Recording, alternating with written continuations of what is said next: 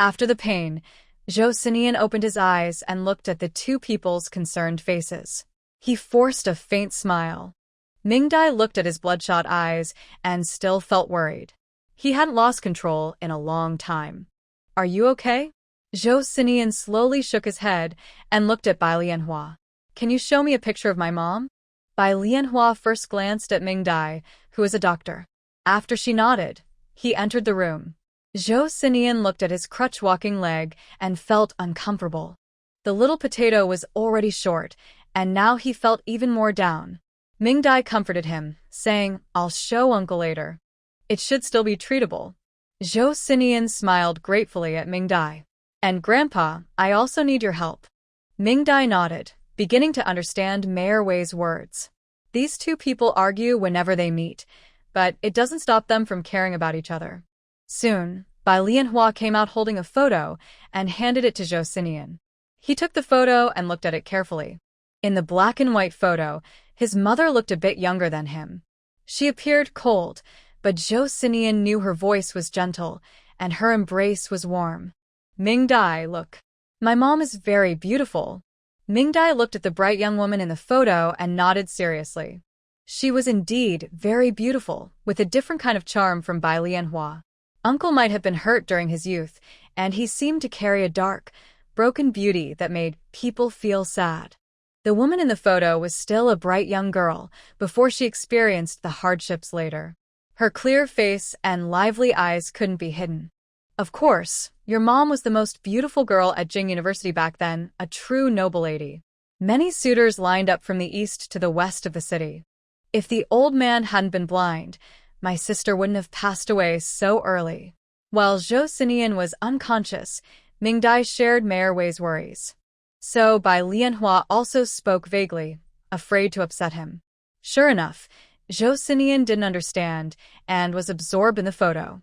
After a while, he carefully asked, Are there more photos? Can I have one? Bai Lianhua looked at his overly proud little nephew from childhood. Now, seeing him pitiful, he felt a bit sad. But the photos are really gone. When they were sent away, they didn't take anything with them. This photo was sent by Brother Yan to comfort Dad. There are no more photos left. There's no more photos. Wait, I'll find paper and a pen to draw one for you. Zhou Xinian nodded a little sadly, reluctantly returning the photo. Bai Lianhua took it carefully, put it away, and didn't say anything more. He smiled at Mingdai and said, Xiaoming, this big fool has caused you a lot of trouble, right? Mingdai was dazzled by his smile. It's okay. Zhou Xinian and I are working together. He helps me, I help him. It's not really trouble. Bai Lianhua sincerely thanked Mingdai. This kid has been stubborn since he was little. Brother Yan told me that if it weren't for you, he might have died at Hongqi Commune. I still have to keep bothering you. Someone is watching over Brother Yan, so I can't leave the farm for now and can't take care of him. Mingdai nodded, saying it was fine and telling him not to be too polite. Zhou Xinian was unhappy to see the two talking happily. He suddenly reached out and gently held Mingdai's face, looking at her seriously. Mingdai, don't look at him. He's ugly. Look at me, I'm good-looking. Mingdai was speechless. She pushed his hand away and shyly looked at Bai Lianhua. That's not what he means, huh? Bai Lianhua clicked his tongue twice and rolled his eyes. I don't argue with fools. You don't understand anything right now. I'll wait until you're better. Zhou Xinian frowned and glared at him. I'm just crazy, not stupid. You're the real fool. Bai Lianhua was stunned by his shout, then burst out laughing. Ha ha ha. Yes, yes. You're just crazy, not stupid. Ha ha ha. Zhou Xinian, today's your day. Just wait. I'll draw all your silly looks and give them to you when you're better. I bet you still have the face to call me a girl for being so girly. Mingdai covered her face. Well, now her embarrassing past is stored. Zhou Xinian frowned, looking at the man who was laughing so hard he almost fell off his chair, but he still stubbornly said, Anyway, I'm not stupid. You're laughing like a fool. Mingdai quickly stopped this topic, afraid he would say something more outrageous. Zhou Xinian, didn't you bring some gifts for Grandpa and Uncle? Hurry up and take them out. Hearing this, Bai Lianhua's expression softened a little, and he looked at him with a full smile. Zhou Xinian was urged by Ming Dai and reluctantly carried his large backpack over. He had indeed prepared many gifts for his grandfather and little uncle. His grandfather was nice. He liked this kind, caring old man. But Bai Lianhua completely shattered his expectations of his little uncle. Now, he not only disliked him but also felt a bit annoyed and didn't want to give him any gifts at all. So, he opened the backpack and took things out one by one, saying each time, "This is honey from 100 flowers. Ming Dai said to drink warm water with it in the morning to nourish the body, for Grandpa. This is mountain walnuts, roasted and peeled, good for the brain, and not the teeth for Grandpa. This is honey-glazed pork. If too hard to bite, you can steam it to eat for Grandpa." Bai Lianhua watched him as he seemed to perform magic, pulling out one item after another from the backpack. Most were edible or useful, all full of thoughtfulness. Every time he took something out, he emphasized, "This is for Grandpa," clearly indicating his disapproval of sharing with himself. He didn't want him to eat. Haha, indeed, only tall in height but not in mind, still so petty. Finally, Zhou Xinian took out a wrapped paper package from the backpack, carefully unwrapped it, revealing a red wool sweater. He excitedly showed it to Bai Lianhua. "This is for Grandpa to wear. it has peaches on it." De Zheng said peaches are good, and peaches live long. Bai Lianhua was surprised as he took it and looked closely. The dark-colored embroidery indeed had small peaches on it, looking very delicate. He looked happily at Ming Dai. "Is little Ming a skilled young craftsman? These must have taken a lot of time to knit, right?" Ming Dai, meeting his surprised gaze, awkwardly smiled, feeling shy to speak. She only knew how to knit plain stitches now, and was very slow. When she finished a sweater, it might take ages. Next to her, Zhou Xinian snatched the sweater, carefully folded it. "This is the sweater I knitted for Grandpa, not Ming Dai's. Ming Dai only knows how to knit socks." After saying that, he emphasized, "She only knits straight socks. She doesn't know how to make heel and toe caps." Ming Dai, exposed, thought, "Thank you for explaining so clearly." Bai Lianhua looked at the serious Zhou Xinian and then at the embarrassed Ming Dai. Ming Dai nodded confidently at him, and he was so surprised that he opened his mouth wide. He couldn't imagine what it looked like when tall, long-legged Zhou Xian was knitting a sweater with yarn. Before he finished being amazed, Zhou Xian took out a straw hat from the basket. Unlike the common farm hats, this hat was a new success from Zhou Xian and Lu Dajing. The material was upgraded. It was made from dried vine bark instead of easily moldy wheat straw. The vine bark was very tough yet soft. The hat could be folded without losing its shape. Ming Dai liked it very much. She was wearing a similar hat now while working, but she refused Zhou Xian to sew lace on it. This hat had a bright red handmade flower on it. "This is also made by me, for Grandpa to wear." "You made this? And this one too?" Bai Lianhua snatched the hat and looked at it from all sides, pointing at the handmade flower, and said in disbelief. Zhou Xian proudly raised his chin. "Yeah, looks good, right?" Bai Lianhua slowly put down the hat, his face turning red. Finally, he couldn't hold back and burst out laughing. "Ha ha ha. It looks great. Very good. Zhou Xian, you're done for." Ha ha ha. Zhou Xian was so amused by his laughter that he snatched the hat back, stuffed it into the basket, and hugged it tightly, refusing to take out the gift he prepared for his little uncle. Bai Lianhua was very curious about what Zhou Xian had prepared for himself. He apologized to Zhou Xian in person and promised not to tease him anymore. Ming Dai also tried to persuade him, eager to see Bai Lianhua's reaction when he saw her gift. After Zhou Xian confirmed Bai Lianhua's good attitude, he finally took out the gift he had prepared. It was a hat and a sweater. Bai Lianhua first opened the newspaper wrapping the sweater and was shocked when he saw the sweater. Zhou Xian looked at him expectantly. "Do you like it? Do you like it?"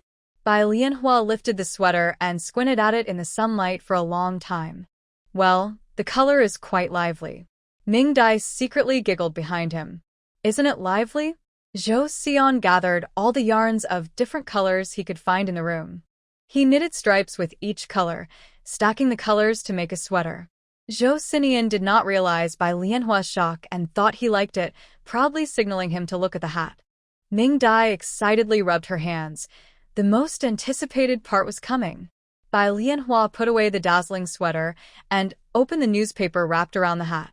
In just a glance, he almost threw the hat away. The yellowish color and soft feel made him think Zhou Xinian was joking, giving him a huge piece of. Ming Dai almost burst out laughing behind him, her face turning bright red. Finally, someone understood her. "Isn't this hat nice? I dyed it just for you. I originally wanted to dye it green like Ming Dai's, but De Zheng said you might not like green, so I changed it to yellow." Bai Lianhua widened his eyes and looked at Ming Dai. "A green hat?" Ming Dai quickly explained, "I've never worn one before." Bai Lianhua wasn't sure whether to be glad that his nephew changed his mind and didn't insist on giving him a green hat. Just as he was about to speak and complain, laughter came from outside the yard. "Ha ha ha, who would wear a green hat?" As the laughter rang out, everyone turned their heads toward the door. A girl in her early 20s, with big braids, leaned happily against the door frame, watching the three people causing trouble in the yard. Hearing her familiar tone, it was clear she knew the brother-in-law. Next moment, the brother-in-law's eyes lit up. He threw down the hat in his hand, stood up, limped to the door, took the from the girl's hand, and gently said, "Finished work? Are you tired? Come rest for a bit." The girl smiled and replied she wasn't tired, and instead of giving him she helped him back to the table. Then, Ming Dai and Zhou Xinian stared blankly at the two, watching them pour water for each other and give shoulder massages, so sticky and sweet. Ming Dai looked at the cup in the girl's hand and swallowed hard. She was really thirsty after all her fuss. Seeing Ming Dai swallow, Zhou Xinian was unhappy. He snatched the teapot from the brother-in-law's hand, took out the enamel cup from his backpack, and poured a full cup of tea. After pouring out all the water from the teapot, he tapped it a couple of times to make sure there was not a single drop left, then handed it back to the brother-in-law. This action stunned the two people on the other side. The little uncle, reacting quickly, hit his forehead and apologized politely to Ming Dai. "Oh no, I got distracted by this stubborn little donkey and forgot to pour water for Xiao Ming Jiqing." Sorry about that. Ming Dai took a few big sips, soothing her dry throat and feeling much better. She shook her head and said it was okay. The girl with the big braid on the opposite side looked at the little uncle affectionately and said, "No guest should come without being offered water. It's not proper. You should introduce me." The little uncle wasn't upset about being looked at that way. He smiled and pointed at Zhou Xinian. "This is my stubborn little nephew, Zhou Xinian. He's Xiao Ming Jiqing, also working in the Red Flag Commune, and he's a doctor too." Zhou Xinian didn't like how his uncle called him that and seriously corrected him, saying he wasn't stubborn. Bai Lianhua nodded casually and continued the introduction. "This is my fiancée, Wu Chue. Just call her little auntie. You came at a good time. We're having a wedding in 2 days, and you can all join. I finally have family from my hometown." Ha. Ming Dai widened her eyes at the beautiful girl with the big braid. She wasn't as stunning as her uncle, but she had big eyes and a high nose bridge. Definitely a beautiful woman. Especially her thick, black hair made Ming Dai, who still had yellow hair, feel very envious. But what was her name again? Wu Chue? Is she the same Chue she was thinking of? This time, Ming Dai kept her mouth shut to avoid awkwardness and didn't ask. But just because she didn't ask didn't mean others weren't curious. Zhou Xinian blinked and took a big iron hammer out of his large basket, holding it carefully. He asked seriously, "Is this the Chue you're talking about?" "Ming Dai, are you polite? And when did you bring the family's iron hammer?" Suddenly, Ming Dai was about to lose her mind, but the girl with the big braid laughed out loud. Wu Chue had heard Bai Lianhua mention Zhou Xinian before and knew about him, so she wasn't angry. Instead, she nodded seriously. "Yes, it's this Chue. Before liberation, my father's favorite weapon was a pair of drum-shaped golden hammers. He liked them so much that he used their names to give his children names. At home, I was the 5th child, so I was given the character for Hammer. My older brothers' names were Wu Delay, Wu Degu, Wu Dewang, and Wu Dejin. They sounded okay. But when it was my turn as a girl, my mother didn't agree with calling me Wu Dechue, thinking it sounded bad. However, my father insisted that I must have a hammer character in my name. They argued for a long time. In the end, my mother couldn't win, so she named me Wu Chue Chue. She said, repeating characters make it cuter. Ming Dai looked incredulous. Wu Chue Chue wasn't that great either. Beside her, Bai Lianhua was very proud. My mother-in-law is right. Chue Chue is so cute. Zhou Sinian looked at the iron hammer in his hand and nodded in agreement. Chue Chue sounds nice. Ming Dai? So, is it me who has old-fashioned ideas? In the end, she could only support them. Chue Chue is definitely much better than Wu De Chue. Chue Chue girl was amused by Ming Dai's forced smile. Haha, it's okay. Our customs here are rough, and people call each other all sorts of things. No need to feel awkward. Just call me Sister Chue. Ming Dai quickly nodded and called out, Sister Chue. Bai Lianhua chuckled secretly beside her. Xiao Ming can just call her sister-in-law. Wow. Just as he finished speaking, Wu Chue Chue pinched him and giggled without saying a word. Ming Dai watched the two being so close and the pink bubbles floating around, feeling a bit overwhelmed and eager to join in. Wu Chue Chue smiled warmly. You guys aren't in a hurry, right? Can you wait a couple of days before leaving? We're getting married the day after tomorrow. We thought only Dad from Lianhua's side would witness our wedding, but now you guys are here. Lianhua didn't say anything but just looked suspiciously at Zhou Sinian. Ming Dai smiled and said, What a coincidence. We brought plenty of candies and snacks. Maybe we can use them for the wedding feast. Wu Chue Chue waved her hand. No worries, my dad will prepare everything. Just wait to enjoy the feast. Ming Dai was stunned. Shouldn't the groom's side be responsible for the wedding banquet? Looking at my cheerful little uncle, who was smiling more beautifully than a flower, I remembered he just said that his family members from his maternal home had arrived. So, is my little uncle now married into the Wu family? Bai Lianhua happily said, That's right, I will officially become part of the Wu family the day after tomorrow. Wu Chue Chue playfully hit him, blushing, but didn't deny that he wasn't. Ming Dai felt a bit worried. Although the Bai family has fallen on hard times, my little uncle once enjoyed prosperity. Is he really willing to be a son-in-law who moves into someone else's home? It's important to know that, at this time, men who become sons-in-law usually can't lift their heads high for their whole lives. Moreover, my little uncle is very handsome. Could it be that Chue Chue girl was attracted by his looks and forced him? After all, Chue Chue has 4 older brothers, and her father is known for wielding a powerful drum and a gold hammer. Sounds quite impressive. Bai Lianhua sensed her worry and softened his heart.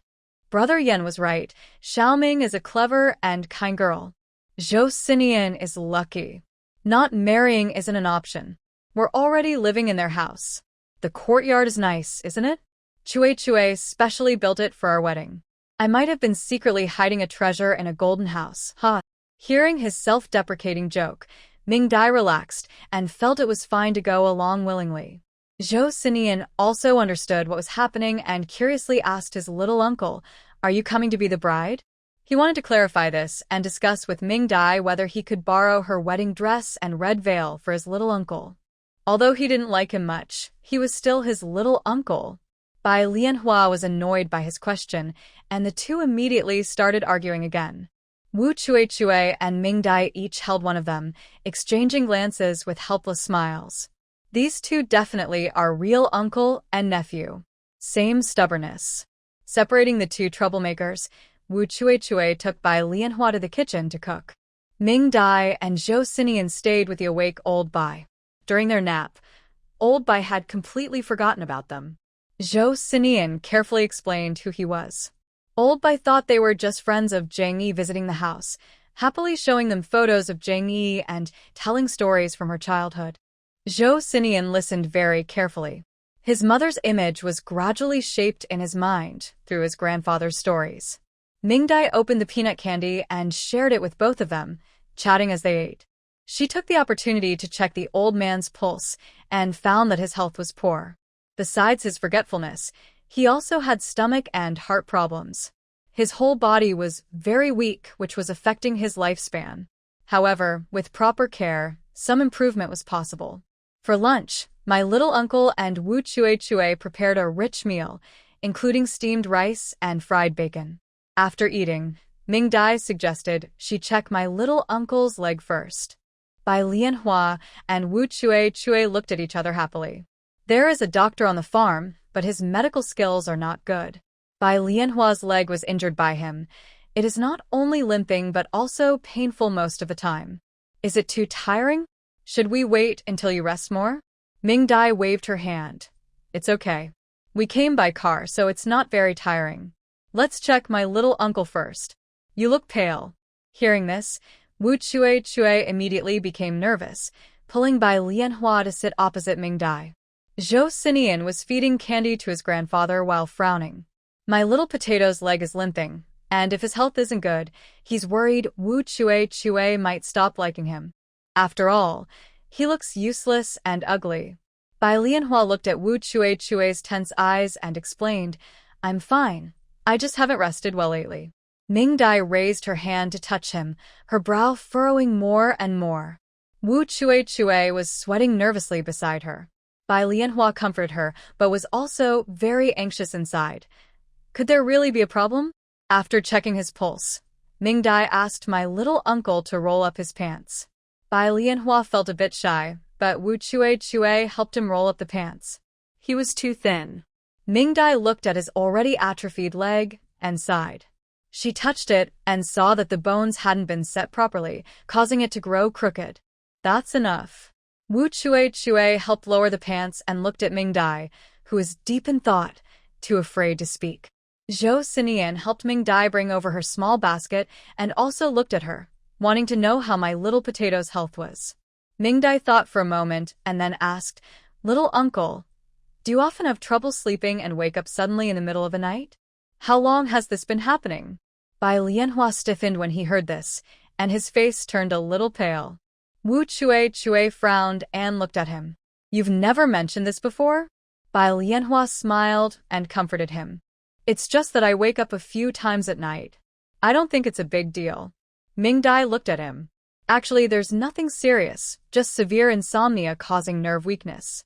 His body was also very weak, with poor blood and energy, similar to Zhou Xinian's early condition. Both tend to die young. Ming Dai sighed. You must solve the insomnia problem. If not, your body won't hold up and you'll break down sooner or later. I'll prescribe some medicine for you. Take it on time, avoid overexertion, sleep regularly at night, and even if you can't sleep, just rest with your eyes closed. As for your legs, Bai Lianhua looked at him with hope. Compared to the insomnia, he cared more about his legs. Ming Dai smiled and said, There is hope for recovery, but you need to go to a big hospital for surgery. Reconnect the bones. After the surgery, you need rehabilitation and persistence for a year or two. The bones will realign and muscle elasticity will return. I can't guarantee you'll be as flexible as before, but you can still dance. Hearing the word dance, Bai Lianhua laughed but also felt a bit sad. He was no longer the young master of the Bai family who used to dominate the dance floor. Wu Chue was very happy to hear this. Great. Xiaoming, the educated youth, will go for the surgery. Which hospital do you suggest? Ming Dai comforted her. There's no rush. First, we need to take good care of your uncle's health. He's just like Jiao Hua now. He needs to be slowly nourished before the bones can be set. If we do the surgery but can't stick to rehab, it will all be for nothing. Wu Chue nodded. All right, give me a prescription, and I'll go to the county to get the medicine. Ming Dai shook her head. No need for that.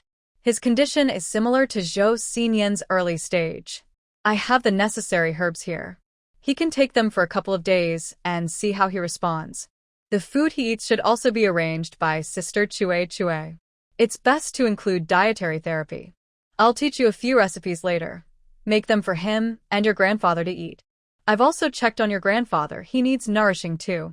Bai Lianhua looked at the old man adjusting his hat. Can his dementia be cured? Mingdai looked at the old man and sighed. That's difficult. It depends on whether he can overcome his own emotional barriers. White Lianhua expressed thanks and stopped asking questions. Unless her sister comes back to life, her father's worries will never be solved. Living in confusion like this is actually okay for him. At least he's no longer in pain. Wu Chue carefully remembered the medicinal recipes Ming Dai mentioned.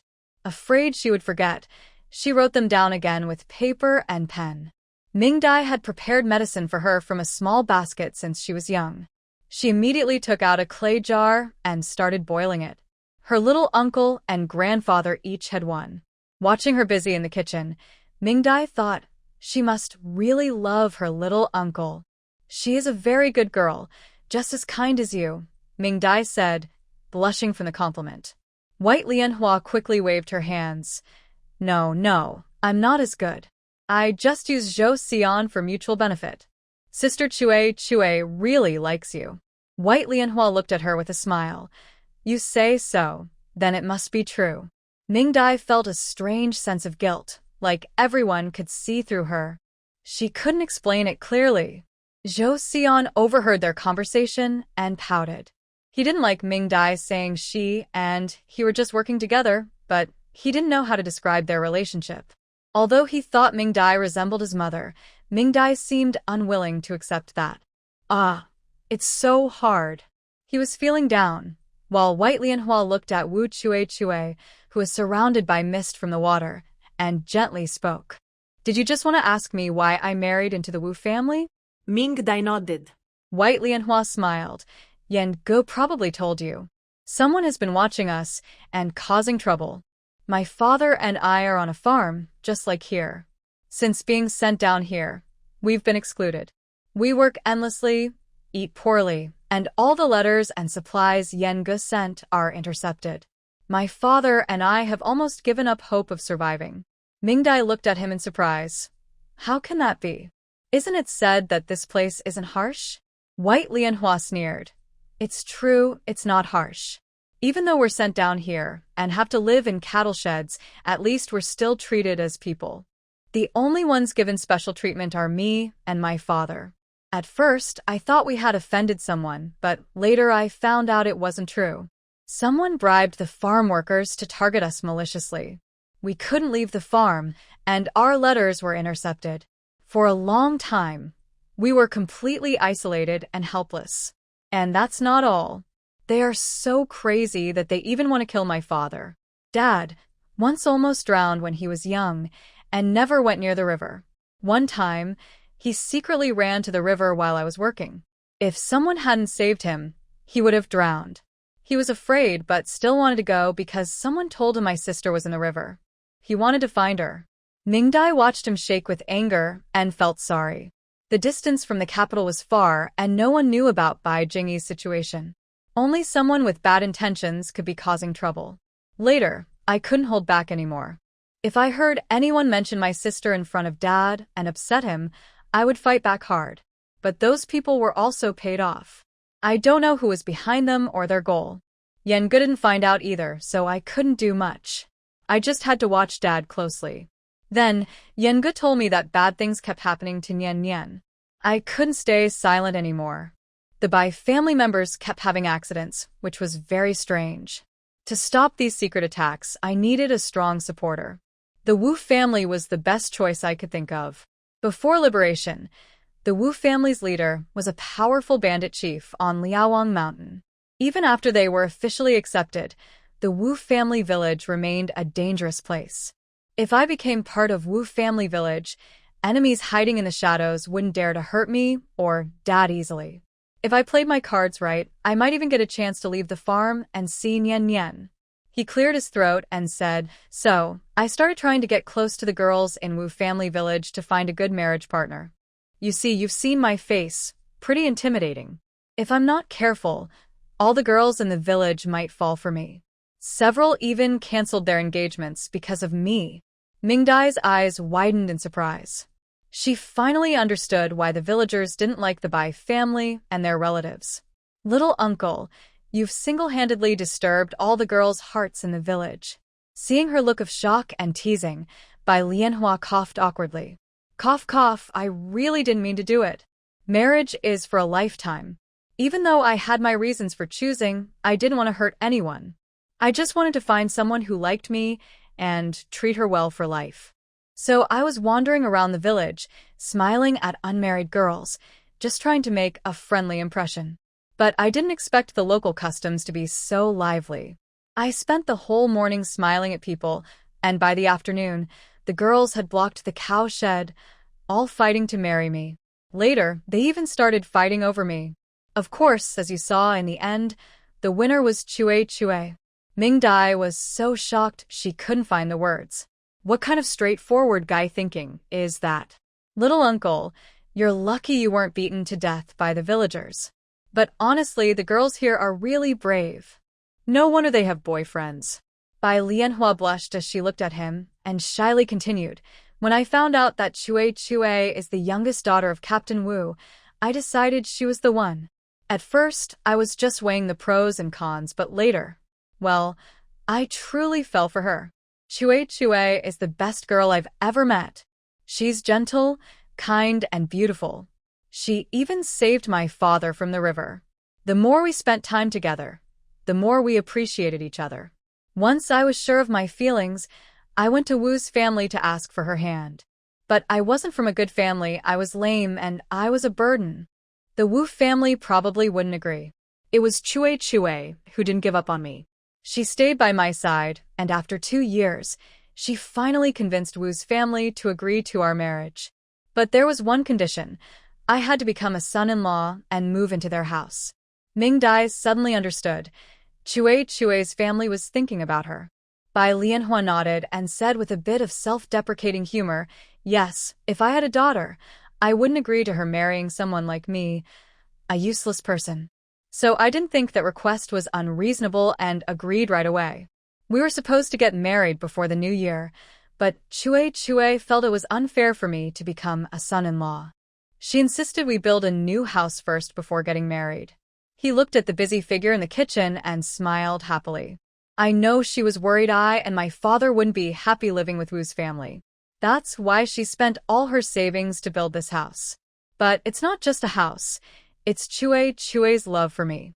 Ming Dai watched the two of them smiling at each other, feeling a rush of excitement. It was like sweet candy in her heart. But everyone is talented and beautiful.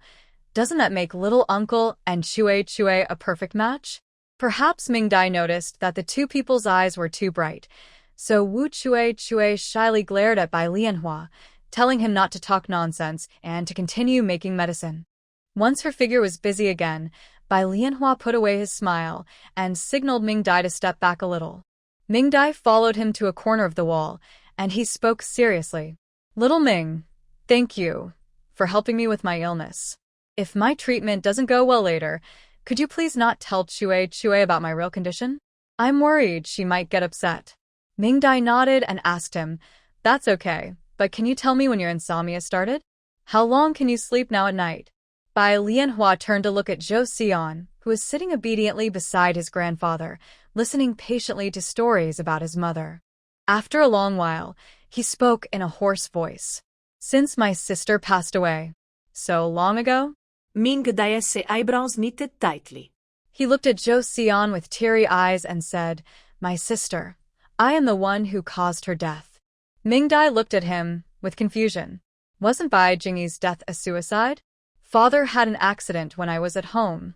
I saw someone suddenly burst into the house and punch my father, dragging him away like a dog. I couldn't catch up at all. I was too young then and didn't know what to do. I couldn't find my older brother, so I went to find my sister. After my sister learned about our father's accident, she told me to go home first and went out to find help herself. I waited anxiously at home for 3 days, and in the end, I only received news that my father was going to be executed. I was very scared and said harsh things to my sister, blaming her for the Zhou family's refusal to help. My sister listened in silence all night. The next day, she told me to wait at home for Yan Ge, then she left. The little uncle spoke calmly, but Ming Dai felt like he had already cried. At noon, I learned that my sister had committed suicide. When I arrived at the gate of the courtyard, She was no longer there, only a large pool of blood on the ground. Finally, he couldn't hold back anymore, tears uncontrollably rolling down his face, choking on his words. After a moment, he took a deep breath, suppressed all his emotions, and continued speaking. I went to the Zhou family to settle accounts and demanded they return my sister to me. No one listened, and I was forcibly sent back to the Bai family. During the process, I resisted and broke my leg. Since then, I haven't been able to sleep. Every time I close my eyes, I see my sister's leaving figure and the bloodstain at the gate of the courtyard. If I hadn't blamed her, she wouldn't have used such extreme ways to force the Zhou family to testify. I am the one who caused her death. I am the reason Nian lost her mother. By the end, Bai Lianhua could no longer stand, leaning against the wall, with red eyes, looking at Zhou Xian in the yard. Ming Dai sighed. Like old Master Bai, he punished himself for harming his daughter and sister. But are they really the ones who caused Bai Jingyi's death?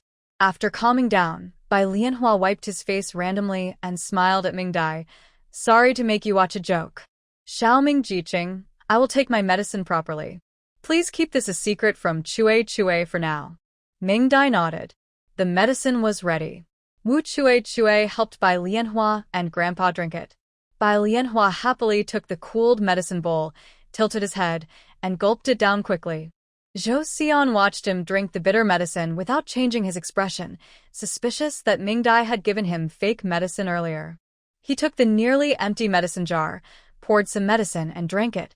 Ming Dai watched him with satisfaction as his face twisted from the bitterness. See? Still doubting that I gave you fake medicine. Just as everyone focused on Zhou Xian's grimace, Grandpa Bai instinctively picked up his own medicine bowl. Naively, he imitated his son, lifting the bowl to his mouth and trying to drink. Unprepared, he was immediately overwhelmed by the bitterness, and half the medicine shot out like a pea shooter. Ming Dai and the others were startled and quickly checked if Grandpa Bai had choked. Zhou Xian, still feeling scared, released the medicine bowl and took some candy from his backpack to put in his mouth, feeling alive again. Fortunately, Grandpa Bai only vomited and wasn't choked. But now, he was very resistant to the medicine bowl and the taste, refusing to drink anymore. When pushed to the limit, he stood up and ran away. Bai Lianhua could only hold the medicine bowl and limp behind, running slower than his father. Ming Dai and Wu Chue helped block him from behind, but old Master Bai refused to open his mouth, determined not to give in. Finally, Zhou Xinian couldn't stand it anymore. He snatched the medicine bowl from Bai Lianhua's hands and stepped in front of old Master Bai, who was still unwilling to open his mouth. With a swift hand strike, Zhou Xinian hit the old man's Adam's apple. Ugh. In one move, the old man was forced to open his mouth. Zhou Xinian quickly pushed the bowl in, tilted his head back, and poured the medicine down. The soup was swallowed with a gulp. He removed the bowl, and before the old man could turn into a human water gun, Zhou Xinian stuffed a piece of candy into his mouth. The sweet taste instantly washed away the bitterness. Old Master Bai tightly closed his mouth, holding back the urge to. Ming Dai and the others were stunned by Zhou Xinian's smooth and skillful way of giving medicine. Seeing the old man happily eating candy, they couldn't help but give a thumbs up. Amazing! Really impressive. Zhou Xinian proudly lifted his chin. It's all about experience. He's been doing this to himself all along. Recently, everyone has had strong opinions, so today no hooks. No hooks. Choose a book title, comment under the one you like, and the top 5 comments will be selected as the titles. Traveling to the 1970s. The Mad Couple's Redemption Daily Life. 1970s. Xiaoming the Keeper and Her Crazy Princess. With a warehouse in the 1970s, picking up a mad husband. Traveling to the 1970s. The Princess Goes Crazy. 1970s. The Princess's Feeding Manual Year After Year. 1970s. You Go Crazy, I Support You. Unbeatable in the County. 1970s Redemption. Dear, I Love You. Princess, please vote. Tomorrow, the cover will be finalized. Thanks to the princess who suggested the titles. Love you all. After taking the medicine, Old Master Bai quickly became sleepy again. After settling him in bed, Wu Chue invited Ming Dai and Zhou Xinian to take a walk around the village. The farm was large, with each team living near their own fields. The farmland in the warrior village is the largest area on the farm. Half of it is mountain land, and the other half is fields, mostly dry land used mainly for oil crops. Whenever 4 people appeared in the village, they immediately drew attention. Most of the young people in their early 20s looked at them with annoyance, especially at the younger uncle. Some women, including young girls and newlywed wives, had once loved but couldn't be with the younger uncle. The rest looked at him with various expressions of dislike. Ming Dai felt overwhelmed after a while. When she looked at her younger uncle, he seemed relaxed and was being supported by someone, happily chatting and smiling. She really had to admire how brave her younger uncle was. When they reached the village entrance, they unexpectedly saw the 15 grandpa glaring at Zhou Xinian. The old man was clearly still angry. Wu Chue saw 15 grandpa and went over to greet him. 15 grandpa, why are you standing here? No one is talking to you. 15 grandpa snorted and said, your father told me to tell you to bring the fox spirit and the new kid home for dinner tonight. After saying that, he huffed and walked away angrily. Ming Dai watched his back, suspicious that he was like a trained spirit, so grumpy. Suddenly, she missed Lu San a little. Lu San, being an old man, was much cuter. Wu Chue was also confused by him and asked Ming Dai and Zhou Xinian, did you offend him? Ming Dai explained what happened that morning. Bai Lianhua chuckled and patted her nephew on the shoulder. Good nephew. You really know how to make him mad. He's angry because of me. Before I arrived, Wu Chue's parents wanted to marry him to their grandson, but I came along, and Wu Chue didn't like his grandson, who looked like a toad, and chose me instead. So he calls me the fox spirit, and looks at me with dislike. Just ignore him. Wu Chue also apologized. 15 grandpa really has a bad temper. I'll talk to my dad about it. Please bear with him. Ming Dai waved her hand. Dealing with this confused old man wasn't worth it. Look, Ming Dai. While they were talking, Zhou Xinian suddenly became excited, pointing toward the mountain top and calling Ming Dai. Ming Dai looked in the direction his finger pointed. On the newly green hilltop, something was moving. Horse. Ming Dai. It's a horse. Ming Dai squinted to look, and indeed, it was a horse. Wu Chue smiled and explained, yes, it's a horse. Half of our farm is farmland, and the other half is a horse ranch. You could say the best horses on the Lookout Mountain come from our farm. Ming Dai looked around the environment and nodded. It was really suitable for raising horses. Ming Dai, let's go see. Let's go see. Ming Dai glanced at Wu Chue. Wu Chue nodded, indicating no problem, and led the 3 of them to go. Because they had to go uphill, even though it was a gentle, Bai Lianhua still found it tiring. Wu Chue patiently waited for him, offering a hand when needed, but mostly let him do it himself. The sweet interaction between the young couple made Ming Dai smile warmly. Unfortunately, there was someone who always ruined the mood, Zhou Xinian. He was eager to see the horse, and the little uncle was still wandering up slowly. How could he tolerate that? Just as Wu Chue was about to reach out and help the little uncle, everything suddenly blurred, and the person disappeared. Wu Chue. Where did my big fiancé go? Soon, Bai Lianhua's shout revealed his exact location. Zhou Xinian carried Bai Lianhua like a sack on his shoulder, pinpointing the mountain top, and ran swiftly over. There, a dream horse was calling him. Bai Lianhua was pressed against his thin shoulders, almost vomiting his lunch, and he kept squealing as he rushed upward.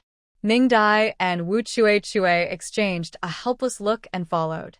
When they reached the mountain top, Zhou Xinian threw the little uncle onto the ground and ran toward the black steed he had seen from below. Ming Dai was startled by his action. At this moment, the little uncle was even more fragile than a delicate college student. Fortunately, before he hit the ground, Wu Chue caught him. Ming-Dai felt embarrassed and went over to check on the little uncle. The little uncle coughed a few times, waved his hand, and signaled he was fine. Seeing his tearful eyes and red nose, Ming-Dai felt a little pity, and Wu Chue was even more distressed. Ming-Dai looked at Zhou Xinian, who was circling the horse, and started to feel a headache coming on. Tue girl didn't blame Zhou Xinian. After all, he didn't do it on purpose. She was worried because her brother-in-law was watching very closely, afraid that if he lost control, Zhou Xinian might hurt him. The three of them approached and looked at Zhou Xinian. On the grassy, only one horse was grazing. It was not afraid of people and was leisurely choosing the grass it liked. This horse looked over 2 meters tall, with bright eyes and shiny black fur. Its sturdy legs made it very impressive. Zhou Xinian eagerly reached out to pet the horse. But this horse had a bad temper. It was not like the timid little horse from Lu Family Bay. Instead of being afraid of Zhou Xinian, it challenged him by kicking up its hoof.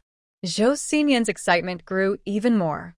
Unable to hold back, he pursed his lips and suddenly drew a dagger from behind him. Ming-Dai. This is not good. Wu Chue / by Lianhua. What is the big nephew trying to do? Hey, what are you doing? Just as Zhou Xinian was about to try something, someone shouted from the mountain bottom. Soon a tall man came up. He was only a little shorter than Zhou Xinian, but much broader. Big brother. After recognizing the person, Wu Chue and Bai Lianhua called out together. Big brother, this is Lianhua's nephew Zhou Xinian. He's a friend of Xinian's. Ming-Dai is a doctor. They came to see Lianhua and Dad. I brought them up the mountain for a walk. Xiao Ming Jiqing, this is my older brother Wu Delay.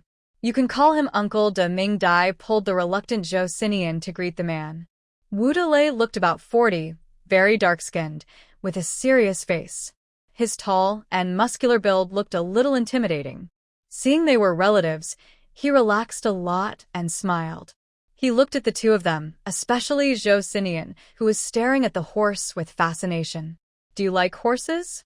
Zhou Xinian ignored him and just focused on the horse nearby, leisurely munching on tender shoots.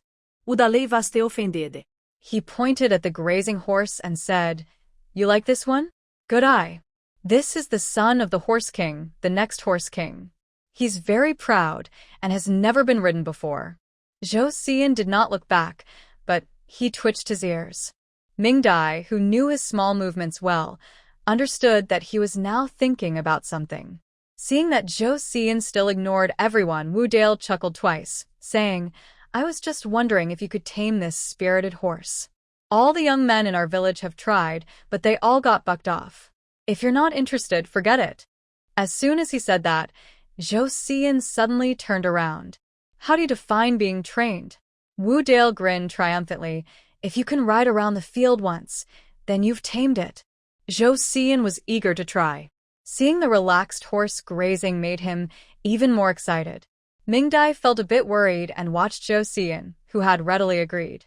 Wu Chue comforted her. It's okay. My older brother is watching. He used to train horses in elementary school, so he knows what he's doing.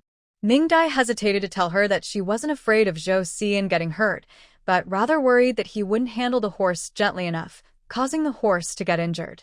Zhou Xinian circled the horse, looking for a chance to jump on. The horse leisurely ate grass, completely unconcerned about the two-legged creature circling it. Wu Dale stayed nearby, alert but nodding in approval. He was calm, patient, not impatient or arrogant, understanding the importance of timing. Only then could he succeed. Suddenly, when the horse turned, Zhou Xinian seized his chance. He leapt suddenly and landed on the horse's back. The horse was startled, its head high in the air, neighing loudly as it tried to shake off whatever was on its back. Zhou Xinian's legs squeezed the horse's belly tightly, and his hands held the horse's neck, trying to stay close to its back. The horse kicked and jumped hard. Zhou Xinian held on tightly, both of them facing off, neither willing to give in first. The people watching nearby grew more excited, especially his little uncle, who, despite limping, cheered and jumped around to encourage his nephew. Wu Dale looked at the determined young man on the horse, smiling warmly, clearly very pleased. More than an hour passed, and neither the horse nor Zhou Xian showed signs of giving up. They also moved from the hillside to the grassland below. During the process, the horse cleverly tried to bump Zhou Xian against a fence, hoping to knock him down. If Zhou Xian hadn't been quick-witted, he might have been pushed off. After avoiding the danger, Zhou Xian got angry. He grabbed the horse's mane and pulled, causing the horse to scream in pain. Wu Dale was heartbroken and shouted at Zhou Xian's ancestors, telling him to let go. Despite that, the horse didn't give up. It kept jumping and trying to shake the person off its back. Zhou Xian also refused to let go, holding tightly with a look full of determination. Both he and the horse were soaked in sweat. When the evening breeze blew, they both shivered. Ming Dai watched with a frown. Zhou Xian really shouldn't catch a cold. His fragile body had just recovered, and a cold could easily make things worse. Seeing the tired horse, unable to move much but still snorting and unwilling to move forward as Zhou Xian asked, Ming Dai thought of a plan. Zhou Xian, open a piece of the candy in your pocket and give it to him. Zhou Xian widened his eyes. Why? I don't want to. That's mine. Ming Dai coaxed him. Just give it to him first. I'll give you more tonight when we go home. Hurry up, we still need to eat dinner later. Talking about dinner, Zhou Xian hesitated. After some fussing, he realized he was very hungry. After thinking for a while, he confirmed with Ming Dai again. Really? You'll give me some? The white rabbit candy? Ming Dai sighed. Yes. I'll give you some. Only then did Zhou Xian carefully take a piece of candy from his pocket with one hand, peel off the wrapper, and hold it near the horse's mouth. But halfway there, he stopped again. In Ming Dai's puzzled gaze, he put the candy into his own mouth, bit off a large piece, and reluctantly reached out to the horse's mouth. Why can the horse eat candy when it's tired, but I can't? I have to eat it first. The horse looked at the hand in front of it. Just as it was about to bite, it opened its mouth, but suddenly felt something was wrong. Huh. What is this sweet, fragrant taste? The horse had never smelled anything like it before. It sniffed the milk candy closely, lifted its lips, and showed its big teeth, trying to taste it. Before Zhou Xian grew impatient, the hot, damp tongue curled and licked a small piece of milk candy into his mouth. Wow. The sticky, warm feeling made Zhou Xian frown and shake his hand in disgust, finally wiping it all over the horse's head. The horse was busy exploring the mysteries inside its mouth and had no time to care about what was happening above. Oh my goodness! What is this divine taste? Sweet, fragrant, soft, and sticky, just one bite. Melting? And now it's gone. The horse was smacking its lips and searching inside and out, sure that the last bit of sweetness had disappeared. Anxiously, it started taking tiny steps in place, neighing loudly and lifting its head, trying to reach the two-legged beast on its back. Its smooth dance steps and twisting neighs sounded like it was coquettishly begging. Ming Dai watched the horse happily begging for candy and almost burst out laughing. Next to them, Wu Dale looked very puzzled. Does this flattering, pleading look belong to the same stubborn horse? There's a reason why this horse is kept alone on this hilltop. In its original herd, it constantly challenged its father, the current horse king. Because it was young and couldn't win, it was bitten all over and refused to give in. Other horses fought many battles, and injuries were common. Wu Dale had no choice but to isolate it, hoping to tame its temper. But as mentioned at the start, no one could ride this horse. Whenever someone tried, it would almost flip them over. And that's not all. After flipping someone, the horse would chase and bite them. Its temper was really bad. Everyone in the village who tried to handle it failed. Wu Dale also thought Zhou Xian's calm and strong presence might work, so he asked him to try. To everyone's surprise, this young man actually succeeded, lasting so long. But the reason this stubborn horse is called stubborn is because it will never give up. He had previously tried to lock it in a pen and starve it, hoping to break its spirit, but it didn't work. The horse refused to be ridden, even if it starved. Now, what's going on? Seeing the stubborn horse running along the grassland under Zhou Xinyan's guidance, Wu Dalai felt like he was dreaming. So, just a piece of candy was enough to tame this stubborn horse? Oh, no, it was only half a piece. The other half was eaten by Zhou Xinyan. He couldn't help but laugh and feel a bit sad, thinking, I've really grown old. I forgot that horses like to eat sweets. Well, they had been used to being hungry for so long, and no one could afford to give sugar to the horses back then. Bai Lianhua watched Zhou Xinyan return on horseback, looking proud. Before, all the young men in the village had tried to tame this future horse king, but because of his health issues, he couldn't come. Although the young men failed, they still enjoyed teasing him about it. Now, his nephew had tamed the horse. He was eager to see which grandson would dare to mock him now. Zhou Xinyan happily jumped down from his horse without even looking at the reluctant horse, rushing straight to Ming Dai. Ming Dai, I'm hungry. Let's go home and eat.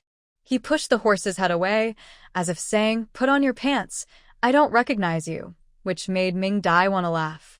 Wu Chue chuckled and said, let's go home first. You need to change your clothes. Do you want to catch a cold? Big brother, are you coming with us? Wu Dalai circled around the horse, saying, wait a moment, I need to brush off its sweat and then take it back to the stable. You guys go ahead. Wu Chue nodded, told Ming Dai and Zhou Xinyan to go home and change, then called Old Bai to go to the Wu family for dinner. Even after they left far away, they could still hear the horse calling out. But Zhou Xinyan was heartless and not sentimental at all. His mind was full of food. The horse thought, my sincere feelings were ultimately wasted. When they arrived home, Old Bai was already awake. He hadn't caused trouble even when locked inside. Instead, he was drawing on the ground with a stick. From the outline, it looked like Bai Jingyi from the photo. Zhou Xinyan changed his clothes, and the 5 of them headed toward the Wu family. The Wu brothers, 4 in total, plus Wu Chue, made 5 children. Only the eldest family was still living with their parents. The others had married, built houses, and moved out. This was quite uncommon for this time period. When they reached the Wu family, they hadn't entered yet, but the smell of meat was already in the air, and Zhou Xinyan's smile immediately appeared on his face. The Wu family now, besides the eldest son's family at home, the second son's family works at the forest farm, so they are not here. The third and fourth sons are twins. Through White Lianhua's connections, they followed Wei Yan's path and are now soldiers on the border. Wu Dali has 1 son and 1 daughter. His daughter married into the forest farm, and his son works with him on the farm. Today, only the eldest son's family is here. After entering, Ming Dai and Zhou Xinyan received a warm welcome from the whole family. Captain Wu Dali looks like a chubby old man, wearing an apron and holding a spatula. He seems to have just finished working in the kitchen, harmless and gentle, not at all like the fierce mountain hero he once was. After a few words, he went back to cooking. Grandma Wu is a kind little old lady with small feet. Her features look a lot like Wu Chue. When she was young, she must have been very beautiful. Wu Dali's wife is a straightforward, middle-aged woman. She immediately handed them some food. Ming Dai's hands are small, so she couldn't hold much, and kept it in her clothes. Wu Dali's son, Wu Lei, doesn't talk much. He just smiled at them. His wife is a bit like his sister-in-law, loud and cheerful, easy to get along with. They have a little girl about 7 or 8 years old, named Wu Xiao. When she saw Bai Lianhua, she rushed over. Her little uncle kept calling her, clearly enchanted by her cute face. From how warmly the Wu family welcomed them, it's clear they are quite pleased with the little uncle. Auntie, I'll do it. I'll do it. Just as they were thinking, Bai Lianhua's sweet voice sounded, and he hobbled over to Grandma Wu, who was carrying something. Grandma Wu didn't give him the item but urged him onto the bed. No need. Just sit down. Wu Chue went over, took the item, and helped her sister-in-law and niece serve Ming Dai and Zhou Xinyan. At the same time, she introduced everyone. Mom, this is Zhou Xinyan, Lianhua's nephew. This is Ming Dai. They're working in the countryside together. Don't be fooled by how young they are. They are quite capable. He's a doctor. The old lady looked at Ming Dai with surprise. Wow, such a talented girl. She's so young and already a doctor? Ming Dai smiled and said, Grandma Wu, I'm just a barefoot doctor. Grandma Wu seemed to admire doctors a lot. She personally brought her a bowl of sweet water with eggs. All the gentlemen here are just here for medical treatment. It doesn't matter if they're barefoot or wearing shoes. As long as they can see a doctor, that's enough. Come, young sir, try this. I added some sugar, it's sweet. Ming Dai was amused and took the bowl, thanking him. Grandma Wu looked at Zhou Xian, who was happily drinking the sweet water, and felt even more pleased. This young man is good. And there's more if you want. Hearing this, Zhou Xian handed the bowl back. Then, I want another one, with more sugar. Ming Dai was speechless, while Bai Lianhua looked at her overly eager nephew with a hint of disappointment. Grandma Wu was very happy and tiptoed back toward the kitchen. After Zhou Xian finished 2 bowls of sweet water with eggs, the Wu family's dinner began. It was truly a feast, full of dishes, both meat and vegetables, very rich. Bai Lianhua watched with red eyes. It was clear that they had probably borrowed all these dishes from neighbors to prepare such a big meal. Grandpa Wu sipped the wine given by Ming Dai and Zhou Xian, his eyes bright. Is this medicinal wine? Ming Dai nodded. Yes, you can tell. It is medicinal wine, which helps with sleep and boosts blood and energy. Drinking a little at night is good for health. Grandpa Wu smiled and nodded. Do you have more? I'll be shameless and ask for a little more. Ming Dai looked at Bai Lianhua, as all the remaining wine was given to him. Bai Lianhua quickly nodded. Uncle, I'll bring the wine later. Grandpa Wu smiled happily, very satisfied with his future son-in-law. Leave 2 bottles for your father. Wu Chue, standing nearby, explained. My mother often has headaches at night and sleeps poorly. My father wants to get more wine for her. By the way, Xiao Ming Jiqing, the prescriptions you gave to Lianhua and my father, can they be used for my mother? Ming Dai looked kindly at the elderly man who was watching her. You need to check her pulse first. Each person's pulse is different, so it's best to see her first before deciding. After dinner, if everyone doesn't mind, I can check everyone's pulse. When she said this, everyone at the table was very excited. Their place is quite remote. They do have doctors, but compared to treating humans, doctors here are better at treating animals. So they're used to enduring small illnesses and only going to the hospital for serious ones. Since this is a farm setting, there should be a complete hospital system, but this is written for the story. Moreover, Hammer said that Xiaoming's future son-in-law is confident about his legs and definitely has good medical skills.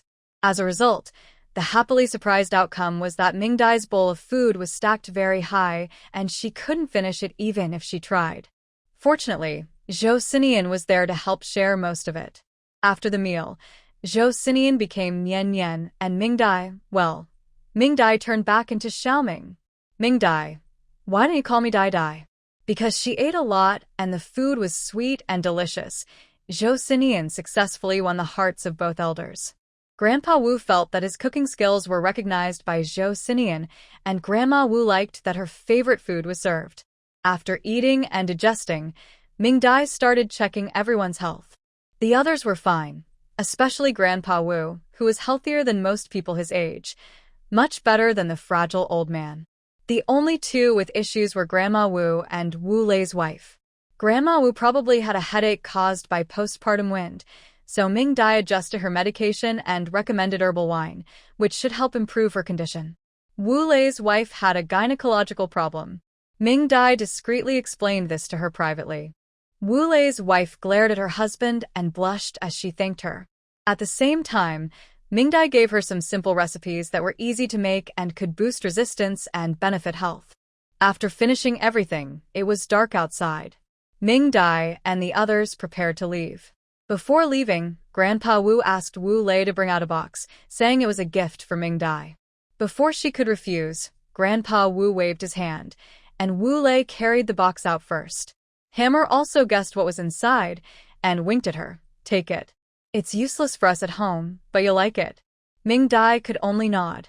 At home, after seeing everyone off, Ming Dai asked Zhou Xinian to help open the box. The box was of good quality, sealed tightly, with a lot of dust on the surface. indicating it hadn't been opened for many years. When opened, a strong smell of medicine hit her first, followed by the familiar scent of paper. Mingdai looked at the full box of books with wide eyes, especially the familiar medicinal aroma.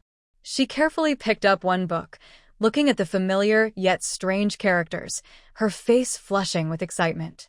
I looked down and found an entire box full of ancient medical books. They were written with medicinal ink and brush. Any one of these books, or even just a page, would be worth a fortune in Mingdai's previous life. After feeling excited, Mingdai looked at Wu Chue shyly. Chue, sister, these are too precious. I can't accept them for free. Let me buy them with money. Thinking about returning them, Mingdai didn't even consider it. She saw these treasures and would never give them back, no matter what. Wu Chue waved her hand. No need. These were all taken from my father's childhood friends. They probably stole from our own people too. My father is rough and almost set fire to them as kindling. My mother said these books, written with such care, couldn't be ordinary. That's why she kept them. Mingdai was both happy and angry. Many ancient medicine recipes must have been stolen by Xiaorizi. Seeing her interest, Wu Chue thought for a moment. I remember my father took a lot of things from those childhood friends. They're all piled up on the back mountain. If you like, I can take you to see them tomorrow. Mingdai nodded excitedly. Yes. Yes. Yes. We must go. Wu Chue smiled and shook her head, watching her.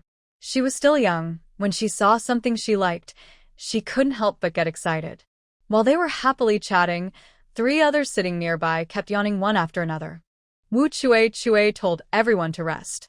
To stay with Mingdai, she decided not to return to the Wu family tonight. There were 2 rooms, one for men and one for women. In the middle of the night, Zhou Xian suddenly opened his eyes and quietly got up. The breeze from the blanket woke Bai Lianhua beside him. He wanted to speak, but Zhou Xian covered his mouth. Bai Lianhua was almost suffocated. He signaled repeatedly that he wouldn't make a sound, and Zhou Xian finally let go. Through the window, Zhou Xian kept staring at the door area, as if something was there. Bai Lianhua leaned closer and looked for a long time, but saw nothing. Just as he was about to ask Zhou Xian what was going on, the wooden door outside made a noise, very clear in the silent night. Bai Lianhua suddenly saw his nephew disappear, followed by the sound of the door being pushed open. He looked at his sleeping father and was glad he had taken the medicine Mingdai gave him before bed. He was still asleep now. In the next room, Mingdai and Wu Chue were also awakened. They sat up nervously and looked at the dark yard, not knowing what had happened. Ladies, please help me by clicking on the free little gift. Thank you all. Mingdai and Wu Chue put on their clothes and quietly slipped out of the room with the door bolt. As soon as they stepped out, they bumped into Bai Lianhua, who was also carrying a door bolt and limping. Just as they wanted to ask what was going on, the door was hit again, this time with a louder sound. The 3 of them dared not make a sound and carefully moved toward the yard. When they went outside, they saw that Zhou Xinian was not in the yard, and no one was behind the door. They looked around and saw him standing on the wall, staring silently at what was below. Mingdai and the others found it very strange and quietly approached him. Bai Lianhua lowered his voice, looking tense. Nian, who is at the door? Do you know them? Zhou Xinian tilted his head and thought for a moment.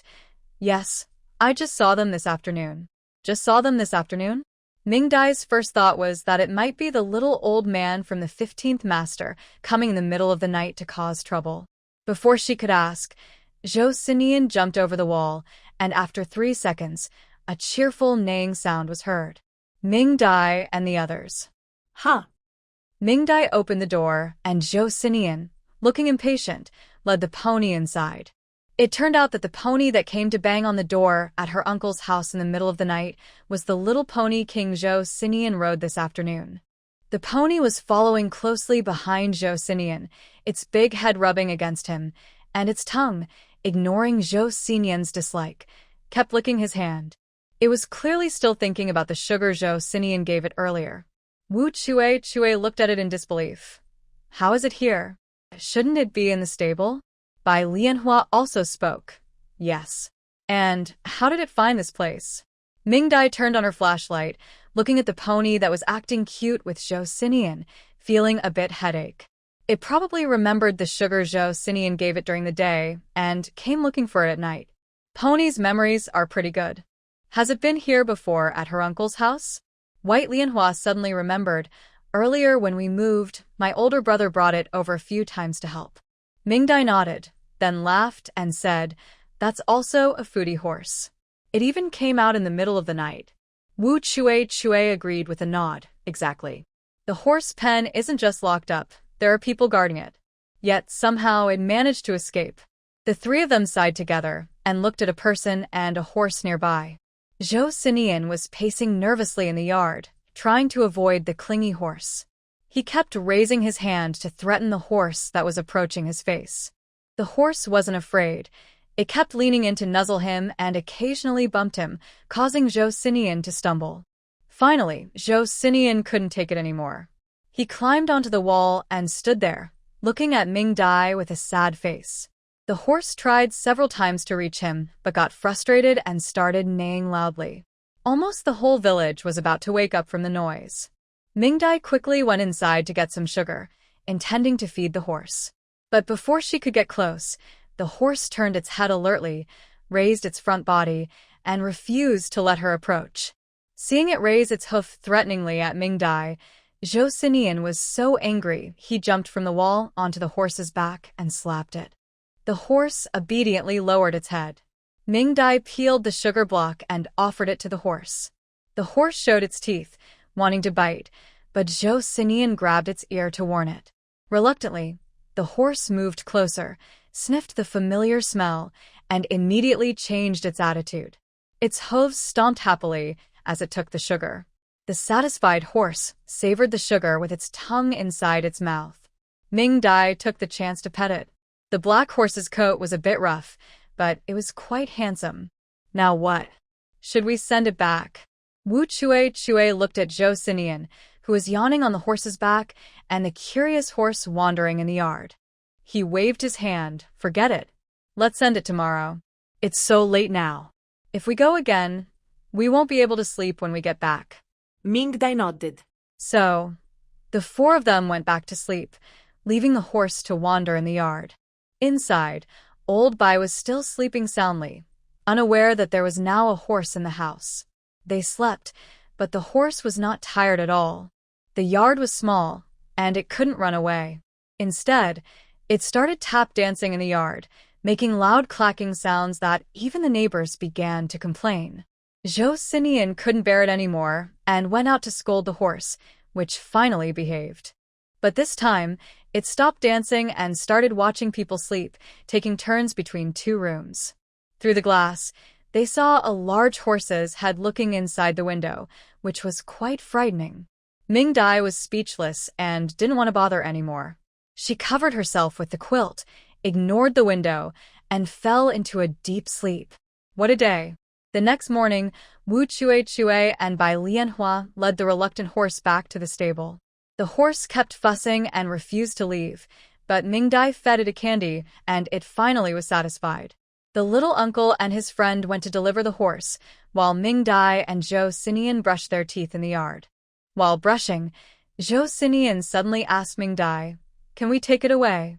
Mingdai understood what he meant and shook her head. "No, it's not from the mountains. We can't pack it up." Zhou Xinian looked a bit disappointed.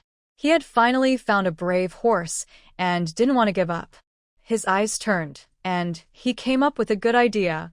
Mingdai was brushing her teeth and daydreaming, already thinking about Wu Chue saying she wanted to take her to the back mountain to see the treasure Grandpa Wu stole, so she missed Zhou Xinian's little plan. When Wu Chue and Bai Lianhua returned the horse, no one in the stable noticed that the little horse king was missing. The little horse king wandered happily back home, leaving the guards behind to be scolded by Wu Delay.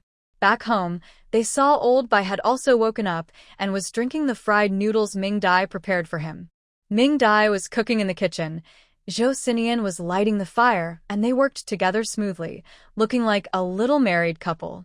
Bai Lianhua watched with a big grin, feeling happy. This kid was amazing. He could find such a good wife even when he was silly. Not bad. He was very much like himself.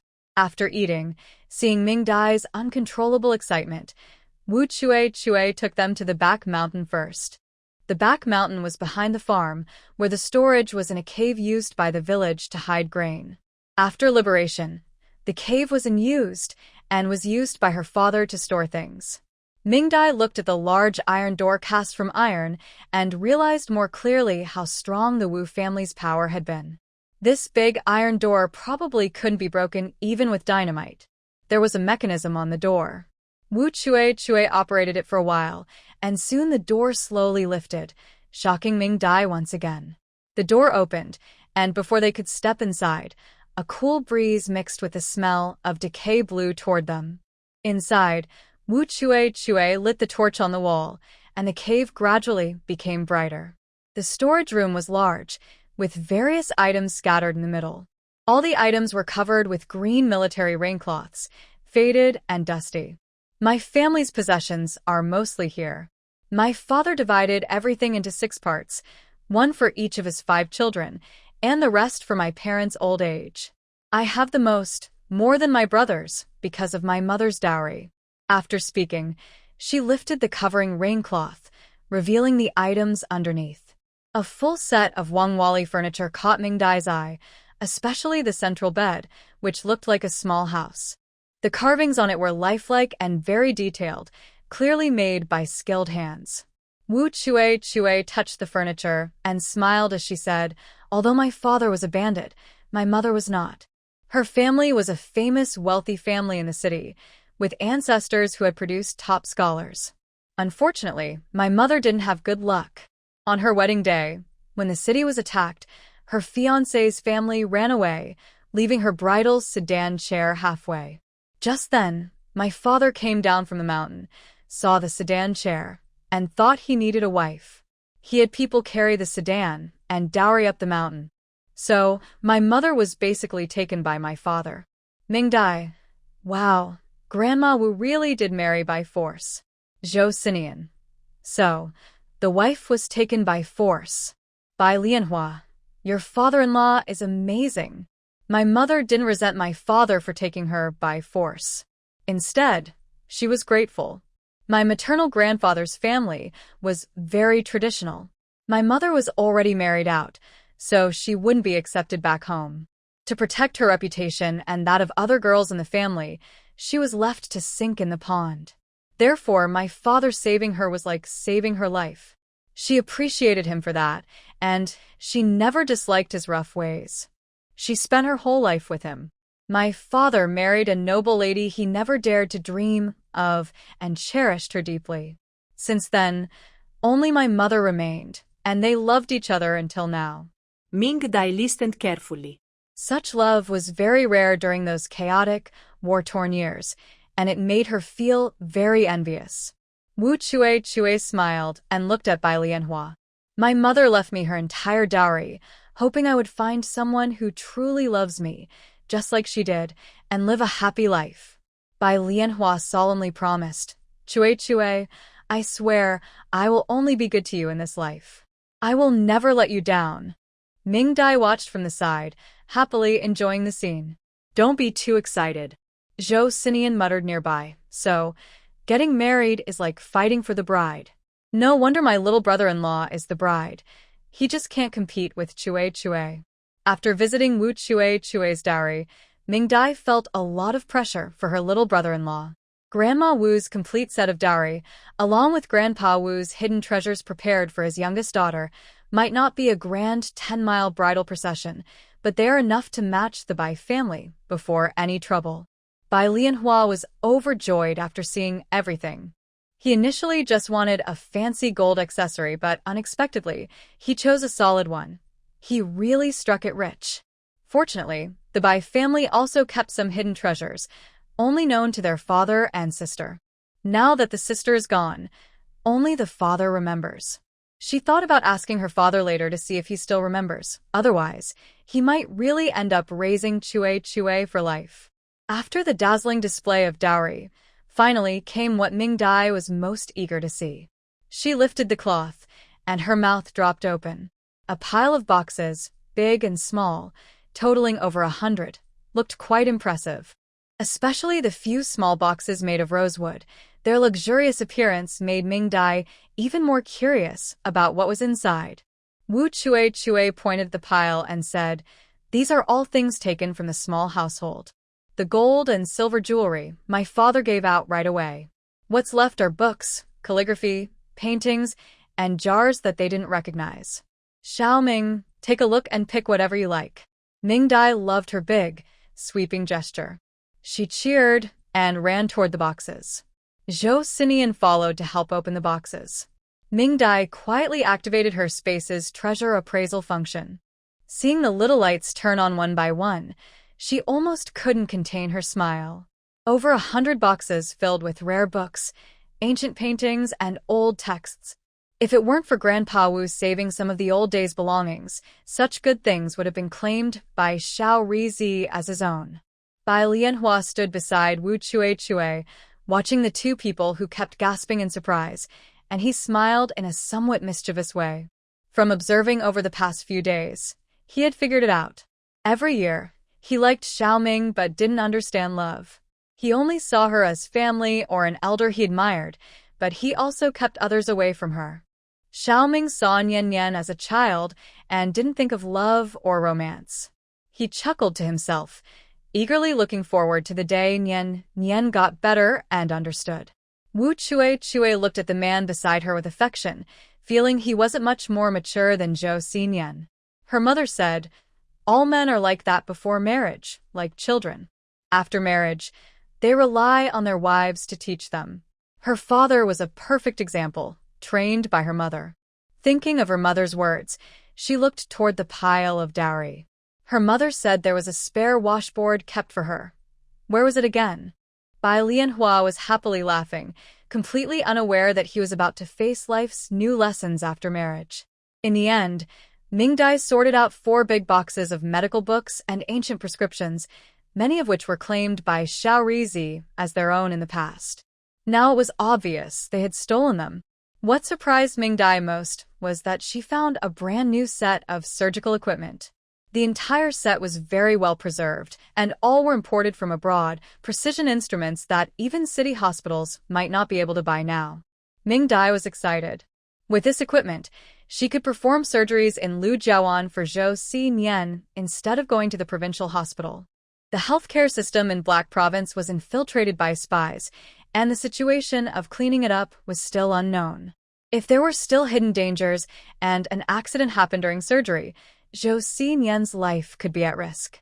So she directly asked for the equipment. Wu Chue immediately agreed after hearing her request. "Xiao Ming, I'm giving you this equipment. Consider it your reward for saving Nian. Once Lianhua recovers, he might also need your help with his leg." Ming-Dai nodded, planning to practice with it as soon as she returned. She hadn't used a surgical knife in a long time and really missed it. Wu Chue handed all the medical books to Ming-Dai. Even though Ming-Dai said their value was beyond what they could imagine, Wu Chue insisted on giving them. "I married into the Lianhua family, so I am now part of the Bai family. You saved Nian, which makes you our family's hero. These gifts are not enough to repay your kindness, but they are a small token of our gratitude from the Bai family." Lianhua Bai listened nearby and almost cried, secretly vowing to make Chue the happiest woman. Ming-Dai also didn't refuse and helped organize the remaining boxes, telling them to keep everything safe, as it would be very useful in the future. She warned them not to damage or send the items to others. Wu Chue saw how serious Ming-Dai was and remembered her words carefully. Thanks to Ming-Dai's reminder, this batch of items was saved from being stolen later. There was too much stuff for Ming-Dai and Zhou Xinian to carry, so they agreed that later, when they visited Lujiawan, they would bring these things to Ming-Dai. Feeling satisfied, Ming-Dai and Zhou Xinian returned home and helped decorate the rooms for the upcoming wedding. Although she was a bit of a guest, her brother-in-law had prepared many things in advance, especially a painting he made for Wu Chue. He used mineral pigments he found in the mountains, painted on cloth, and framed it himself. The painting shows Wu Chue standing on a hilltop, dressed in red, with her black braid draped in front of her chest. Her eyes are bright and full of love, smiling charmingly at the person outside the painting. Anyone who sees this painting can feel the artist's deep love for the girl inside. Wu Chue didn't know about this surprise. When she saw the painting, she was stunned. She gently touched the canvas, looking at it very carefully. Is this from the day you chose your bride with your smile? I remember you smiled at me when I saw you on the mountain. Manhwa touched his nose and blushed as he said, yes, but that smile was genuine. I wasn't pretending. You had just finished riding your horse. Your forehead was wet, your face was red, and your eyes were bright and full of love. Seeing you made me smile automatically. Wu Chue listened, and 2 rosy clouds appeared on her cheeks. Is it really that beautiful? It's the first time I've seen a man smile so nicely. When you smiled, I was stunned. I didn't know anything else, just that I was grinning foolishly. Am I really that silly? White Lianhua quickly shook his head. Not foolish. You don't know how cute you are. I never dared to think I might have a chance to marry you. Wu Chue's face turned even redder. Really? Am I really that cute? Of course. Not only are you adorable in looks, but your name is also very lovely. Marrying you is truly a blessing for me. The 2 completely forgot there were 2 other people breathing heavily in the room. You praised me, I praised you. Both of them blushed deeply, and soon they would be able to put the water on to boil. Ming Dai was eating candy and sighing. How does one even have such a sweet romance? Zhou Xinian watched their faces turn redder and grew a little worried. Ming Dai, are they having a fever? Why are they so red? Ming Dai quickly pulled him to go outside, not wanting to ruin the sweet atmosphere inside. Outside, old Master Bai was happily drawing on the ground with a stick. Because of his memory issues, his drawings were blurry and only showed outlines. Ming Dai saw some red paper on the table that her younger uncle had bought earlier. She thought about cutting a pair of happy wedding characters for the newlyweds. She knew how to do this. In her previous life, she learned paper cutting in school, and the happy characters were the only pattern she could cut well. She started cutting, with Zhou Xinian and Old Master Bai watching over her. Soon, she finished her work. When she showed it to them, they were amazed. Ming Dai felt proud and happily admired her work. Just as she was about to cut another piece, she saw Old Master Bai take the scissors away. Afraid he might hurt himself, she reached out to take them, but found he had already started cutting on the red paper. His twisting movements made her heart tighten with worry, fearing he might cut himself. Zhou Xinian watched with interest, not worried at all. Finally, Ming Dai looked at the 2 happy characters on the table, feeling mixed emotions. One was round, chubby, with frayed edges. She had cut it. The other was in a calligraphy style, elegant and charming. Old Master Bai had cut that one. She finally understood who inherited Zhou Xinian's skill with delicate work. When the 2 people inside came out, they saw that the windows and doors were decorated with various paper cuttings. Besides the common happy characters, there were also intricate designs like mandarin ducks, dragons and phoenixes, koi fish and golden pheasants, all symbolizing good wishes and happiness. Ming Dai's understanding was also refreshed. She only described a little, and Old Master Bai successfully cut it out. Very impressive. In the evening, Ming Dai stayed overnight at the Wu family with Wu Chue. Initially, Zhou Xinian was reluctant, but Bai Lianhua told him that he would go to pick up his bride tomorrow, so he agreed. The next morning, the Wu family started to get ready. Wu Chue's second brother and his family also returned to help out. Ming Dai was invited to be the bridesmaid, helping her with makeup and hairstyling. She was skilled at this, using her limited makeup supplies to enhance Wu Chue's features and hide some small flaws. She styled her hair into a high bun, pinned in a flower picked earlier, and changed into a red dress, looking fashionable and festive. Wu Chue happily looked at her reflection in the mirror, amazed that she looked so beautiful, almost unrecognizable. Everyone in the Wu family was also stunned by her beauty. Grandpa Wu, seeing his daughter's radiant look, patted his thigh, and exclaimed he regretted not realizing sooner. His daughter was so beautiful. She was too good for Bai Lianhua. Everyone burst into laughter, and Wu Chue's eyes turned slightly red with emotion. Although the condition was initially for her to marry into the family, it was mainly a test for Bai Lianhua. Grandpa Wu didn't really intend for her to marry in, nor did he want his granddaughter to keep the Wu surname. At this time, marrying a son-in-law was considered quite humiliating. That's why he asked Bai Lianhua to come and pick her up today, rather than Wu Chue going to fetch Bai Lianhua. So, Wu Chue was still considered married off. Once she married out, she was like water spilled. Although they lived in the same village, they were no longer family. While she longed for her own home, she also felt sad about leaving her parents and the Wu family. Fortunately, villagers and relatives came to celebrate, easing her worries. Everyone who saw her praised her beauty, making Wu Chue feel shy but happy. Who wouldn't want to be the most beautiful bride on her wedding day? Around 10 o'clock, the sound of firecrackers outside announced the arrival of the wedding procession. Everyone smiled as Bai Lianhua hurried over. Coming so early to pick her up made Wu Chue's face turn red with embarrassment, and she couldn't help but smile. Everyone go to the door to see the groom. At the Wu family's gate, a group of young men around 20 years old blocked the entrance, watching the wedding procession. They clenched their fists, eager to show the groom a thing or two today. Humph! Letting that kid flirt his way into the hearts of all the village girls with his charming face, and now some girls still remember him fondly and refuse to find another partner. The girls in the yard felt both excited and sad. They looked forward to seeing that handsome face, but also felt sad because their beloved was about to get married. When the wedding procession finally reached the door, everyone froze in surprise. Bai Lianhua was in a good mood, smiling brightly, which made even the young men below stare in awe at his cheerful face. What surprised everyone most was his horse, the small but proud steed that no one else dared to ride. Is Bai Lianhua really so impressive? Did he really tame the little horse king? The little horse, chewing its lips, was led forward by Zhou Xinian, reminiscing as it walked. Candy is really delicious, but there's not enough. The two-legged beast said they would take the bride home and eat candy. Soon it would help a lot. The young men blocking the door quickly reacted, rushing forward to block the entrance tightly. Bai Lianhua blinked at the scene.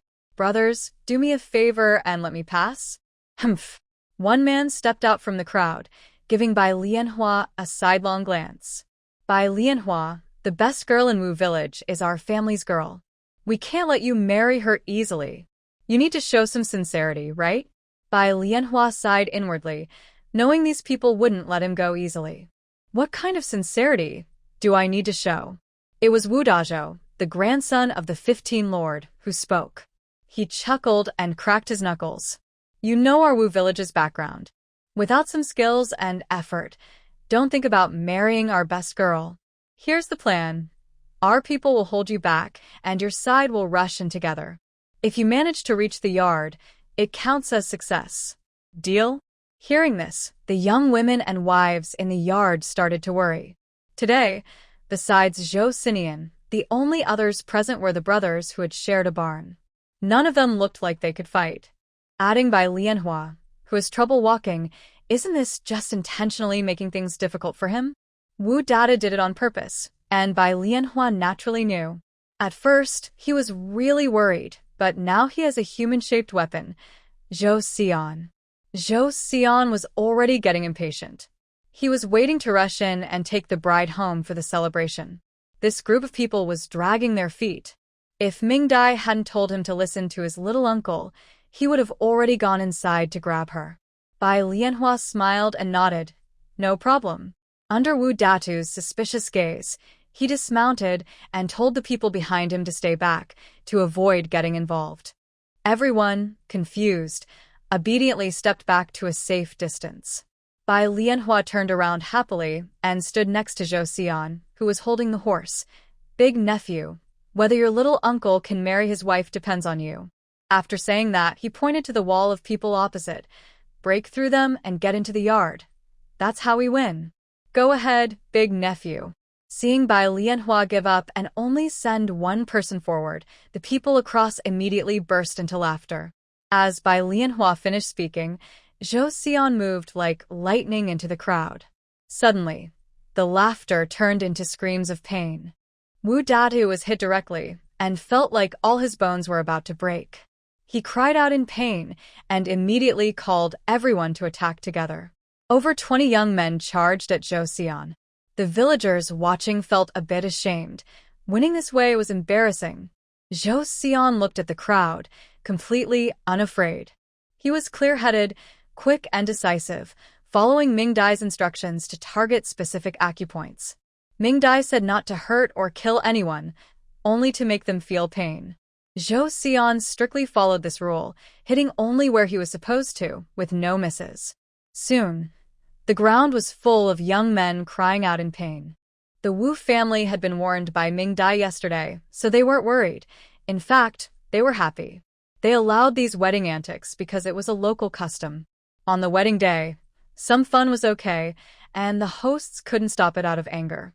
Plus, the daughter and son-in-law still had to live in the village, so they had to stand tall and proud. Otherwise, Bai Lianhua, as a visiting son-in-law, could be bullied to death in the village. Everyone was happily watching, but the villagers were terrified, especially since their child was lying on the ground. The courtyard was also startled, feeling that the person's attack was a bit too harsh. Fortunately, Wu family members and Ming Dai explained, so no one rushed out, and everyone kept watching. In less than 10 minutes, the fight ended. Zhou Xinian stopped among the group of crying young men, pouting with dissatisfaction. He felt it was too weak, no real feeling. Bai Lianhua smiled happily as he walked past the people on the ground, saying, "Oh, I yield. Oh, sorry about that. Oh, does it hurt? Oh, kid, your hands are a little heavy, please bear with it." Meanwhile, his inner little person was shouting wildly, "Haha, it hurts you. Serves you right." Surprised, Bai Lianhua thought, "Didn't expect that. I have a cheating magic tool. Dare to block the door and stop me from marrying?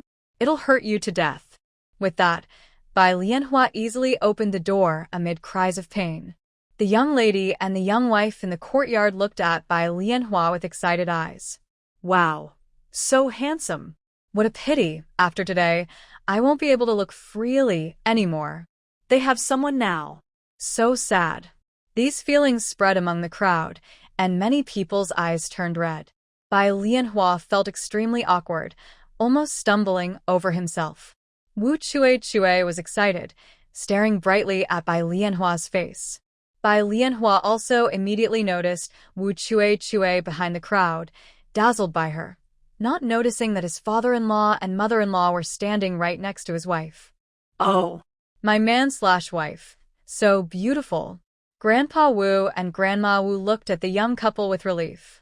Having good feelings for each other is more important than anything. Just as Grandpa Wu cleared his throat, ready to scold Bai Lianhua, suddenly everything in front of him blurred, and something rushed over. Looking carefully, the Chue who was just beside him was gone. Gone. Looking further ahead, the handsome son-in-law who was just standing there was also gone? What's going on? Ming Dai's eyes nearly popped out. Watching Zhou Xinian, who was carrying the bride in his left hand and the groom in his right, storm out of the yard like a whirlwind, I almost went crazy. Who told you that snatching the bride is supposed to be done like this? Grandpa Wu used to know that the bridal sedan was carried up the mountain together. You just grab the groom and bride and run off. Actually, there was a big misunderstanding about Zhou Xinian. He didn't run away. Before everyone could react, he came back empty-handed. Before Ming Dai could speak, he quickly grabbed her and tucked her under his arm, then ran out of the yard. Grandpa Wu trembled as he pointed at the gate. "Chase him. Little brat. I haven't even said anything yet." Everyone finally reacted. They rushed out of the yard and only saw the back of the little horse king galloping away, with 2 people lying on its back. Oh, and Zhou Xinian rushing with the bridesmaid. The horse. Oh yeah, I need to run faster. The faster I run, the more treats I get. Bai Lianhua and Wu Chue were lying on the horse's back, bouncing so much they couldn't speak. They didn't react in time and were already thrown onto the horse by Zhou Xinian. Before they could settle, the horse started running, and they clung tightly to each other, afraid of being thrown off. Ming Dai, tucked under Zhou Xinian's arm, destroy everything. Boo-hoo. So, Wu family village had the most absurd wedding scene in hundreds of years. Have you seen someone the bride? No. But have you seen the bride and groom both snatching each other and even packing up the bridesmaid? When the people of Wu family village finally caught up to the new house, Zhou Xinian had just set down the stunned bride and groom, along with the bridesmaid who looked completely lifeless. Bai Lianhua immediately went to check on his wife. Luckily, aside from her face being a little pale and her hairpin slightly crooked, everything was fine. He hurried to apologize to the family, especially the father-in-law and mother-in-law. Old Master Wu looked at Zhou Xinian, who was already sitting at the table waiting to start the feast, and felt both angry and amused. You're quite something.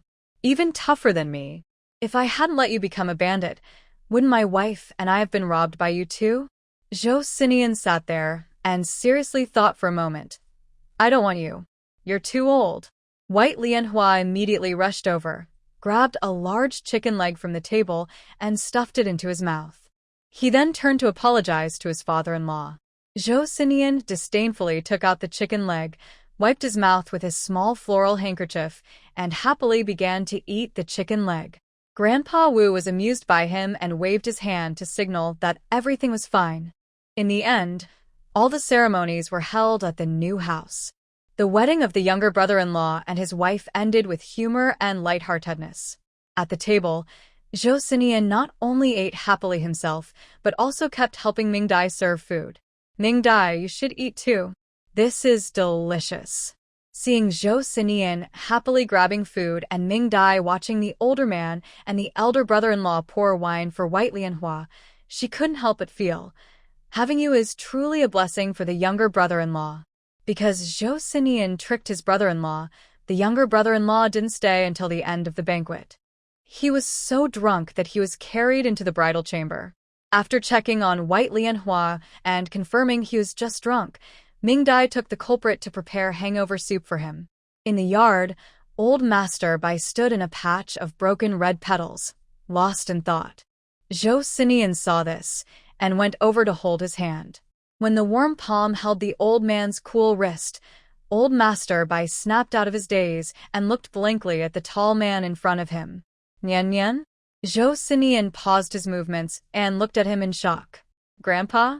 Old Master Bai tightly grasped Zhou Xinian's arm, his nails digging into the flesh. Zhou Xinian dared not move and allowed the tearful old man to gently his face. Nian Nian, it's really you. It's our Nian Nian, the little Nian Nian that Jing Yi gave birth to. Oh, I am sorry I hurt you. I caused your mother's death. I caused Jing Yi's death. A mournful cry echoed in the small courtyard. Inside, Wu Chue, who was caring for Bai Lianhua, was so frightened she quickly ran out. Ming Dai asked Zhou Xinian for help and sat the old man down in the yard. Zhou Xinian carefully helped the old man sit on a wooden chair, crouching down so he could see him better. Old Bai held his face with both hands, repeatedly apologizing. Ming Dai and Wu Chue listened nearby, feeling sad and tearing up. With Zhou Xinian's comfort, Ming Dai checked the old man's pulse. The medicine seemed to be working, and seeing Zhou Xinian, along with the scene of Bai Lianhua's wedding, brought back old memories for the old man. Grandpa is fine. His emotions are a bit intense, but it's good that he can remember. Hearing this, Zhou Xinian breathed a sigh of relief, but also felt helpless.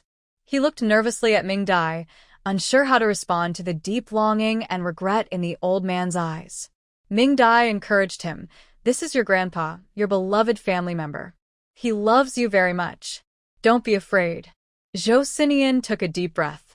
Under Ming Dai's encouraging gaze, he wrapped his thin arms around the old man, gently lifting him and holding him. At that moment, the old man couldn't hold back anymore. Like a child, he curled up in Zhou Xinian's arms, crying so hard he was gasping for breath. Carrying the guilt of causing his daughter's death and the pain of losing a loved one, all the memories flooded out as tears and sobs when he saw Zhou Xinian. Wu Chue stood nearby, covering her mouth and sniffling quietly. Mingdai watched quietly without saying much. The old man was weak and, after crying for a while, gradually lost strength. He sniveled and fell asleep.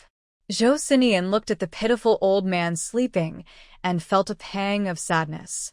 Carefully, he wiped the tears from the old man's face. "Xiaoming, is my father okay now?" Hearing this, Zhou Xinian looked over. Mingdai looked at both of them with hope, but gently shook her head. "He's just had a temporary shock. He's regained some consciousness, but full recovery isn't possible yet."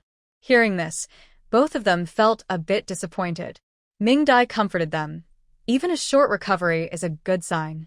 This illness can't be rushed. It needs time to heal. Wu Chue nodded and patted the lonely Zhou Xinian on the head.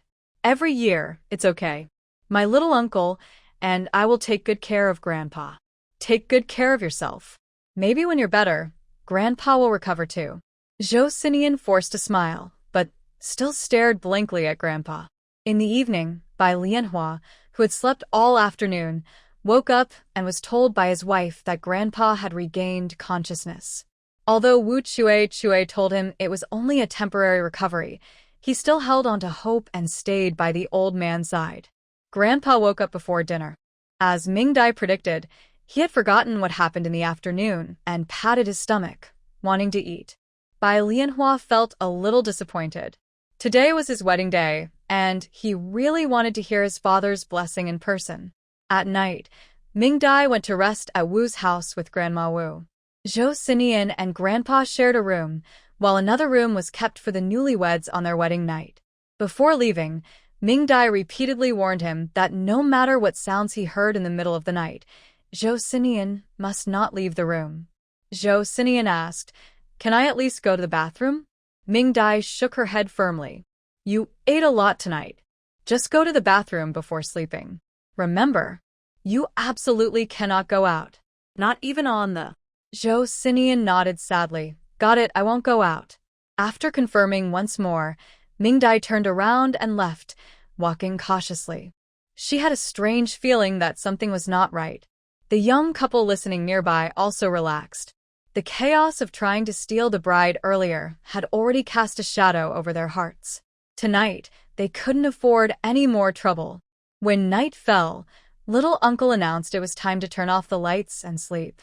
Zhou Xinian and Grandpa were playing paper cutting when they were interrupted, which made them unhappy. But, remembering Mingdai's instructions, they obediently took Grandpa to wash up.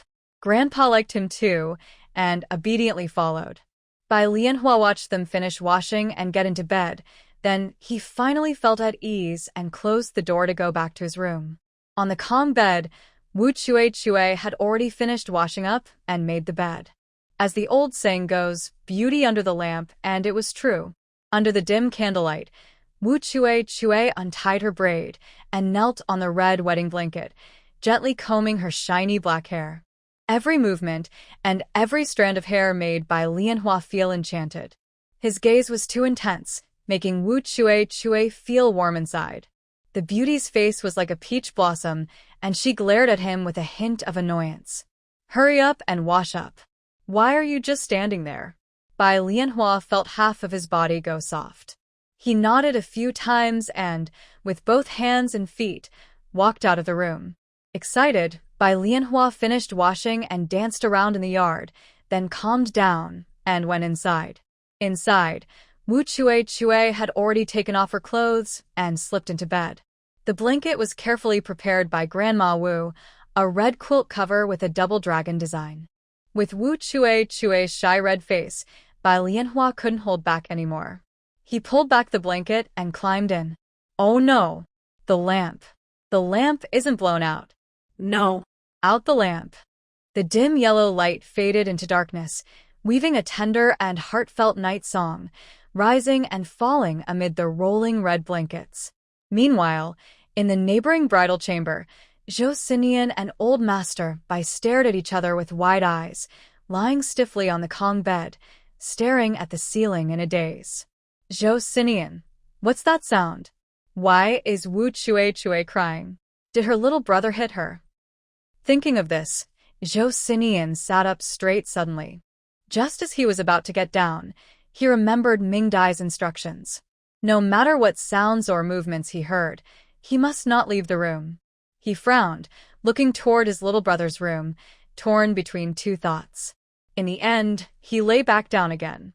He decided to listen to Ming Dai's words. As he lay down, old Master Bai on the neighboring bed suddenly sat up straight, startling Zhou Xinian. Seeing his grandfather get off the Kong, Zhou Xinian hurriedly grabbed him. "Grandpa, where are you going?" Old Master Bai looked at Zhou Xinian with a strange expression. "I'm going to. Do you want to come?" After saying that, the old man let out a couple of shushes. Zhou Xinian blinked, instinctively tightening his legs, and shook his head. "I'm not going.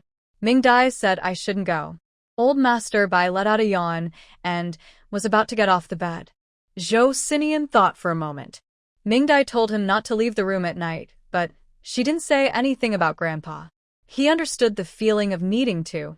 Out of respect and care, he couldn't let Grandpa also suffer from the discomfort of holding it in. He had to go. So, he gently helped Grandpa put on his clothes, turned on his flashlight, and warned him to be careful and not fall into the pit. Grandpa promised to be careful, opened the door, and went out. Using the toilet went smoothly, but on the way back to the room, Grandpa habitually headed toward his younger brother's room, where they used to live together. The old man pushed the door, but it wouldn't open. He pushed again, still no luck. Finally, he started banging on the door, getting more and more anxious, making louder noises. Inside, on the bed, the little night song was so frightened at the critical moment that it froze. Little Uncle looked ashamed as he lay on Hammer's body, gasping for breath, not lifting his head for a long time. He was so close to success but failed at the last moment. What a disaster. How could he still show off his bravery in front of Hammer now? At first, Wu Chue was also startled, then suddenly felt like laughing, especially when Bai Lianhua was panting heavily on her. She couldn't hold back and started laughing, but she didn't make a sound out of respect for Bai Lianhua's dignity. Bai Lianhua felt the soft body beneath him tremble and helplessly said, "Wife, give me some face." Wu Chue finally couldn't hold it anymore and snorted with laughter. Seeing Bai Lianhua's sad look, she hurried him to turn on the light and check the bed. Bai Lianhua suspected that his big nephew was up to something. He angrily got dressed and pulled open the door with a swoosh. Before he could say anything, he bumped into his father. His father, unhappy, shone the flashlight at him. "Lianhua, why are you locking the door when you sleep?" "I can't get in." Bai Lianhua didn't expect his father to be the one causing trouble. His anger was suppressed, and he tried to soothe him gently. "Dad, today is an important day for your son. You can't hold us back. Be good, go to that room and sleep with Nian Nian. Tomorrow I'll give you some paint so you can draw." When he mentioned drawing, old Master Bai immediately lost his sleepiness and cooperated, letting him help him walk to Zhou Xinian's room. "Really? Tomorrow I can draw?" Bai Lianhua nodded repeatedly. "Really? Really, if I don't draw for you tomorrow, I am your son." The innocent old man was easily persuaded and promised not to come out until dawn. Across the hall, Zhou Xian was standing inside the door, peeking out. Seeing my little uncle helping Grandpa over, Zhou Xian pointed at his feet and explained, "I didn't go out. Don't complain about Ming Dai." Bai Lianhua was speechless. "Yes, you didn't go out, but you let out a little, not much better than going out." Feeling tired, he put the two back into bed, but still worried. He took out the lock, locked the door, and took the key back to his room. On the Kong bed, Wu Chue was waiting, dressed. "Dad has gone to sleep?" Bai Lianhua nodded, got into bed again, and hugged his wife. Chui, I'm sorry, Dad. Wu Chue covered his mouth. "It's okay. If I minded, I wouldn't marry you. I already knew about Dad's situation from the start." Bai Lianhua hugged him tighter after hearing that. Once, because of being sent away, he hated this place. Now, he was grateful for it, because it brought him such a good chue. Darling, it's still early. Shall we try again? Yes, can you out the light? Ah. The room darkened, and the nightingale outside continued singing. Why did it stop singing? Bai Lianhua got down from chue, silently crying with his head on the quilt, sobbing. Nightingale. It has gone silent. Sobi. Wu chue lay on the other side, silent for a moment, then spoke carefully. It's okay. Maybe it's just tired. Hearing this, Bai Lianhua burst into tears. Wu chue gently held him. It's okay. Let's try again. You can do it. So, after crying enough, the nightingale spread its wings again and started singing in the dark night. Fortunately, this time, the nightingale performed well, with a melodious and beautiful song that made both of them very happy. In the next room, Grandpa Bai was already sleeping soundly, while Zhou Xian was lying awake, worried. Are my little uncle and chue okay? Why did one cry and the other start crying again? Did they fight? Listening to the increasingly awkward sounds, Zhou Xian sighed. He thought he should have a serious talk with them tomorrow. Good children should not fight. In the middle of the night, Wu Jia, Ming Dai suddenly woke up from her sleep. Could it be? Her bad feeling was growing stronger and stronger. The next day, sunlight shone through the window, casting a faint red glow on the bright red wedding clothes. The two on the bed woke up leisurely and were startled when they saw the light. Oh no, we're late. Dad and Yen must be already up. Wu chue, enduring the soreness, was about to get up but was pulled into the man's arms behind her. When Xiang Ruanyu, holding Bai Lianhua happily, sighed contentedly. Wife, don't worry. I've locked them in their rooms. If we don't get up, they can't come out. Just as she finished speaking, there was a loud banging on the door. Little Potato, wake up quickly. Let's go get Ming Dai. I'm hungry. Little brother-in-law was so scared he sat up sharply, staring at the door with wide eyes. How did he come out? Wu chue helplessly spread her hands. You locked the door. How would I know? After they dressed and opened the door, they found that not only Zhou Xian had come out, but also their father, who was calling out to Little Potato, telling him to wake up. In a hurry, without worrying about how to address them, Bai Lianhua headed toward the room opposite. It was clear that the door was tightly locked. How did you come out? Bai Lianhua looked at the door with disbelief. Zhou Xian followed in and pointed at the window. We went out through the window. Bai Lianhua didn't believe it. His window was fitted with iron bars. When he approached, he was completely stunned. The bars had been taken down completely and neatly placed on the windowsill. Zhou Xian added, That's not very sturdy. You should change it. Old Master Bai picked up a thick iron bar, tapped it, and made a crisp sound. Not sturdy? You should change it. Ha. Bai Lianhua. Old Dad. You've learned to be mischievous in just one night. Wu chue watched from the doorway, laughing so hard she bent over. The old and young were so funny. Feeling upset, Bai Lianhua hurriedly took Zhou Xinian to pick up Ming Dai. She was washing up with her father, preparing breakfast. When they arrived at the Wu family's house, the family had just finished breakfast.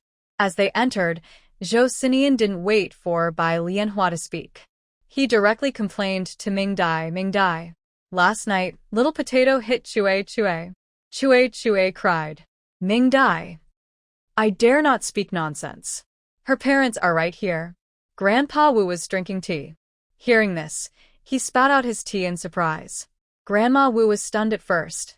Then she started laughing. The others also laughed when they understood what was happening.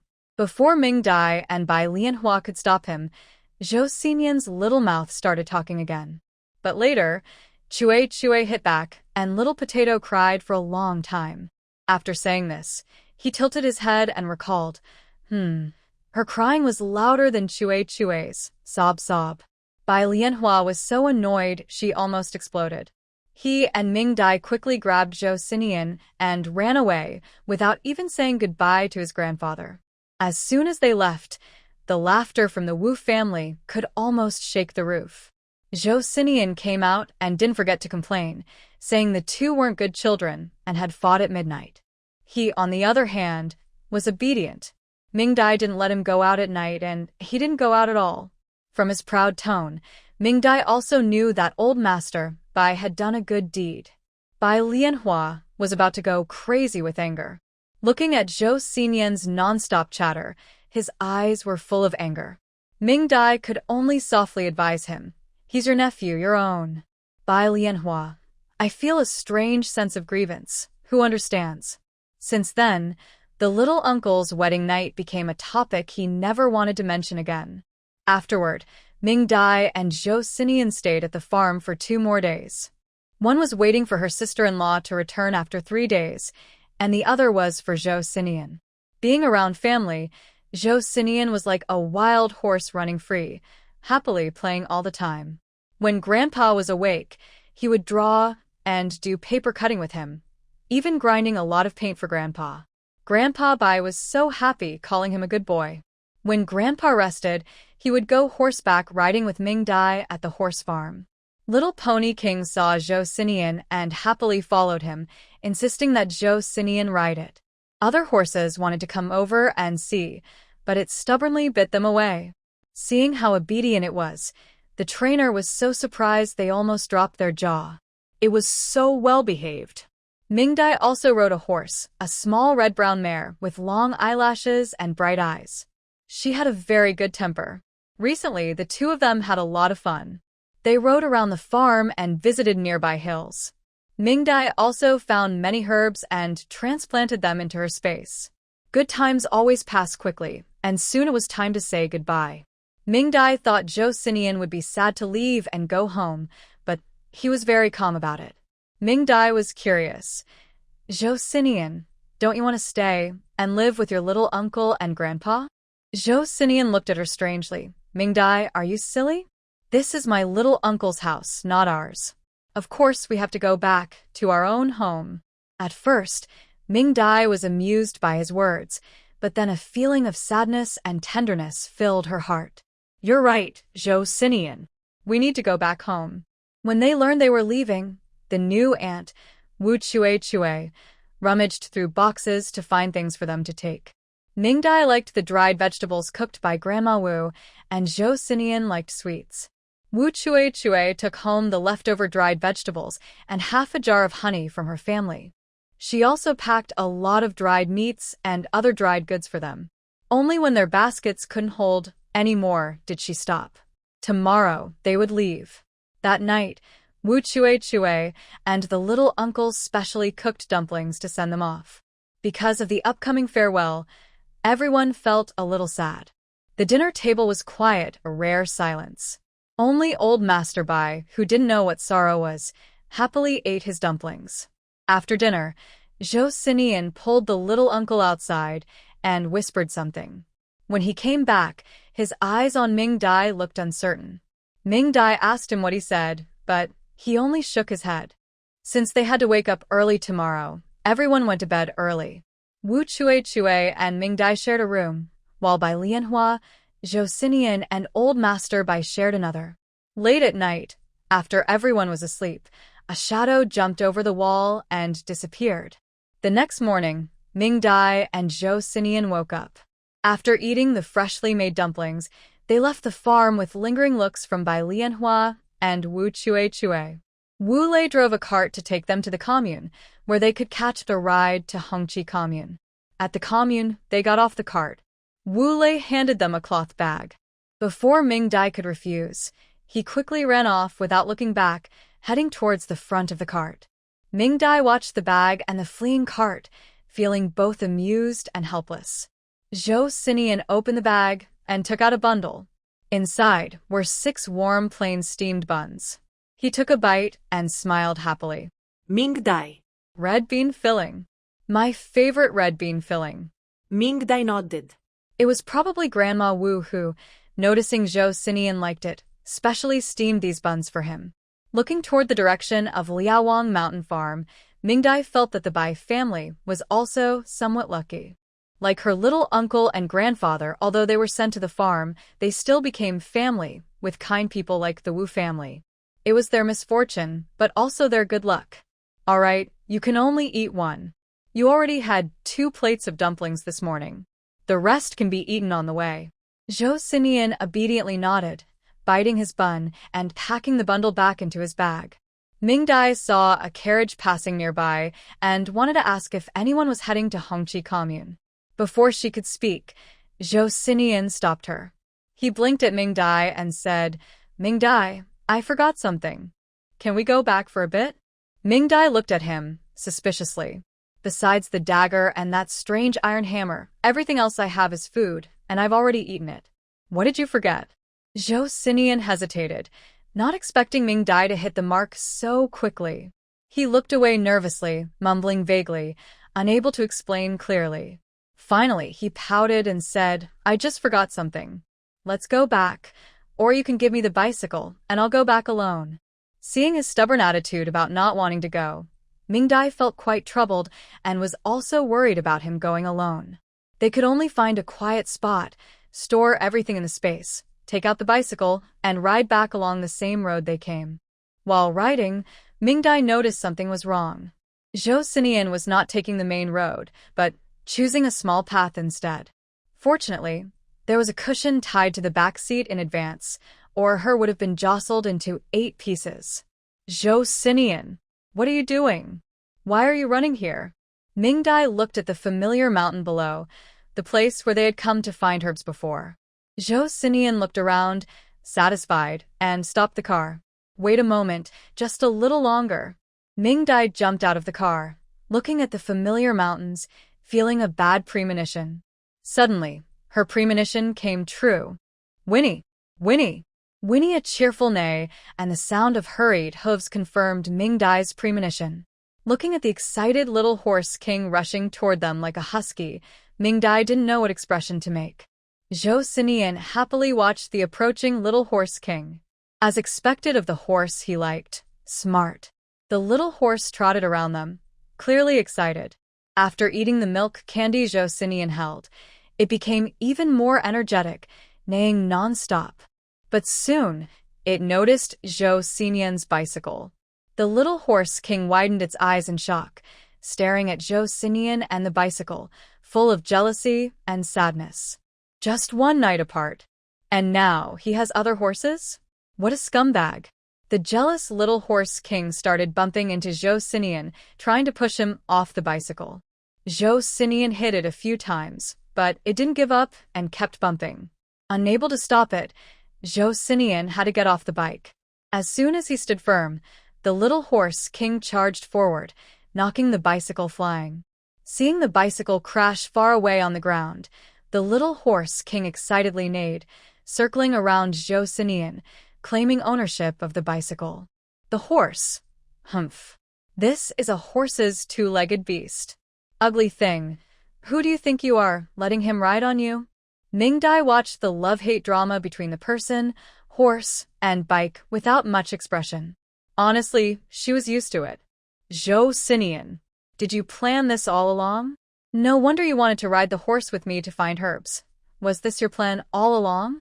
Zhou Xinian proudly held the horse's head and said, "It's Ming Dai's idea. We can only take the horses from the mountain. I want the little horse king, so it has to stay in the mountain. Look. Now it's a mountain horse. According to the rules, we can take it away, right?" Ming Dai listened to his reasoning. Surprisingly, it made some sense. The little horse king is the farm's property. If we take it, it would be stealing. We need to return it. Zhou Xinian hid the little horse king's head behind his back. "No, this one is mine. My uncle said that Uncle Wei plans to pick a horse here to give to me. I'm just taking the horse early, so it's not stealing," he added, "and the little horse king only likes me. It only follows me. If you send it to you, it won't follow you." To prove his point, when Ming Dai tried to lead the little horse king, it refused to move. She spent half an hour trying to catch it but couldn't even get a single hair. Seeing Ming Dai exhausted and panting, Zhou Xinian said coldly, "See? I told you the little horse king doesn't want to go back." Ming Dai rolled her eyes. too annoyed to speak. Zhou Xinian patted the little horse king and comforted her. It's okay. I left a letter for my uncle when I left. He'll explain everything to Uncle Wu. Realizing it was getting late and they wouldn't make it back to Lu Family Bay today, Ming Dai finally agreed. They didn't need to find a carriage now. She packed up her bicycle, and the two of them rode quickly toward Lu Family Bay on the little horse king. Meanwhile, Bai Lianhua, who was at home watching her father cut paper, found the letter Zhou Xinian left. It wasn't really a letter, just a few pieces of paper with cut-out images. The horse is gone? The horse is left? At first, she didn't understand what it meant. But when everyone in the village was called out to find the little horse king, she suddenly slapped her forehead. That big fool actually took the little horse king away. No wonder he asked Brother Yen if he had looked for the horse. Turns out he planned this from the start. You leave so carefree, leaving all the mess for him. Bai Lianhua quickly stood up, silently repeating 3 times in her mind. My nephew. My nephew. My nephew. After preparing herself mentally, she nervously went to her father-in-law's house to explain to her brother-in-law. Fortunately, Wei Yan had already spoken with the horse farm in Wujiakan about getting a horse for Lijiawan, but the formal procedures had not yet been completed. Wu Dali thought about the mischievous nature of Little Horse King and the favor he owed, and with a smile, he waved his hand, saying it was no problem. He asked Uncle Wei to just complete the formalities. Bai Lianhua sighed in relief, but also felt very annoyed, planning to give Zhou Xian a good scolding next time he saw him. When Ming Dai and Zhou Xian rode back to Lijiawan on Little Horse King, it caused a big stir in the village. Everyone stopped working and rushed to see the horse. Zhou Xian enjoyed the amazed and envious looks from the crowd, proud of himself and the horse. Ming Dai was pulled aside by Lu Dazhu and 2 others, who asked about the horse's origin. When they learned it was a reward for Zhou Xian and that it was now in Lijiawan, she was overjoyed. She especially smiled widely when she found out Little Horse King was a male horse. Their village's horses are about to reach breeding age. With Little Horse King arriving now, isn't he practically a childhood betrothal? The Little Horse King, proud and excited, didn't yet know what challenges he might face in the future. While everyone was excitedly praising Little Horse King, Lu Qingmin suddenly remembered something and spoke to Ming Dai. Xiao Ming Jiqing, someone will come looking for you in the next couple of days. Ming Dai was surprised. Someone looking for us? Lu Qingmin nodded. Yes, they specifically want to see you and Zhou Jiqing. Ming Dai frowned slightly, wondering who could be looking for both her and Zhou Xian at the same time. Ladies, as the weather gets cooler, remember to wear your autumn pants. Knowing someone was coming, Ming Dai decided to stay calm and wait for them to arrive. There was no point in worrying now, especially since she didn't know who the visitor was or what they were planning. After a while, the crowd watching the scene was chased away by the team leader to do their work. Ming Dai, Zhou Xian, and Little Horse King entered the space. Suddenly, the Little Horse King was startled when the position changed. His large body struggled to burrow into Zhou Xian's arms, making distressed noises and seeking comfort. Zhou Xian found it a bit annoying but thought, since it was his horse, he reluctantly comforted him. But when the Little Horse King saw the surroundings clearly, especially the small grass field outside the villa, it was completely stunned.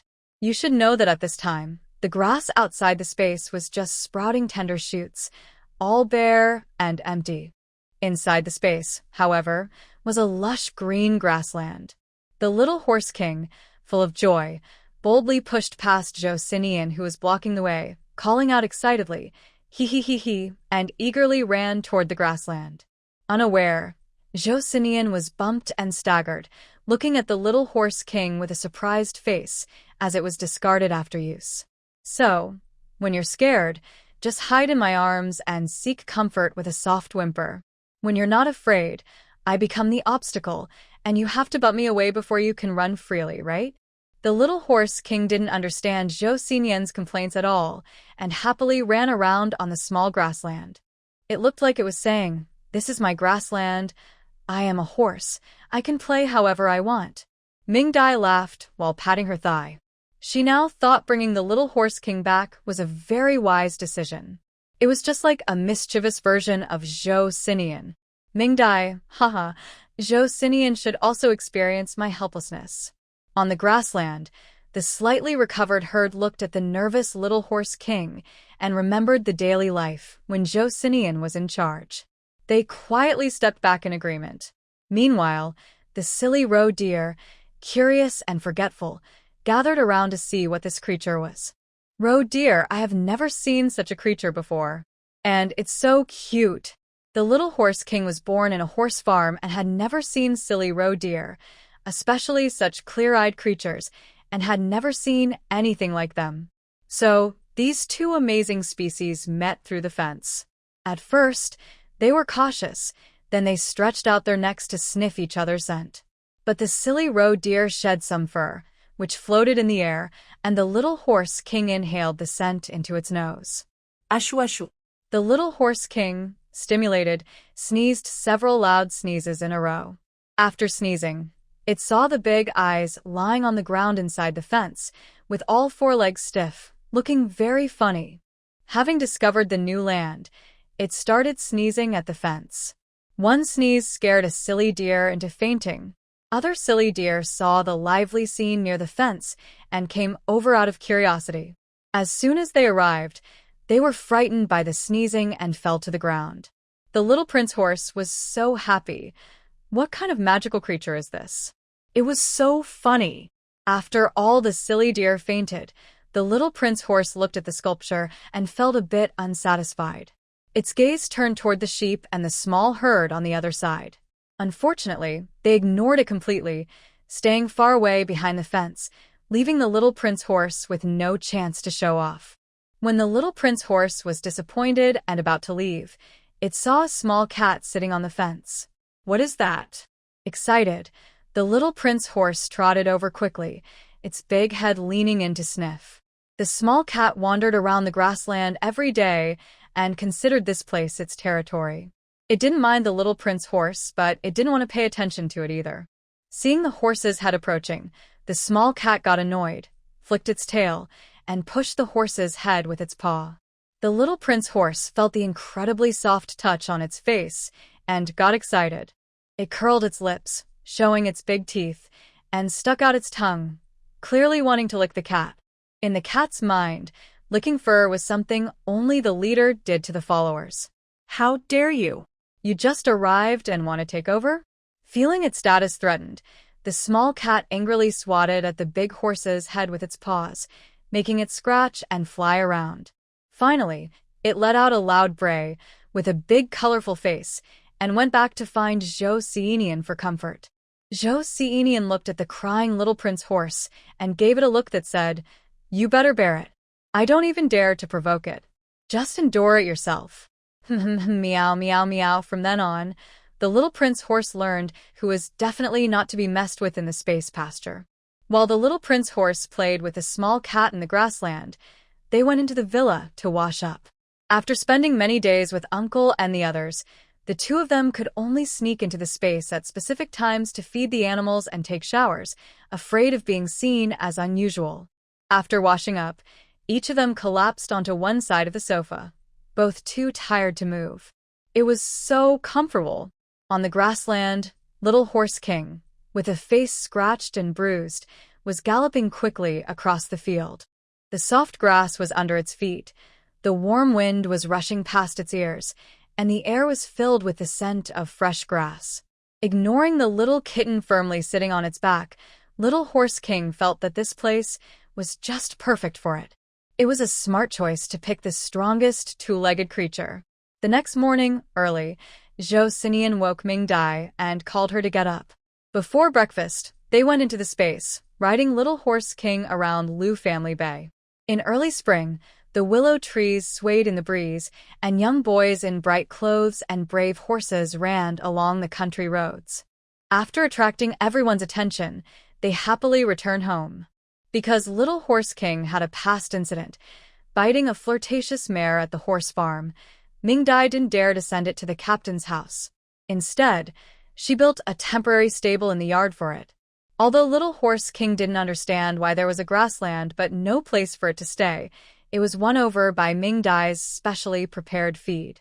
Zhou Xinian watched the little horse king, which was too focused on eating to lift its head, and reluctantly followed Ming Dai as she carried things to the brigade office. The medical room had already been cleaned out by Lu Dezhu, and Ming Dai had set up the shelves she prepared inside. She looked around and was very satisfied.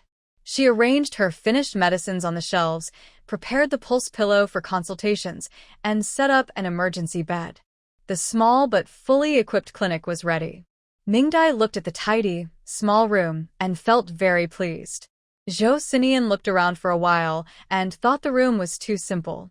So he went home, brought back a pair of red scissors. Ming Dai's eyes twitched, but she let him stick big and small happy characters all over the door and the medicine shelves. It was unstoppable. Early in the morning, when Ming Dai woke up, the villa was covered with happy characters. Even on the cat house of Little Kitten, who usually didn't get close to Zhou Xinian, there were 2 happy characters hanging. Zhou Xinian is very passionate about paper cutting, and she probably has to wait a little longer. Ming Dai plans to ask Captain Daodue about the official opening date of the clinic first, to make sure everyone is available. One reason is to celebrate, and the other is to officially announce that Lijiawan Medical Clinic is open. However, before she can confirm the date with Lu Dezhu, he arrives first with people to see a patient. Ming Dai is hanging a sign on the clinic with Zhou Xinian when Lu Dezhu rushes over, panting. "Xiao Ming, young intellectual, quick, come see. Someone has fainted." Ming Dai's eyes light up. This is her chance. She immediately calls Zhou Xinian to bring the medicine box and follows the captain to the village entrance. At the entrance, they see a crowd gathered around a small car, chattering excitedly. "Make way! Make way! Xiao Ming, young intellectual, is here." Lu Dezhu pushes through the crowd, letting Ming Dai and Zhou Xinian in. Only then does Ming Dai see the situation inside the car. An elderly man is lying on the back seat, clutching his chest, with his mouth and nose moving, clearly having difficulty breathing. Next to him stand a middle-aged woman and a young man in his 20s, both looking anxious as they watch the elderly man. The middle-aged woman shouts "Go Lao" and tries to help lift the man. Seeing this, Ming Dai quickly stops her. "Don't move him." The woman is startled, stops her hand, then frowns and looks at Ming Dai. Who are you? "Don't you see there's a patient? Why are you causing trouble?" Ming Dai doesn't look at her but climbs into the car, carefully examining the elderly man. She notices he's turning purple from lack of air, with yellow foam coming out of his mouth and nose, guessing he's having an asthma attack. Ming Dai first asks the crowd to step back to let fresh air in, then looks at the 2 by the car. "Where is the old man's medicine?" The woman looks confused, clearly not knowing, while the young man anxiously replies, "The medicine is finished. Go Lao can't wait. He wants to go to the countryside, so he doesn't have any medicine with him now." Ming Dai frowns and doesn't ask any more questions. She unbuttons the elderly man's tight uniform, helping him breathe more easily, then signals Zhou Xinian to take out the acupuncture needles from the medicine box. As the young man hesitates about whether to stop her, Ming Dai quickly inserts the needles. Fortunately, after the first injection, the elderly person took a deep breath, clearly breathing more easily. The man watched Ming Dai perform the procedure skillfully and ultimately did not stop her. A woman standing nearby saw Ming Dai dare to give an injection to Mr. Go and was furious. She was about to scold and stop her, but immediately noticed Ming Dai lifting her face to grab the needle case. Seeing her face, the woman froze in place and didn't say another word for a long time. "If you need to wear thermal underwear, just wear it. I just went out for a walk without it, and now I feel like my brain is about to overheat." Ming Dai carefully performed acupuncture on the elderly man without distraction, not paying attention to anyone else. However, Zhou Xinian kept watching her the whole time, feeling that her gaze towards Ming Dai was strange, which made him more alert. Fortunately, Ming Dai arrived just in time. The elderly man was not seriously hurt. After removing all the needles, she opened her medicine box and took out some powder to smell under the elderly's nose. Soon, the elderly opened his eyes. "Mr. Go." The young man saw that Mr. Go was awake and immediately stepped forward to help him sit up. The elderly touched his chest, which was no longer tight, and looked at Ming Dai, who was tidying up her needle case. He asked, "Young comrade, did you save me?" Ming Dai handed the needle case to Zhou Xinian and put it back in the medicine box. "Yes, I did. Sir, with your health condition, you shouldn't be wandering around, especially now during the season. There's pollen everywhere, which is very dangerous for you." The elderly didn't reply, but smiled and thanked her again. Then he was helped out of the car by the young man. He looked at Ming Dai and asked Lu Dazhu nearby, "Captain Lu, is this Ming Jiqing?" Captain Lu quickly nodded. "Yes, Mr. Ge. This is Xiao Ming Jiqing. This is Zhou Jiqing." Mr. Ge then saw Zhou Xinian standing beside him. He was first shocked by his height, then thought he looked familiar. After pondering for a while, he couldn't remember who he was. "Captain Lu, could you find a place for us to talk?" Captain Lu nodded repeatedly and led them toward the brigade headquarters. Originally, they planned to have a discussion in the office there, but Ming Dai stopped them. The 3 team leaders were all smoking, and the office was filled with cigarette smoke. It was easy to trigger the elderly person's illness again, so for safety, it was better to go to the clinic. The group quickly agreed, and soon the clinic was crowded with people. "Qingji, I heard that your village's plan to grow vegetables in winter was your idea, and the design for the greenhouse was also yours. Last year, you successfully grew fresh vegetables and mushrooms in winter in Black Province. Is that true?" The elderly person's voice grew more excited, making Ming Dai even more confused. She originally thought they came to her and Zhou Xinian about Gao Qiao's matter, but now it seemed it wasn't the case. Seeing her puzzled look, the elderly person took the initiative to explain. "My name is Ge Wang. I work at the Black Province Agricultural Research Institute. I saw the new agricultural project your county reported and became interested, so I came to see it. This is Jia Song, my assistant. This lady isn't from our organization. She seems to have something to ask you, so she came along with us from the provincial capital." Ming Dai nodded and looked over, just in time to meet the woman's curious gaze. It seemed that the woman was looking for her and Zhou Xinian.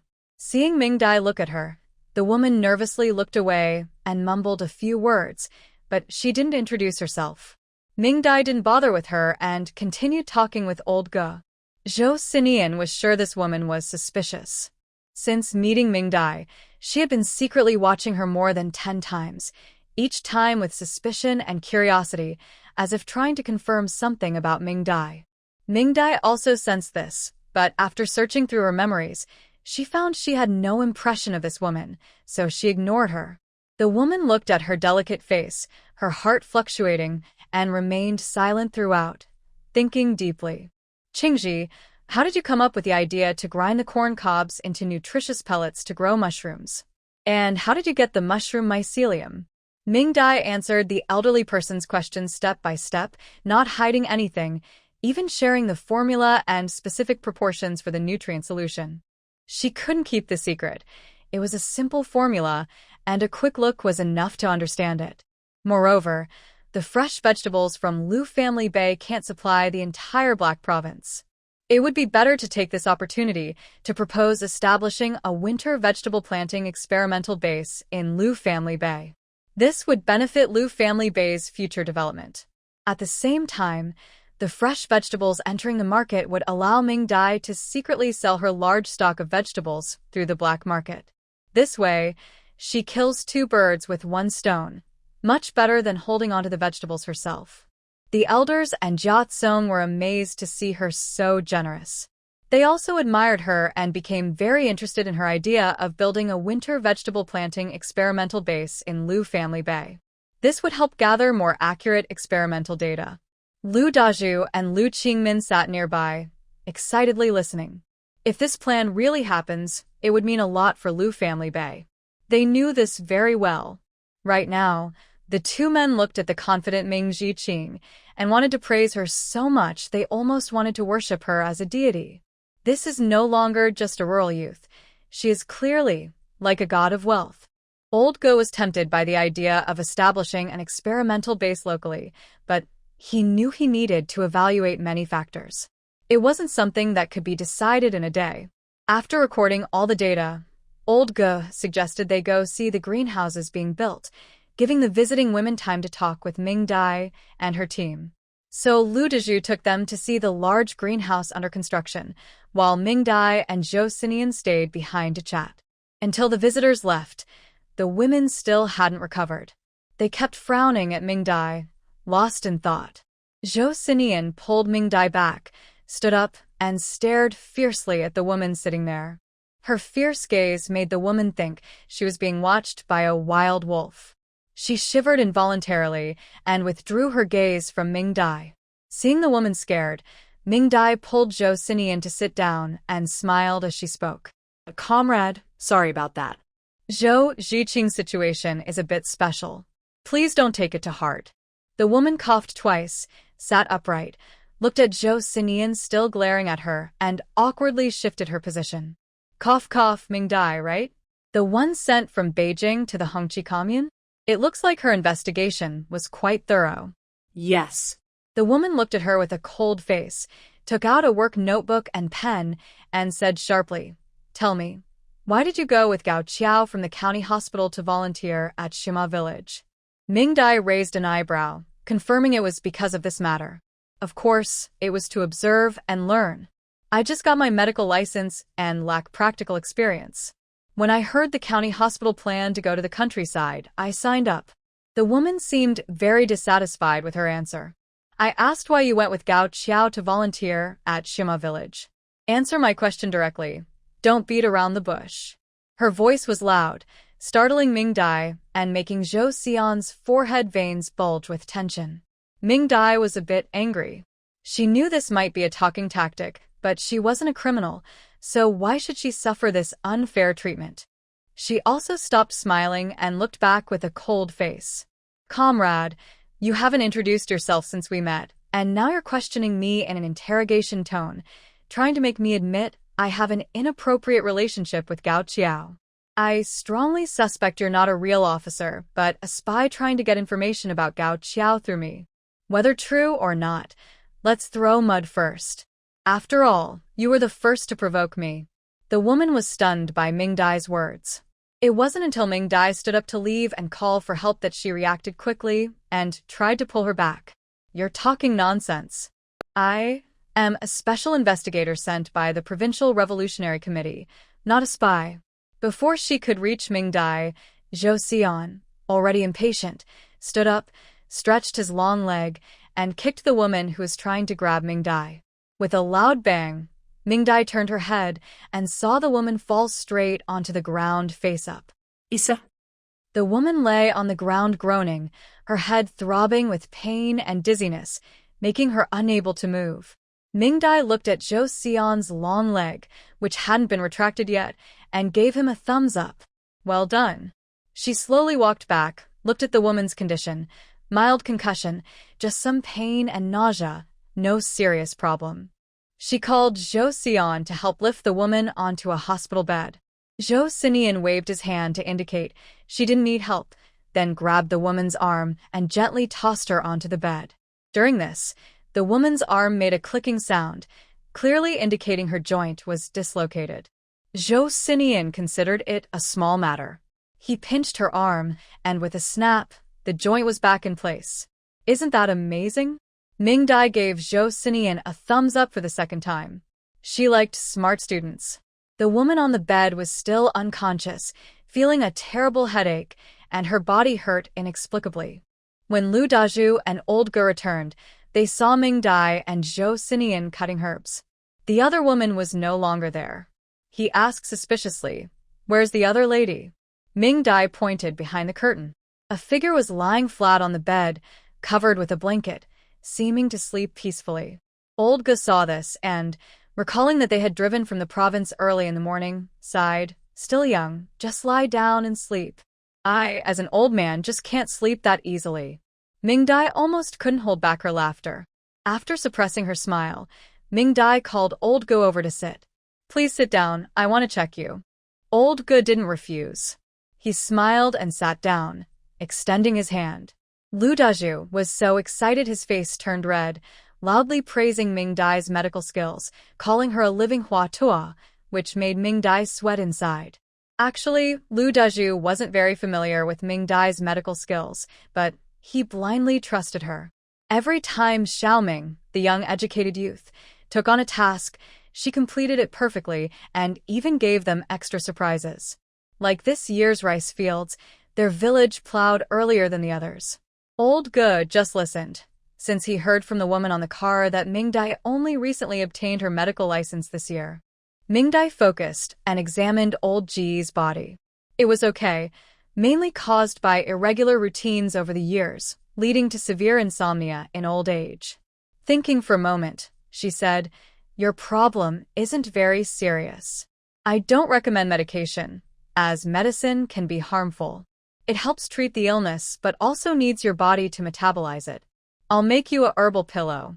It's not strong in smell, and you can sleep with it at night. It should help improve your condition. But most importantly, you must keep a regular schedule." Old Ge nodded and said nothing more. He had tried traditional Chinese medicine before, acupuncture, massage, herbal soups, and herbal pillows, but none of it worked. He was worried about the laboratory project. Working overtime and staying up late was common, so he understood that the problem wasn't the doctor's, but his irregular schedule. However, he couldn't stop. The country urgently needed good seeds, and he dared not pause for even a moment. That was also why he came personally to Lu's family to meet Ming Dai. If they could successfully grow fresh vegetables in winter, it would bring great convenience to the people of Black Province. Even in the capital city, fresh vegetables are rarely available in winter. Ming Dai didn't say much. She quickly prepared the prescription, calculated the cost, and handed it to Old Ge. Total is 3.8 yuan. The herbs cost 3 yuan, and the extra 0.8 yuan is for the pillow cover. Old Ge smiled warmly as he took it. He looked at it and recognized a few familiar items. Lu Dezhu was standing nearby, wide-eyed. "How can you accept money from the leader?" Young Ming Jiqing shook his head to show it was fine. Lu Dezhu wanted to say more but was stopped by Lu Qingmin beside him. Sure enough, Old Ge was not angry. Instead, he looked at Ming Dai with admiration. "Young comrade, you're very good. You keep your work separate. Even leaders should pay for treatment. Keep strong and don't let any sweet talk or false kindness weaken you." Ming Dai smiled and nodded. "You can rest assured, I won't let that happen." After preparing the prescription, Ming Dai pulled Zhou Xinian aside and said something to him. He then left confidently with long strides. Ming Dai organized all the herbs she needed. Old Ge looked around the small clinic. Although it was tiny, the variety of herbs was quite rich. He couldn't help asking, "Are these herbs all purchased uniformly by the county?" They seemed to be more diverse than those in the county's traditional Chinese medicine clinic. Ming Dai shook her head. "These were gathered little by little from the mountains by Zhou Jiqing and me. We've accumulated quite a bit over time. Actually, the variety was still lacking. But now, traditional Chinese medicine was considered outdated, and the county's clinics were just for show. Most people went to Western medicine, so hospitals didn't invest much in traditional Chinese medicine clinics." Old Ge looked at the shelves full of herbs and had an even better impression of Ming Dai. When Ming Dai finished organizing the herbs, Zhou Xinian also returned. He was holding a piece of plain yellow cloth and handed it to Ming Dai. Ming Dai unfolded it and saw that although it was still uncolored cloth, it had decorations on the four corners, with some embroidered orchid grass stitched on it. Unexpectedly, Uncle Ta Zheng was not only skillful, but also quick. Lu Dezheng was also excited. When he learned that the pillowcase Ming Dai asked him to make was for a high-ranking official from the province, he disliked the plain cloth and specially added orchid grass to all four corners. Ming Dai put the herbs into a cloth pouch, then handed it to Zhou Xinian. He hammered it flat until the herbs were soft and loose, then added buckwheat husks, mixed everything well, and stuffed it into the pillowcase. Thus, the medicinal pillow was finished. Ming Dai handed it to Elder Ge, who took it and first squeezed it. It felt very good, and most importantly, the herbal scent was fresh and light, not at all harsh. Finally, the orchid grass on the four corners caught his attention. Although the embroidery was a bit rough and unrefined, it suited the wild beauty of the orchid grass growing in the open fields. "This embroidery is really good. Which lady made it?" "She's very skillful." Mingdai smiled and looked at Zhou Xinian. She had seen this style of orchid grass at her little uncle's house. It was taught by their grandfather to Zhou Xinian. Zhou Xinian saw Mingdai looking at him and spoke up. I cut it out. Uncle Ta Zheng embroidered it. Uncle Ta Zheng is very skillful. He can weave baskets, make clothes, and even shoes. At the same time, he proudly raised his chin. I'm also very skillful. I can knit sweaters and crochet lace. Now, I can even do paper cutting. Elder Go was stunned by his words, realizing that this young man might have some mental issues. Lu Dezhu hurriedly explained. After hearing this, Elder Go looked at Ming Dai and Lu Dazhu with some emotion. Over the past few years, because of the issue with good seeds, he had visited many villages, but none felt as warm and lively as Lu's Bay. The people here are sincere and passionate. Even though their lives are still hard, you can see they are living happily and vibrantly, unlike the dull atmosphere of other villages. Even someone like Lu Dezheng, who has no ability to work, still has the interest to study embroidery patterns, which shows how good the environment is here. So he decided to go see this folk artist himself. Certainly, Lu Dezhu would not refuse and immediately took a few people to go there. Zhou Xinian pulled Ming Dai along to see the excitement, so she locked the clinic and followed them. Everyone forgot about the sleeping female comrade inside the room. When they arrived at Lu Dazheng's house, Lu Dazheng was so excited he cried. He had never seen an official as high-ranking as the team leader. In his excitement, he credited this good news to his brother Xinian, saying that if he hadn't shown him paper-cutting art, he wouldn't have carved the orchid that the big leaders praised so highly. Wah! I knew it! Brother Xinian is my little lucky star. Originally, they planned to drive back to the county at night to rest, but because Grandpa Go liked the atmosphere at Lu's Bay, they decided to stay overnight in the village. Another reason was that the female comrade who came along was sleeping very deeply and hadn't woken up yet. Lu Dazhu was very happy and quickly asked Lu Guiqiang to arrange everything, planning for Grandpa Ge and the others to stay at his house that night. Grandpa Ge waved his hand. No need. I think the team office has a kong, a traditional bed, so we'll stay here.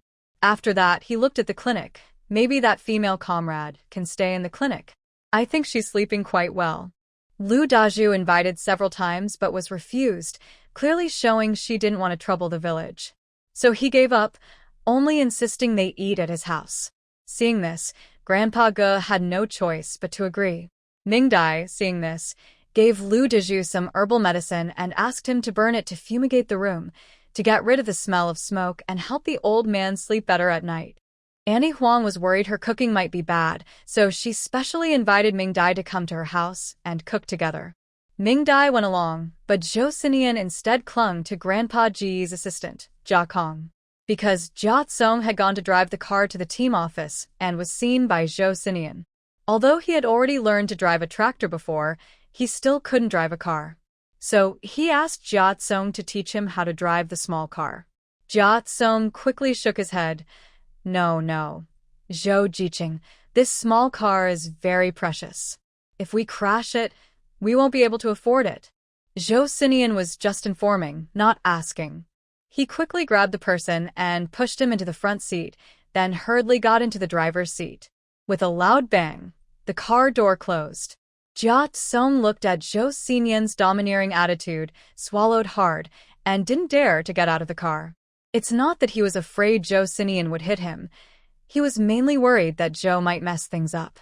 If something in the car broke, he couldn't afford to fix it. So, under Zhou Xinian's semi-coercion, Jia Tsong explained the car's features and how to drive, just to stall him and make him get out. But just as he finished explaining, Zhou Xinian unexpectedly started the engine without warning. When he heard the engine roar to life, Jia Tsong was stunned. It wasn't until the car jolted suddenly and stalled that he reacted. He hurried to stop Zhou. Zhou Jiqing, you can't do this. You haven't learned yet. You can't drive. Let go. I'll teach you a few more times, okay? Jia Tsong felt overwhelmed, but didn't dare to fight him physically. Zhou Xinian was tall and strong, so holding him down wasn't a problem. He was mentally unstable and didn't want to provoke him. If Zhou's foot slipped or he let go, the car might crash or even flip over. Do you think he would die or not? If he died, it would be tragic. If he didn't, it would be even worse. He couldn't afford to pay for any damage. Just as he was about to lose it, Zhou Xinian poured fuel on the fire. I learned it, look. As soon as he finished speaking, the car started again. This time, Zhou Xinian smoothly got it moving. Jia Tsong watched the scenery outside the window speed up and felt the bumps grow stronger under him. Finally, he let out a sharp scream, clutching the seat tightly, afraid to let go. Zhou Jiqing. You can't do this. Stop the car. Stop. You haven't learned yet. It's over. We're doomed. We might die now. Soon. The noise of the car attracted Ming Dai and Old Ge, who were at the door picking vegetables. They had been discussing Ming Dai's greenhouse plans, checking if anything needed improvement. Just then, the car sped past them like a whirlwind. All they could see was the back of the car and their screams. Su Xinian, Ming Dai. Look. I can drive a car now. Jia Tsong. Old Ge, save me. Unfortunately, the car engine was too loud, and Zhou Xinian was driving too fast, so Old Ge didn't hear anything clearly. He only vaguely heard Jia Tsong calling for help. He squinted, his reading glasses making it hard to see clearly, and thought Jia Tsong was just driving around with Zhou Xinian for fun.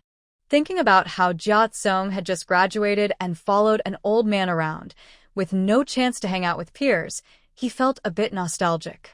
Now, finally meeting Zhou Jiqing, both being about the same age and both gay, they couldn't help but show off their driving skills.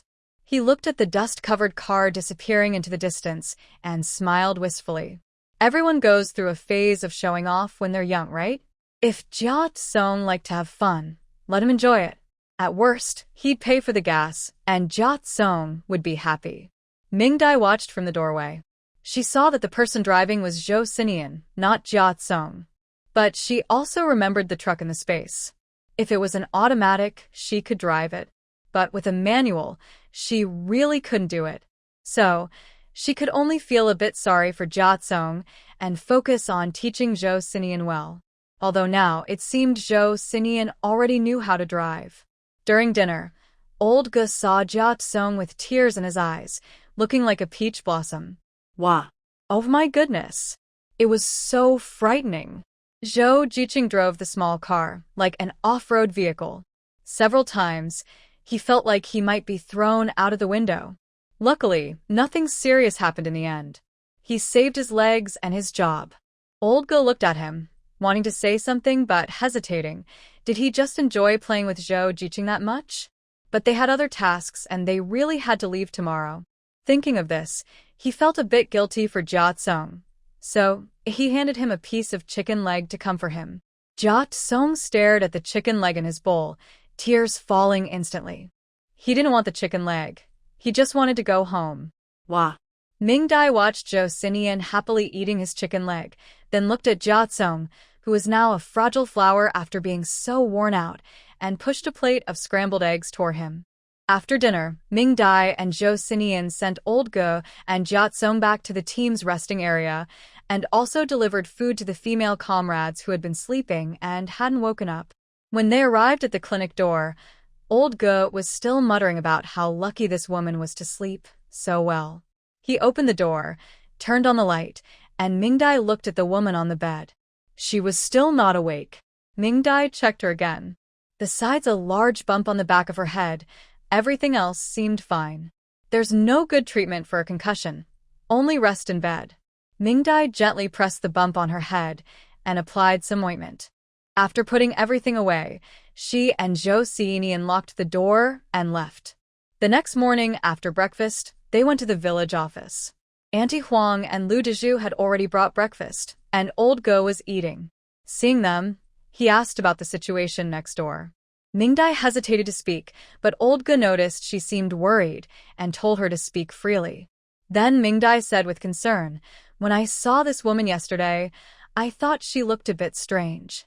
She didn't talk much the whole time, and her answers were unclear. Plus, she had been sleeping for so long, so I suspect she might have some head problem. When you came, did you talk to her?" Was she able to express herself clearly? Jia Tsong had just seen Zhou Xianian come over. He hugged his bowl and hid behind old Dong. Now, hearing Mingdai's question, he peeked out. Her speech was very smooth. Very smooth. She didn't stop talking the whole way. If the road to the commune hadn't been so bumpy, she might have kept talking all the way. Mingdai's eyes lit up, and she clapped her hands. I understand now. Everyone was startled by her enthusiasm and looked at her in surprise. It must be the bumpy road. She hit her head and caused a concussion. That explains why she's been unconscious all this time. It's a sign of a concussion. Mingdai's explanation sounded very convincing. Old Ge and Jia Tsong couldn't help but recall the scene. They seemed to remember hearing a head bump. Seeing they were lost in thought, Mingdai added, "We'll know once she wakes up." She was sitting in the car, and the bump was probably on the back of her head. When she wakes up, she'll probably say her head hurts at the back, maybe feel dizzy, and want to. Those are common symptoms. Additionally, she might experience memory confusion. I have seen this before, some patients who hit their heads and get a concussion wake up saying that we, the medical staff, hit them. Haha, it's funny, because their memory is mixed up, and anything can happen. Her description was very amusing, and Jia Tsong was drawn in. Mingdai took the chance to tell a few funny stories about misunderstandings between doctors and patients, making everyone laugh loudly. So, the simple-minded old Ge and Jia Tsong silently agreed in their hearts that the woman probably just bumped her head in the car. Mingdai smiled happily and relaxed, thinking that these researchers, who are so focused on their studies, are quite innocent. If it had been someone like Uncle Wei, Mingdai would have already blown her cover. When the woman on the bed woke up, she saw that she was surrounded by many people. She was about to speak, but a sharp pain hit the back of her head. She reached up to touch it but felt nothing, just pain. Why does my head hurt so much? Mingdai and Zhou Xiyuan. Here they come. Here they come. Old Ge and Jia Tsong. Ming Jiqing was right. Before anyone could answer, she groaned and lay back down. Why do I feel so dizzy? Ugh. She tilted her body and vomited.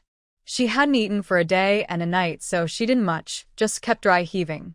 Old Ge and Jia Tsong nodded repeatedly, and Ming Jiqing was right again. Later, when the woman on the bed felt a little better, she saw 4 kind-looking people chatting happily, completely ignoring her life or death. A surge of anger burst inside her.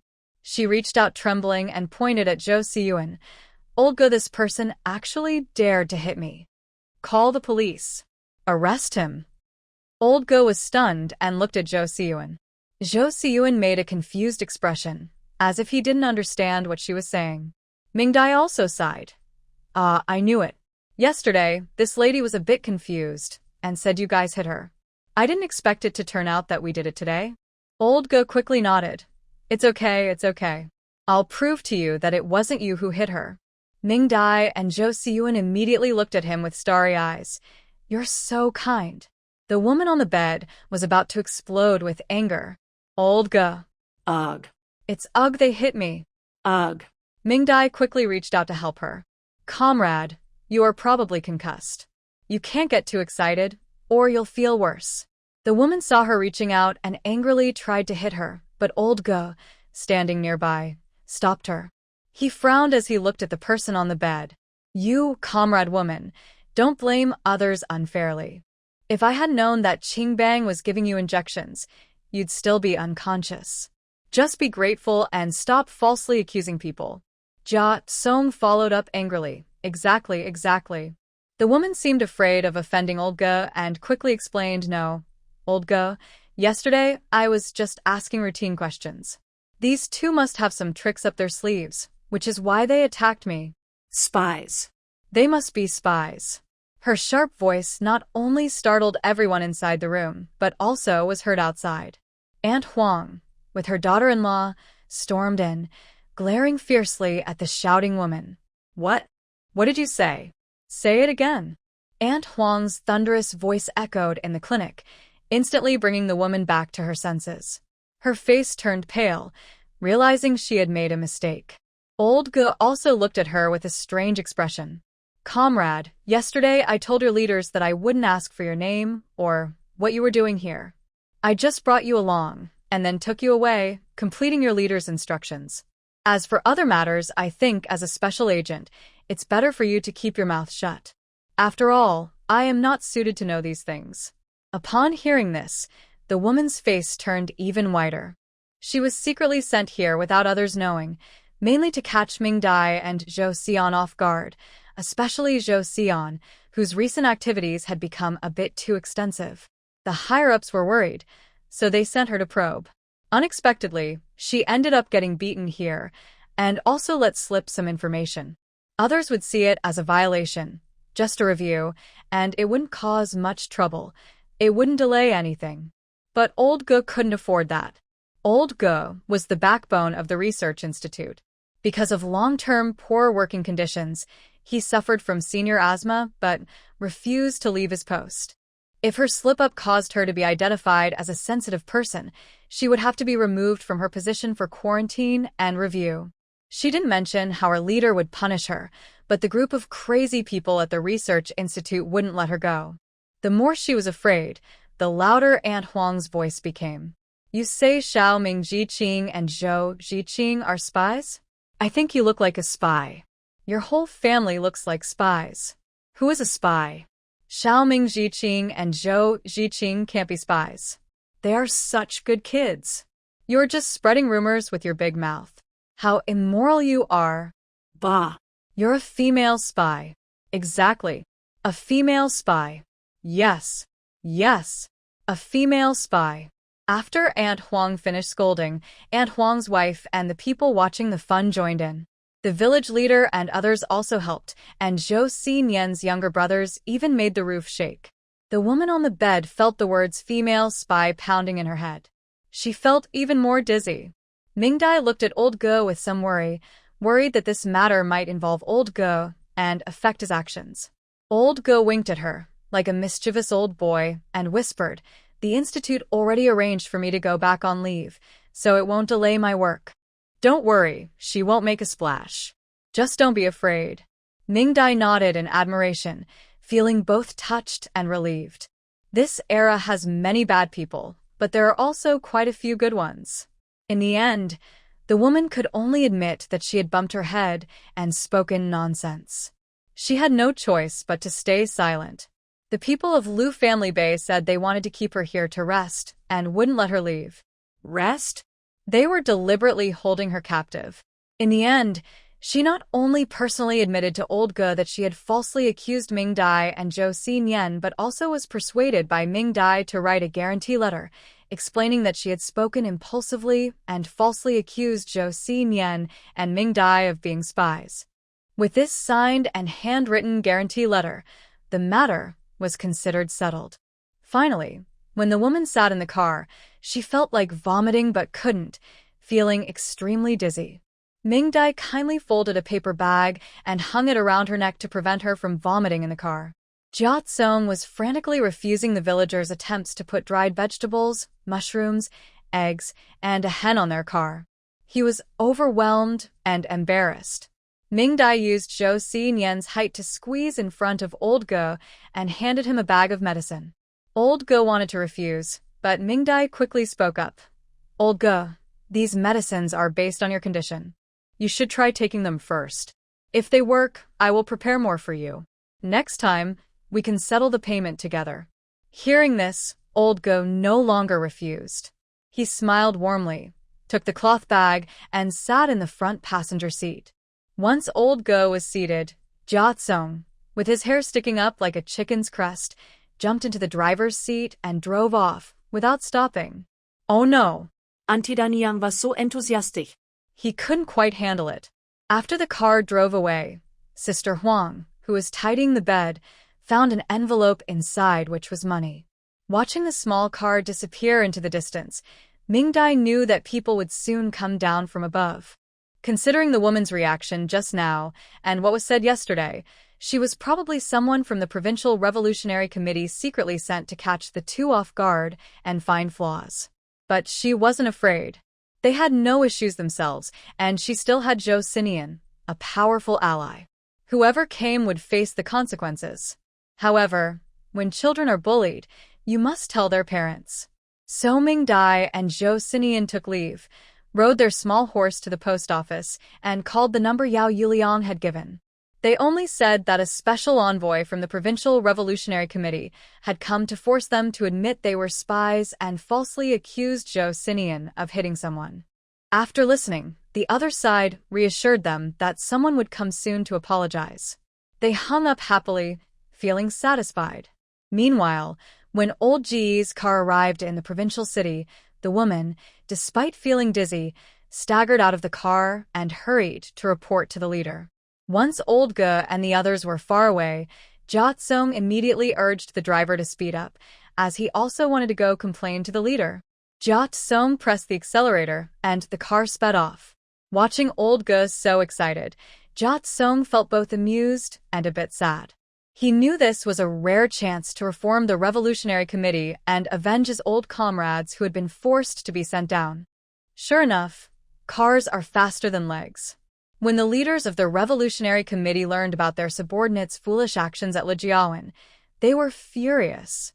But before they could act, news arrived that old Ge was being taken away for questioning. The leader's face darkened completely. After a long silence, he also sent people to investigate his subordinates. It was impossible not to send someone, and without a proper investigation, how could their Revolutionary Committee still have the face to go out and arrest people? As a result, the woman was tearfully taken away by others. Because the investigation was conducted in secret, she didn't come out until half a month later. During this time, Ming-Dai and Zhou Xian stayed in the village and didn't go anywhere. The rice plants in the fields had grown quite tall, and the ditches were being drained to prepare for rice planting, which everyone in the village had to participate in. Even students had their holidays early to come back and help. When Ming-Dai saw Fong Ro again after a long time, she felt a bit dazed. She had been with Zhou Xian every day and had forgotten that she was the main female character of the story. Since Fong Ro had a falling out with the Luo family, she had become much more low-key, mostly staying at the commune and rarely returning home. But her life was quite good. She wore new clothes and small leather shoes that caught people's attention. Her clothes were altered by herself, cinched at the waist, making her stand out among the loose clothing. Ming-Dai guessed that she had started trading items on the commune's black market. Although she was making money, the risks were high. Ming-Dai admired her for daring to venture into the black market alone. A good girl should not be obsessed with love or place her hope in others. Wouldn't she be better off if she focused on herself? Ming-Dai's admiration suddenly stopped when she saw a pair of men's leather shoes accidentally drop out. There was a rumor among the youth that Fong Ro liked a man so much that even when he was not around, she would buy him clothes and shoes, neatly placing them in a cabinet, not sending them to him, just looking at them. Ming-Dai's first reaction was that this girl was hopeless.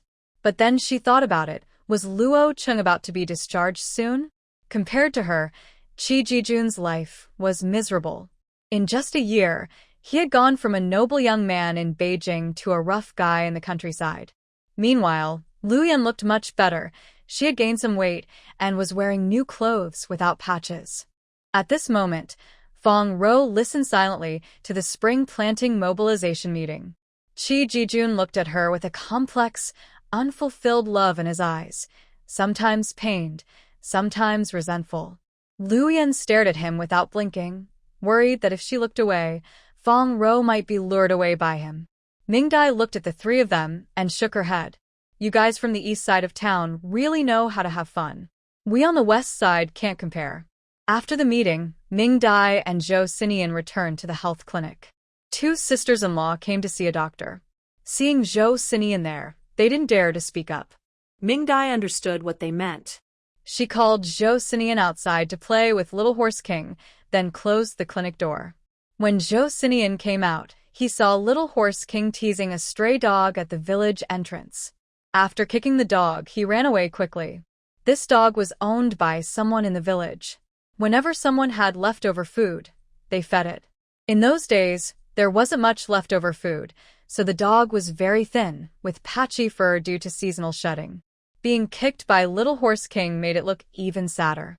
Zhou Sinian went over, stopped Little Horse King from provoking the dog further, and looked at the stray dog on the ground. He wanted to call it over and give it a special wheat bran biscuit made just for Little Horse King. But as soon as he reached out, the trembling stray dog was frightened and let out a sharp scream, then ran towards the village. It left a crooked line behind as it ran, clearly frightened and wetting itself.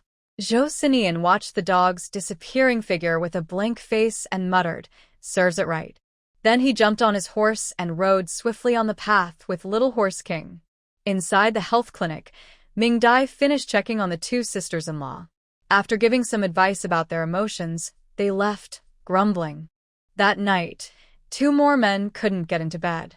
It could be said that the health clinic benefited the most from these aunts and sisters-in-law because, thanks to her, the men in the village became more conscious about cleanliness.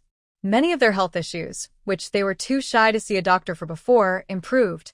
After a spring thunderstorm, the annual spring planting in Liu Family Bay was about to begin. This planting was very important. Whether they could eat enough depended on this rice harvest. Early in the morning, Ming Dai and Zhou Sinian finished breakfast, then put on their straw hats and gathered at the field. They were still in the same group with Aunt Huang, who had been assigned yesterday. The land stretched endlessly, dark and fertile, holding the hopes of many people, waiting for the river water to irrigate it. Open the floodgates. Let the water in. With Lu Deju's command, the ditches were opened, and the river water flowed into the rice fields. The once barren land gradually became lush and full of life.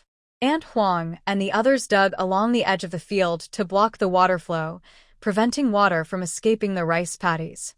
They had been working for nearly an hour, but the water level in the rice paddies didn't increase much. Lu Deju noticed something was wrong and went to check with his people. They found that there wasn't much water in the canal. It was clear that the upstream water source had a problem. Lu Deju followed the canal upstream and quickly discovered that the water was being deliberately blocked. Seeing the blocked canal, Lu Deju was furious. Only the people from Shangwan village could have done this. As for who exactly did it, Lu Deju snorted coldly. He already knew without thinking much. Open it up. At his command, everyone nearby rushed to dig open the canal. Soon, the water flow increased, and Lu Deju nodded in satisfaction before leaving with his people. However, not long after returning home, they saw the water flow decrease again. Lu Deju was furious. He led his people back, only to find that the spot they had just dug open was blocked again. This time, Lu Deju cursed loudly. "You scoundrel, Pan Shi. Serves you right for not having children. Try blocking it again, and if I catch you, I won't go easy on you." He cursed several times, but no one came out. Swearing at the cowardly act, he reopened the canal, leaving 2 people to guard it, then took his men and left. But not long after, he returned in a rage. This time, the people from Shangwan village had moved to block the water flow elsewhere. After walking upstream for a while, they discovered the new blockage. Lu Deju cursed again and reopened the canal, leaving 2 people to watch it. This went on all morning. Shangwan village blocked 6 bends, refusing to let Lu's family water the fields. This method was effective. Originally, Lu's family could have transplanted rice today, but now it was too late. Furious and speechless, Lu Deju didn't curse this time. He kept a calm face, snatched the shovel from Lu Laifu, slung it over his shoulder, and headed upstream along the canal towards Shangwan village. Lu Qingmin saw this and told Lu Laifu and Lu Laowang to follow and keep an eye on Lu Deju, while he went to call people from the fields. Gooden, who was following his grandfather, saw what was happening and ran back to the fields. This matter needed to be taken to the older brother. Lu Deju values his crops more than life itself. Now someone dares to argue with him about spring planting, and he is so angry he almost explodes. So, when he saw Pan Shizi surrounded by people near the water channel, he couldn't hold back anymore. "Pan Shizi, I curse your ancestors." Along with a shout, Lu Deju swung a shiny iron shovel at him. Pan Shizi, who was happily watching the chaos, felt a chill down his back. He instinctively turned around and narrowly avoided the shovel Lu Deju swung at him. The shovel hit the ground, creating a big hole. Pan Shizi, sweating all over and trembling, stepped back quickly. Lu Daju, what are you trying to do? Do you know it's illegal to hurt someone? Lu Daju's eyes were bloodshot, and he was panting heavily, clearly furious. I curse your family. You old scoundrel. Every year, you plant crops and cause trouble in our village. This year, what's your plan? Shut off the water channel? Today, I'll ask you with this shovel. What exactly do you want, you dog? Ignoring others' attempts to stop him, he raised the shovel and swung it at Pan Shizi. Though Lu Daju was older, he was still quick because he worked hard all his life. Pan Shizi was young but worn out from drinking and partying, looking much older inside and out. So, even with others trying to stop the fight, Lu Daju hit him. Luckily only on the body, not the head. Lu Laifu and Lu Laowang saw their father's anger easing and stepped in sincerely to break up the fight. Lu Daju was also tired and loosened his grip on the shovel, but his eyes stayed fixed on Pan Shizi and the villagers from Shangwan village. Pan Shizi felt as if Lu Daju had broken all his bones. The sharp pain made him breathe heavily. Hiss! Lu Daju, you're doomed. I'll report you to the commune. How dare you try to kill me? Hearing this, Lu Daju immediately got up to find a shovel. I'll settle this now. Pan Shizi quickly backed down, crying out for someone to carry him away. At this moment, Lu Qingmin arrived just in time, calming Lu Daju, who was about to explode, and then looked at Pan Shizi, who had run far away. Captain Pan, you're blocking the water channel and not letting the water flow. Are you intentionally delaying our Lu family bay's collective spring planting? Ming Dai and Zhou Xinian overheard this as they followed behind. It's still Secretary Lu, who likes to make accusations. As long as Pan Shizi responds, the people from Lu family bay will be the ones to complain to the commune. Unfortunately, Pan Shizi isn't stupid. Who wants to delay your collective spring planting? We're planting too. It's just that this year's river water isn't enough. Our village's rice paddies haven't been fully flooded yet. We just want to divert some water to increase the flow from our water channel. Once our rice paddies are flooded, we'll open the channel to water yours. Secretary Lu sneered when he heard this. Your land hasn't been cultivated at all? When will you finish flooding your fields? Pan Shizi, with a bruised arm from being hit, grinned shamelessly. Not long, not long. About half a month, that's all. As soon as he said this, Secretary Lu's smile disappeared, and even the people from Lu family bay behind him, angry, stepped forward with farming tools. Pan Shizi had already ordered people to go back to the village to call others over, so the people from Wan village also gathered with hoes and shovels. Big Zhu Lu clenched his pipe tightly, gritting his teeth as he looked at the shameless Pan Shizi. You little rascal with your tricks, do you think we don't know? You're just worried that our early rice crop is earlier than yours, and you can't be the first to hand in your grain, affecting your so-called advanced status. Do you think I care about that? What I want is to farm peacefully. I don't want to mess with these schemes. Honestly, I have no intention of going to the commune, and I won't fight over this nonsense of being advanced. Now, you just dig open the water channel honestly, and I'll pretend nothing happened this year. If you dare cause trouble again, I'll shovel your head off with this. Do you believe I dare? Although Zhu Lu made himself clear, Pan Shizi still didn't believe him.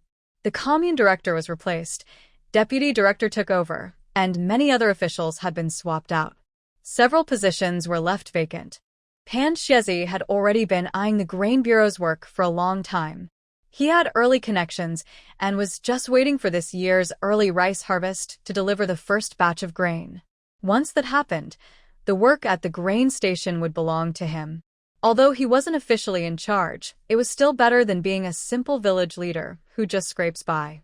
However, this year, because of the issue with Lu Zhouan borrowing a tractor, Han from the agricultural machinery team started to dislike him. Han said that if Pan Shizi hadn't shown off in front of Lu Daju and Lu Qingmin, they wouldn't have been targeted by troublemakers. So, this spring planting in the water fields, Wanshan village became the last village to prepare its land. In previous years, thanks to his good standing in the commune, Wanshan village was among the first to start plowing. Since water rice planting was delayed, The planting of rice seedlings was also pushed back. But their breeding schedule was still based on previous years, so the rice seedlings had already reached the stage where they could be transplanted. If they didn't transplant the seedlings soon, it could affect their survival rate after planting because at this stage, the roots are very fragile and delicate. He was anxious, but the people in Lujiawan had already plowed the fields and prepared to flood the fields for transplanting. He couldn't accept this. Was he going to let his promotion slip away to his rival Ludiju? So, he came up with a bad idea, blocking the water channel to delay Lujiawan's planting progress. Even delaying by a day meant a gain for him. If he could even provoke a fight between the two villages, that would be even better. This way, he could smooth out the relationships in the commune and ruin Lu Daju's position as village leader.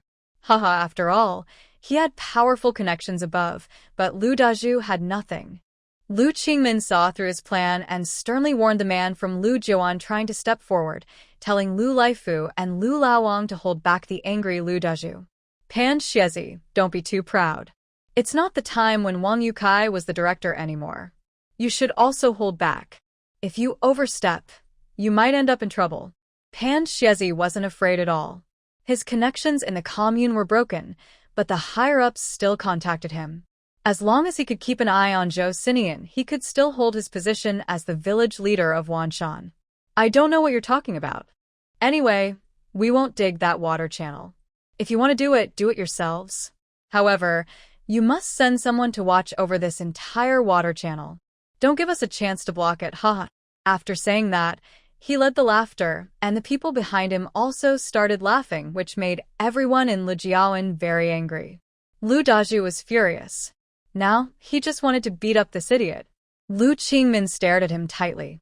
He couldn't hit him. If he did, Lu Daju, the team leader, would be finished. But not hitting him didn't mean others wouldn't. Pan Zotzi watched the people in Lijiawan look furious, but dare not act, and he was very happy. Suddenly, a long leg dropped from the sky and kicked Pan Zotzi, who was laughing so hard he was almost sick, into the water channel. What are you barking at? Pan Zotzi staggered a few steps and couldn't stand firm. Struggling, he swallowed a mouthful of muddy water and almost drowned in the water channel. The people from Shangwan village saw Zhou Xinian standing by the riverbank, glaring fiercely at a few people. They were so scared they kept retreating, and no one dared to go in and save him. In the end, Pan Zotzi, despite being injured, stubbornly managed to stand in water up to his waist. Pan Zotzi wiped his face in a messy way and looked at the shore. Who dares? Gulp, gulp, gulp. When he opened his eyes and saw the person on the shore clearly, he sat back into the water again and kept drinking. Finally, he managed to stand upright again, but he didn't say a word. He bowed his head and just stood there, not daring to speak or even go up. Zhou Xinian was blocking the only way for him to reach the shore. Isn't it said that this troublemaker went to other communes and wasn't in Lijiawan? He only dared to cause trouble because he thought Zhou Xinian wasn't around. But now that the person was back, why didn't Lijiakan's people come to tell him? What he didn't know was that, because of Xiao Ma Wang, Zhou Xinian would eventually have to ride it out and go out for a walk. The place where he went for a walk was exactly the main road out of the village. He was on that road every morning and evening, so he knew who went out and where they went. That person didn't come to find him, because he didn't want to be discovered. So, poor Pan Zotzi just ran straight into the gunfire. Everyone in Lijiawan saw this scene, and all showed relieved smiles. As they say, it's all thanks to Zhou Jiqing. One move to defeat the enemy. Ming Dai watched nearby and noticed Pan Xiangzi looking into the crowd at Lu's Bay. She also looked over. The shoreline was crowded, and at first, she couldn't tell who he was watching, but she felt he was focusing on the educated youth. Earlier, Zhou Xinian had mentioned feeling watched at the youth camp, and now it seemed likely that Pan Xiangzi was involved. As for whether the secret surveillance was related to city spies, Ming Dai wasn't sure but kept it in mind to tell Mayor Wei when she contacted him. At the scene, both new and old educated youth were present, and it was hard to tell who was suspicious. Ming Dai quietly observed everyone's expressions until she noticed something unusual on two faces. One was Song Lanlan, who looked at the water channel with a strange expression, part excited, part scared. The other was Chun, who was unusually calm compared to others who looked tense. Her calmness caught Mingdai's attention. She still needed to watch more to identify who was involved. Just as she was thinking this, a loud cry drew her attention back to the water channel. Zhou Xinian was standing on the bank, throwing dirt clumps at Pan Xiangzi in the water. Each throw hit a sensitive spot on his upper body. Nearby, Tai Dan and Go Dan led a group of younger brothers, gathering dirt to supply Zhou Xinian at any moment. If Lu Bei's biggest frustration with delaying spring plowing was Lu Dezhu, then Zhou Xinian's frustration was even greater.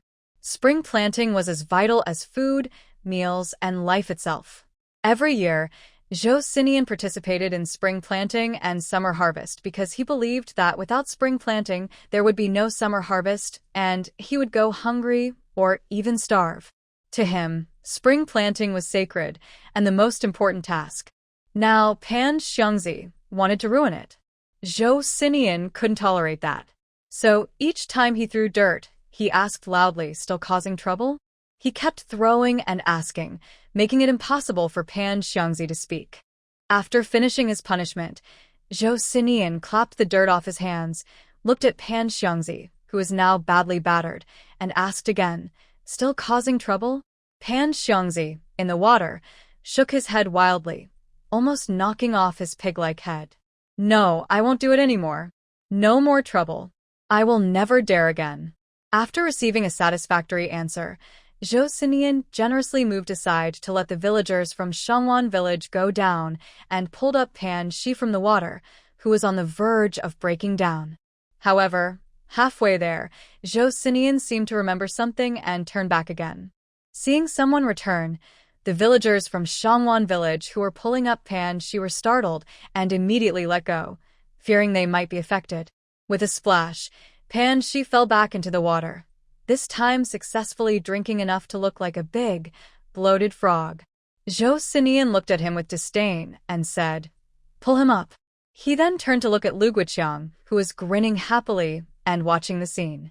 Noticing Zhou Xinian's gaze, Lu Guoqiang immediately straightened up, stopped his silly smile, and politely asked, "Is there anything I can help with?" Zhou Jiqing? His attitude was as good as it could be. Zhou Xinian nodded in satisfaction, pointing to the pen and small notebook stuck in Lu Guoqiang's chest pocket. Without hesitation, Lu Guoqiang took out the pen and notebook and handed them over. Zhou Xinian took the pen and notebook to the lying Pan Shi and kicked him disdainfully. Pan Shi had drunk quite a lot of water, and just after being kicked, Mingdai heard the gurgling sound in his stomach.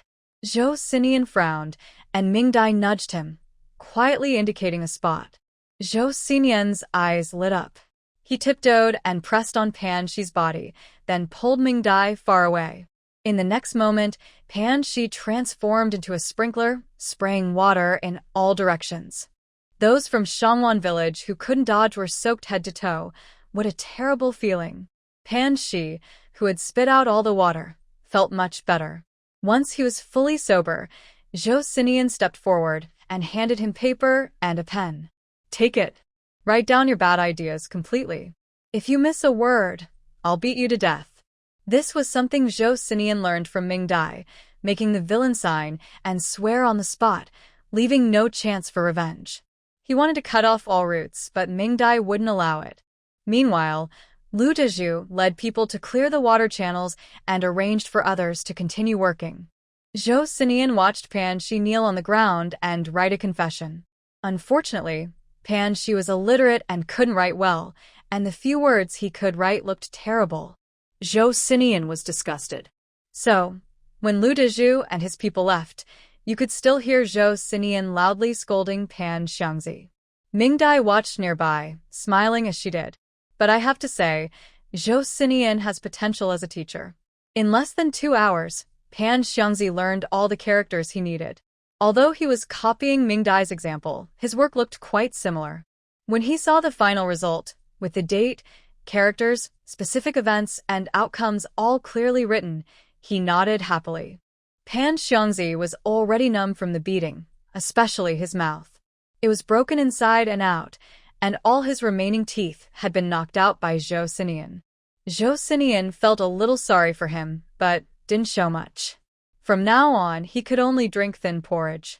After getting what he wanted, Ming Dai and Zhou Xinian clapped their hands and left. Only when they were out of sight did the villagers dare to come forward and carry the badly beaten Pan Xiangzi back to the village. There was chaos in Shangwan village. Little did they know, everyone was now excitedly working on planting rice seedlings. The weather was still a bit cool for water, but walking in the flooded rice fields was very soft and comfortable, despite the possibility of water leeches. Ming Dai thought it was quite nice. Ming Dai helped Huang anti-plant rice, while Zhou Xinian, who was strong and tall, carried the rice seedlings in a basket. He was accurate and steady, quickly planting the seedlings. After finishing his own work, he came over to help Ming Dai. Ming Dai only bent over for half an hour before her back started to hurt and ache. Looking around, she saw that the villagers were much faster than the young workers, already leading the first group. The older workers were a bit slower but still planted neatly, following behind the villagers. The new young workers, however, were not doing well. Many, like Ming Dai, had terrible back pain, couldn't straighten up, and couldn't bend down. Their rice seedlings were planted crooked and uneven. Ming Dai looked at herself and was relieved. She was only leaning, not falling over. Soon, a few clever young workers were told by Lu Qingmin to go back to work. Zhou Xinian was responsible for planting the 4 rows of rice next to Ming Dai. In no time, he not only caught up from behind but also helped straighten Ming Dai's crooked rice seedlings. When he reached Ming Dai's side, he frowned at her awkward movements and slow pace. Finally, he pulled Ming Dai out of the muddy water and placed her on the ridge of the field. "You can't plant, so I'll do the rest. Go find Taidan and Gooden and let them play with you. I'll finish planting soon." After saying that, he also took half of the rice seedlings from Ming Dai's hand. Ming Dai looked at her empty hand, pinched her muddy toes, and obediently went to find Taidan and Gooden in the small creek where she had seen them earlier. The others watched Ming Dai walk away, then looked at Zhou Xinian, who was working tirelessly, planting 8 rows without slowing down, rushing forward with a loud clatter. They were very envious, especially the newly married young wife, who was even more impatient with men who only focused on working hard. Fong Ro watched Ming Dai's distant figure, paused silently for a moment, then bent down to continue working. Meanwhile, Qi Jijun and Lu Yan were on their side. Qi Jijun had already stopped working, sitting on the ridge with mud on his feet, refusing to get up and continue. Lu Qingmin saw how angry he was and came over with the scorekeeper. "Qi Jijun, you haven't finished your work yet and you're already resting?" Qi Jijun casually smiled at Lu Shuji, took a pack of cigarettes from his jacket pocket, and handed one over. "I can't finish the work. Someone else will do it for me." "Don't worry, Lu Shuji. I will definitely complete the task."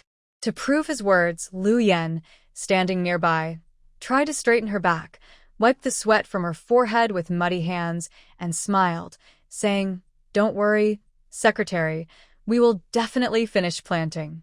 Lu Qingmin looked at this silly girl with mixed feelings.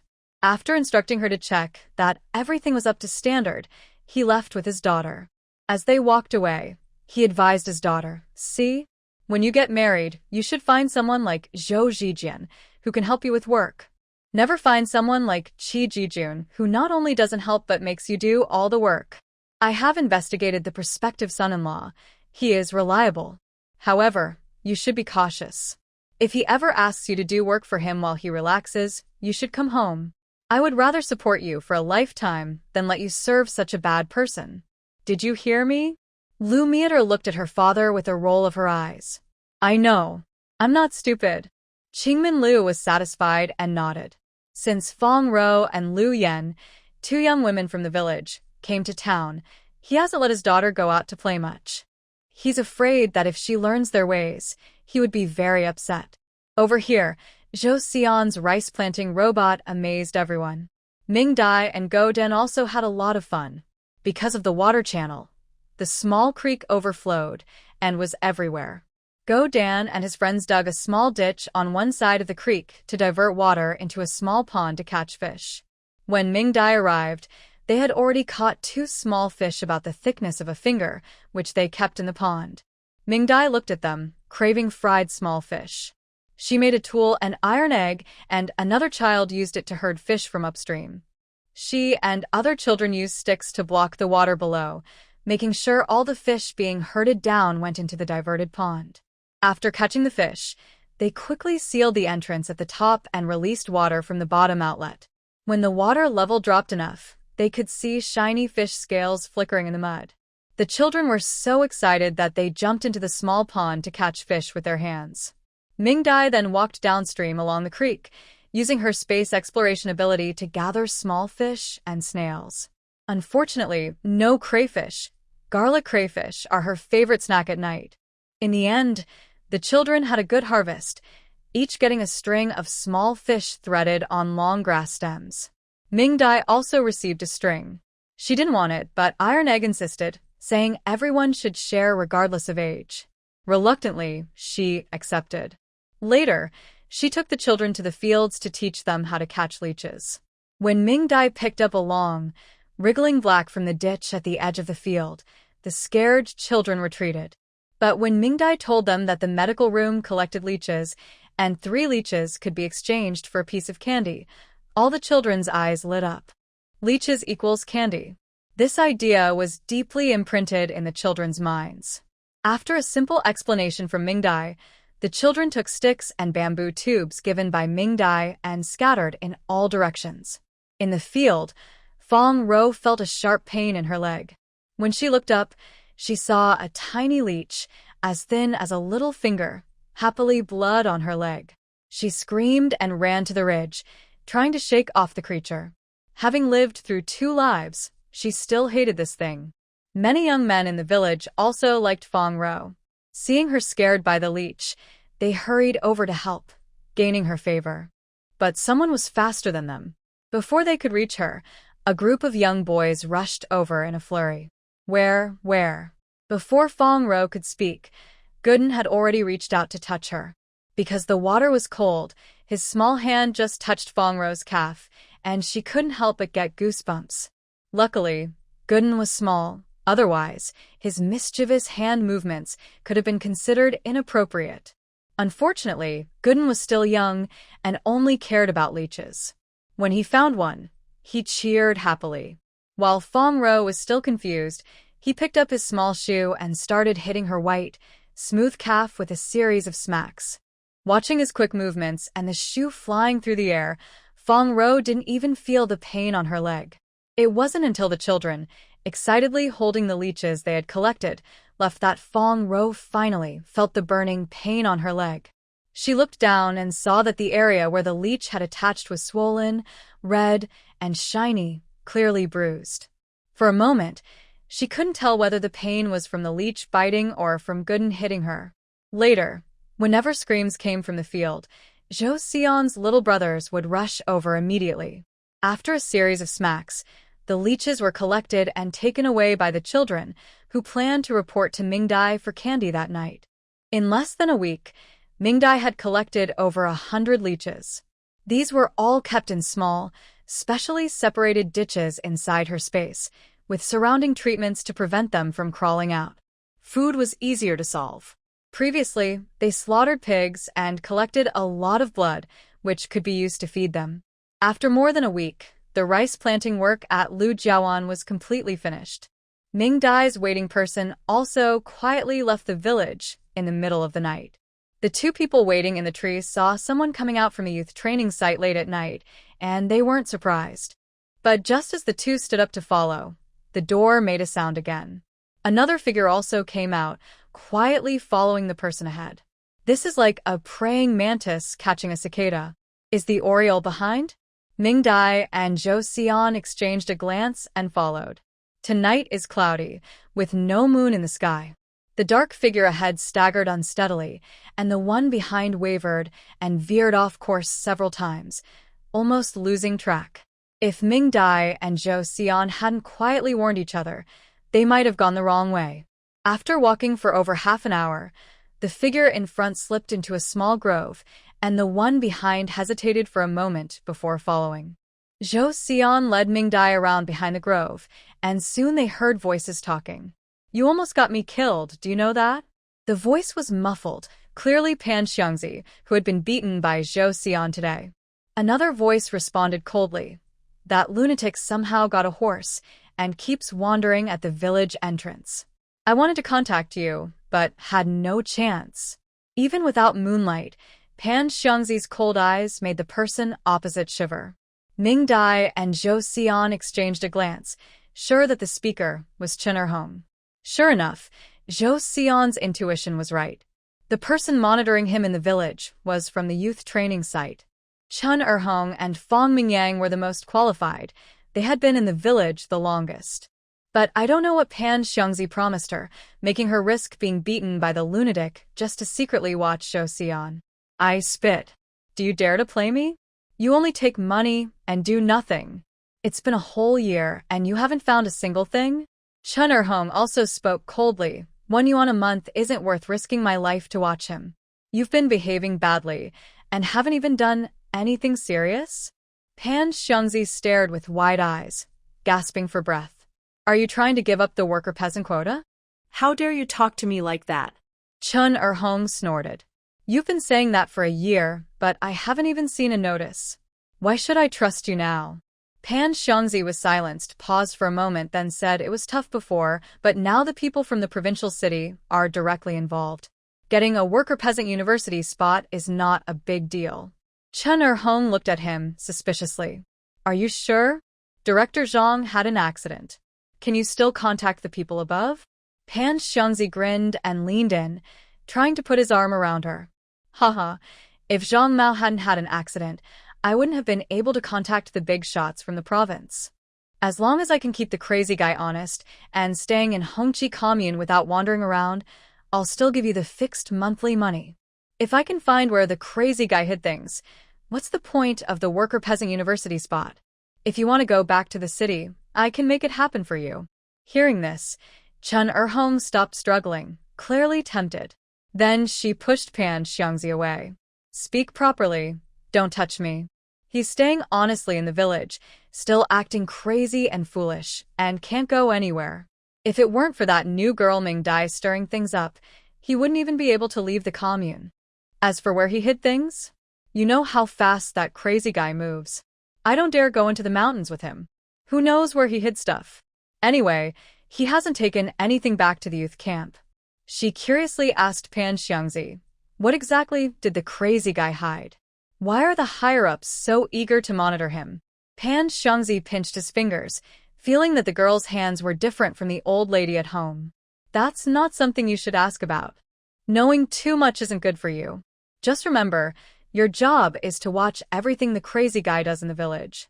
If he leaves the village, just like last time, come and tell me immediately." Got it? Chen Erhong responded with a sound of acknowledgement, then asked impatiently, "What about the agricultural, industrial, and military university? Can't you find something to do in a day? Do I have to stay in the village watching him forever?" Pan Xiangzi chuckled twice and moved closer, wrapping an arm around her. "If you can give me a son, I can guarantee you a spot at the agricultural, industrial, and military university." Chen Erhong wasn't that naive, obviously. He was lying to her. Just as she was about to push him away, she felt a sharp pain on her scalp. Ming Dai and Zhou Xinian watched excitedly from above, recognizing the people involved. "Chen Erhong, you fake moral high ground. Is it you fighting with my mother for a man?" It was only then that Chen Erhong realized that Song Lanlan, who was grabbing her hair and slapping her, was the one speaking. "You stop it. Who's fighting over a man with you? Do you think I'm blind like you?" Hearing this, Pan Xiangzi, who had been proud and confident, immediately became upset. She withdrew her hand, which was trying to break up the fight, and let the two women roll on the ground. "You're not fighting? Why are you sneaking out at midnight to meet him? I tell you, my is bigger than yours, so I can definitely have more children. The spot at the agricultural, industrial, and military university belongs to me. Try to take it if you dare." Chen Erhong used all her strength to pull Song Lanlan's large off her. Panting, she stood upright, staring at Song Lanlan in disbelief. She knew this woman was both mean and stupid, but she never imagined she could be this foolish. Believing that having a son would secure a spot at the university, did she really believe that? Her cooperation with Pan Xiangzi was because the police chief, Zhang Mao, had approached her at first. Pan Xiangzi was only responsible for passing messages initially. The promise of a spot at the university was also made by Zhang Mao, which was why she believed it. But Song Lanlan actually believed Pan Xiangzi's words outright and had already started having children with him. How stupid could she be? Ming Dai and Zhou Xinian sat on the branches above, nodding in agreement. They really were too foolish. Song Lanlan, whose hair Chen Erhong had pulled out in several strands and whose face was badly scratched, still managed to hold onto Pan Xiangzi. I don't care, Pan Xiangzi. I've already given you so many chances to play around. Even if she has a son, the quota for the workers, peasants, and soldiers' university must belong to me. Pan Xiangzi smiled warmly and comforted him. It's yours. It must be yours. But inside, he was very proud. If Wang Defa hadn't introduced him, he really wouldn't have found a mistress who suited him better than a widow. Although she had been played out, she was so foolish that she believed everything he said. Chen Erhong looked at the two of them and felt disgusted. No way. She couldn't wait passively anymore. She had to find a way to contact the people in the provincial capital directly, bypassing Pan Xiangzi and his disgusting thoughts. She had endured 8 years in the countryside, and it wasn't for this disgusting old man to have a child with her. Only Song Lanlan, this fool, would believe his lies. I'm leaving now. If there's any news, I'll tell you. Keep an eye on this troublemaker and make sure she goes back without talking nonsense. After saying this, ignoring Song Lanlan's shouting, Chen Erhong walked away, stepping carefully. Pan Xiangzi held the woman who was about to eat him and whispered comfortingly. He then gave her 2 yuan and promised to give her the quota for the workers, peasants, and soldiers' university. Only then did Song Lanlan agree to go back without bothering Chen Erhong, leaving with the money. Pan Xiangzi looked on with some regret. If he hadn't been injured, he wouldn't let this little troublemaker leave like that. Although she had been played out by the commune people, she still looked younger than his wife at home. She had a big and was clearly capable of having children. It's just that her belly was uncooperative. After so long, there was still no movement. He had already planned that once she was pregnant, he would divorce his wife and marry Song Lanlan.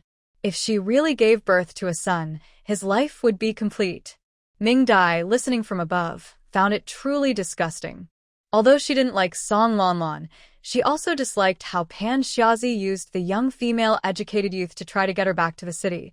Such a shameless man. After the two of them left, Pan Xiangzi hummed a little tune and also planned to go back. Ming Dai signaled Zhou Xinian with a glance. A small stone suddenly fell from the sky and hit Pan Xiangzi's neck. The pain was intense, and he silently collapsed to the ground. Zhou Xinian carried Ming Dai down. Ming Dai angrily kicked the unconscious Pan Xiangzi several times to vent her frustration. After that, Zhou Xinian dragged him away in the opposite direction. Pan Xiangzi was awakened by pain. When he opened his eyes, he saw his face covered in mud and couldn't see anything. The pain in his body hadn't lessened. It kept getting worse. It felt like cold fingers were pressing and poking at him non-stop. Each poke hurt him to the bone. He wanted to scream, but his mouth was full of mud, and he couldn't make a sound. By the water channel, Ming Dai and Zhou Xinian each held a pig's hoof and struck at key points on Pan Xiangzi's body. Each hit was accurate, with no misses. Ming Dai thought about his disgusting lies to Song Lanlan and hammered his vital spots hard. The pain made Pan Xiangzi curl up like a shrimp. Zhou Xinian paused with the pig's hoof in hand, then instinctively protected his lower body with the other hand. They continued hitting for half an hour, making sure every part of Pan Xiangzi's body was attended to. Then Ming Dai put away the pig's hoof, planning to use it as a reward for the wolves when winter came and they pulled sleds. Pan Xiangzi was soaked through and lay silently on the ground. Zhou Xinian lifted his leg and rinsed his head in the water channel. Pan Xiangzi choked on water and mud in his mouth, nearly suffocating himself. Ming Dai then summoned the wild boar bride dressed up in the space again, making it stand in human form. It precisely pressed down on Pan Xiangzi's legs, which had been stripped of their arms. Two sharp sounds. The 300-pound wild boar bride broke Pan Xiangzi's small leg. Pan Xiangzi woke up from the sharp pain. When he opened his eyes, he saw the wild boar bride snarling at him with its mouth open. His piercing scream startled the birds in the nearby trees. A few dogs barked from Shangwan village, not far away. He was so frightened, he wet himself. He struggled to run, but his hands and feet were broken, so he could only wriggle on the ground like a maggot. But the wild boar bride was enormous. Despite his efforts, he couldn't move it at all. The wild boar bride was awakened in the middle of the night to go to work. She was already in a bad mood, and being forced into a standing position by Ming Dai made her even angrier. She immediately pressed down on Pan Shizi's body. Ming Dai loosened her grip, and as the wild boar bride struck down hard, her tusks accidentally hit Pan Shizi's sensitive area. Once again a long, mournful cry sounded. His egg was shattered. Pan Shizi, in pain and deformed, wailed and begged, "Great wild boar, please spare me. I'll find more men for you. I'm too old now." Ming Dai hid behind, controlling the wild boar bride to stand up. The pig-faced creature aimed at the panicked Pan Shizi and spoke in her old grandmother's voice. "I am the mountain god of Wild Boar Ridge. I sensed you harming a loyal person, Zhou Siyuan. I am here to demand justice." Pan Shizi, overwhelmed with pain, fainted and thought about the recent wild boar bride incident that was widely discussed at Lu Family Bay. Could it be that he had now encountered her himself? "Great one, I didn't harm him. I am a good person." Ming Dai rolled her eyes in frustration and quickly made the wild boar bride strike him again. This time, half of Pan Shizi's face was torn and bloody, and he rolled around in pain. Without waiting for Ming Dai to ask, he confessed, "Great one, I'll tell you. I harmed him. I burned the granary and reported him. The commune's people caught him. But afterward, he beat everyone up and then left." Even though Ming Dai already knew what happened, she was still angry.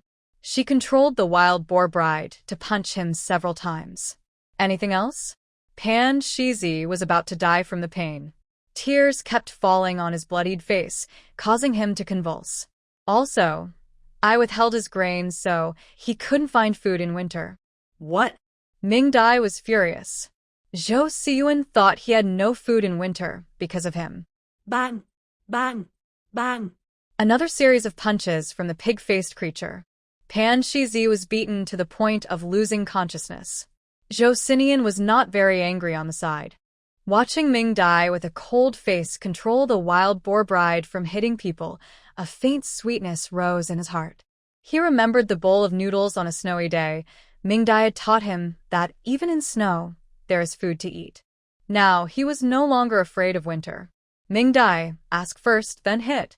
Only then did Ming Dai calm down and come out from behind the wild boar bride with Zhou Sinian. By now, Pan Xiangzi had been beaten so badly that he was unrecognizable, his face swollen 3 times its normal size, blood covering his face, making it impossible to see clearly.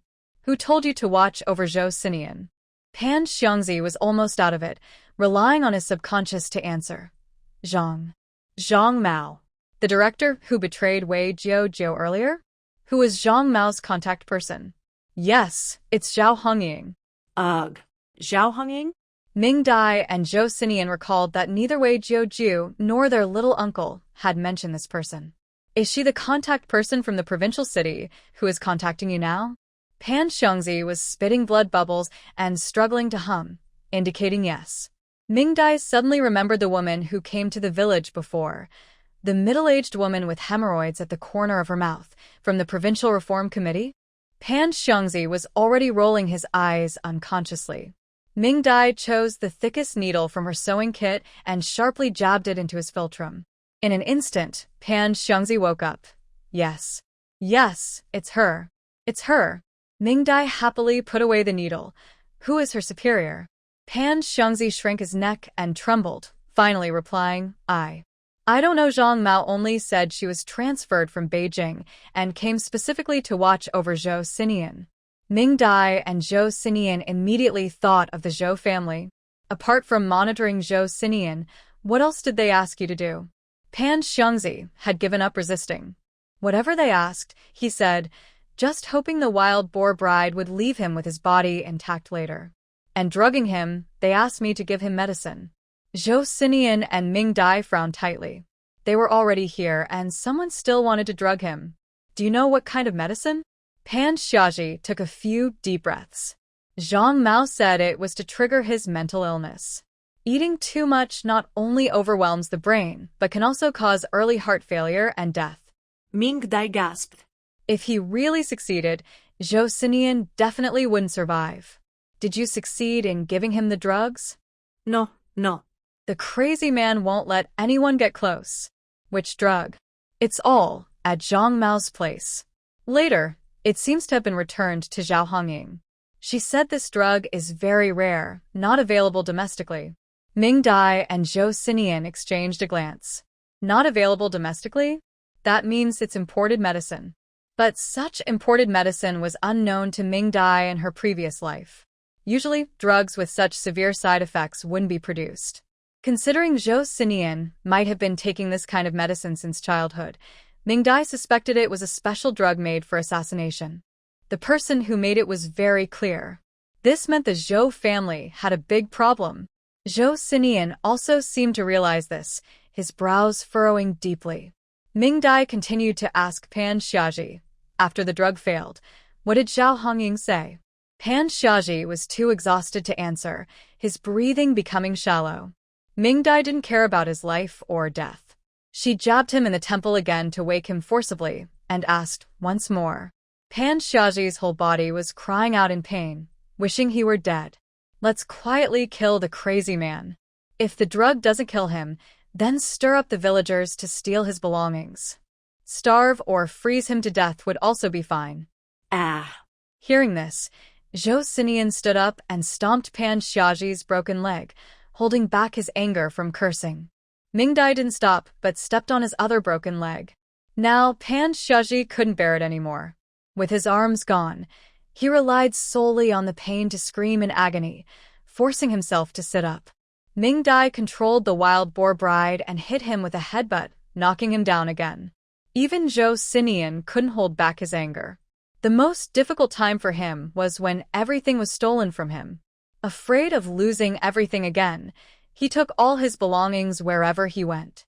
Even so, fewer and fewer things remained. In the end, only his clothes and shoes, which he was still wearing, were not stolen. If not for the packages sent by his uncle each month, he might have died long ago and never seen Ming Dai again.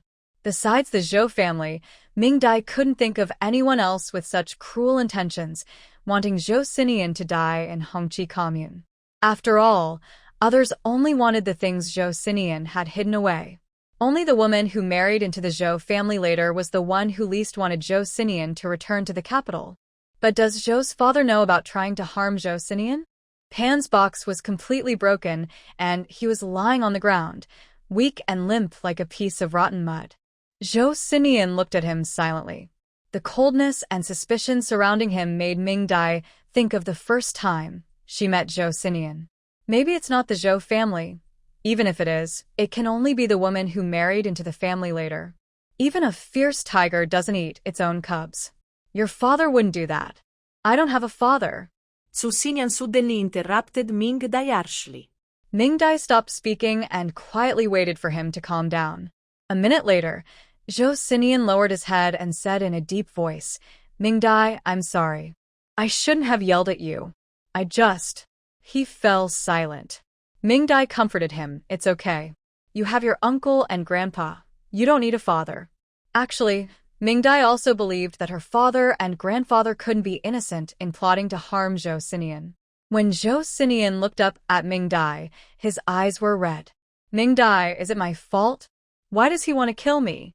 I'm clearly his child too. Ming Dai thought for a moment. It's not your fault. You're good. Grandpa, Uncle, and Uncle Wei all like you very much. That proves it's not your fault. It's the Zhou family. It's Zhou Chongming's problem. Becoming a parent is very easy. There's no exam, no assessment, and no need to take responsibility. That's why many people can become parents, but still not love their children. Zhou Chongming is one of them. He had you, but he also wanted to kill you. That's his evil deed. The fact that Zhou Xinian's mother committed suicide is not enough for the Zhou family to atone. Now, with the attempt to harm Zhou Xinian added, it's even worse. Ming Dai thought about applying for double doors, specifically arranging the 19th level as the 18th level couldn't wash away the sins of the Zhou family. Zhou Xian wiped his eyes and said, Ming Dai, I want to go to the capital. I want to see it myself. This is the family that caused my mother's death and is now threatening mine. Ming Dai looked at the intense hatred in his eyes and nodded. Some wounds only heal when the scars are uncovered and the pus is cleaned out. After the harvest, I will perform surgery on you. When you're awake, if you want to go to the capital, I will find a way to take you, okay? Zhou Xian looked at Ming Dai and slowly nodded. Thank you, Ming Dai. It had been a long time since he had appeared so serious, and Ming Dai felt a bit awkward. Looking at the sky, they had been busy all night. Let's just leave him at Shangwan village for now. Soon someone will wake up. Zhou Xian rubbed his face and agreed. He picked up the person from the ground and headed to Shangwan village. He threw the person under a tree at the village entrance. Ming Dai released the wild boar bride, letting it walk around nearby a few times, then pulled out a fresh pile of dung before following Zhou Xian home. As they left Shangwan village and looked at Zhou Xian, still gloomy, Ming Dai thought for a moment and released the little horse king from her space. Zhou Xian, do you want to ride a horse? Zhou Xian, overwhelmed with frustration, desperately needed to vent. He responded loudly, yes. He performed a graceful turn onto the horse, but didn't immediately start riding. Instead, he quietly looked at Ming Dai below and slowly reached out his hand. Ming Dai, do you want to come up? Seeing the plea in his eyes, Ming Dai nodded and reached out her hand. With a boost, she sat in front of Zhou Xian and was firmly held by his increasingly strong arms. Hold on tight. Go. Zhou Xian gave the command, and the little horse king reared up and shot forward like an arrow. Ming Dai couldn't hear anything anymore, only the rushing wind and Zhou Xian's warm embrace behind her. She couldn't help but lean back, seeking warmth and hoping to give Zhou Xian some strength. Feeling Ming Dai's small, soft body leaning into him, Zhou Xian unexpectedly thought of his little brother-in-law and Chue. The horse ran swiftly, cutting through the morning mist, heading toward Yudai River. When they reached the edge of the Jade Belt River, a new sunrise slowly rose from the east, casting warm red light over the water. Zhou Xinian loosened his legs that were tightly holding the horse's belly, and the little horse slowed down gradually. They sat quietly on the horse, gazing at the distant glow of dawn, neither of them speaking. Suddenly, something fell onto Ming Dai's neck, hot and uncomfortable, making her shrink back. Then Zhou Xinian's face leaned down and buried in Ming Dai's shoulder. Warm tears wet her clothes as Zhou Xinian sniffled with a sad voice. Ming Dai, how could the Zhou family be so mean? If my mom hadn't married Zhou Chongming, she might not have fallen ill and died, and my grandfather's family wouldn't have had problems. And my little uncle's leg wouldn't have broken. If only they didn't know each other. Ming Dai reached out and gently patted his head. But then, you wouldn't be here. Your mom definitely didn't regret having you, and your grandfather and uncles feel the same. Zhou Xinian, you have to believe that you are good and deserve love. Zhou Xinian nuzzled her neck. I don't know. I'm scared. Ming Dai, should I have children?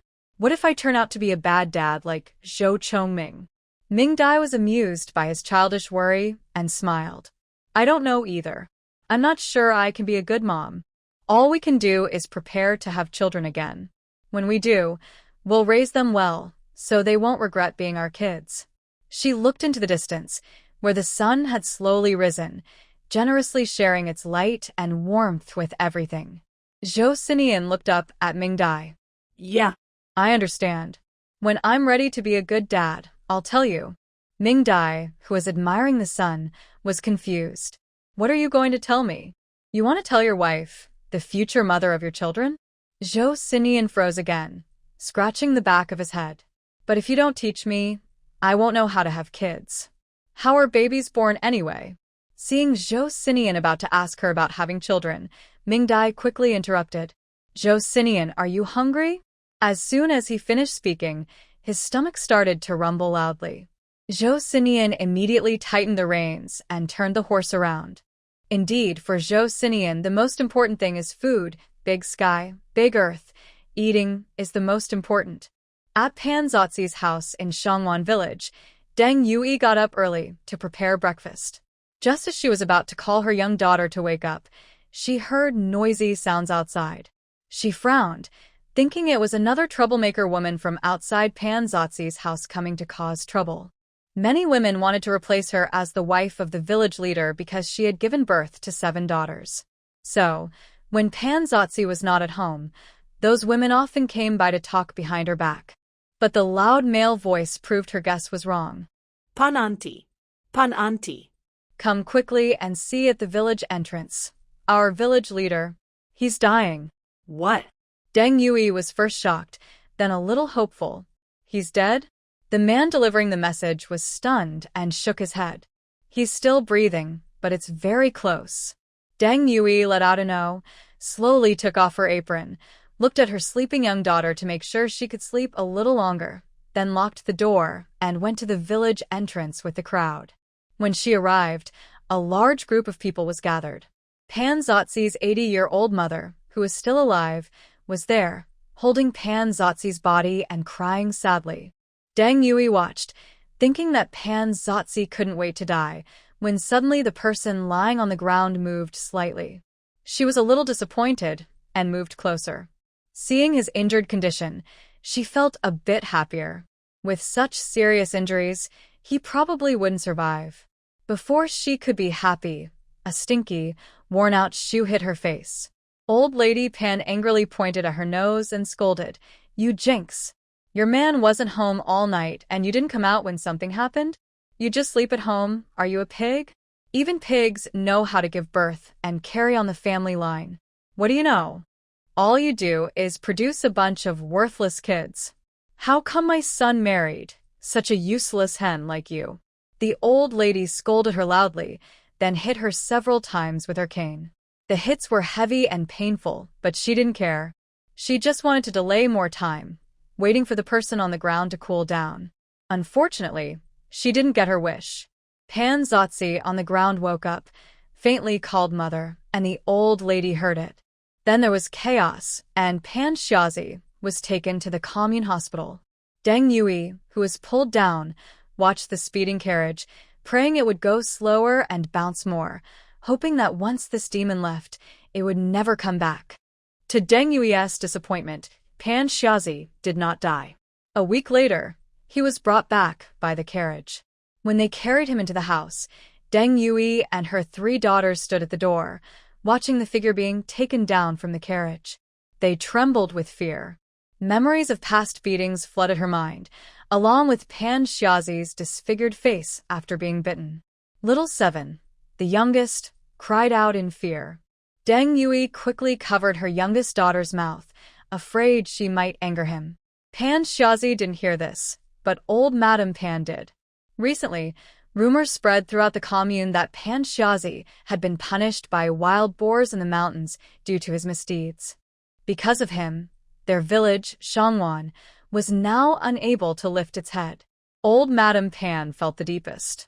She used to be the mother of the village head, and she was quite proud in the village. Now, Pan Xiaozi had become a criminal in Shangwan village, and she was seen as his mother. Everywhere she went, people pointed fingers at her. She was already frustrated, and seeing the trembling family members, she lost her temper. She raised her cane and started hitting the 4 women fiercely. Despite her old age, she was strong and hit very hard. Deng Yui, as usual, protected her daughters with her body, trying to shield them from the heavy blows. She had no son, which she felt was her fault for not protecting Pan Xiaozi. It was okay to hit her. But her daughters had done nothing wrong, and she wouldn't allow them to be beaten. Stop it. A clear voice rang out, stopping old Madame Pan from hitting. Deng Yui and her 3 daughters looked up in surprise. Little fourth sister, a girl with dark skin, slim build, but bright eyes, tightly held onto the old woman's cane. She looked at the mother and daughters with a gentle smile, signaling them not to be afraid. Deng Yui suddenly felt a sense of hope. She protected her 3 younger daughters and hurried back into a small room, locking the door. I saw an angry old woman holding a cane, chasing after a young girl and hitting her. Unfortunately, the girl was not her, because she chose to accept her situation instead of having children. The old woman was panting heavily, but couldn't catch her. When Deng Yui came out, the angry old woman raised her cane and rushed toward her. But in the next moment, she lightly flicked her hand, and the cane flew out of her grip, disappearing over the wall. Pan Xiaoxi clapped her hands to dust off the dirt, pulled her confused mother aside, blinked, and ignored the harsh scolding from the old woman, then led her mother toward the house. Deng Yui gently touched her daughter's hair. Why is it so short? Pan Xiaoxi touched her buzz cut, which she got after a day working in the mines. I worked all day, then washed my hair. I have a cold and wasted water, so I just cut it. It feels fresh. Deng Yui's heart ached as she held her daughter's rough hand. Her large, calloused palm, with deep lines, was stained with coal dust that wouldn't wash away. These hands didn't seem fit for a girl. Deng Yui finally let her tears fall after holding them back for a week. Inside the house, Pan Xiangzi lay on the Kong bed. Her uncle and nephew were helping to set her leg. Seeing the mother and daughter come in, Pan Laodao's eyes flicked with a fake smile. Xiangzi, see? We need a son. Otherwise, your family can't come back, and it's hard to stay on the bed. Luckily, your nephew is here.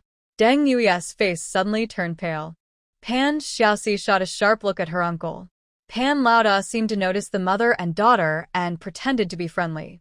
Sister-in-law, don't mind. I was just talking to my brother. Haha, I brought your daughter back. You take care of her. After saying that, he waved his son to leave. When they left, Pan Xiangzi suddenly opened her eyes wide, glaring at Deng Yui at the door. Through her teeth, she managed to say, "Come here." Deng Yui froze stiffly, trembling with fear. Pan Xiaoxi glared fiercely at the man on the bed, clutching her mother's hand tightly. "Come here. Don't make me say it a 3rd time." Her harsh words echoed painfully in the mother and daughter's ears. Deng Yui took a deep breath, pushed her daughter out the door, and closed it before her tears fell. Pan Xiaoxi looked at the closed door, wanting to push it open, but her deep-seated fear made her stand still. After a while, she stiffly entered the small room and tightly hugged her sister, who was curled up on the bed in fear. The 4 sisters listened to their mother's suppressed crying next door, tears flowing down their faces. Pan Xiaoxi felt anxious inside. Only she could protect her mother and sisters at home, but she was already 18. Soon, the beast would sell her as well, just like her older sisters, for a good price. She couldn't marry so easily. If she left, her mother and sisters would have no way out. What should she do? 17-year-old Pan Xiaoxi thought about her future while listening to her mother's mournful wails.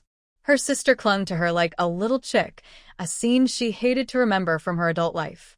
Lujiawan. Thanks to no trouble from people from Wanjia village, the rice fields in Lujiawan were quickly planted. A gentle breeze swept over the green waves, creating ripples. Ming Dai was one of the few who felt relatively relaxed, aside from the children. Her work over the past half-month was catching and raising water leeches and treating villagers with colds. Song Lanlan and Chen Erhong also came to her for injuries. One said she fell, the other said she was scratched by a cat. Ming Dai found both stories strange. Such obvious injuries, it would be better to admit they fought. She didn't make things difficult for them.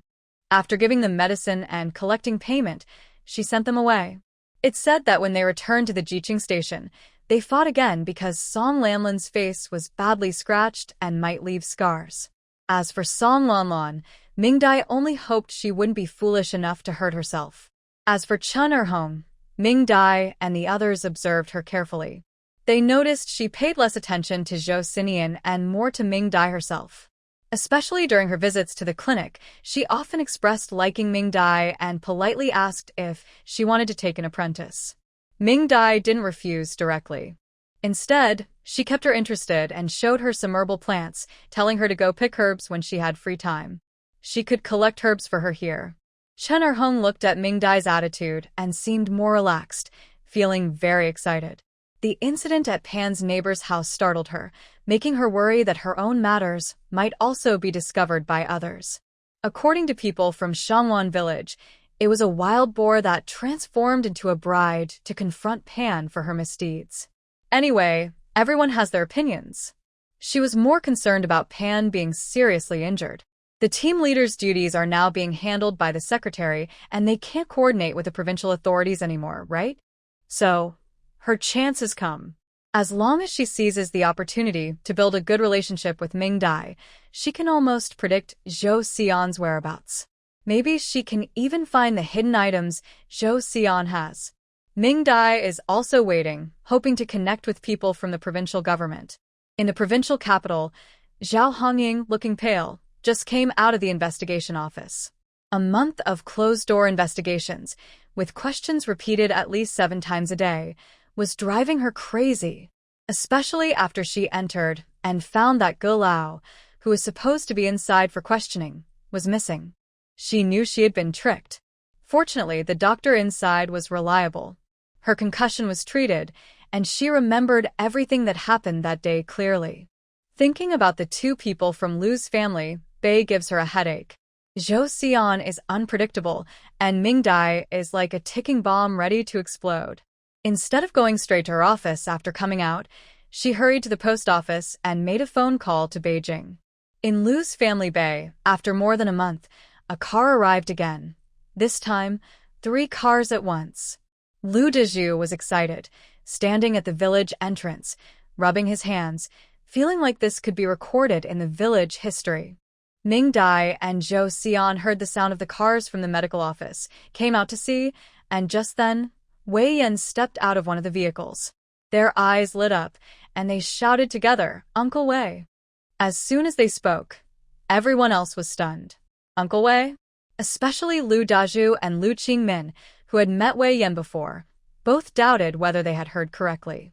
Until Wei Yan waved his hand, and Zhou Xian pulled Mingdai, flying like butterflies toward Mayor Wei, they finally confirmed they hadn't misheard. So, Mayor Wei is the uncle of Zhou Jiqing and Xiaoming Jiqing? No, that's not right. Neither of them came together before, and they didn't know each other either. Wei Yan looked at Zhou Xinian, who seemed to be feeling better and had gained some weight. He was very grateful and thanked Mingdai. Mingdai smiled and said it was nothing. Wei Yan winked at Mingdai. "You 2 did a good job."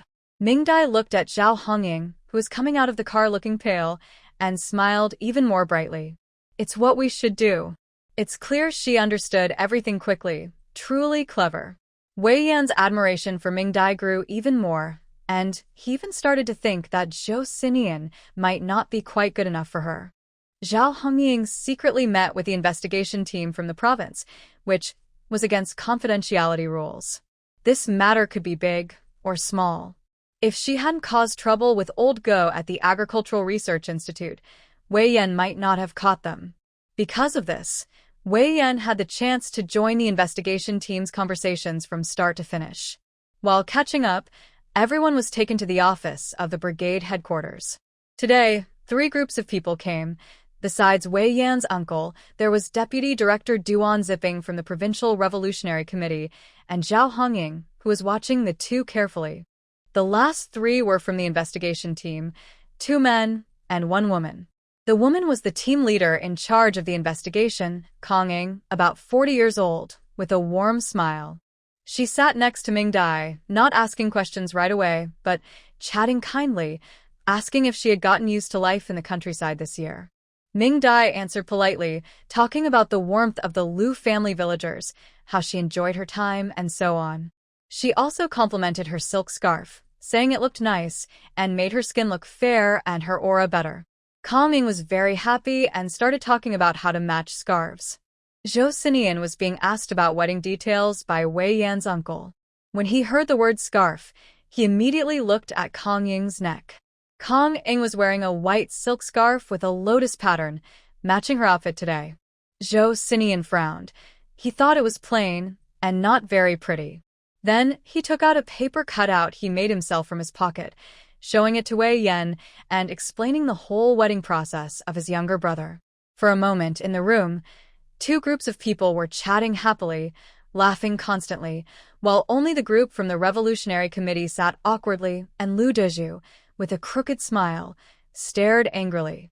Especially Zhao Hongying, who looked at Ming Dai and Kang Ying chatting enthusiastically. Her anger was rising quickly. Is this really fair? Last time, she was only beaten and falsely accused. Now, when the investigation team comes, they are smiling so brightly. She knew that this girl was not a good person. She deserved to be abandoned by her own mother. Ming Dai sensed her intense gaze, turned her head, and looked her up and down.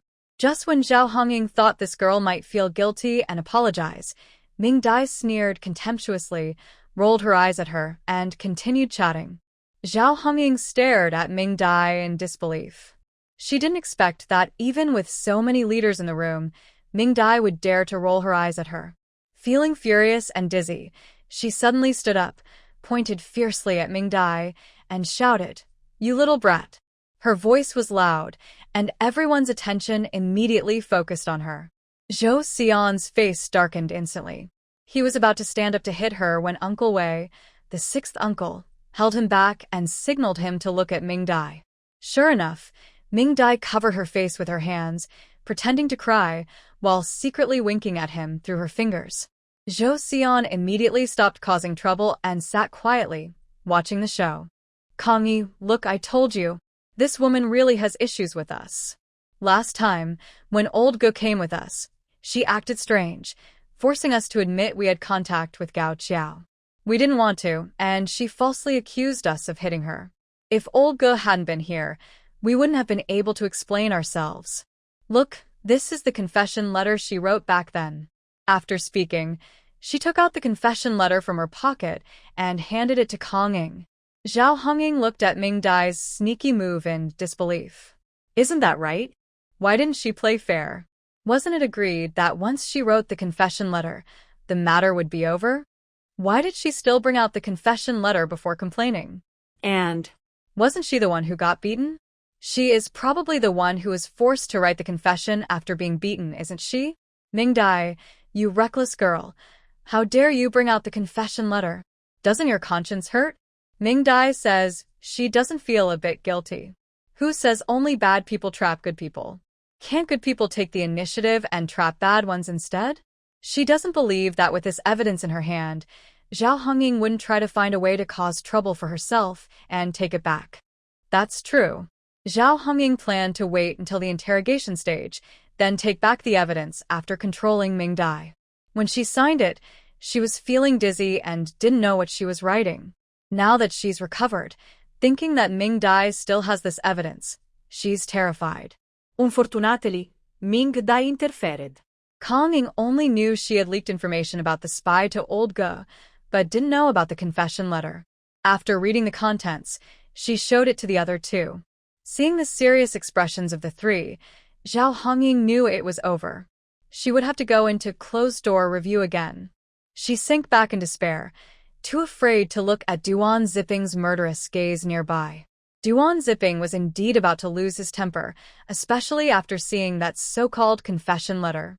He tried to calm his anger, so he wouldn't lash out and strangle his subordinate and wife at once. With such a foolish mother, he started to worry about the intelligence of their children. Fortunately, Kang Ying still gave him face, telling Zhao Hongying to go back to the provincial city and then visit the investigation office, and assured Ming Dai that this investigation wouldn't involve any coercion, so she could rest assured. Ming Dai quickly took the opportunity, blinking away the tears in her eyes and smiling sweetly at Kang Ying. Please listen to Aunt Kong. If you hadn't come, Zhou Jiqing and I wouldn't know what to do. Taming smiled kindly at this clever girl, then looked at Mayor Wei, who was full of love, thinking that if she hadn't come, this girl wouldn't have been in trouble. But she could gain a favor from Mayor Wei for nothing. She shouldn't waste it. Finally, as Duan Zipping's face grew darker, Ming Dai and Zhou Xinian were separated and taken away for questioning. When Zhou Xinian heard he would be separated from Ming Dai, he immediately became unhappy. Ming Dai said she was just next door in the medical room, so he agreed with a dark face, but he paid little attention to the two male investigators. This time, Duan Zipping came mainly to check on Zhou Xinian's condition and see if he was improving. People in the capital were very worried after hearing he went to attend Bai Lianhua's wedding, fearing Zhou Xinian might have regained consciousness and returned to the city. In the medical room, Conning was curious as she looked around. The smell of traditional Chinese medicine filled the air, but since the room was well ventilated, it didn't smell bad and made people feel calm. Zhao Hongying didn't think so. She stood at the door, unwilling to go inside. She had been beaten here before and still had psychological shadows from it. Hongying didn't mind. Their main purpose this time was to verify how Ming Dai and Zhou Xinian discovered the problem with Gao Qiao. The person involved was Wei Yan, who reported that the abnormality was found by Ming Dai, a barefoot doctor from Qizhou Bay. Later, when Ma Yinglong was caught transferring items, Zhou Xinian reported it. Wei Yan had written this in the report to pave the way for the two of them. Before they arrived, Wei Jiujiu had already told them everything, and Ming Dai and Zhou Xinian had prepared their plans, so they were not worried at all. I took the medical exam in the county, and the examiner was Gao Qiao. I found her name strange at the time, Congying said, raising her eyebrows. Gao Qiao? What's strange about that name? Ming Dai asked proudly. My father is a retired military doctor. He participated in many battles and knows a lot about small villages and their people. Especially after he helped treat captured villagers, he learned many names and surnames of small villagers.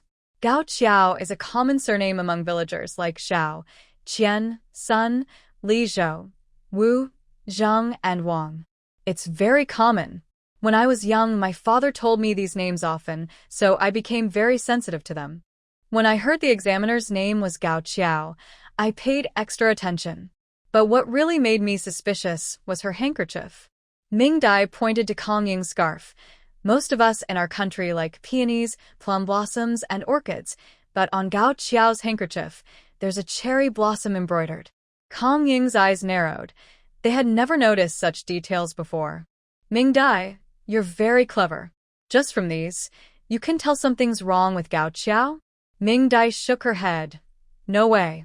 I just mentioned this to Uncle Wei when I had something to tell him. The real person who noticed that Gao Qiao was suspicious is him. The last bit of doubt in Congying's eyes disappeared, and she looked at Ming Dai with admiration. I thought Gao Qiao was secretly plotting with someone, and you overheard it, which is why he was caught off guard. But it turns out it was because of such small details. Ming Dai smiled and said, because I was often with my father when I was young, he liked to tell me these things. After all, being in the army was the proudest thing in his life. Congying looked at her with admiration. They respected children of military families like her. Did your father also teach you how to spot these kinds of spies? Ming Dai shared some methods she knew. These spies are likely trained from a young age, so they speak and act like us. But their cultural knowledge isn't deep enough. We can only catch some clues, like asking them to speak dialects, sing nursery rhymes, or answer riddles. If they can't answer, they probably have a problem. People who like cherry blossoms or chrysanthemums might also be suspicious. Anyway, anyone who likes unlucky or ominous things could be a suspect. Congying's eyes brightened as she listened. Ming Dai, you're really talented. We haven't thought of this approach before. Do you want to come work with me in the provincial capital? Our investigation team could use someone as quick-witted as you. Ming Dai blushed from the compliment. She had learned a lot from big data in her previous life. After refusing several times, Conning looked a bit disappointed but continued with the next questions as per procedure.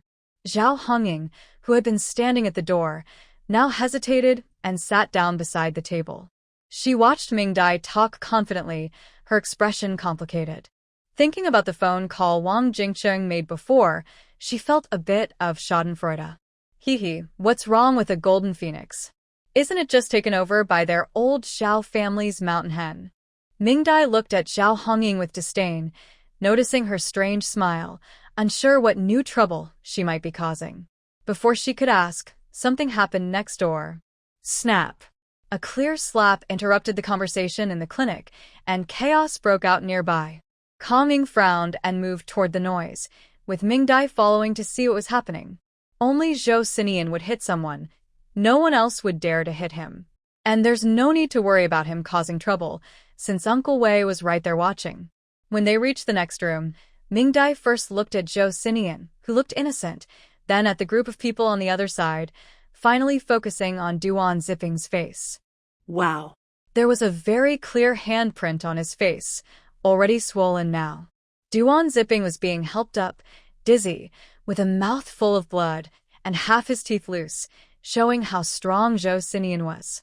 Zhao Hongying saw her man was hurt, and immediately rushed over, shouting, Zipping!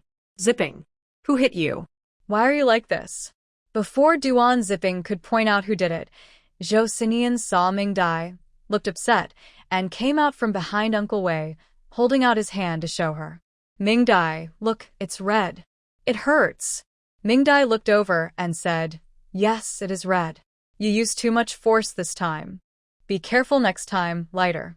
She took a small medicine bottle from her pocket, opened it, and applied some ointment to his hand. Kong Ying and two other colleagues watched, unsure what to say. Uncle Wei looked at his spoiled nephew and the caring Mingdai, smiling happily. The young couple has a good relationship. Zhao Hongying was so angry she lost her mind again. She let go of her grip on Duan Ziping, turned around, raised her hand, jumped up, and slapped Zhou Xinian in the face. Zhou Xinian sensed something was wrong and protected Mingdai, dodging. Zhao Hongying missed her target. Seeing the mocking looks around her, she was furious and again raised her hand to hit Mingdai. She couldn't hit the crazy girl, but she still wanted to hit this stubborn girl. Mingdai quickly stopped Zhou Xian from making a move. She reached out with her hand holding the ointment to block the slap, then instinctively pulled her hand back. Smack! Another clear slap sounded, filling the room with silence. This time, there was also the sound of a glass bottle shattering suddenly. Mingdai looked at the broken bottle on the ground with a sad expression. Oh no, that was my only bottle of ointment for injuries. It seemed the item on the floor was very precious. Mingdai was so anxious, she almost cried. She hurried down to pick it up, but unfortunately, the jar was made of glass and had already broken. Kong Ying pulled her up to comfort her. She also thought Zhao Hongying was being too much. She couldn't beat Zhou Jiqing, so she went to hit Mingdai. What's the reason for that? Zhao Hongying covered her face, looking in disbelief. She pressed her hand on Kong Ying and said, She hit me? She hit me right in front of everyone? Before Kong Ying could reply, Mingdai, with red eyes and sniffling, apologized. Sorry, that was an instinctive reaction. After all, you hit me first. And you broke my ointment. Do you know I put ginseng in it? Boo-hoo, just one jar and you broke it.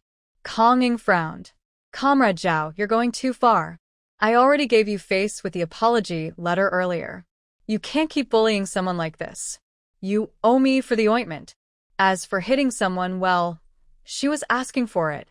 Zhao Hongying almost fainted after hearing this. After wobbling a few times, she was helped to sit next to Duan Ziping. One had a red cheek, the other a slap mark. One side was swollen, the other not much different. Aside from the size difference, their injuries looked quite symmetrical. Anyone familiar with them would comment that this was the most like a married couple they had ever seen. Zhou Xian, feeling distressed, took Mingdai's hand. Sure enough, it turned red. He wanted to go back to get the ointment and apply it to Mingdai's hand. But Mingdai said that was the last jar, and the large jar of ointment in the medical room couldn't be taken out. Thinking quickly, he cupped his hand around hers, carefully rubbing it, trying to transfer some ointment onto her hand. However, to others, this action looked like he was just squeezing Mingdai's hand. Isn't this just openly acting like a flirt? Mingdai looked at Kong Ying and the others, whose eyes were wide with surprise. She realized what was happening and quickly struggled to pull her hand away from Zhou Xian's grip. While pulling back, she explained, "Aunt Kong, please don't misunderstand. We're not being inappropriate." Zhou Jiqing saw that my hand was red and wanted to help apply the ointment from his palm onto my hand. Uncle Wei almost burst into laughter. He thought, yes, Zhou Xian is really something. Konging felt it was not quite right. Holding hands like that is a bit much. "Ming Dai, are you guys dating?" Ming Dai hurriedly said, No. Zhou Xian really doesn't have romantic feelings for me. If you don't believe me, I can prove it. After saying that, she tilted her head and asked Zhou Xian, who do you want me to be for you? Zhou Xian's eyes lit up, and without hesitation, he said, Mom. I want you to be my mom. Snap. Wei Yan looked in disbelief at Zhou Xian, who was eagerly waiting for Ming Dai to nod. His heart almost broke. So, Ming Dai isn't the niece-in-law you found for me? She's my sworn sister? Is this sister a bit too young, Xian? Kong Ying and the other two comrades looked at the two people, one tall and one short, with strange eyes. They couldn't believe the words just spoken came from their mouths. Ming Dai sighed helplessly and smiled at Kong Ying. You see, Zhou Jiqing just transferred his feelings of missing his mother onto me. It's not that he has romantic feelings for me, he's just being filial. Kong Ying was deeply shocked but could accept it, so she let the topic go. Ming Dai let out a long breath and dared not look at Uncle Wei. Zhou Xian was feeling a bit frustrated. Who should he call Ming Dai from now on? After finally clearing her name, Ming Dai asked what had just happened. Uncle Wei's smile disappeared instantly. His gaze turned cold as he looked at Duan Zipping, who was dizzy nearby. Fine. He really didn't expect the Zhou family to be so arrogant, openly provoking Xian right in front of him, ignoring his presence. Do they really think the Bai family is completely gone? He's been kicked out of the army, alone and powerless, unable to do anything to the Zhou family in Beijing. But at least he is still in official circles. If he gets desperate, he can't influence the Zhou family in the capital, but he can cut off their connections in the Black Province. Kong Ying also found it strange and looked at the staff nearby for answers. The staff pointed to Duan Zipping. After we finished questioning, Director Duan suddenly asked Comrade Zhou a question, and Comrade Zhou stood up and slapped him. Ming Dai looked at Zhou Xinian standing beside her. His face, which was full of grievance, now showed anger. His dark eyes stared fiercely at Duan Zipping, making him shiver. He's it. Ming Dai realized the situation was serious. She looked at Zhou Xinian, who just lowered his eyes. Ming Dai, he asked me if I knew how my mother died. Ming Dai's eyes sharpened as she glared at the guilty Duan Zipping. Kong Ying frowned. Director Duan, do you know Comrade Zhou? Regardless of whether he knew him or not, asking about someone's mother's death right away was very rude. Duan Zipping dared not meet the eyes of the three people opposite him. He mumbled, I used to be under Commander Zhou's command. I retired and came to the Black Province. When I saw Comrade Zhou, I wanted to say hello, but he misunderstood. Kong Ying finally remembered that the Zhou he mentioned was Zhou Xuehai, who indeed rose from the Black Province and was transferred to the capital after working with the top leader. She looked at Zhou Xinian beside her. So, he really was the child of Commander Zhou's family? But how could someone with a mental illness still go to the countryside? Uncle Wei looked at Duan Zipping with a cold smile. Commander Zhou really knows how to lead troops. Asking about his mother's death right away? Maybe I should give him a call and ask, what kind of greeting is that? Duan Zipping, feeling guilty, dared not look up or respond. Today, he was indeed reckless, mainly because of Zhou Xinian's slap, which made him lose his mind. Since he got involved with Madame Zhou, and after being transferred to the Black Province, he had never been insulted like this before. In his eyes, Zhou Xinian was just a discarded son exiled by the Zhou family, and Wei Yan was just a fallen dog pushed out of the army by the Zhou family. Plus, after being hit and dazed, he said that sentence to disgust and provoke Zhou Xinian to see if he had regained consciousness, to report to Madame Zhou. Since it is now a critical time for Lord Zhou to evaluate the young master, Lady Zhou must ensure no surprises occur. Unexpectedly, Zhou Xinian dared to hit him, and he was knocked out in one. Covering his numb, painful face, he finally believed the report that Zhou Xinian single-handedly fought off the county militia.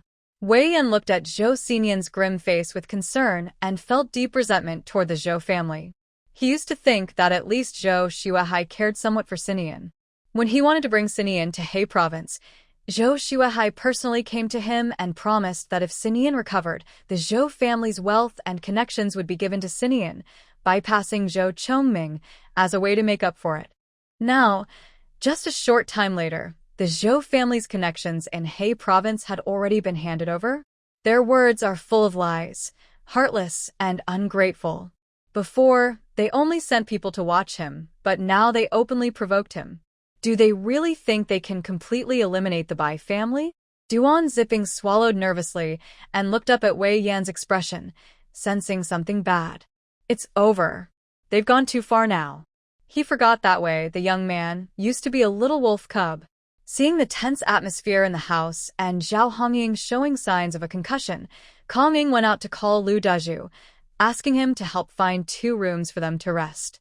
Lu Dezhu looked at Zhou Xinian's angry face and didn't dare ask questions. He took them to the youth training center, the only place in the village with spare rooms. After everyone left, Ming Dai and Zhou Xinian, along with Wei's uncle and Yao Yuliang, silently headed home. Until they reached the small courtyard, Wei Yan finally smiled, looking at the tidy yard, the lively little Ma Wang, and the new green vegetables, and felt completely reassured. Zhou Xinian also felt much better, excitedly pulling Wei's uncle to introduce the family's things, especially his own room. Zhou Xinian's room was no longer the single man's room it once was. Instead of just a big Kong bed and nothing else, it was now filled with a warm, lived-in atmosphere. Wei Yan watched as he opened his box and showed his treasures to a few people. There were lively flower hats, red scarves with gold borders, carved red sweaters, stacks of various lace trims, and more than a dozen colorful spinning tops. All of these were neatly packed into one box, big and small. Not only that, Zhou Xinian opened the bed cabinet and took out 2 baskets of snacks, giving one to him and one to Yao Yuliang. Uncle Wei, Uncle Yao, don't be shy. Eat up. Wei Yan and Yao Yuliang were amused by his childishness. They sat him down and also called Ming Dai over. Wei Yan nodded at Yao Yuliang. Yao Yuliang went outside and smoked at the door. Ming Dai saw he had something to say. She gently stopped Zhou Xinian from feeding Wei Yan more chestnut cakes, signaling him to be quiet. Wei Yan looked relieved when Zhou Xinian stopped trying to feed him the cakes. He tried to swallow the chestnut cake that almost choked him. Xinian, Duan Zipping is from the Zhou family. He's also watching you from behind the scenes. Ming Dai and Zhou Xinian looked at each other, instantly thinking of Pan Xiangzi and Chen Erhong. The Zhou family made their fortune in the Black Province. They have a strong network here, which is their backup and safety net. I know the Zhou family is watching us, including your little uncle and grandfather. They probably have spies around. At first, they just watched us and didn't let us go back to Beijing. Now, they might be worried because you're showing signs of recovery. Hearing this, Ming Dai tentatively asked, Uncle Wei, since you know all this, why don't you? She didn't finish her sentence, respecting Wei Yan's face. After all, Zhou Xinian had been through a lot of suffering before. Wei Yan sighed. I understand what you mean. I owe Xinian an apology. After the Bai family's trouble, the Zhou family set a trap and falsely accused me. If it weren't for the old leader's protection, I might have been demoted along with Xinian's little uncle. But I couldn't stay in the army anymore, so I transferred to a local job. When I found out that someone from the Zhou family was watching us, I immediately took action and removed the spy. Not long after that, I received news that my foster father and Lianhua were targeted at the farm. I guessed it was probably the Zhou family's revenge, because they were unhappy with my actions. Just after I handled the farm's issues, I got news from the research institute that Bing Shua was sick. It is said that he was very sick. I used a lot of effort and made many connections to finally see Bing Shua once. At this point, Zhou Xian's smile completely disappeared from his face. Although he had never met this uncle-in-law, he had been sending him supplies all along. Before Ming Dai arrived, those packages kept him alive every month. Hearing this, Wei Yan looked at Zhou Xian, paused silently, then spoke. Seeing Bing Shua, he used the excuse that he had extra supplies to send you packages, and he asked the higher-ups to cut his supply in half, claiming it was to prevent waste. Despite the reduced supplies, Bing Shua kept sending you things, and in the end, he was starved and weak. When I saw him, he was already skin and bones. Severe malnutrition and anemia made him unable to stand, so he could only lie in bed. He couldn't participate in experiments either. Ming Dai looked at Zhou Xian. He listened quietly, his back tense, fingers unconsciously clutching the chestnut cake. He knew very well what hunger felt like. It turned out that, without him knowing, his uncle-in-law had also gone hungry for his sake. I wanted to send supplies in, but the guards stopped me. They told Bing Shua not to send you anything anymore, but he refused. He said as long as the packages weren't rejected, it meant you were still safe in Hengqi Commune. That was the only way he could get news about you. Zhou Xian slowly lowered his head, looking at the crushed chestnut cake in his hand. He didn't speak.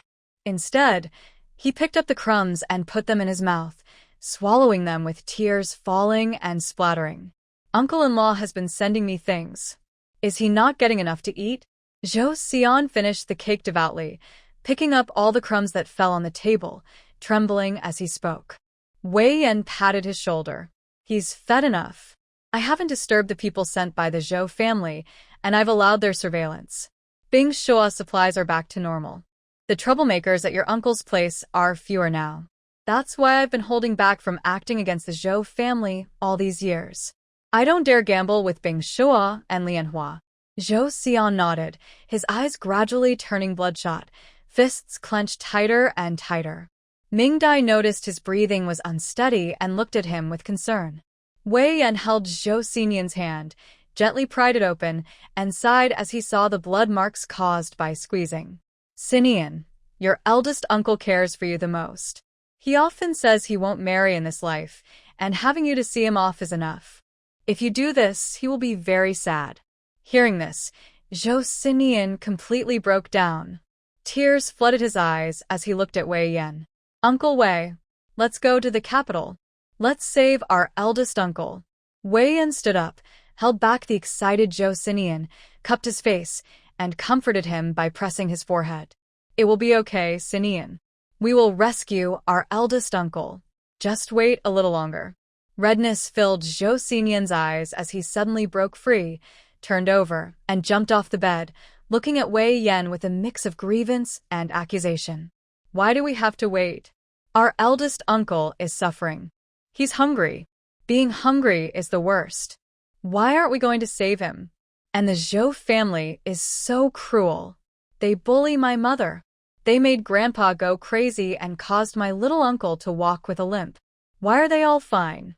Now. They want to hurt me again. Why do they get to be fine while I suffer? I'm going to kill them. Kill them.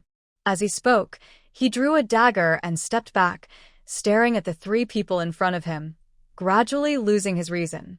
Ming Dai watched Zhou Xinian waving the dagger wildly, feeling both scared and heartbroken. He probably lost control when he saw his little uncle and grandpa. Today, hearing about the eldest uncle pushed him over the edge, which caused him to go out of control. Seeing him go crazy, Wei Yan pulled Ming Dai behind him, approaching him while softly comforting. Good Xinian, we will go save our eldest uncle. We will bring him back. We will settle accounts with the Zhou family. Now give me the dagger, okay? Look, you're scaring little Ming. But Zhou Xinian completely lost control. His eyes turned bright red, and he stared at Wei Yan silently, like a wild beast, wary of his approach. At the door, Yao Yuliang noticed something was wrong. He gently pushed the door open and saw Wei Yan and Zhou Xinian confronting each other, realizing Zhou Xinian had lost control. He exchanged a glance with Wei Yan, planning to surround him from behind and together subdue Zhou Xinian. Unfortunately, Zhou Xinian was too sharp. As the two of them moved, Zhou Xinian quickly dodged and aimed his dagger at Yao Yuliang's neck. Zhou Xinian, don't! Ming Dai shouted loudly to stop him, her voice trembling with fear and nervousness, sounding hoarse and tearful. In his out-of-control state, Zhou Xinian paused. This moment gave Wei Yan a chance to push him away, knocking him aside. Although he didn't knock the dagger away completely, he pushed it off course and saved Yao Yuliang. Yao Yuliang broke out in a cold sweat from the chill at his neck, and he looked at the man standing on the cabinet with a bitter smile. The last time Mr. Zhou lost control, his shoulder was dislocated. This time, his head nearly got knocked off. Wei Yan was also frightened. This was the worst Zhou Xinian had ever lost control. Before, he hadn't really hurt anyone with a knife. Ming Dai watched Zhou Xinian crawl and crouch like a wild beast on top of the chest, and she remembered the first time she saw him. He was like a beast, guarding against everyone. Zhou Xinian? Do you remember me? She stood on the Kong bed, looking at Zhou Xinian and asking softly. Zhou Xinian didn't look at her. To him, the most threatening people in the room were the other two men standing there. Ming Dai called his name while moving toward the foot of the bed. Zhou Xinian, it's me, Ming Dai. Don't you remember? I'm Ming Dai who can make delicious food. Hearing her familiar voice, Zhou Xinian looked at Ming Dai, who seemed harmless, and hesitated. Who is she? Why do I feel like she won't hurt me? Seeing him move his knife away from himself, Ming Dai was excited. Even in his out-of-control state, Zhou Xinian still believed in her. Wei Yan also looked on with mixed feelings. This young man, he didn't remember himself, but he remembered not to hurt Xiaoming. Ming Dai quietly handed something to Wei Yan, whispering for him to light it. She continued talking to Zhou Xinian, holding a basket of food and explaining when they made it, what it tastes like, and asking if he was hungry. Lunch was about to be served. Wei Yan looked at the small box in his hand, which was a fragrant piece. Carefully, he took a match from beside the oil lamp, lit the fragrant piece, and placed it on the table. Soon, a fresh aroma filled the room. In the rising smoke and the gentle, familiar voice of Ming Dai, Zhou Xinian slowly relaxed his tense body. He watched Ming Dai's movements in a daze, following her words and gradually recalling past events. Ming Dai? The redness in Zhou Xinian's eyes faded, and his face turned pale instantly. Large beads of sweat appeared on his forehead. Under the watchful eyes of the three people, he loosened his grip, and the dagger fell to the ground. He swayed and collapsed toward the cabinet below. Xinian. Wei Yan was startled. He took a quick step forward and caught Zhou Xinian before he hit the ground. Zhou Xinian. Ming Dai dropped the basket in her hands and stepped forward to help. The three of them lifted the unconscious Zhou Xinian onto the bed. Seeing Zhou Xinian burning up quickly, Ming Dai didn't hold back and started removing his clothes. Wei Yan and Yao Yuliang didn't know what she was doing but cooperated quickly, stripping Zhou Xinian's clothes. They watched Ming Dai's serious face as she inserted needles into Zhou Xinian, not daring to make a sound. When Ming Dai finished, Zhou Xinian no longer cried out in pain. He furrowed his brows and fell into sleep. Wei Yan tested his forehead with the back of his hand. It was no longer hot. Good.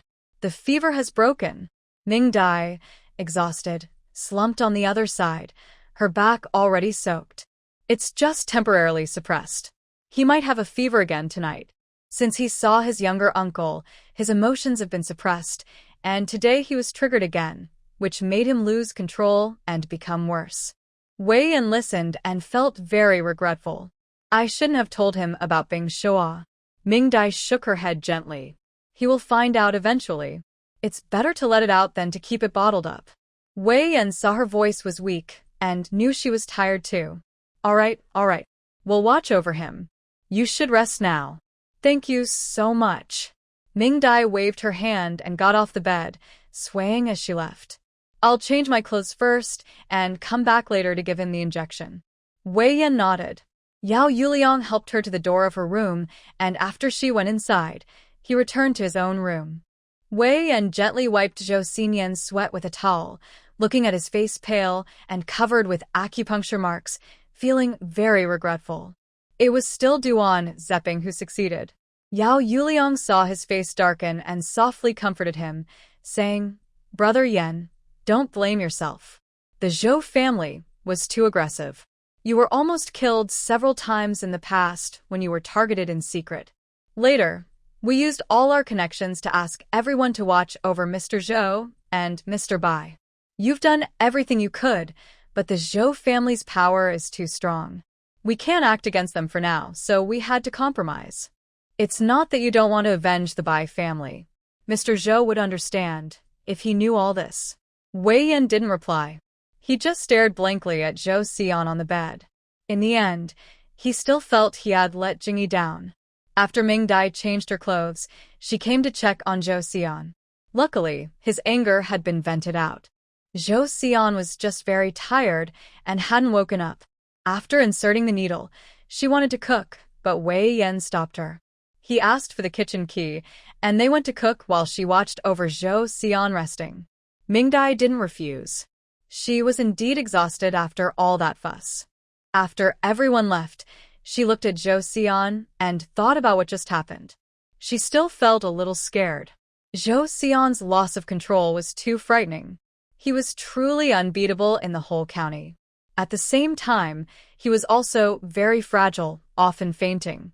In a year, Ming Dai had saved him twice. Looking at the unlucky kid on the bed and thinking about the Zhou family's new tricks, Ming Dai started to doubt whether Zhou Xian might not be a child of the Zhou family. Chasing him to the village to provoke him. Could that be something his biological father would do? Unfortunately, the novel didn't specify, so she wasn't sure. She also remembered Zhao Hongying, that strange woman. Her intuition told her that this woman knew her, but she had no memory of her at all. And she grew up in Beijing, while Zhao Hongying was settled in He province. They shouldn't have had any contact, so why did she know her? Thinking about her own background, Ming Dai's eyes lit up. Could it be related to her biological mother? Unlike the vague background of Zhou Xian, Ming Dai was sure about her own biological parents. She was abandoned outside the station by her biological mother. If it weren't for kind-hearted Ming Changhe picking up Xiao Ming Dai, she might have frozen to death. So, anyone related to her biological mother is probably not a good person. No wonder that woman was unfriendly to me from the start, trying to scare me and slap a big label on me. I gently rolled my eyes at the air. If that cheap mother of mine knew her place and stayed out of it, I would only deal with Zhao Hongying. But if she dared to play moral tricks on me or try to guilt-trip me, I wouldn't mind taking her down along with her. However, Zhao Hongying not only knows me, but is also Duan Ziping's wife. Duan Ziping used to be a soldier under Zhou Xuehai, and these two are involved. Could it be that my cheap mother still has some connection to the Zhou family? While Ming Dai was lost in thought, Wei Yan and the others finished cooking and called Ming Dai to come eat. She looked at Zhou Xinian, who was still sleeping soundly with a frown, and quietly tiptoed out. When she reached the kitchen, she found that the two strong men, Uncle Wei and another, had already prepared 4 dishes and 1 soup. Besides using items from their cupboard, they also brought a fish and a chicken. Wei Yan personally served Ming Dai a bowl of soup and handed it to her. "Xiao Ming, you've worked hard all morning. Drink some chicken soup to boost your energy." Ming Dai took the bowl with both hands and saw it contained a whole large chicken leg. "Thank you, Uncle Wei." She took a gentle sip and found there was no strong flavor. Wei Yan smiled awkwardly when he saw her expression. "My skill and your Uncle Yao's are just good enough to cook the food. The taste is simple. We brought quite a bit of stuff, all placed in your kitchen. The remaining meat, since you have a cellar, is frozen there." Ming Dai nodded in thanks, thinking that it's no wonder he used to be in the army. He quickly figured out the house. While eating, Uncle Wei kept glancing nervously toward Zhou Xinian's room. Ming Dai comforted him. Zhou Xinian is much better now. It's just that his body's self-protection mechanism has kept him from waking up. That's actually a good thing for him, so don't worry. Wei Yan nodded heavily and looked at Ming Dai. "Xiao Ming, do you think his outburst this time will affect your plan to perform surgery on him?" In the letter from Lianhua, they mentioned that his father-in-law gave you a set of surgical equipment. "Are you planning to operate on Xi Nian yourself?" Ming Dai nodded. Yes, I plan to do the surgery after the summer harvest. It should be fine. Gentle stimulation will help his recovery later, though he might be a bit weak for a while. Wei Yan finally relaxed and sighed. Honestly, his eldest uncle is in a difficult situation. Long-term stress and past issues have upset his stomach. The doctors there can't do much, only prescribe some painkillers. I want to apply for his medical parole, but it won't be approved. The project he's involved in is related to the information Si Nien brought back. Since he's the only one in the country who knows this technology, the research institute won't let him out or let doctors in. They're worried he might really have problems and they're also worried about Mr. Bai, Ming Dai added, understanding the situation. Yao Yuliang looked at Wei Yan with a heavy mood and continued speaking. Ming Dai frowned, not quite understanding. If his eldest uncle is so important, why don't the people at the research institute treat him better? Why do they make it hard for the guards to watch him? Wei uncle sighed painfully. Many things are not as simple as they seem. The research institute treats Bing Shua well. It's because they want to protect him. They let him lose his freedom, but still participate in experiments. The guards are not from the institute. They don't care about the success of the experiment. They just want to get credit from Bing Shua. That's why they torment him. The people at the institute can only do so much. Sometimes they sneak him some food in the lab and encourage him to keep going. Ming Dai sighed after hearing this, hoping these dark times would pass soon. Wei Yan continued, if Si Nien can remember where he took the information from and bring it back to Beijing, he can help Bing Shua finish the experiment. Once the experiment is successful, Bing Shua can regain his freedom with this achievement. So, I'm a bit anxious about this. Ming Dai nodded. Can his eldest uncle hold on until the summer harvest? Wei Yan saw her question and knew she was confident about Si Nien's situation. Yes. The last time you gave me ginseng pills, I managed to give him one. His condition improved a lot, so he should be able to hold on until after the summer harvest. Ming Dai nodded and said, all right, then please ask Uncle Wei to bring the surgical equipment to Lu Jiawan. I need to practice a bit beforehand. Also, Zhou Xinian needs to find a way to take him to the provincial hospital for an x-ray, so I can be sure to perform the surgery. Wei Yan was a bit excited and quickly said there was no problem. After returning, he contacted Liangwang Mountain Farm to deliver the supplies safely. Once he arranged for the hospital in the province, he would write to them and ask Ming Dai to take Zhou Xinian there to find him. Wei Yan looked at Ming Dai with admiration, pulled out the large chicken leg he had saved for Zhou Xinian, and placed it in her bowl. Ming Dai looked at the 2 big chicken legs with a headache. She couldn't finish them all. Wei Yan watched Ming Dai happily munching on the chicken leg, and he liked her more and more. In the end, he couldn't hold back and spoke. Xiao Ming, you're an orphan, right? Are you interested in having a family? Hearing this, Ming Dai looked up from her chicken leg, looking at Uncle Wei's sincere face, and remembered the funny mistake that happened this morning. Could Uncle Wei really be serious? Wei Yan saw her hesitation and sincerely said, Xiao Ming, I'm not asking because I want you to take care of Xinian. I think you're a good girl. Because I like you, I want us to become a family. Don't feel pressured, just follow your heart. What if Xiao Ming wants to be his niece-in-law instead of his daughter? Hearing this, Ming Dai felt a little moved. She put down her chopsticks, picked up a hot water kettle nearby, and poured a glass of water for herself and Mayor Wei. Wei Yan eagerly took the glass and looked at Ming Dai. Ming Dai shyly smiled at him. Since you brought it up, I'll be brave and agree. Today, I'll toast you with tea instead of wine. From now on, you'll be my big brother. I'll be your little sister. Big brother. I'll drink first. After saying that, she raised her cup, clanged it against Wei Yan's, and tilted her head back to drink the warm water. Wei Yan stared in shock at Ming Dai's bold move, feeling a lump in his throat and calling her a good girl in his mind. Could it be?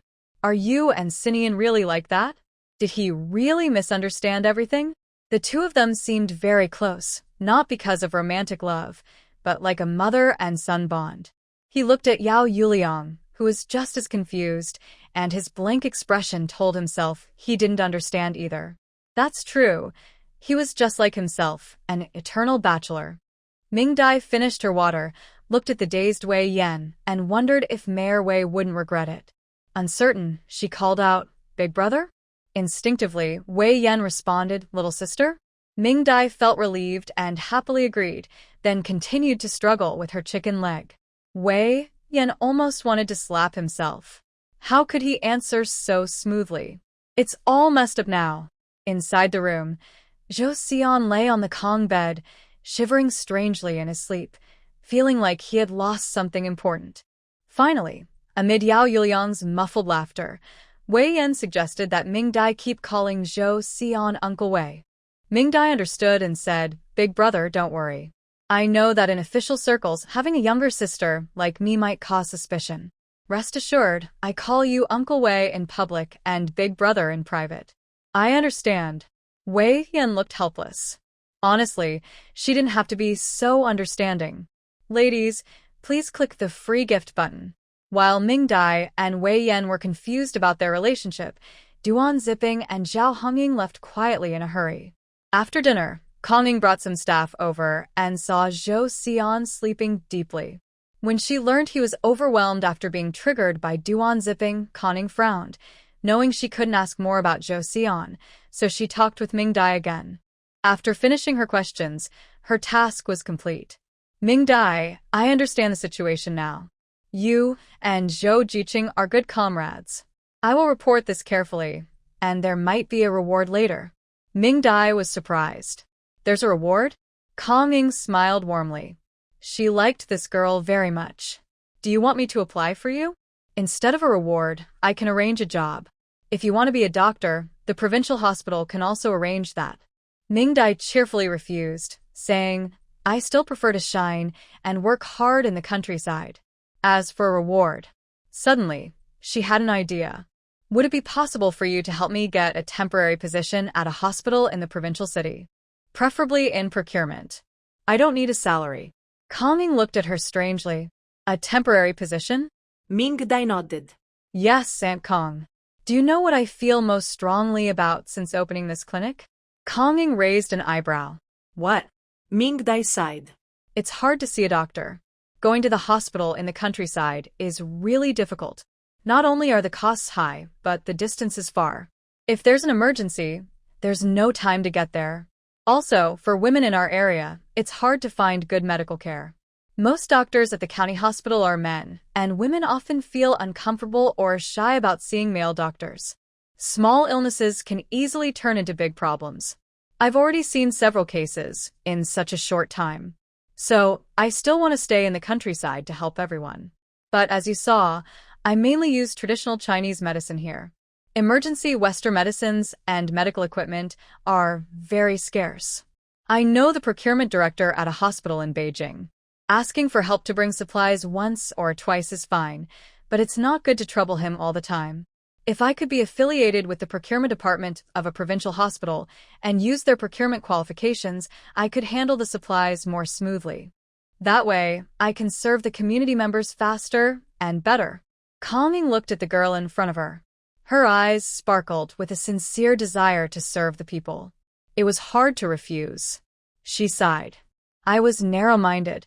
You are a good comrade deserving of respect. I'll take care of this matter." Ming Dai quickly thanked her, saying kind words that cost nothing, and managed to make Kongming smile all the way to the door. "All right, I'll be leaving now. Don't see me off." Wei Yan followed her out. "I'll see you to your car." Kongming didn't refuse and left first. Ming Dai watched Yao Yuliang, who didn't follow, then looked at Wei Yan and Kongming walking side by side, feeling there was a story behind it. Turning the corner of the alley, Kongming asked the two people following to open the car.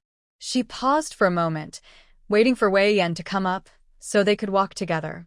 "Mayor Wei, how did I do helping with this? Did I scare your two little friends?" Wei Yan smiled and said, "No. I should thank you for not making things difficult for them." Kongming turned her head and looked at this man who was still handsome even as he aged. "So, how do you plan to thank me?" Wei Yan was speechless and looked at her. "Kongming, you don't still like me, do you?" Kongming snorted softly and glared at him fiercely. TSK, you really do flatter yourself. You're so old now, and you still think I haven't forgotten you?" You're really full of yourself. Wei Yan turned to look at her. They were both old now, and Confronting was no longer the young girl who used to sing in the army unit. All these years, haven't you thought about finding someone else? Confronting rolled her eyes at him, snorted coldly, and surprisingly cursed. Find someone? No way. I now earn my own money and spend it how I like. Life is great. Back then, I liked you. You said you liked someone else, and introduced me to your brother Lu Feng. Because he was good-looking, we got together. But then, your brother turned out to be unreliable. He was about to get married, and then he disappeared on a mission. What could I do? I just stayed single. Wei Yan looked at the woman beside him. After all these years, whenever Lu Feng was mentioned, her eyes still sparkled. Confronting, Lu Feng doesn't want to see you lonely for the rest of your life. Confronting blinked away tears and glared at him. I do want to find someone, but my fiancé is handsome, kind, and treats me very well. There are so many good men out there. Can you find me one like that? Wei Yan sighed. So, you'll be lonely forever? Confronting tilted her head and looked at him. You think I'm like you, sticking with someone for half a lifetime without even saying I like them?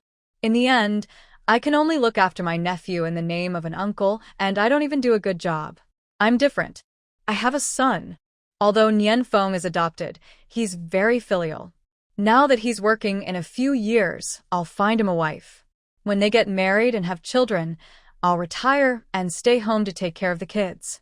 By then, I'll be a grandma. And you? Still a forever bachelor. Wei Yan looked at her. Nian Feng is a good boy. You raised him well. Confronting took a deep breath and said, this is how my life will be. It's pretty good. As for you, Wei Yan, you haven't moved on, have you? Wei Yan smiled and replied, I'm also doing well. Xian is fine too, and she can take care of me in old age. My nephew and son are no different. Confronting rolled her eyes. You, in front of Bai Jingyi, are just a coward. Watching someone grow up, and you still can't keep your eyes on them. Serves you right. Then she remembered something and happily leaned closer to him. Hey, Wei Yan, I really like Ming Dai. Can you keep an eye on her for me? When I have time, I'll bring Nian Feng over to meet Ming Dai. If there's a spark, maybe Ming Dai could become my daughter-in-law. Wei Yan quickly interrupted her. What are you thinking? Ming Dai is our Xian's designated little wife. Confronting looked at him with disdain. Mom already called her that, and she's just a little wife? Wei Yan was speechless. Not only did his mother call her that, but his little sister did too. Enough. Enough. Let's go quickly. It's getting dark. Without waiting for the surprised looks from the other two, he reached out and pushed Confronting into the car. Once inside, Confronting didn't forget to stick her head out. We agreed, right? When I have time, I'll bring Nian Feng over. Wei Yan, maybe we really have a chance to become relatives. According to the kids' generation, I'll be your elder. Don't be shy about calling me. Ha ha ha. Drive. Drive. Wei Yan looked at the small car speeding out of the village, sighing helplessly. Xian, do you know how big of a hole you've dug for your uncle? It's impossible to fill. Meanwhile, Zhou Xian, who had just woken up, looked listless and lay on the bed. His first words were about food. Ming Dai, I'm so hungry. Before Ming Dai could say anything, Yao Yuliang excitedly ran out of the room to heat up food for Mr. Zhou in the kitchen. Ming Dai. I didn't expect Secretary Yao to be so lively. While he went to heat the food, Ming Dai asked Zhou Xian what had just happened. Zhou Xian rubbed his head and thought for a moment, but couldn't remember anything. He had completely forgotten today's events and even asked Ming Dai if Yao Yuliang was there and whether Uncle Wei had come too. It seemed the shock was too much, and he chose to forget selectively. It's nothing, just the provincial investigation team came by to ask some questions. They've already left now. Uncle Wei went out to see someone off and will be back soon. Zhou Xinian was immediately happy. He got up and emptied everything from the cabinet, waiting to share with Uncle Wei later. After Wei Yan returned, although he was disappointed that Xinian had forgotten about the matter, he still sat on the Kong bed with Yao Yuliang, keeping Xinian company and going over the story again. So, the two of them ended up full from chestnut cake and didn't eat dinner that night. When Zhou Xinian learned that Uncle Wei and Yao Yuliang had cooked lunch, he gave a review based on appearance, aroma, and taste, and concluded that it was not as good as Ming Dai's cooking. Ming Dai watched the two men, who looked annoyed from being scolded, secretly smiling while covering her mouth. That night, Zhou Xinian's room was very lively. This time, he didn't ask silly questions about why Uncle Wei and Yao Yuliang couldn't sleep with Ming Dai. Instead, he kept asking if they snored. When Uncle Wei was asked and almost broke down, promising he would sleep after Zhou Xinian finally let him go and started arranging their washing. Ming Dai watched for a while. Seeing that he was doing a good job, she turned to make a digestion relief soup for Uncle Wei and Yao Yuliang. They probably couldn't sleep until late at night without drinking it. Wei Yan held the digestion soup and talked to Ming Dai by the wall. "Xiao Ming, is Xinian's condition almost better?" Ming Dai looked at the shadow at the base of the wall. "Yes, if everything goes well, he should regain consciousness this month." Suddenly, with a loud bang, a heavy object fell behind the door. Wei Yan smiled slightly. "That's good. I was planning to go back to Beijing next month. If Xinian recovers, he can go with me. He hasn't paid respects to his mother yet." Ming Dai nodded with a suppressed smile. "There's no problem. Do you still doubt my medical skills?" Wei Yan praised Ming Dai a couple of times. After finishing the digestion soup, they each went back to sleep. After they left, a figure quietly slipped out from a youth education point, blending into the night and heading toward the commune. The next morning, Zhou Xinian's biological clock woke him up early. Turning his head, he saw Wei Yan's equally clear eyes looking at him. Uncle Wei kindly greeted, "Good morning." Zhou Xinian didn't speak. He quietly got dressed, frowned as he got out of bed, and opened the door to look out the window at Ming Dai. Through the glass, he saw her sleeping peacefully on the Kong bed, her face rosy and adorable. Zhou Xinian stared at her for a while and felt satisfied. Early in the morning, he was glad Ming Dai's face was more pleasing than the rough appearance of the old man with a beard. "Wei Yan, little rascal, don't you grow a beard too?" After washing his face, Zhou Xinian carefully shaved his beard. Once finished, he took little Ma Wang, who was jumping in the yard, and went outside. Little Ma Wang was anxious. Zhou Xinian didn't allow it to in the yard, so it had held it all night. It could only go out during the morning walk to relieve itself. After doing its big business in its usual spot, Zhou Xinian mounted the horse and rode along their usual route. As they turned from the small path onto the main road, a figure crawled out of the ditch by the roadside, with half of his pants wet. Chun Erhong looked regretful as he adjusted his pant leg. Crazy person getting up so early. When Zhou Xinian was satisfied with the horse walk and returned home, breakfast was ready. While eating, Wei Yan mentioned that they would be leaving today. He planned to visit Grandpa at the Lookout Mountain farm and also deliver a wedding gift to his younger uncle. Although he complained about it, when Uncle Wei's group was about to leave, Zhou Xinian, after asking Ming Dai for permission, packed a big bag of things. He filled the small car until it was full, leaving Wei Yan no choice but to sit in the front passenger seat. "This is for you. Ming Dai said you stay up late often, so you should rest more, or you might get sick early." Wei Yan, how should I say this?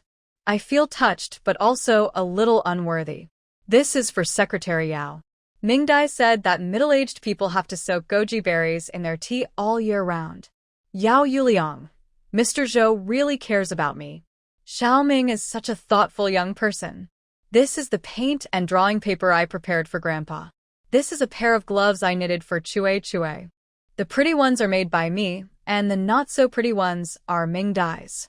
I changed them. I must tell her I could have knitted nice ones, but Ming Dai messed around, so they turned out like this." Wei Yan's mouth twitched, feeling very uncomfortable with how cool and aloof his big nephew was acting right now, talking non-stop. Watching him pack everything up and close the car door, Wei Yan felt a bit strange and asked, "Did you prepare a gift for your little uncle?" Zhou Xinian paused briefly, as if he just remembered there was such a person. Tell him to stop fighting with Chue, or he'll get beaten and cry." "That's so embarrassing." Wei Yan felt suddenly balanced in his heart. Compared to Bai Lianhua's gift, His late instructions didn't matter at all. As he was leaving, he just caught the start of work time. Fong Mingyang came over with a flattering smile to greet him, and the other educated youths looked on with envy. Wei Yan smiled at Zhou Xinian and Ming Dai, saying, "I have to go on a business trip. I'll be back next month. If there's anything, write me a letter. I'll see it when I return." Zhou Xinian waved impatiently. Got it, got it. Hurry up and go." Wei Yan's eyes reddened as he gave him a punch. "I'm leaving now, little brat. Take good care of yourself. Wait for me to come back and take you." After saying that, he pushed Zhou Xinian aside, smiled at Ming Dai, said he was leaving, and turned to get into the car. Ming Dai and Zhou Xinian watched the small car drive away, silent for a long time. Everyone at the educated youth camp looked at the car, feeling emotional. They wished they had such relatives. Chun Er-hong also looked on enviously. Cars like that were something she had never dared to imagine before. But last night, she had even sat in one. When the car disappeared completely, she looked at Zhou Xinian, who was closing the door, and secretly made a decision. Back in the room, Ming Dai thought Zhou Xinian would be in a low mood for a while. But as soon as he closed the door, he hurriedly went into the space. Ming Dai. Quick, quick, quick. I need to go in and check. I haven't collected eggs all day. The chicks might have stepped on them all. And little Mimi, she must have gone to steal eggs again. Sure enough, it was Zhou Xinian.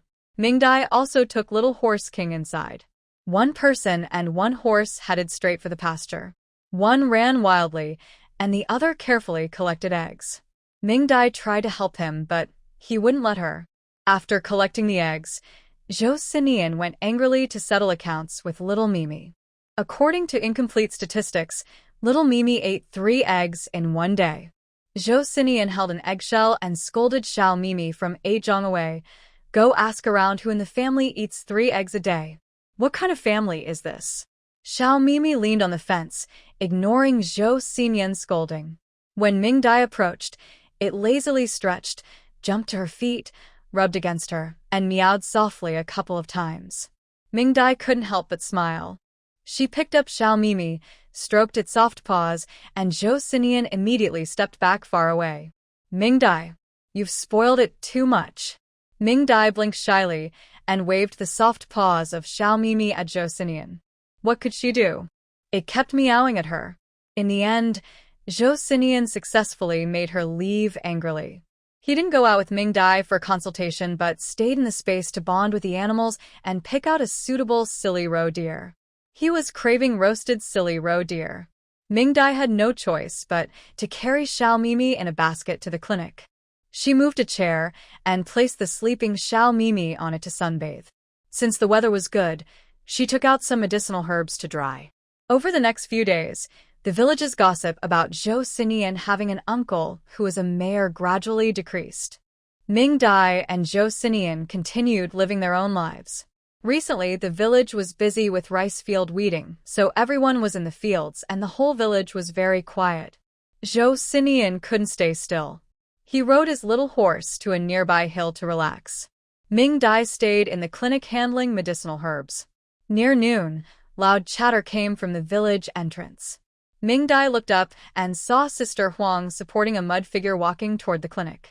Sister Huang was walking behind, looking a bit unwell. Ming Dai got up to meet her. "Uncle, what's going on?" As she spoke, she also recognized that the mud figure was actually Chun Er-hong. Sister Huang curled her lips and rolled her eyes at Chun Er-hong. Ming Dai looked at Chun Er-hong, who was sitting quietly on a chair, crying. She noticed her forehead, covered with mud, with blood seeping out. Sister Huang went inside to get water. After drinking, she brought a bowl back and handed it to her mother-in-law. She loudly told Ming Dai, Qin Jiqing and Song Jiqing are fighting in the field, knocking over a whole patch of rice seedlings. My dad is about to be furious. As soon as she said that, Chun Er-hong's crying grew even louder. Aunt Huang glared at her daughter-in-law. Xiaoming's daughter, you should check her. During the fight, Song Jiqing threw a stone and hit her head, causing a deep wound. Ming Dai nodded. She asked Aunt Huang to fetch water to wash away the mud on her head. While cleaning, Ming-Dai looked at the wound and frowned. The injury was too deep, not like a simple. It seemed more like a second tear. As she bandaged her, she watched Chen Er-hong, who was crying. Her face was pale from pain, and she was sweating heavily. After finishing the bandage, Aunt Huang asked Ming-Dai if Chen Er-hong could still work. Ming-Dai looked at Chen Er-hong, who was lowering her head, and smiled. No problem. It's just a small scrape, it won't affect work. Hearing this, Chen Er-hong looked at Ming-Dai in disbelief, as if she couldn't believe what she heard. Aunt Huang was happy and told Chen Jiqing, all right. Chen Jiqing, let's go. We still need to replant the rice seedlings that were damaged in the fight. Chen Er-hong didn't answer. She clenched her teeth and stood up, but her body suddenly swayed. If Aunt Huang hadn't supported her, she might have fallen. Ming-Dai was very impressed with her. The ground in the clinic wasn't dirt. It was made of broken stone slabs that she and Zhou Xinian had laid. It was very hard. If she had fallen, she would have a big bump on her head. First, she tore open her wound with her hands, then she hit her head on the ground. She was really tough on herself. Soon, Chen Er-hong slowly woke up. Before opening her eyes, she was already complaining about dizziness. Aunt Huang saw this and didn't let her go back to work. She told her to rest well and took her daughter-in-law back to work. After everyone left, Ming-Dai smiled at her and told her to go back to the youth workers' camp to rest and change her clothes. Chen Er-hong ignored her, still complaining about dizziness and unwilling to go back. Ming-Dai looked at her wet hair, but said nothing. She simply handed her the medical form to sign. In the village, those who could pay for treatment paid money. Those who couldn't used work points to cover the cost. When Chen Er-hong saw the form, her face darkened again. But thinking about last night's promise and what she had in her hand, she clenched her teeth and signed her name. Ming-Dai intentionally listed a high cost for the medicine, but she didn't ask any questions. It seems she is quite confident now. Sure enough, that evening, the team leader came to see her. He said that Chen Er-hong couldn't go outside because she was injured, but she didn't want to avoid work, so she applied to help in the medical room.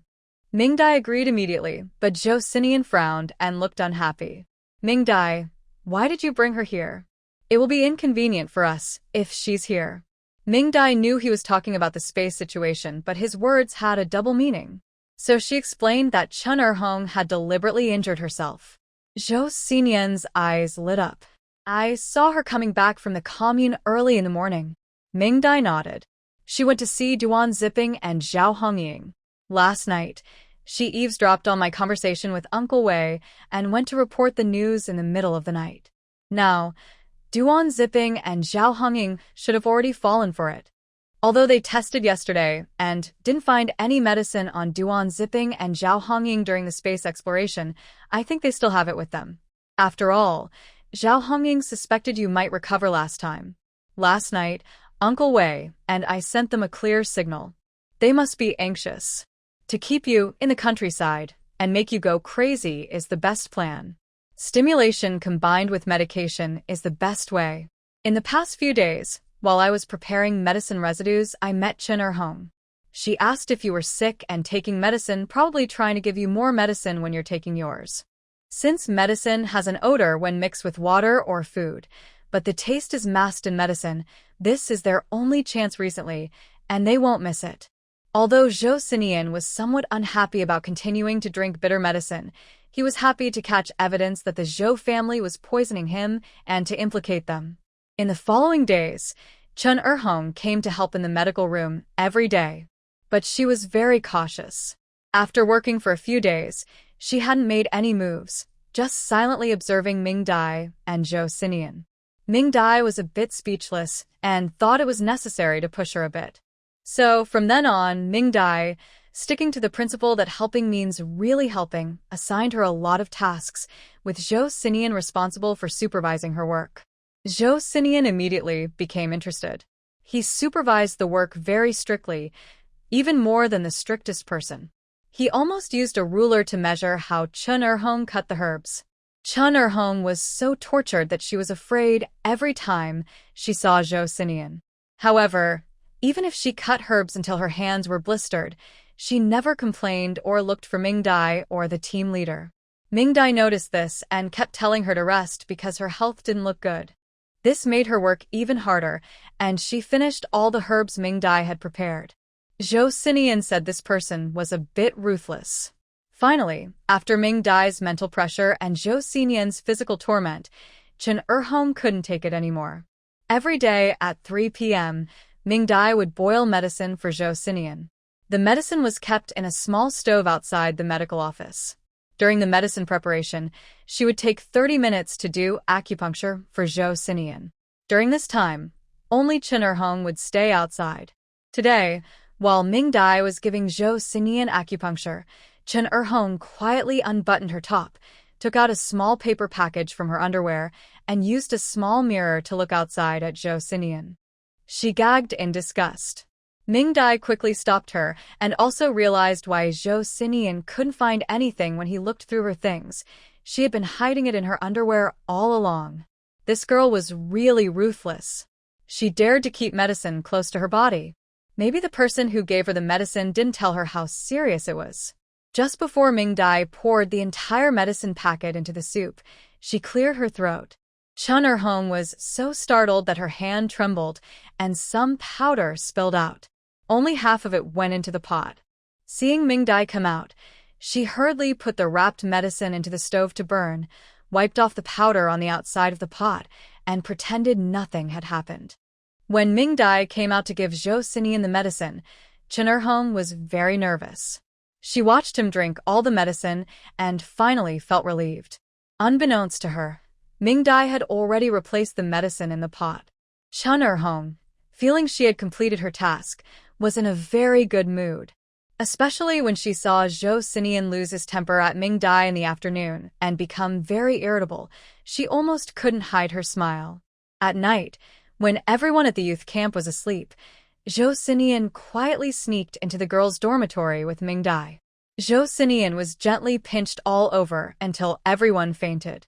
Ming-Dai then found Chen Erhong and took out 2 packets of powder from her underwear, looking just like the ones she had poured into the jar today. Quietly, Ming-Dai replaced the powder with regular flour, repacked it the same way, and put it back. Under the cover of night, the two of them took a shortcut from the mountain to the county town. Over the next 2 days, Chen Erhong used up the remaining 2 packets of powder. Zhou Xinian also became much more irritable, often losing his temper for no reason. Ming-Dai looked very tired too. As Zhou Xinian's main target of anger, she felt exhausted. Chen Erhong took the initiative to comfort Ming-Dai, asking about Zhou Xinian's condition. Ming-Dai pretended to be very annoyed and complained about Zhou Xinian. "I don't know what went wrong. He was almost better, but now he's getting worse again, with a tendency to become more serious. If it continues like this, Zhou Xinian might go crazy for the rest of his life, and there's no cure." Chen Erhong pretended to comfort her and went back to the commune that night. In the following 10 days or so, she added things to Zhou Xinian's herbal medicine for about 7 or 8 days. Ming-Dai fed the replaced medicine to a foolish deer in the space. Within a week, the deer died from overexcitement. This shows how strong the doses they gave were. Finally, when Zhou Xinian was about to break down from drinking the herbal medicine, the awaited thing arrived. That night, in Zhou Xinian's room, Wei Yan handed Ming-Dai a report with bloodshot eyes.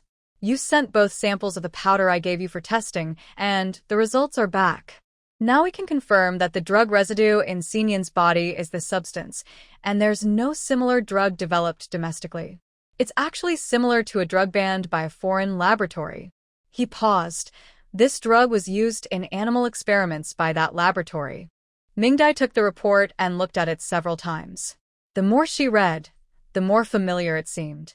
She realized she had seen the formula of this drug in her previous life. "I saw her in her mentor's laboratory. It is said that this medicine was created in the early 19th century by a laboratory in America for experiments on gorillas' emotions. Because it was against humanitarian principles, it was later banned and ordered to be destroyed. Now it seems that these medicines were not destroyed, but instead used to harm people." Wei Yan was a bit nervous. "Xiaoming, with this, Can we solve the problem of residual drugs in Xinyan's body? Ming Dai collected her thoughts.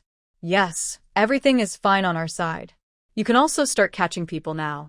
By the way, Chen Erhong should go to the commune again tonight to get the medicine. Wei Yan nodded. Finally, our act wasn't in vain. Now is the time to close the net.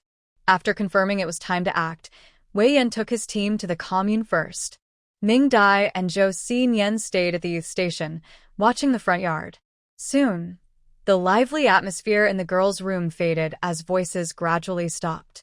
Sitting close to the wall, Ming Dai sharply sensed a strange smell.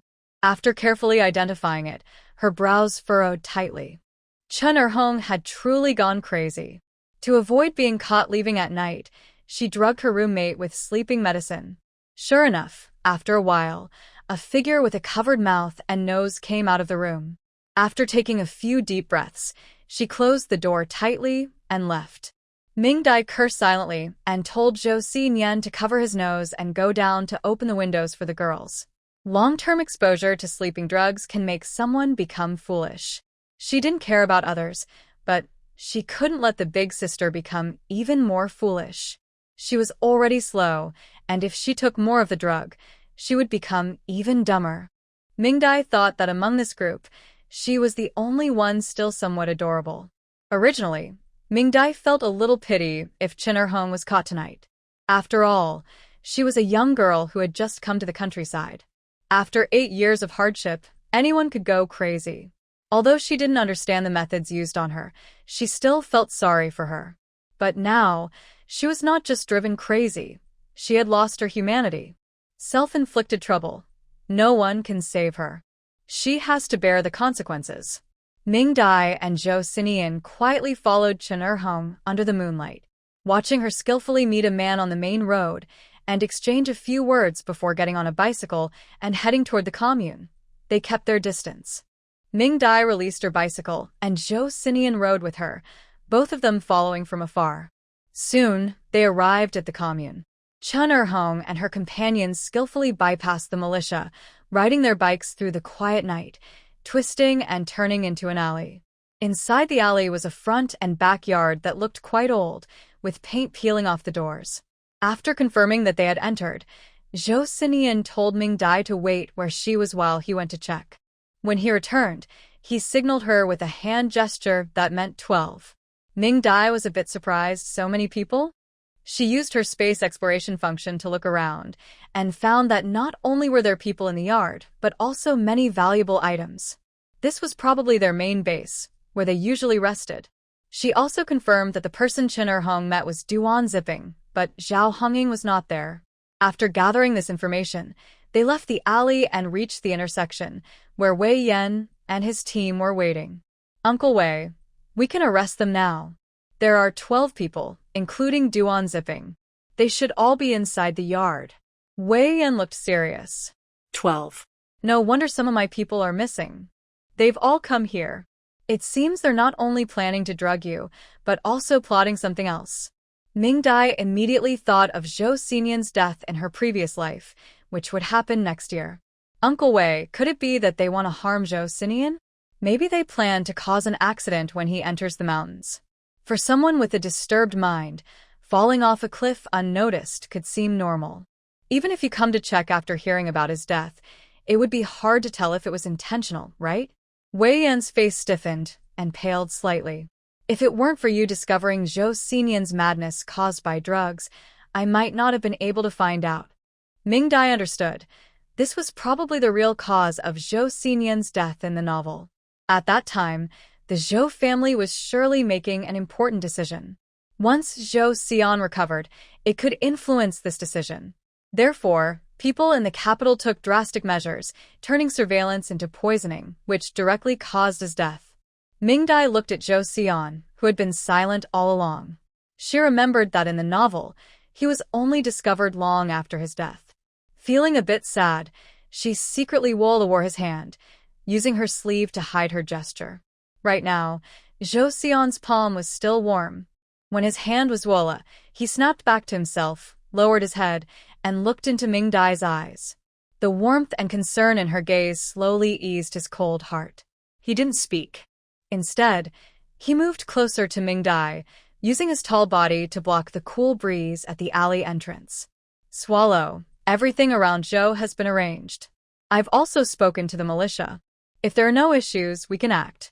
I can't wait anymore. A thin, middle-aged man approached in the dark and spoke to Wei Yan. Ming Dai finally noticed that outside the alley, there were 4 or 5 people standing. Wei Yan turned and punched the man. Stubborn donkey, don't call me Swallow.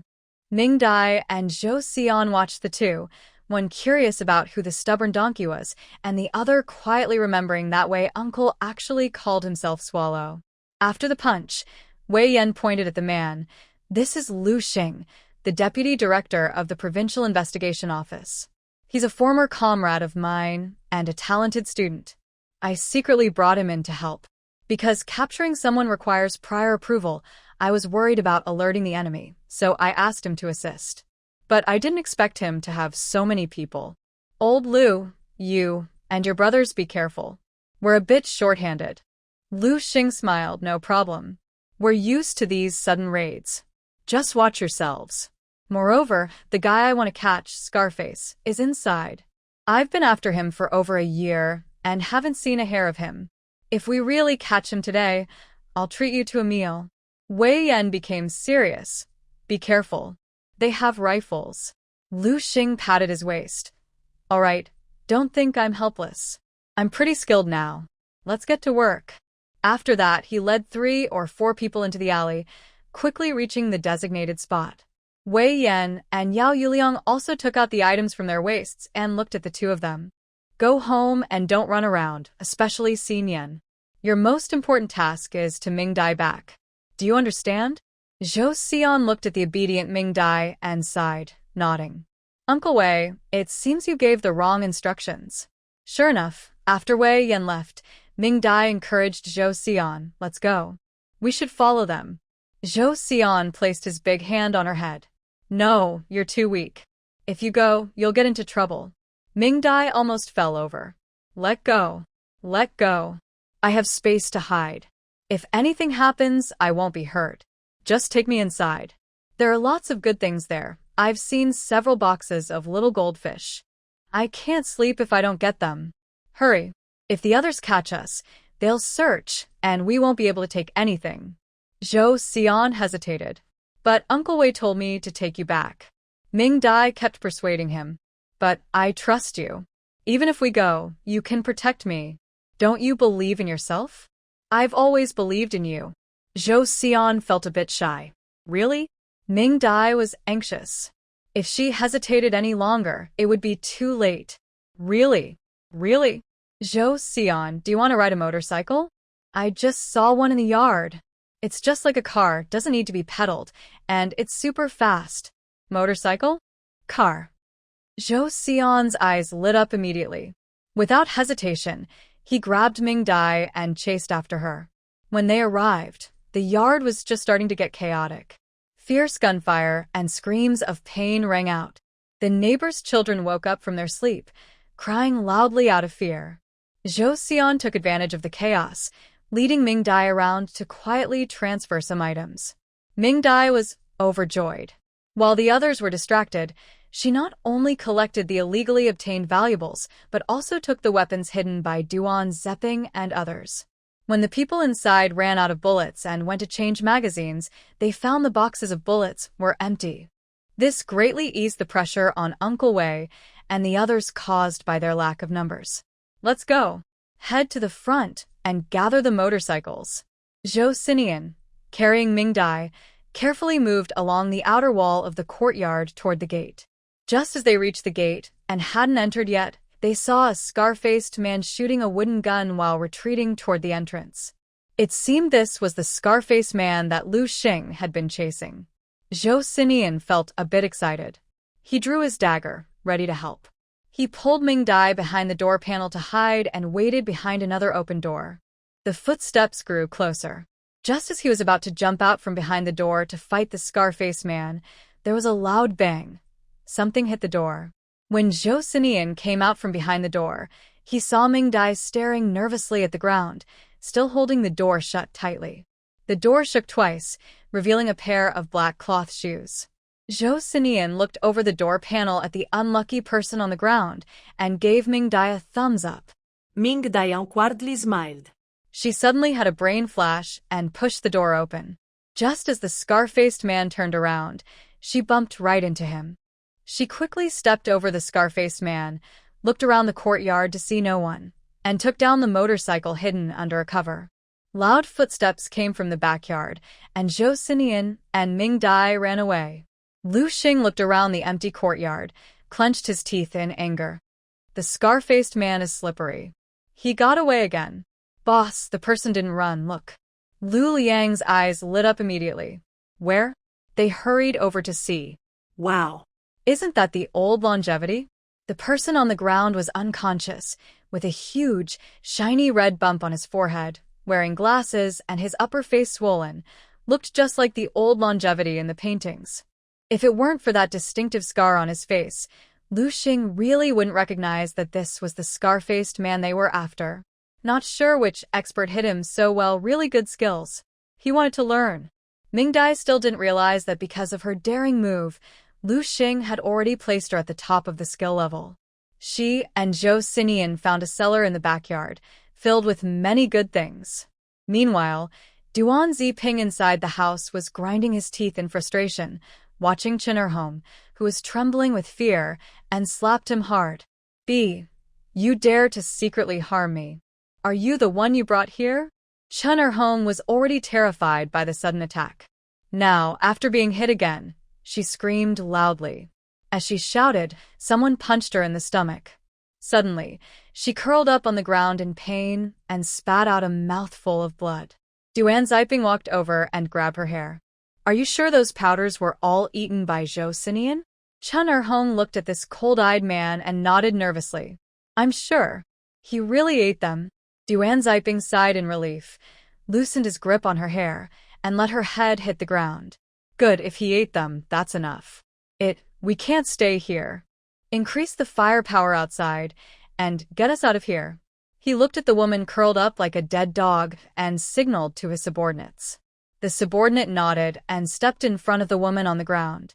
Chen Erhong, hidden in the shadows, shivered uncontrollably. When she looked up, she met the man's cold gaze. In that moment, she understood. Duan Ziping wanted to kill her to cover his tracks. No, Director Duan. I'm still useful. You can't kill me. You promised to send me back to the city. Duan Ziping looked at this pitiful woman with a sympathetic gaze. Give her a quick end.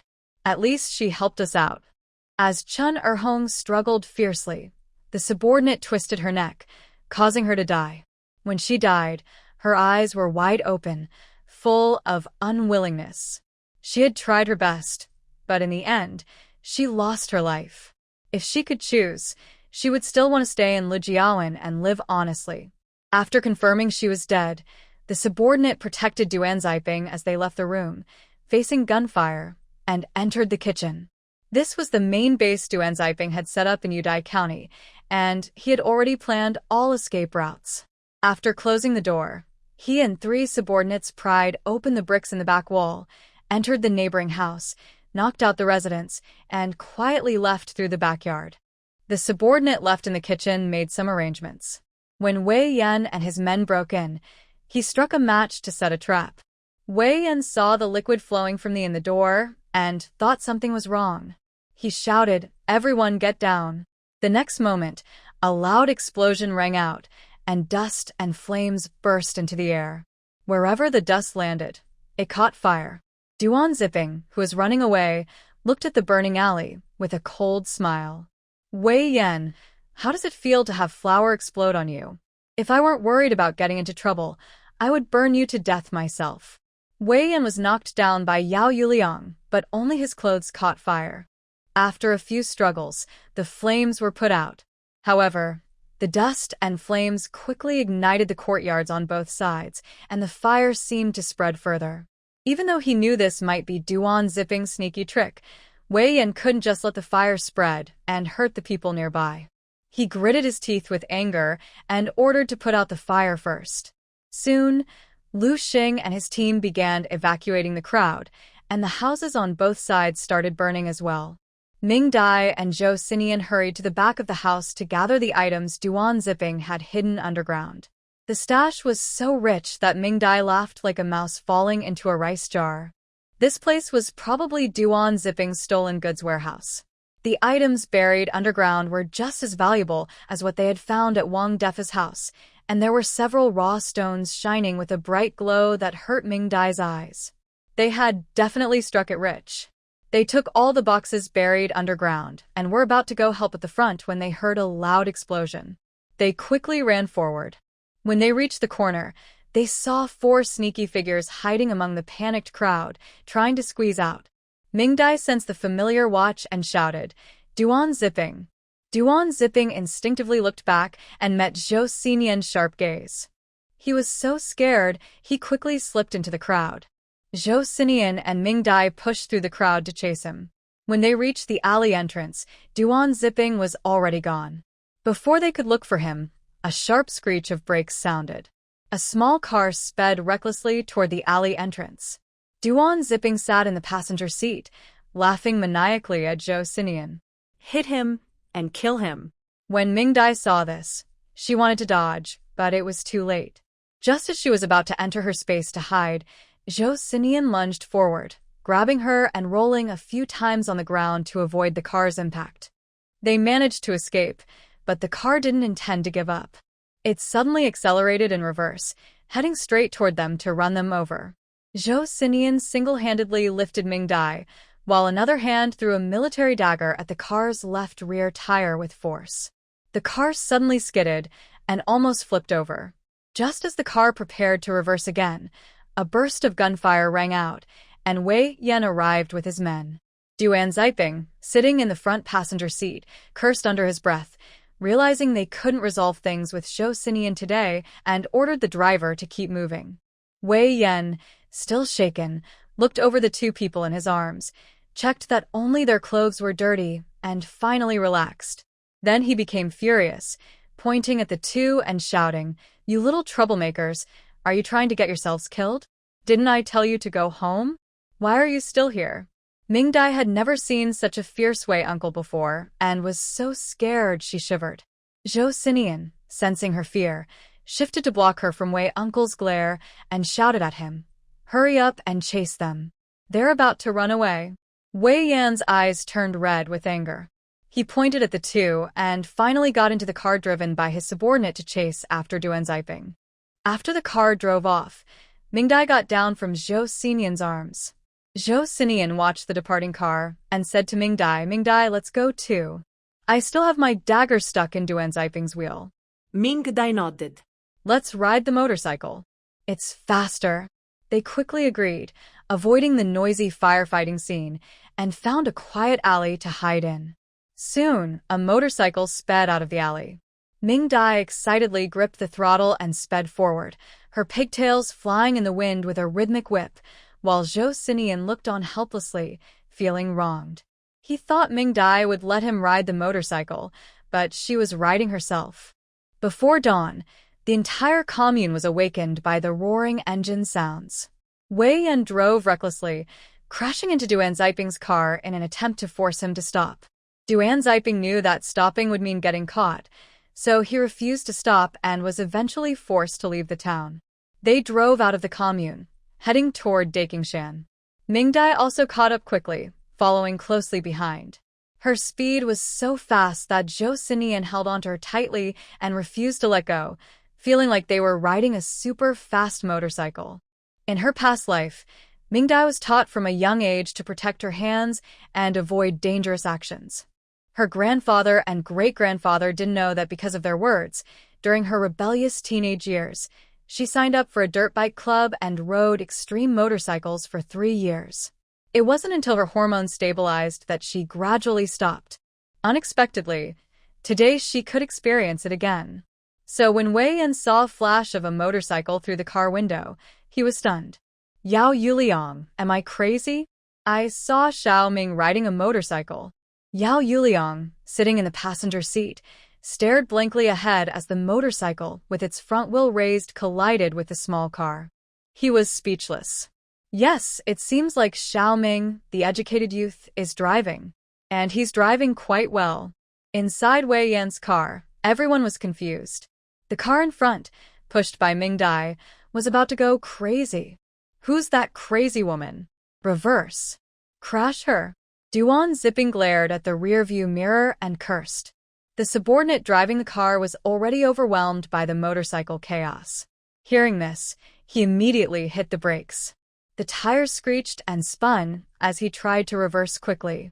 In her past life, Ming Dai had been part of a street racing gang, so she was very skilled at handling such situations.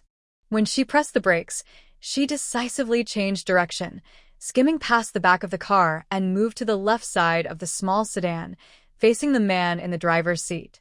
Just as the man was about to reverse, he felt a cold sensation on his back. A large iron hammer was coming at him. He quickly let go of the steering wheel and covered his head, narrowly avoiding Zhou Xinyan's heavy hammer. Blood streamed from cuts on his head and arms caused by shattered glass. The car also lost control because he let go, rushing toward the roadside. Fortunately, Duan Zipping in the front passenger seat held the steering wheel and saved the car. Drive. Drive. Despite his bleeding wounds and excruciating pain, the subordinate stepped on the gas. Zhou Xinyan's hammer hit the trunk, leaving a deep dent. He was a bit annoyed. Ming Dai, you missed again this time. Ming Dai said there was no problem. She twisted the throttle, shouting loudly as she chased after Zhou Xinyan. Although Zhou Xinyan didn't understand why she was shouting, Ming Dai said it was a necessary ritual when riding a motorcycle. So he also shouted loudly, waving his big iron hammer, smashing the cars with loud bangs. Ming Dai esse adrenaline surged. She and Zhou Xinyan shouted together as they smashed all the glass on the cars. The people inside were cut by the broken glass, feeling both pain and anger. They aimed their guns at the two, but Ming Dai's excellent driving skills allowed her to dodge all the shots. Duan Zipping lost his temper and started yelling at them through the window, throwing things from the car at the two. Zhou Xinyan didn't refuse and threw everything back forcefully, hitting Duan Zipping and covering him in bumps. Duan Zipping was so angry, he kept shouting, while Ming Dai and Zhou Xinyan responded loudly. The whole road was lively and noisy.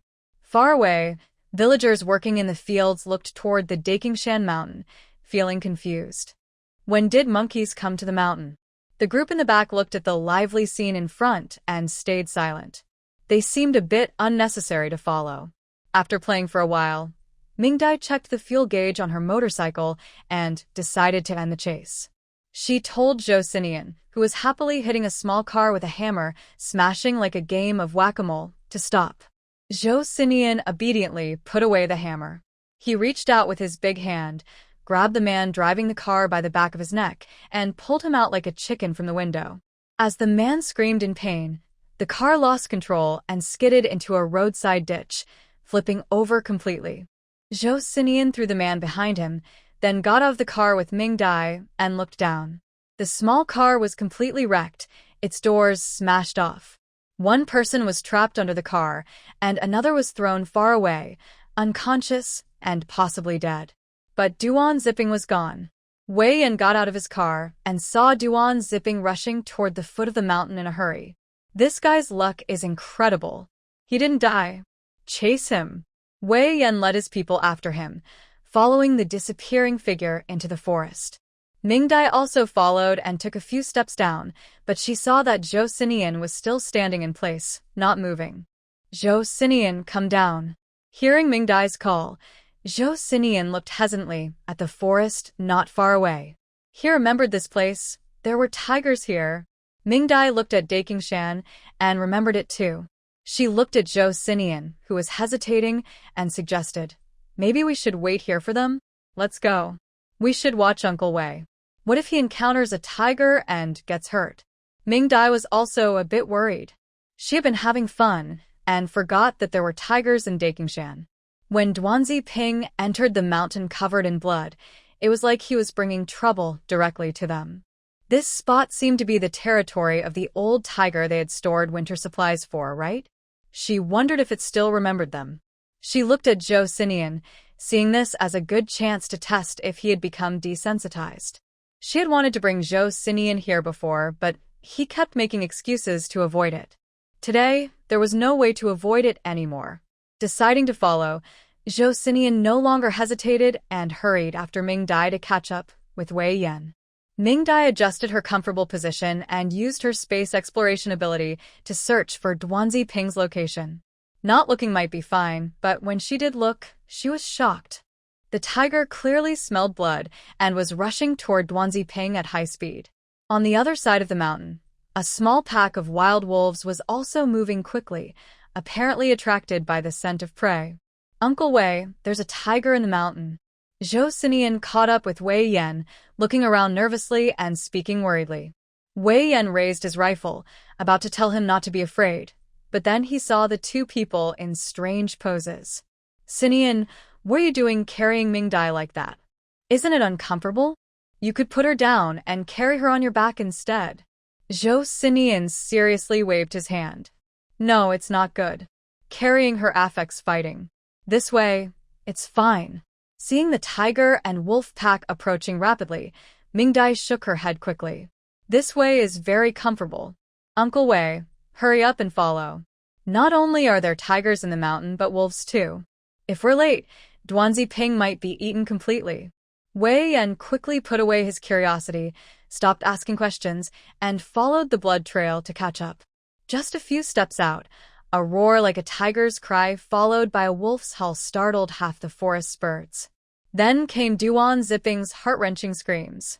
Wei Yan's face tightened as he quickly ran toward the sound, while Zhou Xinian slowed down, his limbs stiff and moving slowly. Ming Dai didn't rush him. She was calmly held by him. In the distance, a gunshot rang out. Zhou Xinian paused briefly, but then sped up and rushed forward. When they arrived, they saw a scene of three groups standing firm: a tiger, a wolf pack, and Wei Yan's people, all staring at the trembling person in the middle. Duanzi Ping was covered in scratches. It seemed the tiger arrived first, but before it could enjoy its prey, the wolf pack appeared. Just as they started fighting, Wei Yan and his group arrived again, creating a three-way standoff. However, when Zhou Xinian appeared, the scene changed again. The alpha wolf, smelling something familiar, became distressed. It looked at Zhou Xinian in disbelief. It stretched its neck, carefully sniffed several times, and confirmed that it was indeed that dangerous two-legged beast. Overwhelmed by memories of past torment, the alpha wolf decisively abandoned its prey, retracted its fangs, and howled twice at the pack, instantly drawing everyone's attention. In the shock of the tiger and the wolf pack, the alpha wolf, with a flattering face, led 7 or 8 wild wolves, half-crawling, toward Zhou Xinian. It wagged its tail wildly and kept whining, looking completely different from its cold-blooded killer form earlier. Ming Dai recognized them. These were the wild wolves Zhou Xinian had tamed. She never expected this to be their hunting ground. Everyone else paid attention to Zhou Xinian, who was staring intently at the tiger without paying any mind to the wolves. The tiger felt nervous under his gaze. Ming Dai looked at the wolf, which was more like a dog, then at Zhou Xinian, who was lost in thought. She waved her hand at the alpha wolf, which was lying on the ground showing its belly and begging for attention. "Let's go. You don't need to stay today." The alpha wolf, having been trained, recognized Ming Dai immediately. It jumped up, howled twice, and without hesitation, led the pack to leave quickly. Wei Yan watched this amazing scene, unsure of what to say. When did wolves become so obedient?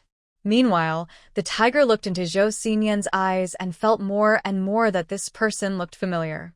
No, that's not right. That familiar smell. It's also stretching its neck, sniffing the air carefully.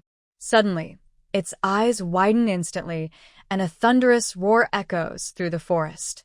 A tiger dressed in black and yellow striped armor rushes straight toward Ming Dai and Zhou Xian. "Finally, I found you. You two little thieves." Zhou Xian is terrified, grabbing Ming Dai and running forward, completely forgetting Uncle Wei. He moves swiftly through the trees, jumping back and forth, and carrying Ming Dai doesn't slow him down. Nearby, Yao Yuliang watches excitedly. Mr. Zhou still has his old charm. Soon, the two of them and the tiger disappear into the woods. Wei Yan has been confused from the start. What's going on? But seeing Zhou Xian being chased by the tiger, he's frantic. He orders someone to bandage Duanzi Ping, who's lost a lot of blood, and take him to the car. Then he takes people and a wooden cannon to find Xian and Ming Dai. Zhou Xian is very scared, moving nimbly through the mountains. But this is the tiger's territory, and the tiger knows it much better than Zhou Xian. Soon, the tiger forces Zhou Xian to a big tree. Seeing the tiger climbing up after him and getting closer, Zhou Xian's whole body trembles. He holds Ming Dai tightly, not daring to let go. Ming Dai quietly observes and, seeing he's at his limit, gently hugs him back. Don't be afraid. Don't be afraid. Look, it's gone. Using her space and treasure-seeking abilities, Ming Dai targets the tiger that's eyeing them hungrily. In a flash, a yellow figure flashes past. The tiger is gone. Zhou Xian stares blankly as the tiger disappears, dazed for 3 seconds before realizing what's happened. He relaxes his guard, collapses to the ground, and carefully places Ming Dai in a safe spot. Then he leans against the tree trunk and starts to. After vomiting acid water, he leans on the tree, looking pale. Ming Dai quietly checks his pulse. Aside from overexertion, everything else is fine. Xian. Xiaoming, where are you? While Ming Dai is figuring out how to get down, Uncle Wei arrives with people, searching nearby for them. Ming Dai calls out below, Uncle Wei, we're here. Wei Yan looks up and sees the people on the branches, and Ming Dai sitting there. Are you two okay? Ming Dai quickly shook her head. It's nothing. Zhou Siyuan was just a bit shocked, and feels a little faint now. Wei Yan let out a breath of relief and cautiously looked around with his gun. Where's the tiger? Ming Dai pointed to the distance. It suddenly ran into the woods. Wei Yan looked into the forest, still worried. We need to leave quickly. Is Siyuan okay? Can he get down on his own? Uncomfortable, Zhou Siyuan nodded hard, took a few deep breaths, first helped Ming Dai down, then carefully climbed down the tree himself.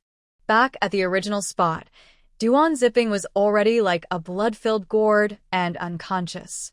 Wei Yan quickly led his people back to the main road. Leaving one person to watch the overturned car, Wei Yan spoke to Zhou Siyuan, who was leaning weakly on Ming Dai. Siyuan, do you want to sit in my uncle's car? Zhou Siyuan opened his eyes slightly, shook his head gently, and, with difficulty, rested his head on Ming Dai's shoulder, looking uncomfortable. Ming Dai looked at Wei Yan with concern. Uncle Wei, I'll ride the motorcycle with him. We can go slow, no problem. You need to rush to the hospital with Duan Zipping. If we're late, those two might not make it. Wei Yan knew that they had worked hard to save him. If he died, it would be a huge loss. After confirming that Ming Dai and Zhou Siyuan could leave safely, Wei Yan took his team and drove back to treat and interrogate. As soon as they got Duan Zipping's confession, Konging from the provincial capital could arrest the suspects. Wei Yan returned to the commune with Duan Zipping, who had turned into a blood-filled gourd. Zhou Siyuan looked tired and stood beside Ming Dai, staring blankly at the small car in the ditch. Ming Dai jumped down, trying to pull out Zhou Siyuan's military dagger. Unfortunately, the dagger had barbs, and she couldn't pull it out after struggling for a while. Zhou Siyuan sighed, followed her down, and easily pulled out the dagger, then quickly stabbed it into his lower back. If it weren't for gender differences, Ming Dai almost wanted to tear his pants to see how he managed to insert it without hurting himself. After getting the dagger, Ming Dai told him to push the car. Zhou Siyuan didn't move but wandered around the small car in the ditch, patting and examining it for a while before going up to Ming Dai. Ming Dai stood by the motorcycle, started the fire, and called Zhou Siyuan over. Zhou Siyuan took a long stride, sat firmly on the motorcycle, then, holding Ming Dai's waist, embraced her and sat in front. After Ming Dai sat properly, she excitedly twisted the throttle, and a loud roaring sound filled the air. Seeing how excited Ming Dai was as soon as she touched the motorcycle, Zhou Xian unconsciously cleared his throat. Let's go. Just as Ming Dai was about to twist the throttle, Zhou Xian urgently called a stop.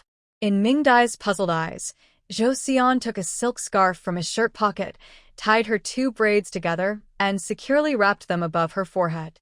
Ming Dai looked up and felt a strange sense of familiarity, as if she had seen this on a little lamb in her past life.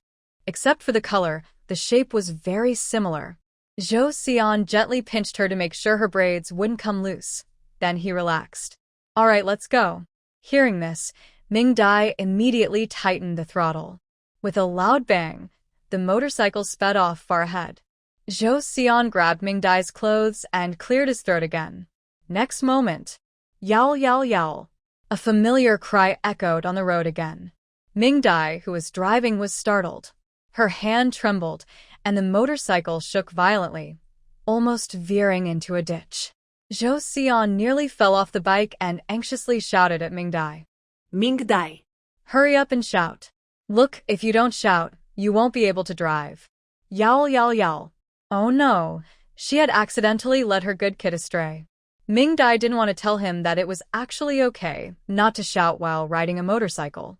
In the end, looking at the road with only the 2 of them, Ming Dai, feeling very guilty, started shouting along with the cry. Anyway, just this once. In the future, she wouldn't ride the motorcycle anymore. Woo-woo. Soon after, at the foot of the mountain, villagers working in the fields once again heard the monkeys cry. Dad. "Listen. I told you there are monkeys in the mountains, and you didn't believe me. It's true. It sounds like a male and female monkey." Ming Dai didn't know that she and Zhou Xian had been mistaken for monkeys. The 2 of them became more and more excited, and with the roar of the motorcycle, they threw all shame aside. No wonder, in her past life, so many people would go to the mountains just to shout loudly. Such loud shouting not only benefits the lungs but also helps heal mental exhaustion. It felt so good. The loud shouts from the 2 people carried far and wide. Not only did the villagers working in the fields hear them, but even the wild wolves in the mountains also heard. The alpha wolf thought these 2-legged creatures were saying goodbye and stood on the mountaintop, howling back down the hill. The entire area around Mount Qingshan became unusually lively. Only the staff member left by Uncle Wei to watch the car was trembling with fear. What kind of commotion was this? Could there really be monsters in Mount Qingshan? So, the 2 kept howling until they reached a place where people were walking. Under Ming Dai's strict insistence, they finally stopped. When they arrived at the commune hospital and found Wei Yan, he was shocked as soon as he spoke.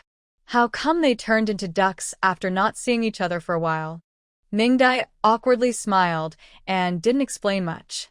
Instead, she asked about Duan Zipping. Wei Yan nodded. He's still alive and is currently in surgery. Lu Xing has already questioned him, but this kid is tight-lipped and won't say anything. The others who need to tell the truth have already done so. Ming Dai was a bit worried. What if he refuses to admit that the Zhou family ordered him to do it? Wei Yan chuckled softly. We thought of that long ago. If he stays silent, it's because he hopes that once the Beijing Zhou family hears about it, they might help him. But not talking doesn't mean Zhao Hongying won't speak. Kong Ing has already gone to the Duan family to arrest someone. Once Zhao Hongying gives her statement, Duan Zipping will realize the Zhou family won't protect him anymore. At that point, if we don't ask, he'll be eager to confess. Ming Dai nodded.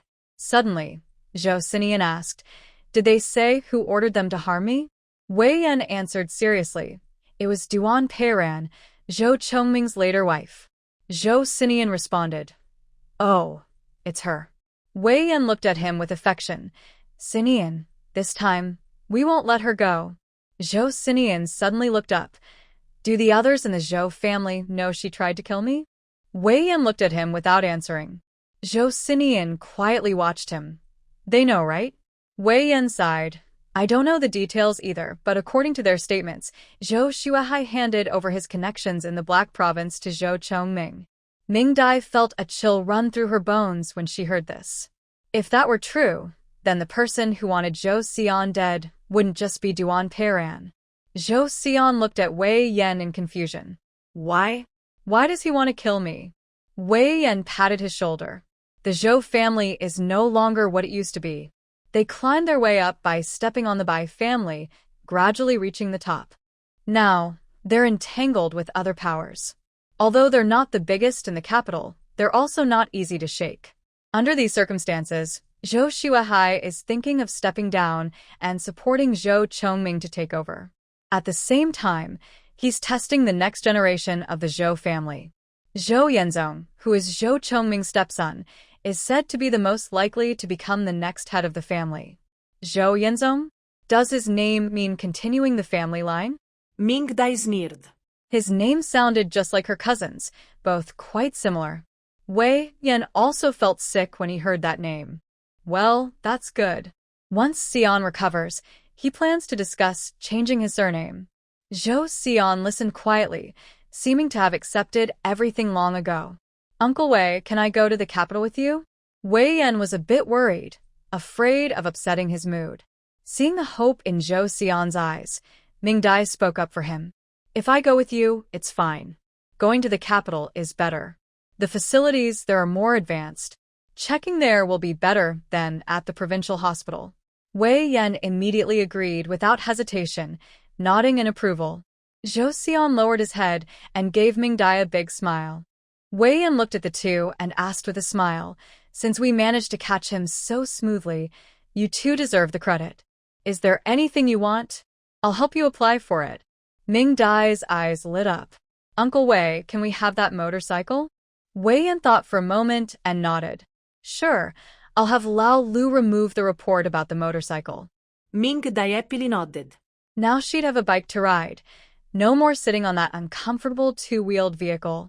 Wei Yan looked at Zhou Xian, who was already eagerly waiting. Before he could speak, Zhou Xian answered first. I want a car. Wow. You are truly my big nephew. You always want the best. No, this won't do. The car belongs to the state. I only have the right to use it. I can't give it to you. You need to choose another. Zhou Sinian shook his head. I only want a small car. I don't need a fancy one. How about that one that fell into the ditch? Wei Yan was surprised. That might be possible. What are you going to do with the scrap car? Zhou Sinian didn't answer. He just asked, is it okay or not? Wei Yan glared at him. I'll try to apply for it. Zhou Sinian nodded happily. That's more like it. Clap. The proud and spoiled Nian Nian happily received love from Uncle Wei. Soon, Duan's zipping surgery was finished. He was wrapped up like a mummy and carried into the car. Wei Yan and Lu Xing planned to take him and the others they caught to the provincial city to meet Kang Ying. After registering, they would report to the investigation office in Beijing for further action. Before leaving, they told Ming Dai that the surgical equipment they promised would arrive in a few days. She should prepare to take over. Ming Dai nodded, feeling a bit eager. Lu Family Bay, the team leader's office. The educated youths looked shocked at the team leader, still unable to accept that Chen Erhong had already died. Big Zhu Lu was also very surprised. The message from the commune director only said Chen Erhong was killed by accomplices. The case was still under investigation, and the situation was very serious. He was told to watch over the other youths at the site and not let anyone leave the village until the case was resolved. He was also told that because of the serious incident involving Chen Erhong, their village wouldn't be eligible for the advanced team selection for the next 5 years. That meant all good things and honors would be out of reach for Lu Family Bay during this time. Even the winter vegetable planting plan they had agreed on would need to be rediscussed by the commune to see if they would get funding. Big Zhu Lu and the others had just been mourning Chen Erhong's untimely death when they heard this, and they immediately got angry. They felt these educated youths were really causing trouble. So now, as they looked at the shocked youths, they felt even more annoyed. From today on, the management of the educated youth will be returned to the village, under the responsibility of Secretary Lu Qingmin. Everyone must follow the same rules, participate in labor during the day, attend ideological education classes at night, and submit daily reports on their thoughts. Leaving the village without a good reason is not allowed. When the educated youth heard this, they immediately started to protest, especially Fong Ro. She was only staying in the village because school was on holiday today. Normally, she had to work at the commune primary school. Captain, I still need to work at the commune. Just as Lu Daju was about to reply, Lu Qingmin spoke. This is the order from the commune director. If you don't want to stay, you can apply to transfer away from Lu Family Bay. After all, you have relatives who are officials. This one sentence made Fong Ro shut up. Her family's future was already uncertain, and the people she contacted before had long ignored her. She was stubborn and stayed at the commune primary school, or she would have been pushed out long ago. But this time, the school had a reason to dismiss her. Thinking about going back to the village to farm made her feel terrible. Another unhappy person was Song Lanlan. She didn't pay much attention to what the captain and secretary Lu said. Right now, her mind was full of the fact that Chen Erhong was dead. How did she die? They had just fought earlier. Could it be? Her curse spell worked. Since their fight last time, after Song Lanlan broke Chen Erhong's head, the captain made her do 2 jobs, including Chen Erhong's share. She was exhausted from working so hard every day and secretly took Chen Erhong's blood-stained clothes, copying her grandmother's curse method, hoping Chen Erhong's face would rot and she'd have bad luck. Unexpectedly, Chen Erhong really died. Oh no! Will she come to seek revenge? She really didn't mean to do it. While everyone was chattering and discussing, there was the roar of a motorcycle outside, followed by the continuous exclamations of children. Everyone looked toward the sound and saw Ming Dai and Zhou Xinian riding a motorcycle coming over. First of all, where did they get the motorcycle? The way they were riding looked so impressive that it stunned everyone in Lu Family Bay. Little Ming, the educated youth, actually knew how to ride a motorcycle, and it seemed he was riding quite well. Ming Dai, to everyone's surprised and admiring looks, stopped the car in front of the clinic. Zhou Xinian helped her out of the car while he stayed seated, still basking in the admiration of his younger brothers. Ming Dai smiled warmly and said, "Captain, sorry about this.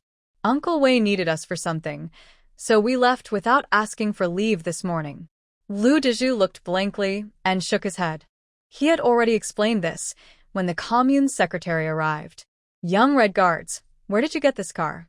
Ming Dai shyly smiled. "We helped the province with a small task, and the leaders rewarded us." Lu Daju looked at the motorcycle surrounded by children, feeling very excited. Their village, Lu Jiuan, was the first in Hongqi commune to own a motorcycle. Because of this, his attitude toward Ming Dai and Zhou Xinian became even kinder, though he also looked at the group of silly kids with some disdain. They were all young Red Guards, but why was there such a big difference? Ming Dai also took the opportunity to ask, "Captain, is there a new policy? Why is everyone here?" Lu Daju looked worried and explained what had happened. Ming Dai was surprised to hear that Chen Erhong had been killed. Maybe this was her punishment for causing Zhou Xinian's trouble? Ming Dai didn't say much, only that she and Zhou Xinian would cooperate and stay in the village. They were waiting for Uncle Wei to leave for the capital anyway. Lu Daju felt grateful for Ming Dai's kindness and scolded the other young Red Guards before sending everyone to work. He also mentioned that someone had sent over several large boxes, which he placed in the clinic. Ming Dai guessed right. These were surgical equipment, and she hurried inside to unpack the boxes. Zhou Xinian stayed outside, playing with the children on the motorcycles.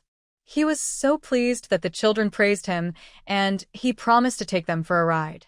If Uncle Wei hadn't given them 2 barrels of gasoline before leaving, the fuel in the car wouldn't have been enough for Zhou Xinian to make the trip.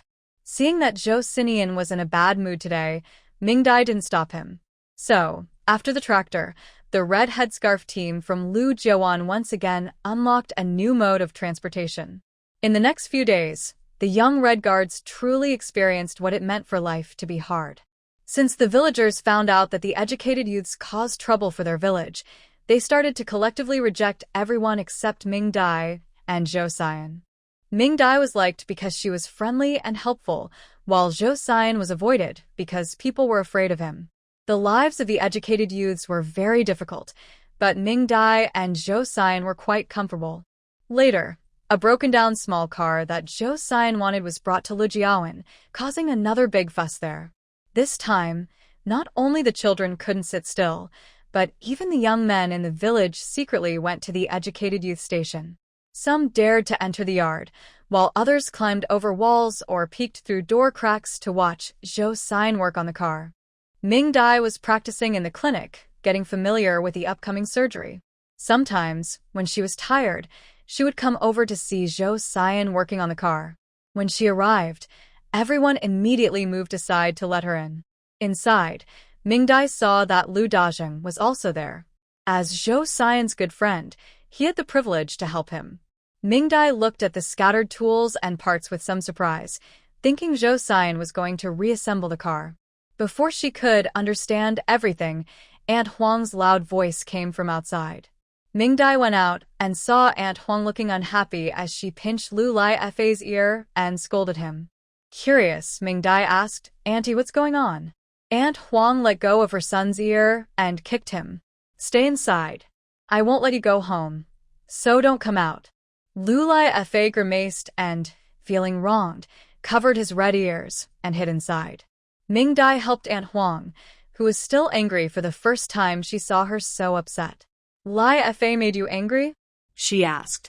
Aunt Huang rolled her eyes and said, "He's just a silly fool with no sense. Almost got himself into trouble." Ming Dai's eyes lit up. "What's the gossip?" Aunt Huang sighed and said, "Recently, Song Lanlan has been acting strange, trying all kinds of ways to flirt with him, twisting her hips and calling him brother Lai Fei. I spit on her. She's shameless, 5 years older than Lai Fei. Calling him brother. She's clearly after him. Just look at her reputation in the village. With her like that, she still wants to chase my son." Today, the educated youths were assigned to fetch water from the hill to irrigate the fields, and Lai Fei was also there, responsible for carrying water by the river. Song Lanlan carried a water bucket over and started talking to Lai Fa, constantly rubbing against him.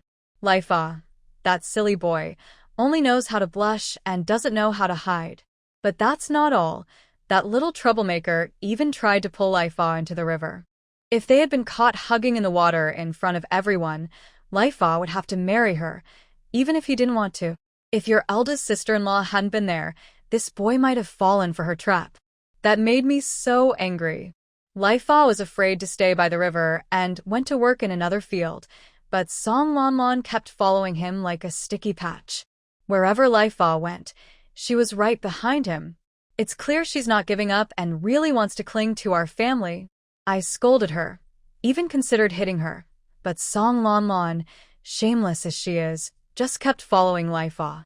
There was nothing I could do but bring her to your house to stay.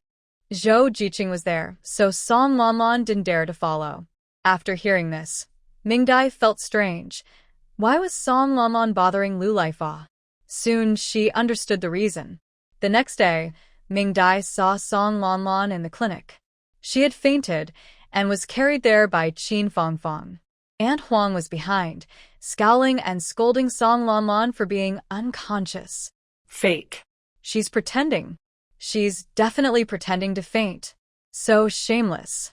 I was right there, in broad daylight, and she dared to crawl into my son's arms. Serves her right. My son doesn't care about her at all, and even pushed her down hard. Qin Fangfang listened nearby, feeling very embarrassed. She also thought Song Jiqing was a bit too enthusiastic about Comrade Lu. Ming Dai looked at Song Lanlan's face. She didn't look well. After checking her pulse, she looked at the person on the bed with a strange expression. Now she finally understood why Song Lanlan had been so eager to cling to Lu Lai Fa. She turned to the foolish Qin Fangfang and said, "Qin Jiqing, go back to work. I'll take care of her here." The simple sister-in-law didn't doubt at all. She patted her head, smiled happily, and left.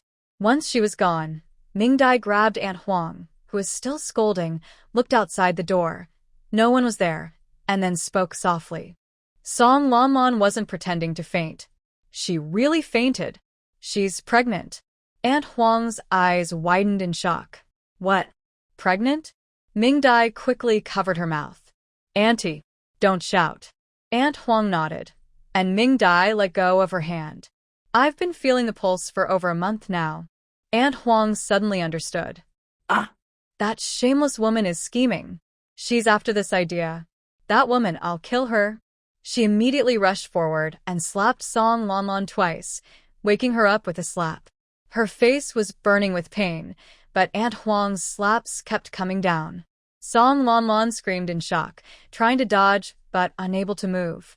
After she was beaten into a mess, Ming Dai pulled Aunt Huang back. Aunt Huang, panting heavily, pointed at Song Lanlan. "You wait for me. I'm going to report you to the commune for cheating. You'll be sentenced to death." Song Lanlan was afraid of this. She hurriedly looked for a father for her child, ignoring her pain and kneeling on the bed, banging her head. "Auntie, please don't. I don't want to die." Boo-hoo. Aunt Huang, furious and losing her temper, stood up to report her to the commune. Ming Dai held her back. "Annie, go find the team leader first." Aunt Huang, overwhelmed with anger, was about to argue. Ming Dai quietly whispered a few words in her ear. Only then did Aunt Huang calm down and go out to find Lu Dezhu. Ming Dai looked at Song Lanlan, still kneeling, and softly said, "Is the child from Panshizi?" Song Lanlan looked up in horror. "How do you know?" Ming Dai twitched her lips. "I was just asking casually." You really took it seriously and answered. "No matter how I know, you should know you're in big trouble. If you don't want to die, do exactly what the team leader says. Don't try to be clever. It's proven that you're not smart, but stupid to the point of death." Song Lanlan looked at her with shock and anger, unsure how to defend herself. Soon, hurried footsteps sounded. Aunt Huang came back with Lu Dazhu and Lu Qingmin. The two looked at the person kneeling on the bed with complicated eyes, feeling like their heads were about to fall off. The matter of the murder wasn't settled, and now the scheming woman was back again. "Are you sent by heaven to torment the Lu family, bae?" Lu Dazhu, with a dark face, asked Song Lanlan's lover who he was. Originally, Song Lanlan refused to admit anything, but Ming Dai's words kept echoing in her mind. After thinking for a while, she finally honestly said it was Pan Zotzi. Lu Dazhu and the other two looked at her in shock. They had thought about many people along the way, but never expected it to be Pan Zotzi. Lu Dezhu asked seriously, "Did you have an affair with him? What do you want from him? His age? Or that he doesn't shower?" This question made Song Lanlan break down. He said he could give me a spot at the workers, peasants, and soldiers' university, as long as I give him a son. Boo-hoo. As soon as she said that, everyone fell silent. Zhou Xian, who was watching nearby, was amused and snorted, "You're so stupid." Lu Dazhu and the others agreed. "See, even crazy people understand some truths, you just can't figure it out." Song Lanlan looked aggrieved and said, "They all said I could go back to the city if I followed them." "Them?" Lu Dazhu's vision darkened. "Who else?" Startled by the shout, Song Lanlan blurted out a long list. Lu Dazhu and Lu Qingmin felt uneasy. They thought, "T&D, you're really something. Anyone with some ability in the commune, and you can't find a way to sleep with them." This was a big problem. This report would cause a major shakeup in the entire commune. Ming Dai looked at Song Lanlan lying on the bed and genuinely admired her obsession with returning to the city. Luckily, she only caused trouble for herself and didn't harm others. Lu Dazhu and Lu Qingmin muttered for a while and agreed that they shouldn't report this to the commune. Officials tend to protect each other, so it might not be easy to succeed, and they could even face retaliation. Now, the best plan was to negotiate with the people from Shangwan village using this information, make them suffer shame, and also demand compensation. Lu Dezhu had long envied their oil press machine. In the end, they decided to have Song Lanlan report Pan Zotzi for, expose Shangwan village, and then use that as leverage to ask for compensation. When Song Lanlan heard that she had to identify Pan Zotzi as her attacker, she hesitated. Lu Dazhu immediately said she could choose to accept the punishment, and Song Lanlan quickly agreed. So, the group set out in a grand procession to Shangwan village. When they arrived at the village, they didn't go directly to Pan Shizi's house. Instead, they went to the village committee to find the secretary of Shangwan village and an elder with the surname Pan from their village, who was like a clan leader. After explaining the situation, Song Lanlan, who was pregnant, burst into tears. The people from Shangwan village immediately became anxious. If this matter got out, Shangwon village might never find a bride again. Following the principle that whoever causes trouble is responsible, Secretary Pan took people and went to Pan Shizi's house again. As soon as they entered, they saw Pan Shizi lying leisurely under a tree, avoiding the sun and eating sunflower seeds. His mother and daughters were working in the yard under the hot sun. When Pan Shizi saw Lu Deju, he wanted to curse him but was suddenly slapped hard by a running figure. Ugh. You beast! It's him. He's the one who hurt me. Pan Shizi was stunned by and didn't recognize who it was for a while. Deng Yue and Pan Xiaoxi, who were in the yard, watched quietly and didn't understand what was happening. But they were happy that Pan Shizi was hit. When Pan Shizi realized it was Song Lanlan who hit him, he opened his mouth to curse. Nonsense. Before he finished cursing, several more slaps landed on his face. Song Lanlan scolded while hitting. You beast. At your age, you still hurt innocent girls. You're not human. She hit and scolded vigorously. Ming Dai said that if they wanted things to turn out better later, the performance had to be more realistic. Ming Dai and Zhou Xinian stood nearby, watching happily. Just then, an old lady burst out crying and shouting. Ah! You murderer! Who told you to hit my son? While scolding, she waved her cane at Song Lanlan. Song Lanlan quickly hid among the crowd, not daring to come out. If she didn't come out, there would be no performance, and Zhou Xinian would be unhappy. So he reached out and snapped the old lady's waving cane, breaking it with then threw it on the ground. The old lady's angry voice suddenly stopped, and everything became quiet. Zhou Xinian nodded with satisfaction, signaling Song Lanlan to continue. Obediently, Song Lanlan nodded and came out to continue slapping. Smack, smack, her hand hurt but she didn't dare stop. Deng Yue also learned the full story from Song Lanlan's singing about the fight. She stared blankly at the girl's flat stomach. Although she knew that Pan Xiangzi was looking for someone outside to have a child, seeing it in person still made her sad. It felt like she had been pushed into the dirt. Is it really my fault that I can't have a son? Before she could think further, a sharp pain in her arm woke her up. Granny Pan, with a fierce face, twisted her arm and yelled, Are you dead? Your man was beaten, and you don't even go to protect him? Deng Yue held back her words and didn't speak. Pan Xiaoxi pushed Granny Pan aside, causing her to stumble. Granny Pan pointed at Xiaoxi and cursed loudly, saying all sorts of harsh words. During a break, Song Lanlan, who was at a loss for words, suddenly got inspired by the curses she heard and kept going with her loud singing. People from Shangwan village looked at Pan Xiangzi's face, which was unrecognizable after the beating, and tried to stop her. But Zhou Xinian watched eagerly. Anyone who stepped forward received a sharp glare and quickly backed off. Deng Yue told Xiaoxi to lock her sisters in the small house. She sighed and walked over. Ming Dai saw this and signaled Song Lanlan to stop. Lanlan let out a breath of relief and stepped back. Song Lanlan muttered, Ugh. Such thick skin. And her hand hurts. Deng Yue looked at Pan Xiangzi, who was beaten beyond recognition, and tried to suppress her smile. She said, Captain Liu, whatever you want to do with her is fine, but can we not call the police? Aunt Huang angrily stared at her. Deng Yue. Are you out of your mind? Still protecting him at this time? Deng Yue smiled bitterly. I'm not protecting him. I just don't want my daughter to have a father who's a criminal. Their situation is already hard enough.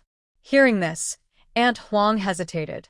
Because of the Pan family's history with the 7 fairies, no one dared to marry their daughters, fearing they might give birth to another 7 fairy. The first 3 daughters had already been sold to the mountains by Pan Xiangzi. If they had another father who was a criminal, it would be even harder to find a husband. People from Shangwan village also advised her. They didn't want a criminal in the village either. Only Pan Xiangzi was about to go crazy, furious that Song Lanlan, who had been passed around many times, dared to say she was. These people really believed it. Unfortunately, no matter how hard he tried, only sobs came out. He had no teeth and his face was swollen, so he couldn't speak at all. Zhou Xinian was annoyed by his noise and used a stick to push into his mouth. Mingdai looked over and seemed to recognize it as the stick used earlier by Pan Xiaoxi to stir manure water. A strange, hard-to-describe smell hit her head, making Pan Shizi roll his eyes wildly. Mingdai quietly looked away. She hadn't seen anything.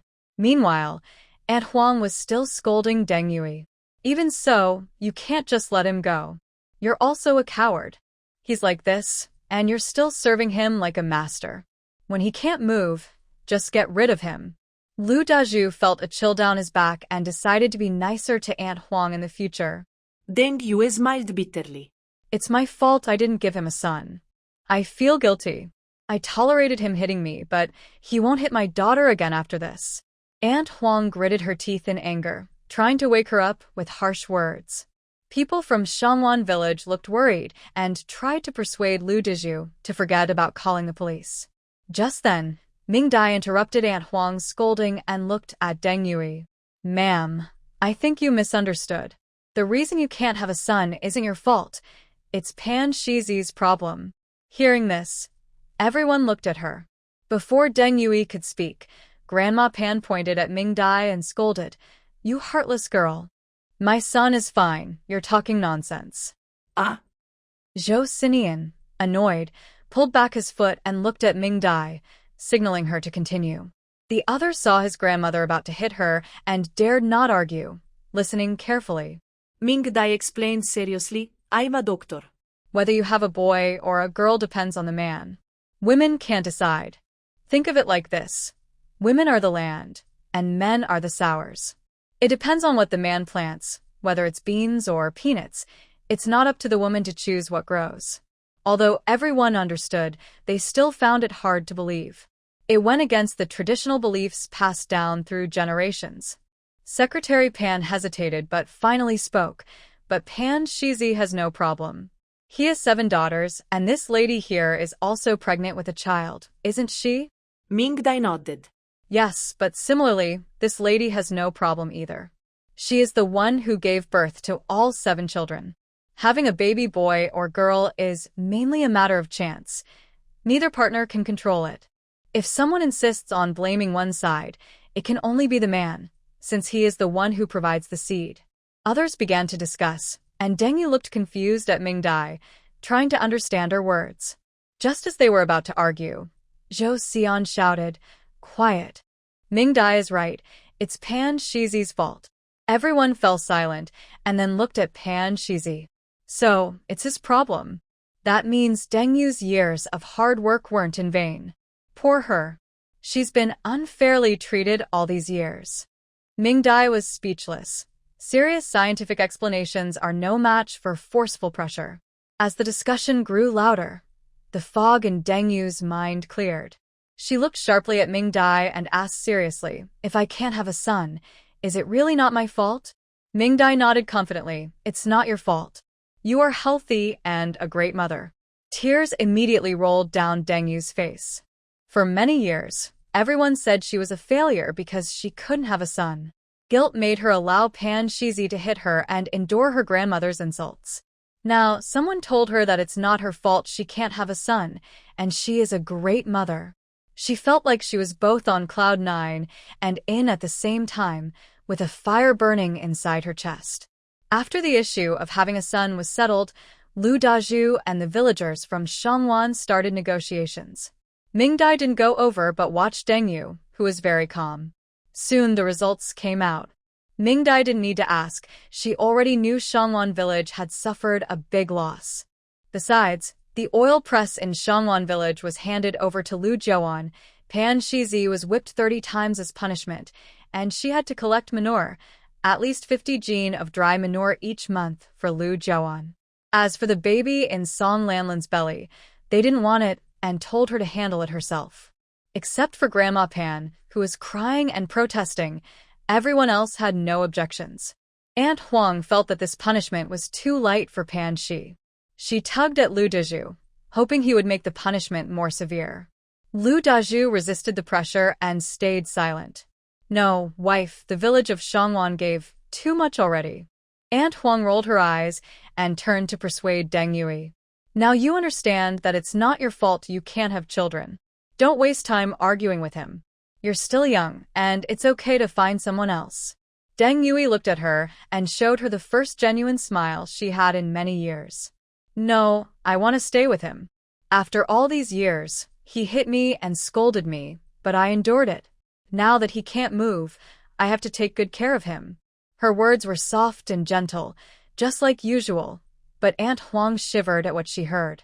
Why was it so creepy?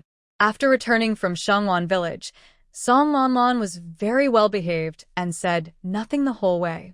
When they reached the village committee, as soon as she entered, Song Lanlan knelt down with a thud, knocking her head 3 times loudly, startling everyone.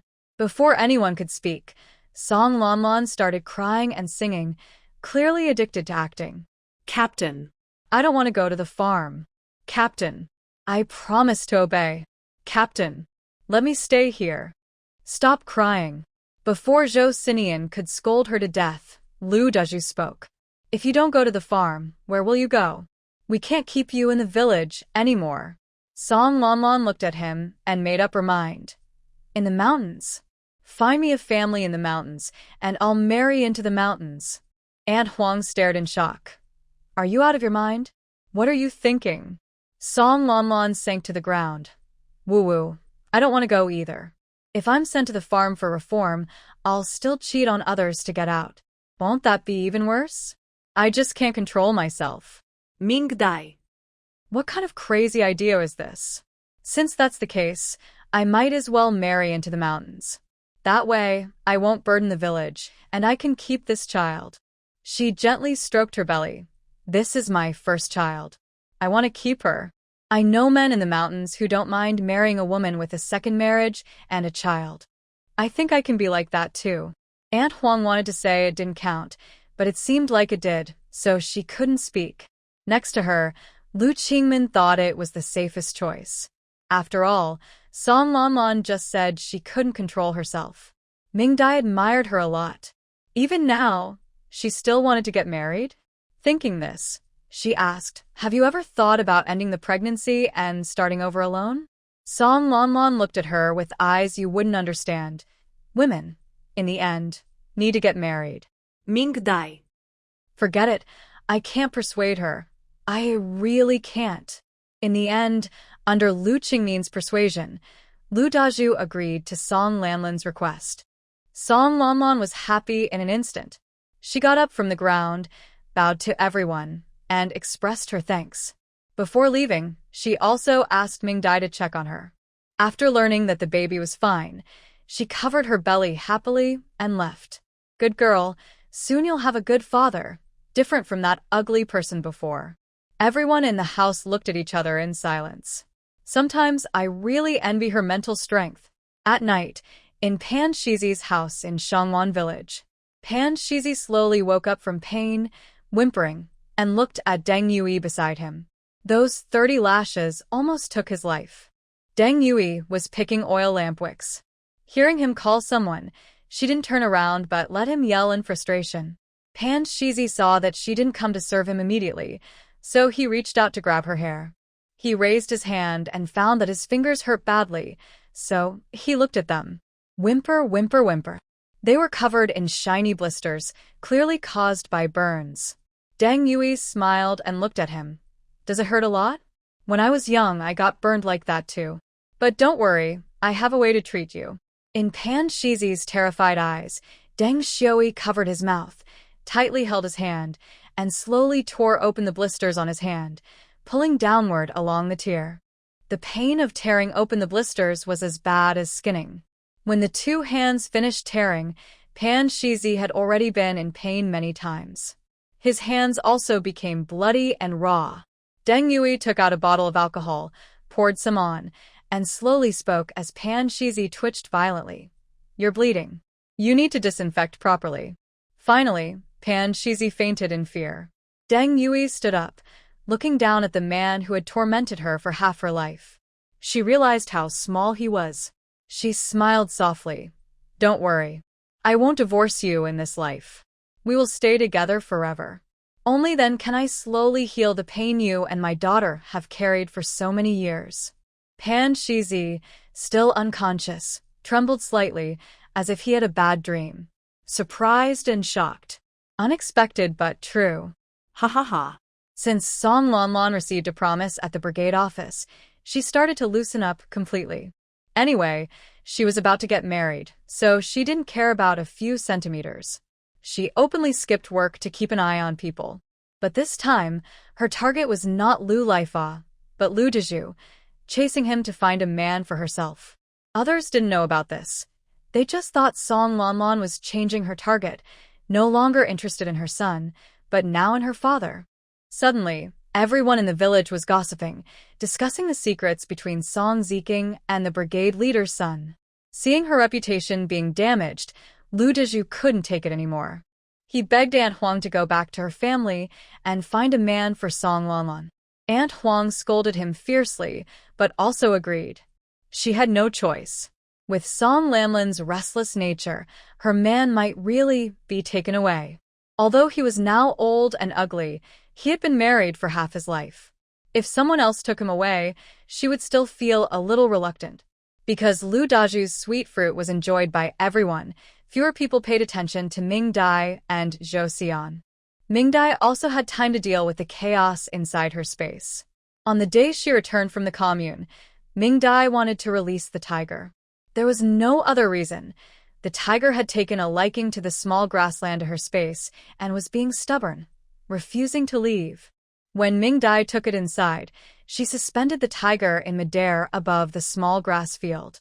The little sheep, chicks, ducklings, goslings, and piglets on the grass felt the presence of the king of beasts and immediately got scared.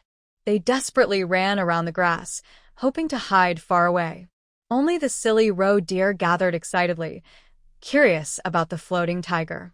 Hey, this tiger looks a bit familiar. The tiger also stopped struggling and looked at the large group of silly roe deer below, feeling very excited.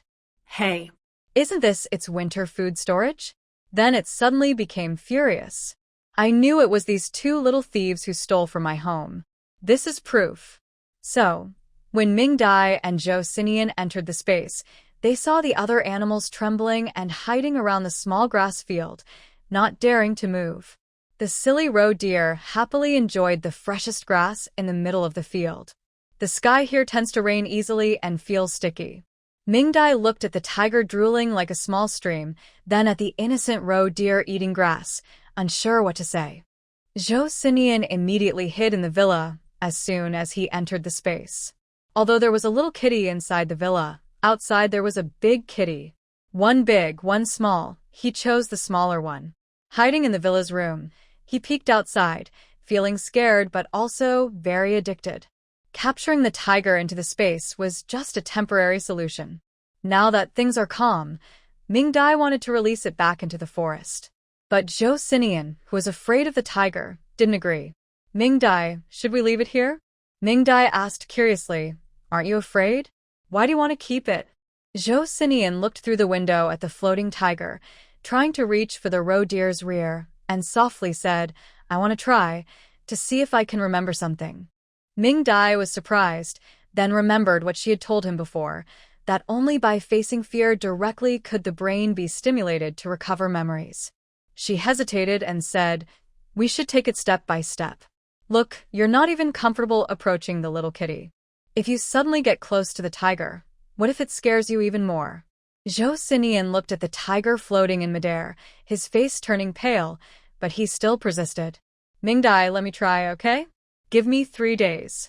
If within 3 days I can pick up little Mimi, you can keep the tiger. If I still can't dare to hold it. His lips pressed tightly together. Then just release the tiger.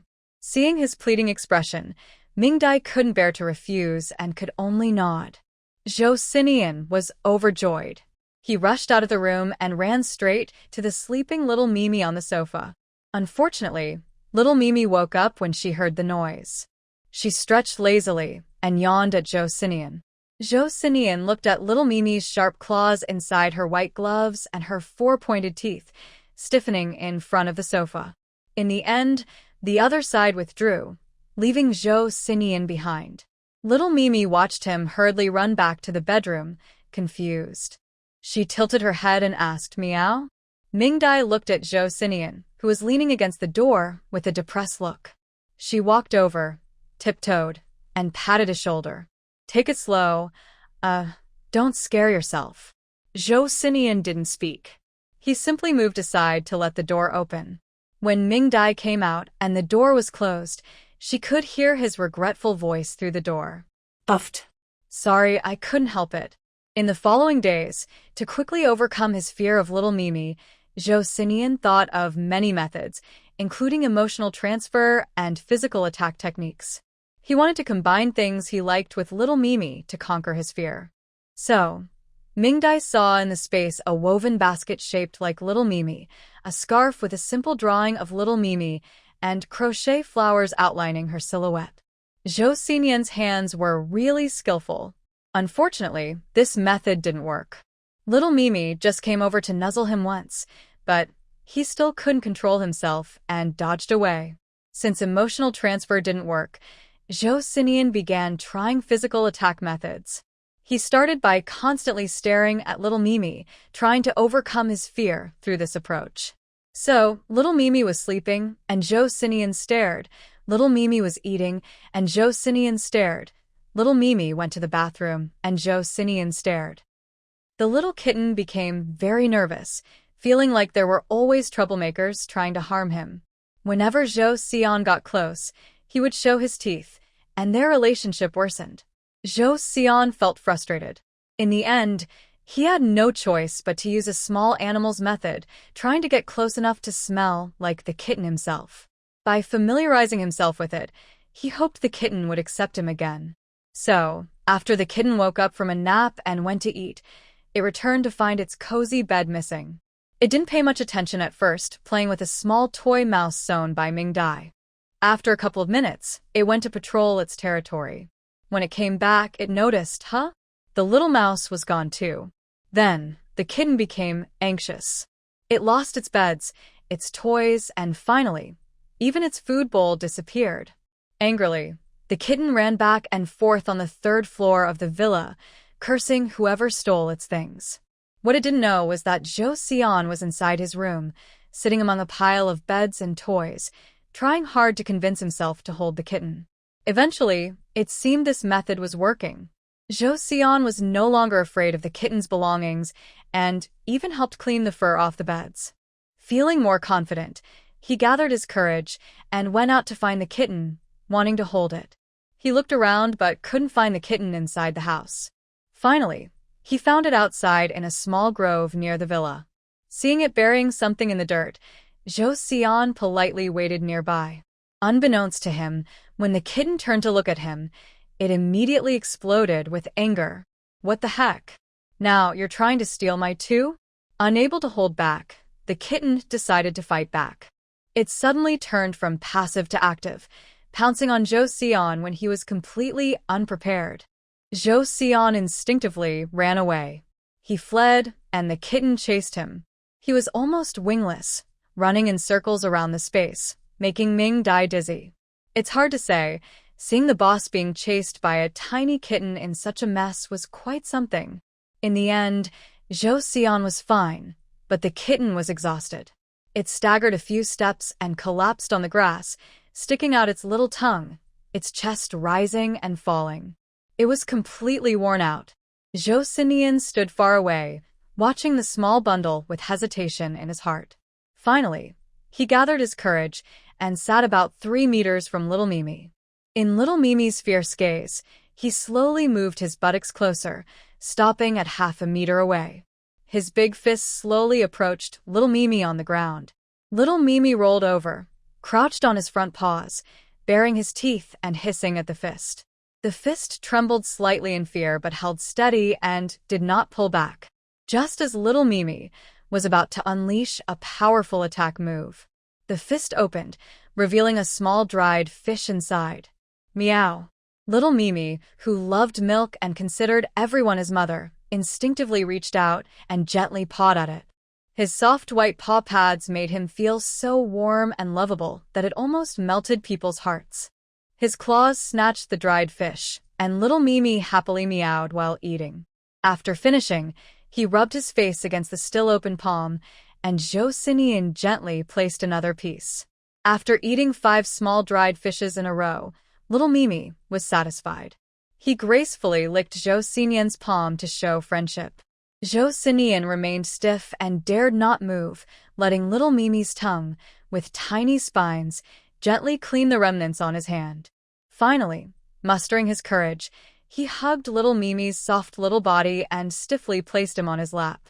Little Mimi, having received his reward, obediently lay down, paws resting on his arm, gently kneading. Zhou Xinian desperately suppressed the urge to throw him away, sitting stiffly. Ming Dai, standing by the floor-to-ceiling window in the living room, covered her mouth and dared not move, afraid of startling the person and the cat outside. In the end, whether Zhou Xinian overcame his fear himself or little Mimi's gentle massage worked, Zhou Xinian stopped being stiff. He began to softly little Mimi's small body, one gentle motion after another, with smooth and rhythmic movements. Little Mimi soon purred happily. They cuddled together, one giving a massage, the other grooming fur, mutually healing, doubling their happiness. Finally, little Mimi fell asleep comfortably. Zhou Xinian carefully picked him up and returned to the living room. Ming Dai opened the door for him and silently applauded. Zhou Xinian's smile grew wider and gently placed little Mimi on the sofa. Little Mimi moved uneasily, and Zhou Xinian gently patted her. Seeing this, Ming Dai's heart softened. Big dog and small kitten are the perfect match. The two tiptoed into Zhou Xinian's room. As soon as they entered and closed the door, Zhou Xinian hugged Ming Dai tightly and shouted excitedly, "Ming Dai, I did it! I'm not afraid of little Mimi anymore. I really did it!" Ming Dai was also very excited and patted his broad chest vigorously. Just before she suffocated, Zhou Xinian let go of her. Ming Dai stepped back 3 paces, took a deep breath, and kept her distance from the excited Zhou Xinian. He took deep breaths, pacing back and forth, but finally couldn't hold back his emotions. His eyes were red, and big tears fell down his face, plopping onto the ground. "Ming Dai, I did it. I have hope to regain my memory soon, right?" Ming Dai wanted to say that it still depended on how the tiger reacted to his stimulation, but she couldn't bring herself to say it because his tears made her feel too sad. Zhou Xinian said he wanted to remember his mother's face and go see her with his memories. Because he successfully held little Mimi, Zhou Xinian was very excited and confidently went to find the tiger that Ming Dai had confined in the grassland. Since only a silly roe deer wasn't afraid of the tiger, Ming Dai placed its enclosure next to the roe deer's. Besides feeding it, the tiger looked like a sculpture, drooling as it stared at the roe deer. Ming Dai felt that kidnapping the tiger here was already unfair to it, so she didn't mistreat it when feeding. She and Zhou Xinian had saved some leftovers over the past year and fed them to the tiger. In just a few days, the tiger's face looked rounder. After Zhou Xinian was no longer afraid of little Mimi, he carried it everywhere, not minding the cat hair all over him, just wanting to hold it. Now 1 person and 1 cat looked at the large golden tabby on the grass in a daze, both a bit confused. Ming Dai watched from the side, not planning to interfere, just worried about accidents and ready to step in if needed. Zhou Xinian was really scared and didn't dare to get close, but little Mimi was very interested in this big cat. It suddenly jumped down from Zhou Xinian's arms and ran over to the big cat, sniffing cautiously. Little Mimi immediately bristled, baring its teeth at the stiff cat stick on the ground, hissing, growling, and making threatening sounds. The tiger looked at the small, fierce creature and gave a bored comment, then continued drooling over the silly deer. Little Mimi felt her feline dignity was being challenged. She jumped up and started punching the tiger's body. But the tiger's fur and strength were on a different level. It was like scratching an itch. The tiger even thought Mimi's force was a bit weak. After a few moves, Mimi was exhausted and panting, while the tiger's fur was just a little messy. The tiger didn't even bother to look at Mimi again. Mimi's mood exploded. In Zhou Xian's admiring gaze, Mimi used her ultimate move. She found her spot, leapt up and bit the big cat's black nose. Roar! A loud tiger roar escaped from between her teeth, shaking the space. All the creatures nearby were startled and ran away in fear. Zhou Xian immediately ran away as soon as he heard the roar. When he passed Ming Dai, he grabbed her and ran together. Ming Dai was grateful he didn't forget her in the danger, but he was also squeezing her soft waist. Zhou Xian, the tiger can't move. Stop right now. But Zhou Xian couldn't hear her. He dashed into his room with Ming Dai, threw her onto the floor, and then leaned by the window to look outside. Ming Dai rubbed her nearly pinched waist and followed him. She saw Mimi proudly showing off to the tiger, making it roar in anger but unable to open its mouth, looking very wronged. See, everything okay? Zhou Xian responded awkwardly and followed Ming Dai outside. They went back to the grassland. Mimi was sitting on the tiger's head, biting its ear. The big cat was crying out in pain and looking at Ming Dai for help. The two-legged creatures feed the tiger, but the cat bites the tiger, kind and mischievous. Ming Dai took Mimi down, handed her to Zhou Xian, and looked at the tiger. It was quite hurt, with its nose bitten open. She took out some ointment and applied it. The tiger immediately stopped hurting and looked at Ming Dai gratefully, forgetting she had kept it captive. Ming Dai waved her hand to call Zhou Xian over. Zhou Xian hesitated for a moment, then walked over, taking a detour to stand behind the tiger's rear. Ming Dai suddenly pulled out an oversized comb, which was actually a prop she had bought during her cosplay days. Zhou Xian, you can try it. Give it a gentle brush just to make contact. Zhou Xian released little Mimi, took the comb, and looked at the tiger's plump backside, hesitating for a long time before reaching out. Ming Dai didn't rush him. She took her own small comb, used it to groom the tiger, and gently brushed its fur. Little Mimi was so excited, purring loudly and rubbing against Ming Dai's hand. It even turned over, exposing its belly. The cat's happiness made the tiger jealous. The tiger's throat also rumbled with a purr, hoping Ming Dai would brush it too. Before Ming Dai could do anything, Zhou Xian arrived. Suddenly, something poked its rear, startling it. It wanted to turn around but couldn't move its neck, so it lowered its head in warning. Startled by its voice, Zhou Xian didn't dare move. Once the tiger relaxed, he slowly slid the comb through its fur, moving from the back to the tail. The tiger paused. Huh? What is this feeling? Oh. Do it again. Unexpectedly, during his first attempt at grooming, Zhou Xian accidentally brushed the tiger's sensitive spot, also known as the cat's switch. Seeing that the tiger liked it, Zhou Xian sighed in relief and smiled at Ming Dai, continuing to groom. Soon, once the tiger's rear was brushed until shiny and smooth, Zhou Xian's mood stabilized. He dared to touch the tiger's backside with his hand. At first, the tiger was reluctant, but after Zhou Xian applied the massage techniques Ming Dai taught him, the tiger gave in. It started to enjoy it, closing its eyes and feeling very comfortable. Zhou Xian gradually explored new areas from the rear to the soft belly, then to the strong hind legs. He even compared the two fluffy testicles with little Mimi's. Little Mimi exclaimed, "Ew, that's so gross." Encouraged by Ming Dai, he reached toward the tiger's upper limb.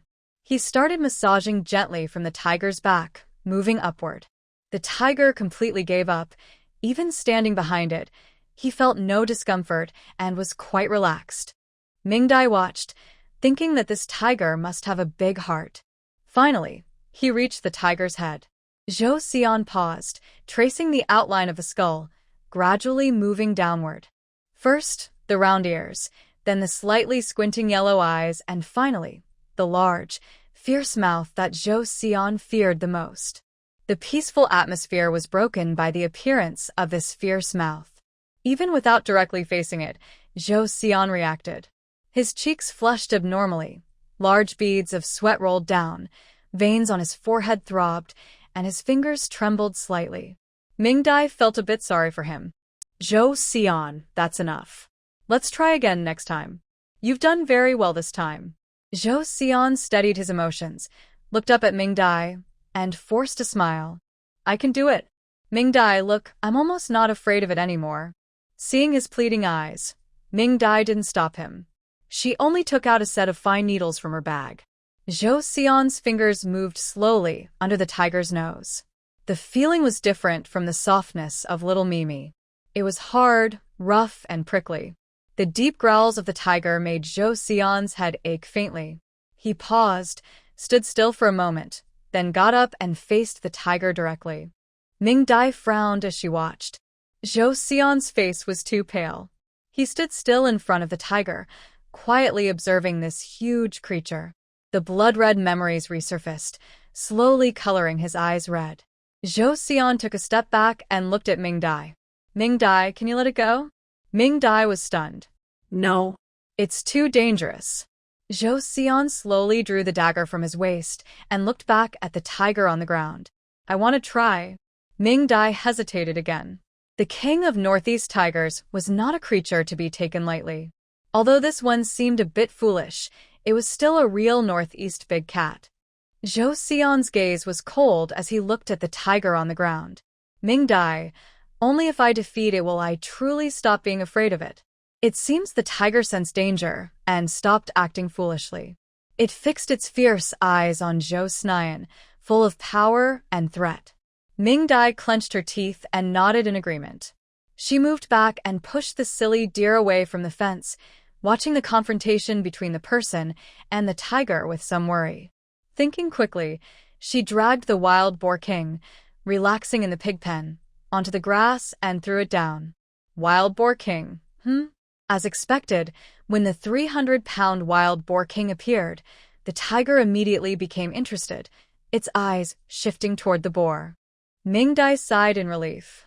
Having the wild boar king attract the tiger's attention gave her some time, even if something unexpected happened. She covered the wild boar king's screaming mouth and signaled Zhou Xian to stay calm. Ming Dai then released her control over the tiger. Almost instantly after she let go, the tiger leapt up and attacked the wild boar. Wild boar king. Ah. Zhou Xian clenched his teeth, raised his dagger, and rushed toward the tiger. The tiger sensed the danger, twisting its large body nimbly in the air. Its thick tail swept toward Zhou Xian, knocking up a patch of grass when it landed. Zhou Xian narrowly dodged, fear flashing in his eyes. His courage, just now gathered, vanished. Ming Dai gasped in shock. For the first time, she truly felt the power of a tiger, so terrifying. She planned to take control of the tiger again if things went wrong, feeling a bit regretful for letting Zhou Xian act recklessly. Seeing Zhou Xian's fear, the tiger stopped focusing on the wild boar and started attacking Zhou Xian instead. Zhou Xian had no chance to fight back. He hurriedly dodged, nearly getting hit by the tiger's huge claws several times. His clothes were torn into strips, and red scratches appeared on his skin. Just as Zhou Xian staggered and the tiger was about to bite him, Ming Dai was about to act. Wait! Zhou Xian suddenly shouted, stopping Ming Dai. Before falling, Zhou Xian raised his dagger and stabbed it hard into the tiger's head. The tiger quickly changed position, and the tip of the dagger brushed past its forehead, piercing through its right ear. Roar! Severe pain drove the tiger into a frenzy, and the dagger was thrown out. Zhou Xian was also knocked far away by a paw. Ming Dai moved to help, but Zhou Xian stood up, clutching his chest. Don't come closer. I'm fine. After saying that, he faced the tiger again. This time, Zhou Xian's eyes were clear, no longer filled with fear or panic. See? Even tigers can be defeated. The tiger, driven mad by pain, stared fixedly at Zhou Xian, determined to make him pay the price. Zhou Xian was fearless. He tore open his torn shirt, revealing wounds all over his body. Deep scratches showed past injuries, while fresh red bloodstains marked his new wounds, symbolizing his rebirth today. Come on! Roar! Ming Dai watched from the side, her blood boiling. This is what a true hero looks like. One person and one tiger clashed again. The tiger was huge, with sharp claws and teeth, agile and experienced in fighting. It chased Zhou Xinian, clearly dominating.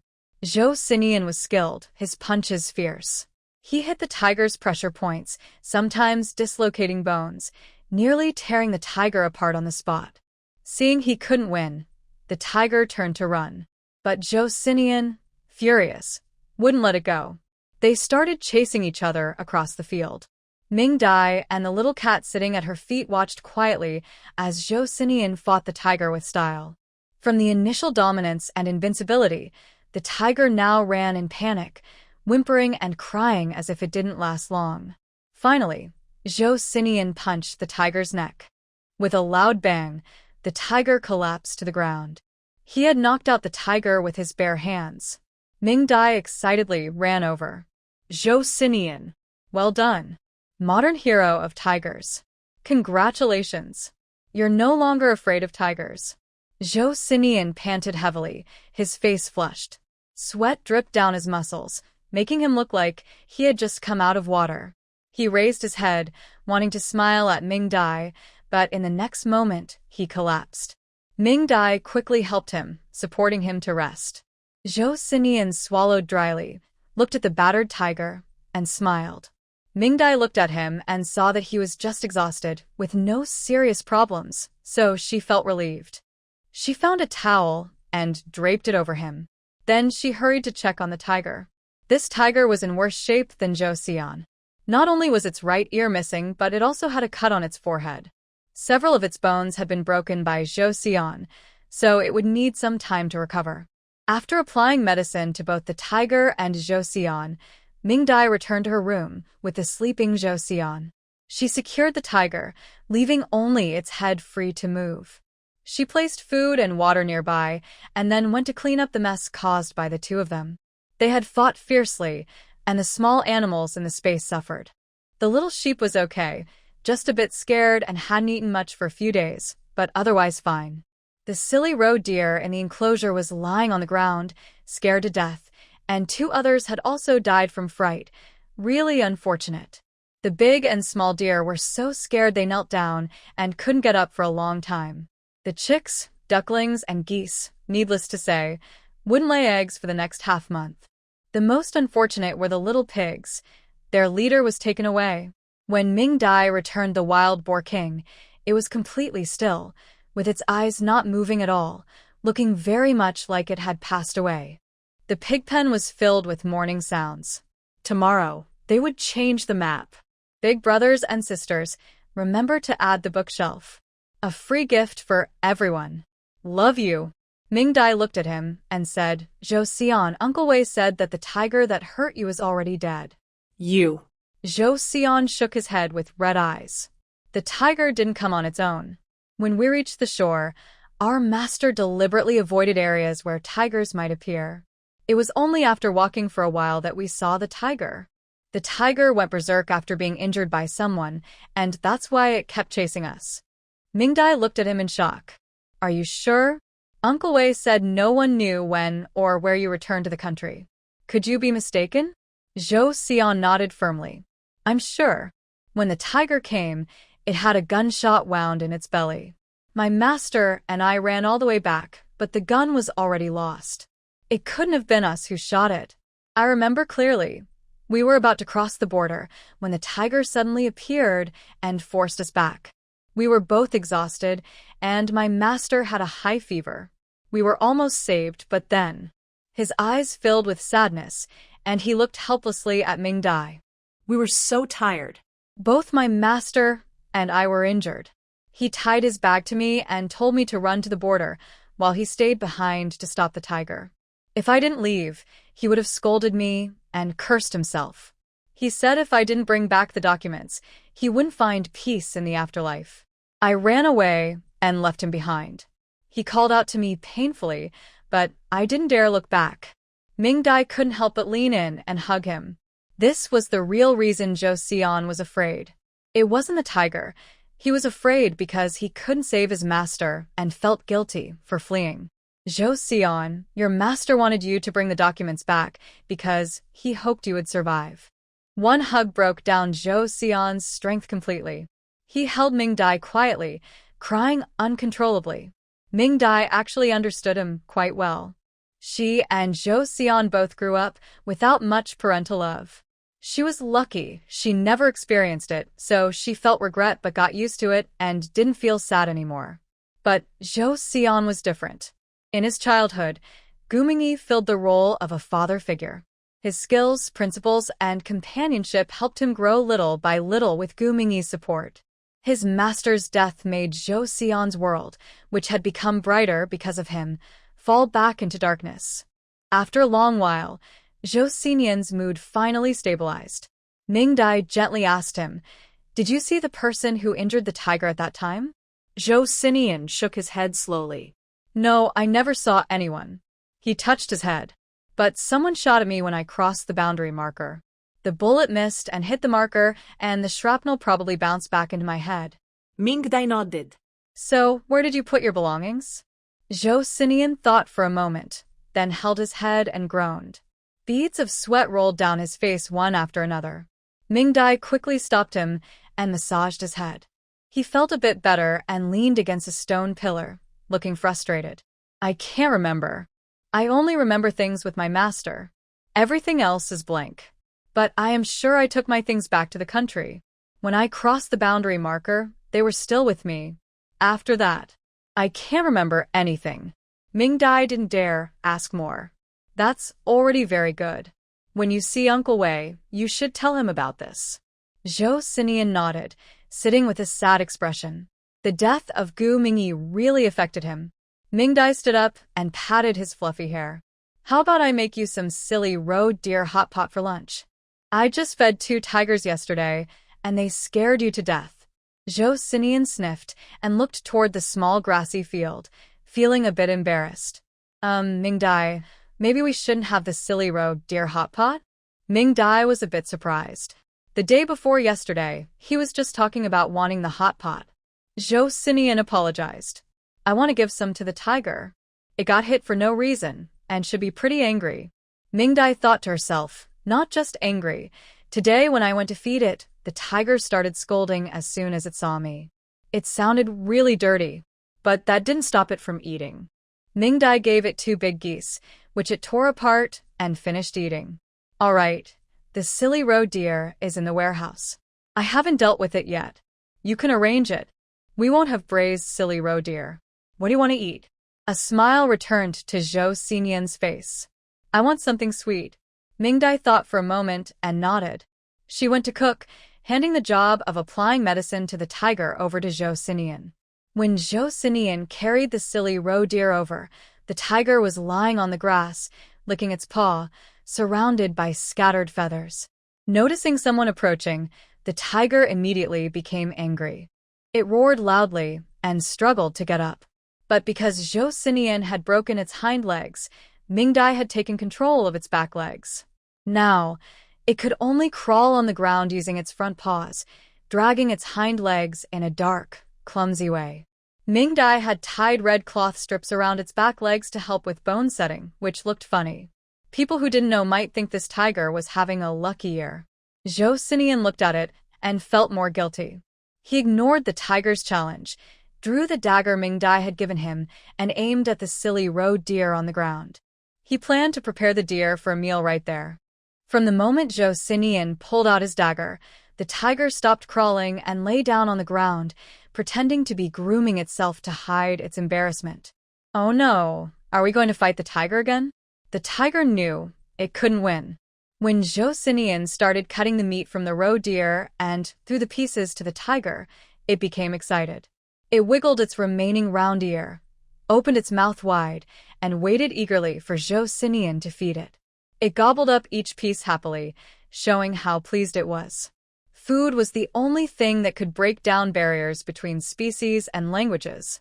The person and the tiger shared a joyful moment, one feeding happily, the other eating contentedly.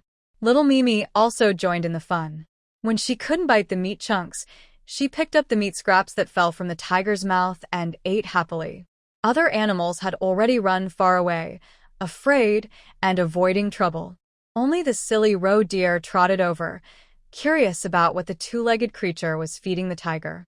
But when it saw what was happening, it was surprised. Wow. Aren't those our third aunt and fourth uncle? In one meal, the tiger ate almost all the meat from the 2 roe deer. Zhou Xinian left the remaining bones for it to chew on. The tiger's gaze at him changed from hostility to affection. When Zhou Xinian left, the tiger politely purred twice to say goodbye. That day, Zhou Xinian also enjoyed a soft, fragrant sugar-coated cake, which added a touch of sweetness to his bitter heart. When Yao Yuliang came to pick up Zhou Xinian and Ming Dai to go to the capital, he saw that Zhou Xinian had a new injury. His expression immediately darkened. "Mr. Zhou, were you also attacked?" Ming Dai and Zhou Xinian exchanged a look, explained that Zhou Xinian was not afraid of tigers, and asked why he said that. Yao Yuliang was first surprised. Indeed, Mr. Zhou is not an ordinary person. Then he told them about Wei Yan being attacked and injured. Zhou Xinian immediately became anxious. "I want to see Uncle Wei." Ming Dai held him back and asked Yao Yuliang, "How is Uncle Wei now?" Yao Yuliang quickly explained, "Mr. Zhou, don't worry. Brother Yan is out of danger now. Luckily, Xiao Ming, the educated youth, gave him medicine. Otherwise, it would have been really dangerous this time." Ming Dai frowned. Didn't they say the people watching Uncle Wei were also caught? Why was there another attack? Yao Yuliang lowered his voice and said, "The people who did this are not the kind the Zhou family can raise. They seem more like professional killers." When the incident happened, Duan Zipping was also in the car, so Brother Yan suspects that these people's real goal is Duan Zipping, to kill him and cover it up. Also, both Brother Yan's place and Duan Zipping's house were searched thoroughly. They are now looking for the medicine powder in Duan Zipping's possession. Ming Dai understood. Someone doesn't want Duan Zipping to enter the capital? Yao Yuliang nodded. Brother Yan has already strengthened his defenses. He's worried they might threaten him with you and the old master, so he asked me to pick you up. The old master has also arranged for people to watch over him. Zhou Xinian looked eagerly. "When are we leaving?" Yao Yuliang smiled reassuringly. "In half an hour. Prepare your belongings. Don't bring much. Things might still be unsafe on the road." Ming Dai nodded and asked him to wait a moment. She and Zhou Xinian began packing. Little Ma Wang was taken to the captain's stables, where he was said to be wildly pursued by the village's young Mares. There was nothing else to worry about. They handed the key to the clinic to the captain and used the leave note Yao Yuliang provided to get permission. After everything was packed, the two got into the car and left amid many envious gazes in Lujiawan. The car sped all night and arrived in the provincial capital. Upon arrival, despite Yao Yuliang's protests, Zhou Xinian insisted on visiting Uncle Wei. Uncle Wei was still in the hospital, guarded at the door of his ward. When the two entered, they saw that the patient in the neighboring bed was Duan Zipping. Originally, the bullet that injured Wei Yan was aimed at Duan Zipping. If Wei Yan hadn't pulled him back, he would have been the one hurt. Seeing the visitors, he shrank back and hid under the blanket. Zhou Xinian gave him a cold look and then went to check on his fragile uncle. Wei Yan leaned against the bed, looking very pale, clearly from blood loss. He was smiling at them initially, but when he saw the scratches on Zhou Xinian's neck, his expression changed immediately. Ming Dai quickly explained, which reassured Wei Yan, who then praised his brave nephew. The bed next door was trembling constantly. Duan Zipping was so scared he was mentally cursing, thinking this family was full of troublemakers. It was clear that Uncle Wei had also been dealing with them recently. Although Wei Yan repeatedly said he was fine, Zhou Xinian still didn't believe him and insisted Ming Dai check Uncle Wei again. Wei Yan felt embarrassed to trouble Ming Dai further, especially since it was already late. Ming Dai smiled and said, "Just a quick check, it won't take long."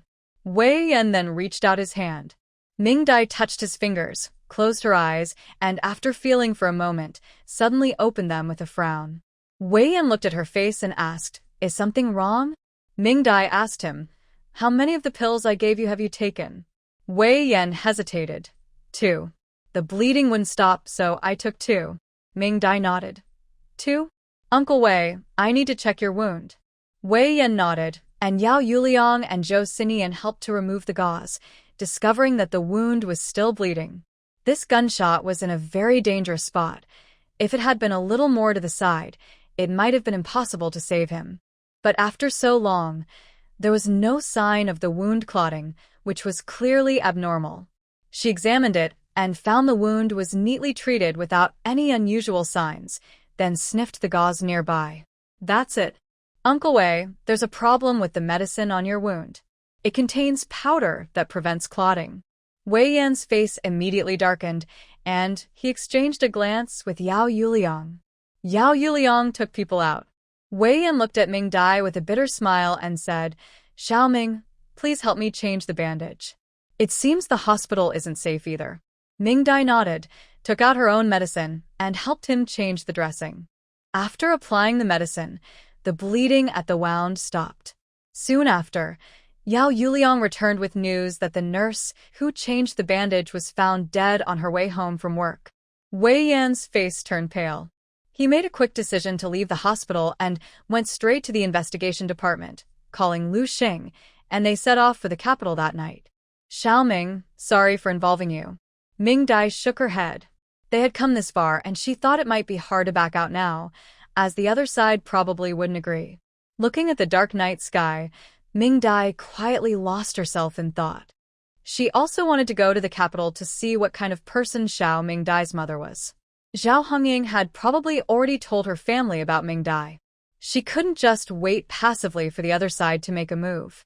It was a good chance to see what the Jiang family was like now. She also wanted to find out why, after so many years, the Jiang family hadn't found their missing daughter. Her expression was serious.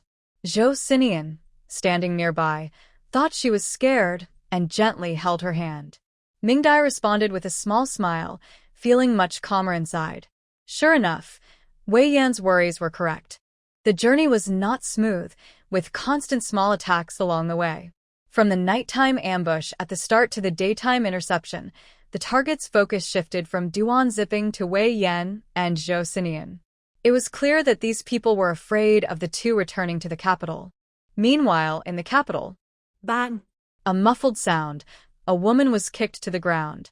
Her elegant dress was covered in mud, and she lay there in a sorry state, not daring to move. Fool! Do you know how many people we lost because of your reckless decision? Despite the severe pain in her abdomen, the woman forced a smile. Monkey will definitely stop them. Eagle, I know I was wrong. Please forgive me this time. I will do my best to make up for it. The person hitting her was an ordinary-looking old woman, with gray hair, a face full of wrinkles, and wearing coarse blue cloth. She didn't look like she could kick someone far away with one foot. She stepped forward and roughly grabbed the woman's carefully styled curly hair. Du Jian, you should know that your current position is all thanks to the organization. Otherwise, you'd still be that worthless person who gets played with and no one cares about when you die. Don't forget, from the moment you joined the organization, you swore to dedicate your body and mind to it. If you dare to have personal feelings or use the organization's connections for your own purposes, you'll be useless, just like that cuckoo bird. Although her scalp was painfully pulled, the woman dared not resist. Tears rolled down her delicate face. Eagle, I understand. I will listen to you. The eagle released her hair and gently patted her face. Monkey has taken care of the person. That's the end of it. If Monkey fails and someone goes to Beijing, you'll have to handle it yourself. Remember, don't speak carelessly. Commander Pan's family needs a little maid. The organization is considering whether to let White Dove come. Her pupils widened instantly. She struggled and hugged the eagle's leg tightly. Eagle, I promise. Even if I get caught, I won't say a word. Please, don't let White Dove get involved. The eagle kindly patted her head. As long as you listen, the organization will take good care of White Dove. The woman smiled pleadingly at her. I will, I promise. After about 10 minutes, an elderly woman carrying a basket appeared in the alley, trembling as she headed toward the supply and marketing cooperative. Halfway there, she met another elderly woman also carrying a basket. Grandma Lu, do you know how to cook seafood? Our lady brought back a basket of seafood, and I don't know how to prepare it. It's simple. Steaming seafood is the freshest way.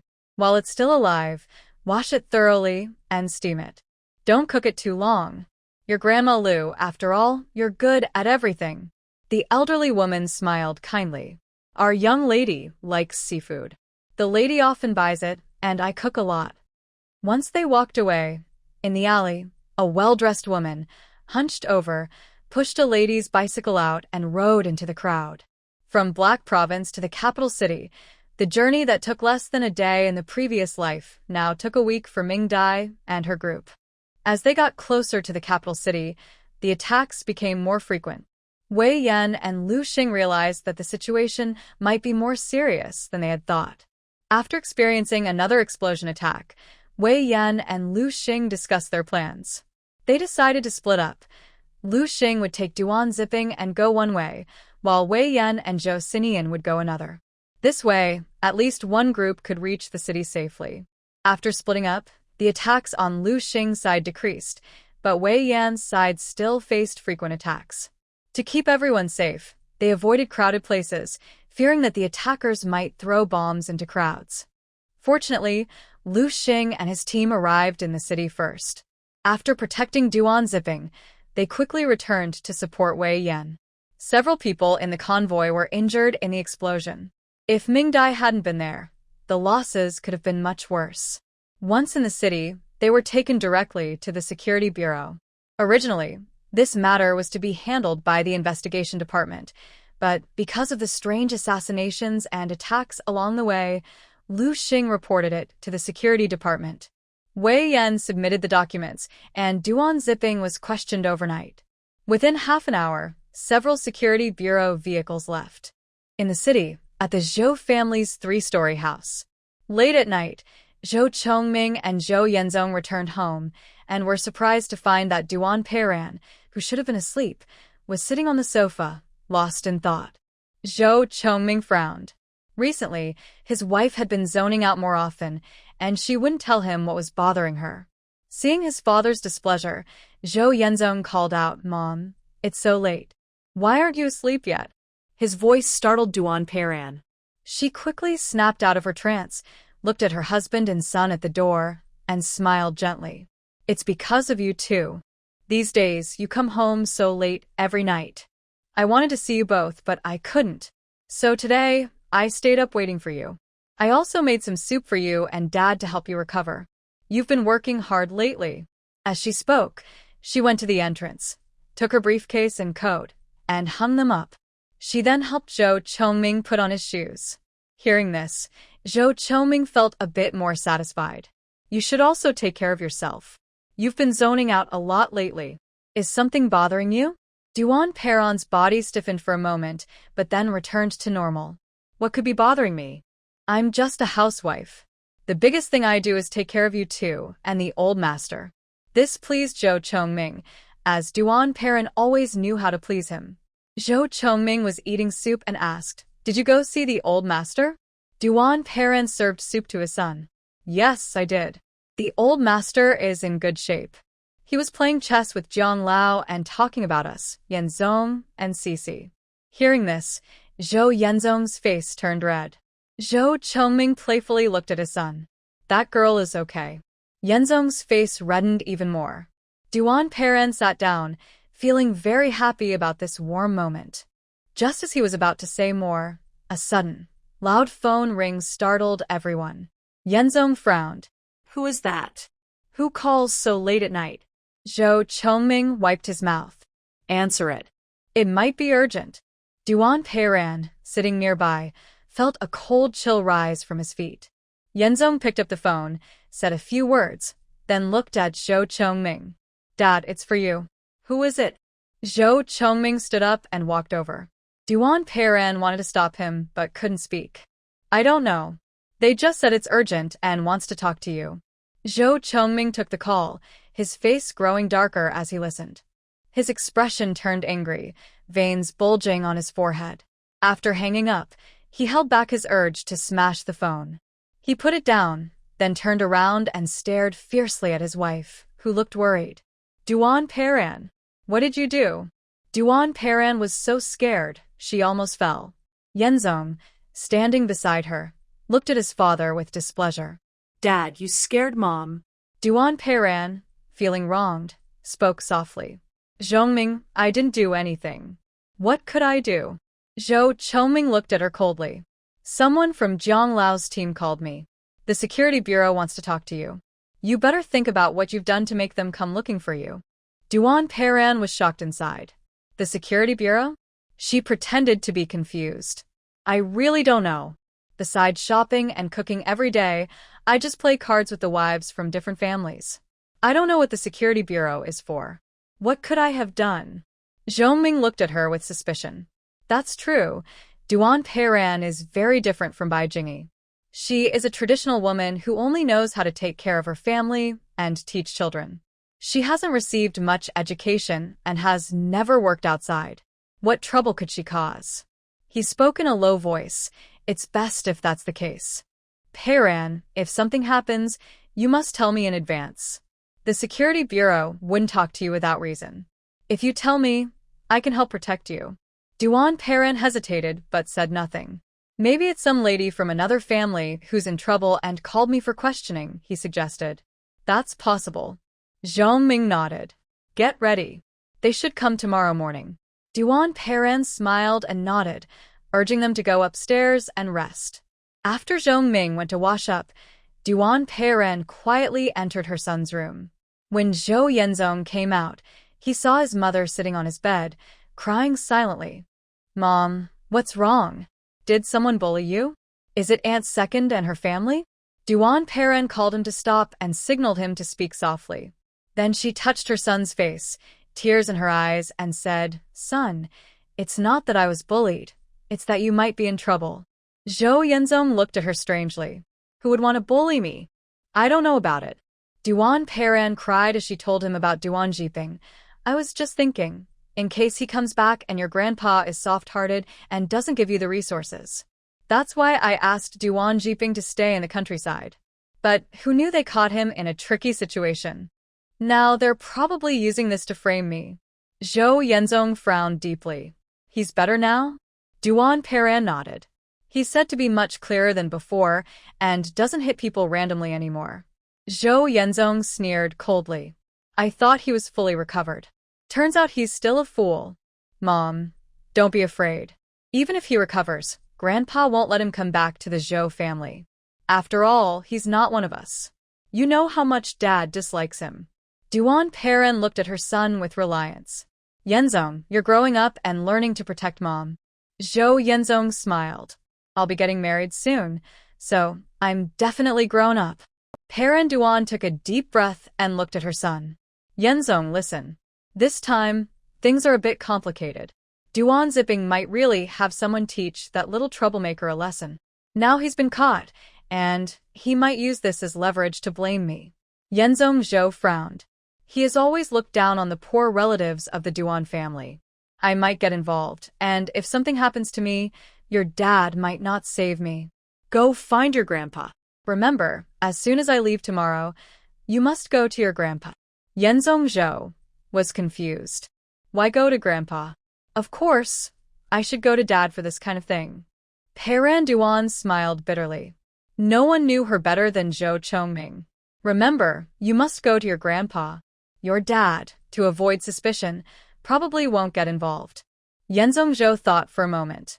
His dad is in a critical period. Is it useful to find grandpa?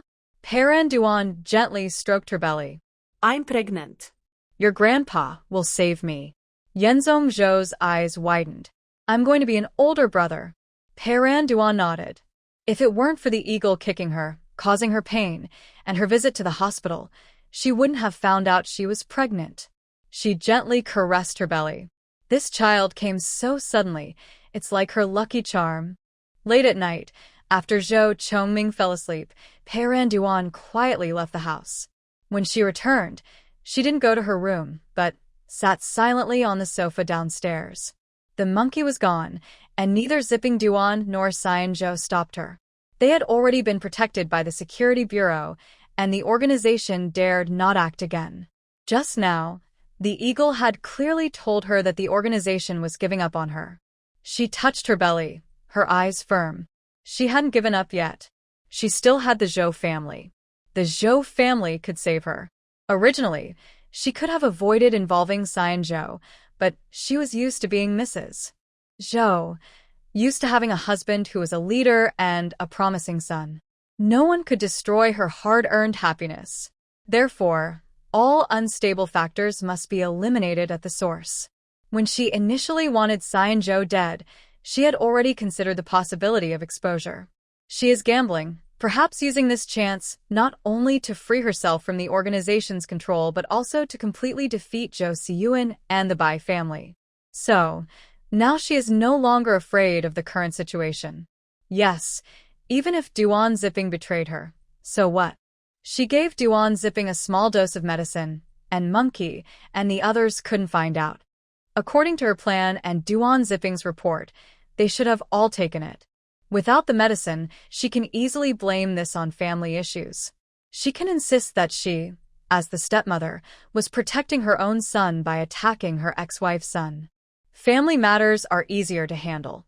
After all, honest officials find family disputes hard to judge, and even the Security Bureau would need Zhou's approval to act against her. Right now, only her Yenzong is considered a Zhou family member by Old Master Zhou and Chongming. Zhou Siyuan, that little troublemaker, is not. Even if it's for Yenzong's sake, Old Master Zhou would force Zhou Siyuan to forgive her. Moreover, she now has the life-saving charm inside her pregnancy. As for Duan Zipping, he is Old Master Zhou's man and has connections in the Black Province. She dared to use Duan Zipping because she knew Old Master Zhou cherished his reputation. If something happened to Duan Zipping, Old Master Zhou would definitely step in to help her. She lovingly touched her belly. As long as this becomes a family matter, she won't have to worry. At worst, she'll just get some scolding. She knows Zhou Chongming very well. To maintain his image as a loving husband and keep peace in the Zhou family, he wouldn't divorce her. Instead, he would blame Zhou Siyuan for everything. And with Yan Zong by her side, she is confident she will win. Even without the organization's help, she can survive. She has endured and played nice in the Zhou family for so many years, and it wasn't for nothing. Thinking of this, she got up and went upstairs. It was already midnight. Zhou Chongming was asleep. In a daze, he heard crying and got up groggily, looking to his side. The moonlight shone through the window onto the bed, casting a gentle glow on Duan Perron's face, who was already 40 years old. It must be said, even in middle age, Duan Perron remained beautiful. Otherwise, Zhou Chongming wouldn't have been attracted and, half reluctantly, had a relationship with her back then. Now, she turned to the side and softly cried, looking sad. Her feelings of being wronged eased the irritation that had woken Zhou Chongming. "What's wrong? Who upset you?" Did second younger sister and her husband say something again? Hearing this, Duan Perron shivered like a frightened little rabbit, her eyes red as she turned her head. "It's my fault. I woke you up." At this, Zhou Chongming's heart softened completely. He supported her and gently comforted her in his arms. If second younger sister and her husband spoke harshly, just bear it for now. Next time I see second younger brother, I'll talk to him. Duan Perron leaned affectionately against his chest, her voice trembling as she spoke. "Chongming, I lied to you today. I really did something wrong. Can you forgive me?" Zhou Chongming paused his hand while stroking her hair and sat up straight. "What did you do wrong? That's why I kept wondering why you've been so distracted lately." Duan Perron seemed frightened by his serious tone. She tugged at his pajamas and snuggled back into his arms. She knew very well how to read Zhou Chongming's mood. "You know, I often visit the old master because I worry about the changing seasons. He's not feeling well. Since I go so often, I also see second younger sister and her husband more. Many times, I've seen second younger sister persuading the old master to bring someone back from the countryside." As soon as she finished speaking, Zhou Chongming pushed her away sharply. "Why mention him? That's bad luck." A faint smile appeared on Duan Perron's lips, then she covered her face and started crying again. "Did I want to bring him up? I dislike him even more. If it weren't for Bai Jingyi stealing my love, I wouldn't hide things from you and have a child alone." I'd never have endured so many years outside with him. Poor me, giving birth alone, facing so much disdain.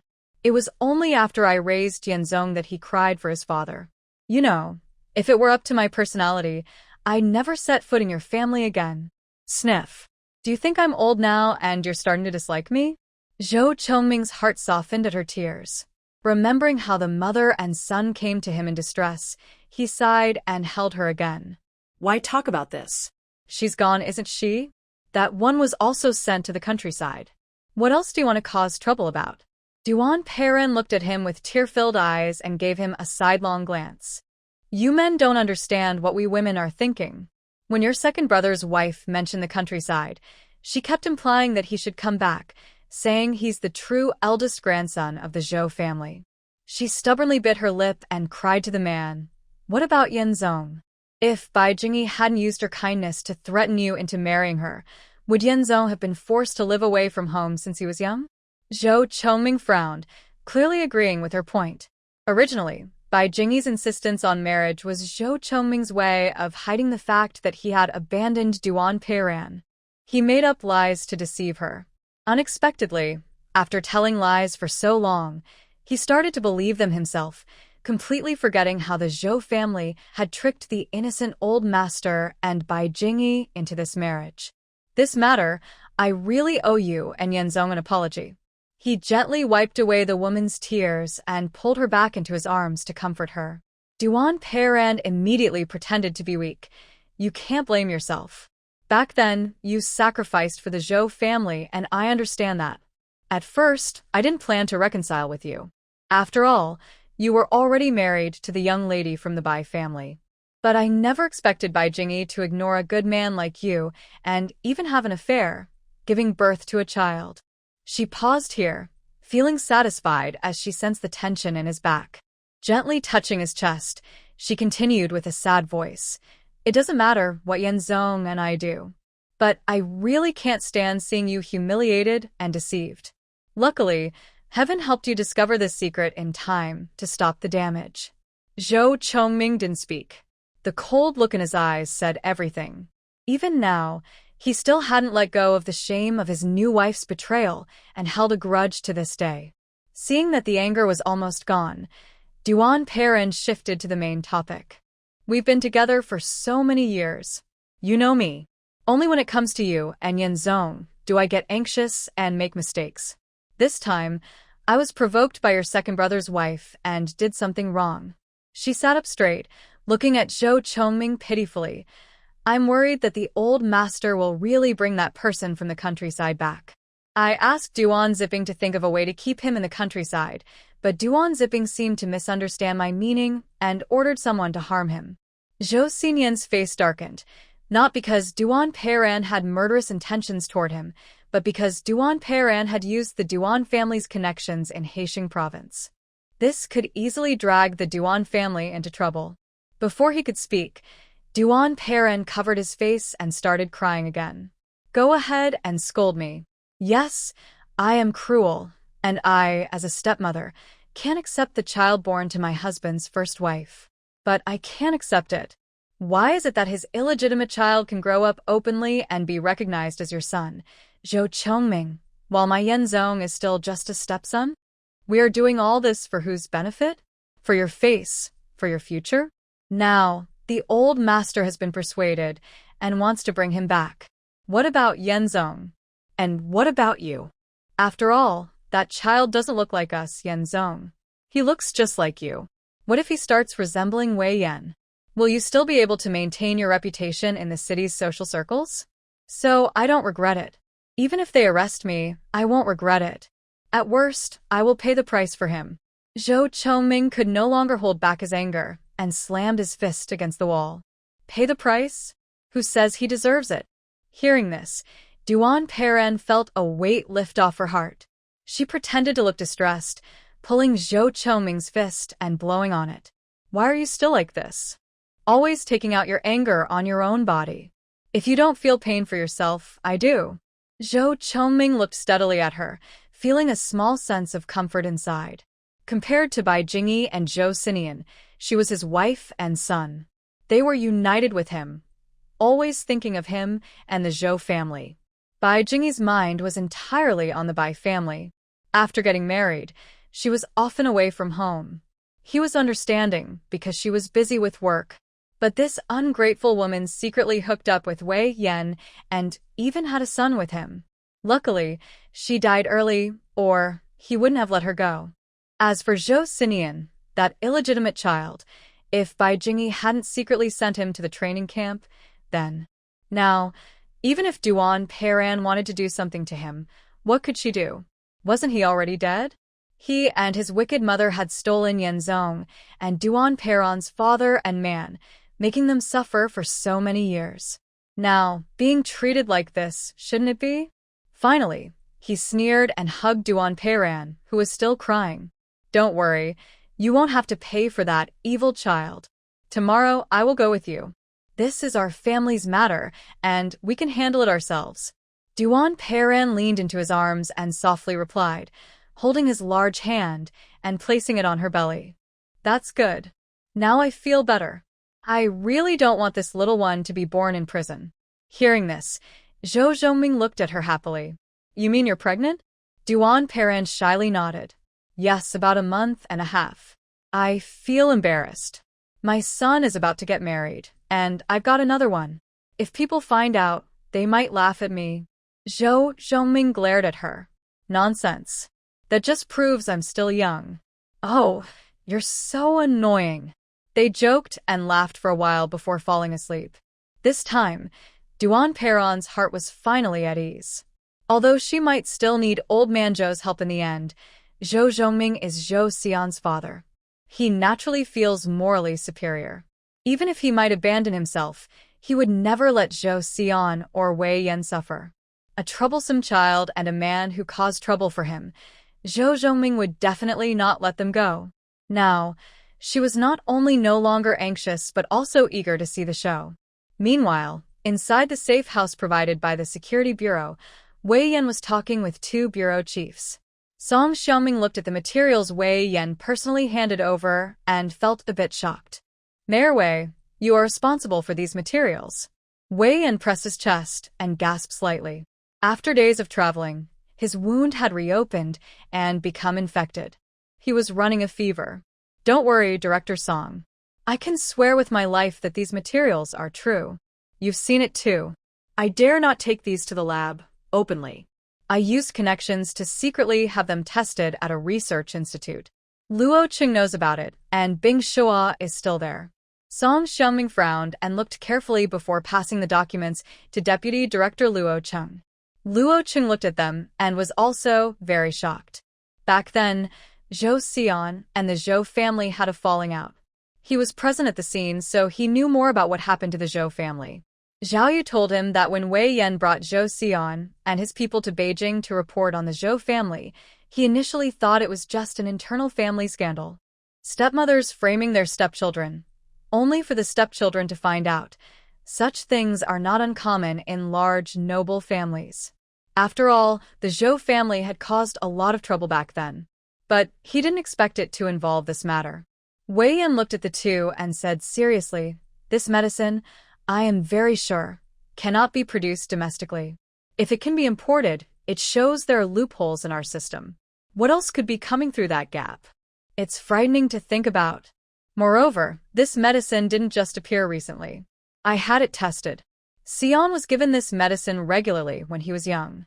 It was stopped later, and because the dosage was small and he metabolized quickly, he didn't get sick right away.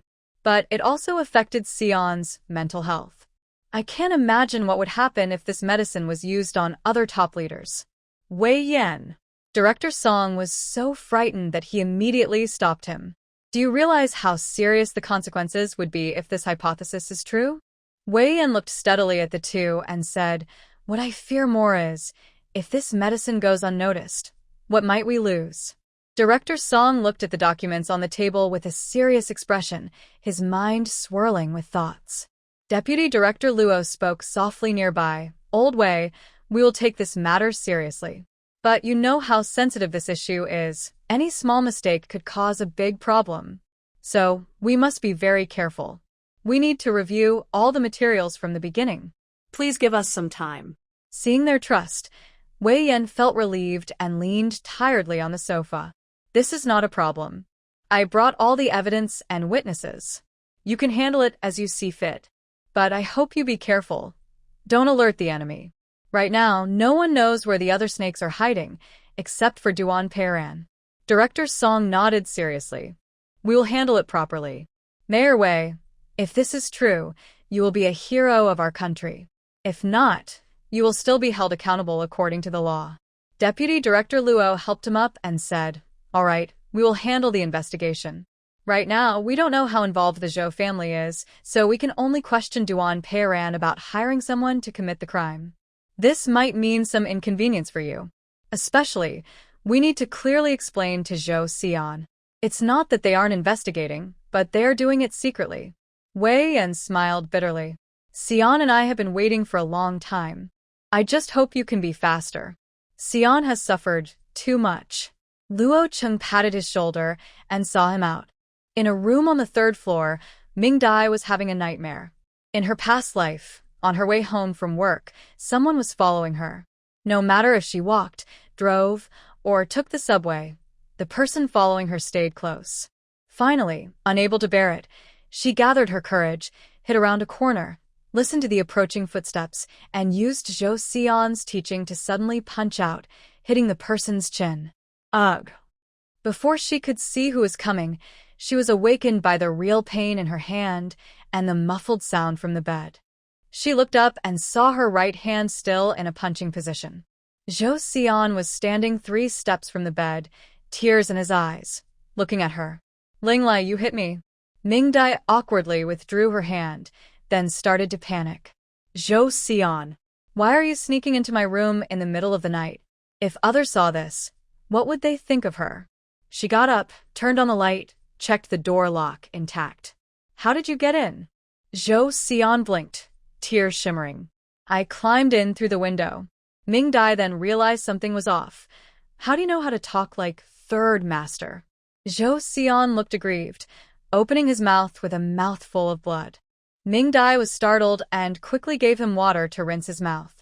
Finally, she found out that the punch she threw caught Zhou Xian off guard, and he bit his tongue. Ming Dai was speechless, only able to take out some medicine powder for him to hold in his mouth. She looked at the window and sighed. This is the 3rd floor. You climbed up without using your hands? Aren't you afraid of being caught by the security bureau and labeled as a spy? Zhou Xinyan's gaze drifted off, and he said nothing. Along the way, he met someone from the security bureau. They recognized him and said strange things like, missing your wife tonight? He understood, or at least he thought he did, but he wasn't sure. He just felt it was better not to tell Ming Dai, as she might get angry if she found out. After a while, Zhou Xinyan's tongue finally stopped swelling, and he could speak normally again. Ming Dai yawned and looked at him, noticing he didn't want to leave. She asked, Are you worried about something? Zhou Xinyan sat on a chair, holding the ice cubes Ming Dai gave him, and lazily pressed them against his tongue. Ming Dai, I will see Zhou Chongming tomorrow. Ming Dai sensed his unease. Are you afraid to see him? Zhou Xinyan shook his head seriously. No, I'm afraid I might lose control and hurt him. Uncle Wei said he's still useful, so I can't hurt him. Ming Dai was speechless. Uncle Wei is right. Besides, you can't just hurt someone. The law and the country will punish you. Zhou Xinyan looked serious. What if I can't control myself? Ming Dai tilted her head and thought. It seems that if a mentally ill person kills someone, they might not be held criminally responsible? Zhou Xinyan's eyes lit up. Really? Ming Dai shook her head. She had forgotten when that law was enacted. Excited, Zhou Xinyan stood up and paced around, finally determined. He decided to go ask Uncle Wei right now. Seeing him rush out suddenly, Ming Dai felt a bit speechless. Late at night, asking whether he could harm his own father. Probably the first time anyone has ever done that. But she was also curious whether it was possible. She thought maybe it is. So she changed her clothes and followed him out. When she reached Uncle Wei's door, she saw others inside, all looking at Zhou Xinyan with complicated expressions. Song Xiangming and Luo Qing looked at Zhou Xinyan with shock. From his sincere expression, it was clear he was asking seriously. Wei Yan covered his head with one hand, looking a bit headache. Silly nephew. Asking me in front of these two. If it were possible, I could only say no. Ming Dai shyly moved closer and just happened to overhear Uncle Wei's reply. No, Xin Yan, killing people is against the law. You're a good kid, you can't do that. Be obedient. Ming Dai sighed regretfully. Zhou Xianian, unwilling to give up, asked again, Really, it's not allowed? Wei Yan, under the tense gazes of director Song Luo, helplessly nodded. No, it's not allowed. Zhou Xianian pouted. All right then. Then he suddenly thought of something. How about just beating him half to death? Wei Yan's eyes lit up. Just as he was about to speak, he saw the warning looks from directors Song and Luo. Reluctantly, he replied, Probably, but not allowed, right? Zhou Xianian frowned. If I don't kill him, why not? Wei Yan's eyes twitched. Because the two directors don't agree with you hitting someone inside the security bureau. Hearing this, Zhou Xianian immediately changed direction and looked at the two opposite. Faced with their cold, wolf-like gazes, even Song Xiangming, who was experienced and knew many people, felt a shiver in his heart. And Luo Cheng, who had been beaten by Zhou Xianian before, already felt a sharp pain. In the past, he was responsible for questioning Zhou Xianian at the hospital. Later, he suddenly attacked and was beaten. Among those beaten was Luo Cheng. That was probably Luo Cheng's most embarrassing moment after joining the security bureau. But he couldn't settle scores then because it was a mistake under his command, and his subordinate had been bought off. During the questioning, he mentioned Bai Jingyi, which drove the person crazy. So, he could only accept the beating. Now, he's a deputy director. You can't hit me again, right? Zhou Xianian stared at them for a while, then suddenly stopped being angry, snorted, and stood beside Ming Dai, saying nothing. Both of them heaved a sigh of relief and also noticed Ming Dai. Remembering from the files, it was she who discovered the abnormality in Zhou Xianian's medication. Song Xiangming smiled and said, This is Xiaoming Zhiqing, right? Truly talented at a young age, able to find issues that many doctors can't. Ming Dai put on a cute, obedient smile. It's not that I'm amazing, it's our ancestors who are amazing. Traditional Chinese medicine is the best medical art. Song Xiangming raised an eyebrow. In this era that advocates Western medicine, hearing someone praise Chinese medicine like this surprised him. However, he not only didn't dislike it but actually had a much better impression of her. His wife comes from a family of traditional Chinese medicine, and her ancestors included imperial doctors. Next to him, Luo Cheng was momentarily stunned when he saw Ming Dai. He felt that this woman looked somewhat familiar. Perhaps because he had been staring at her for a while, Ming Dai didn't notice anything. Zhou Xianian glared back fiercely. Frightened, Luo Cheng quickly looked away. He had forgotten that his subordinate had just reported that this young woman was Zhou Xianian's intended bride. Staring at her was indeed impolite. Ming Dai smiled gently and allowed herself to be observed, though she found Luo Cheng's unusual behavior strange. She didn't realize Luo Cheng was overinterpreting her relationship with Zhou Xianian. If she knew, she would definitely be speechless. Just admit you're nervous. Why spread rumors about others to hide your own fear? After seeing her off, back in the office, Song Xiangming rubbed his forehead, feeling very troubled. Although he wasn't present at the scene, he had heard about it. Zhou Xianian single-handedly defeated all the guards and broke into the Zhou family to assassinate his father. If it weren't for a special team known as the Imperial Guards, he really wouldn't have been able to handle that young man. It's said that just one step away, Zhou Chongming was about to be killed by his son. Now his son has returned and is still determined to kill his father, even eager to do so. He felt a terrible headache coming on. It's not that he cared whether Zhou Chongming lived or died. After all, what the Zhou family did back then was quite shameful. But this person can't cause trouble at his security bureau.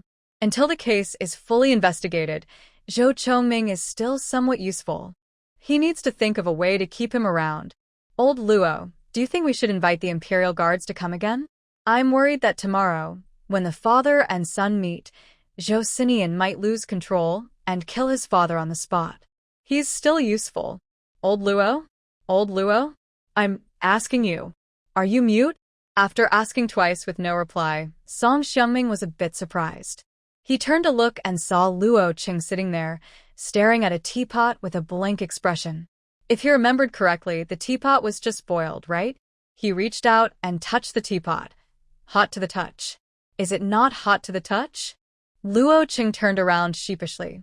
Huh? The next moment, he jumped up from the heat, struggling for a few seconds before tossing the teapot onto the coffee table. It's so hot, it burns me. Song Xiangming looked at him curiously. What are you thinking? You can hold water this hot? Luo Qing rubbed his red, sore fingers and mischievously leaned towards Song Xiangming. Hey Lao Song, did you see that young comrade, the one who knows medicine? Do you feel like you've seen her before? Song Xiangming pushed him away in annoyance. Why would I recognize a female comrade? She's so young. Are you being a pervert? Think carefully. If you have bad thoughts, your wife might tear you apart. Luo Qing punched him lightly. What are you talking about? She could be like my daughter. He prompted him to think. Don't you think her face looks familiar? We saw her half a month ago at the Red Star Theater. Hearing this, Song Xiangming recalled and, using his professional skills, immediately remembered the face he saw during the curtain call, surrounded by actors. You mean Zhao Shuiying, the leader of the Central Military District dance troupe? Luo Qing nodded confidently. Yes, that's her. The young wife of Commander Jiang. Do you think they look alike? Song Xiangming nodded. They do, almost identical. Could this young comrade be related to Zhao Shuiying? Luo Qing glared at him. Relatives don't usually look this much alike. Besides her eyes, their faces are exactly the same. Guess who she might be? Song Xiangming raised an eyebrow. I haven't heard that Commander Jiang has 2 granddaughters. In the grandchildren's generation, there's only Jiang Cece, right? Could this young comrade be Zhao Shuiying's niece? Niece also looks like her. Luo Qing looked at him with disdain. Don't pretend you're from the security bureau. You're embarrassing yourself. Don't forget, Jiang's youngest granddaughter was lost at that time. Song Xiangming nodded. Yes, I remember. She was found later. That's Jiang Cece now. Luo Qing was speechless. Even you think Jiang Cece is the biological granddaughter found by Jiang family. Looks like they've completely abandoned her. Jiang Cece isn't really their granddaughter at all. Song Project recalled. Yes, I remember. At that time, Commander Jiang's family asked us to help find someone and later, they told us they had found her. Luo Qing clicked his tongue. There was no such thing. The child was lost by Zhao Shuiying, who was very upset about it and became mentally unwell. She was seriously ill for a while. After she recovered, she was also affected and kept searching everywhere for her daughter. Because her mental state fluctuated, she had several accidents. Later, her maternal family brought the child to see her. Zhao Shuiying mistook her 2-year-old niece for her own daughter and refused to let go, insisting her Cece had returned. The Jiang family had no choice but to discuss with Zhao's family, and they let the little niece stay at the Jiang house to keep Zhao Shuiying company for a while. With the company of the girl, who was later Jiang Cece, Zhao Shuiying gradually recovered enough to communicate normally and go back to work. But she couldn't stand hearing others say that the Jiang family was still looking for the real Jiang Cece. Hearing that would drive her crazy, and only her little niece could soothe her. To protect her feelings, the Jiang family stopped openly searching and instead looked privately. Eventually, the search was abandoned. Later, Zhao Shuiying's little niece stayed with the Jiang family and was officially adopted, replacing the original Jiang Cece completely. As the child grew up, everyone forgot about this incident, thinking that Jiang Cece was the only girl in the Jiang family. Song Project listened and showed a complicated expression again. Is the Jiang family really that strange? And how do you know all this? Aren't we sharing the same resource channels? Do you have a secret source you haven't shown me? Luo Qing waved his hand dismissively. My wife told me this in bed. She's good with people and can talk to anyone. It was an aunt who used to be a nanny for the Jiang family who told her. It's a special information channel. Why should I tell you? Song Ming's face twitched, feeling a bit embarrassed to hear such gossip between spouses.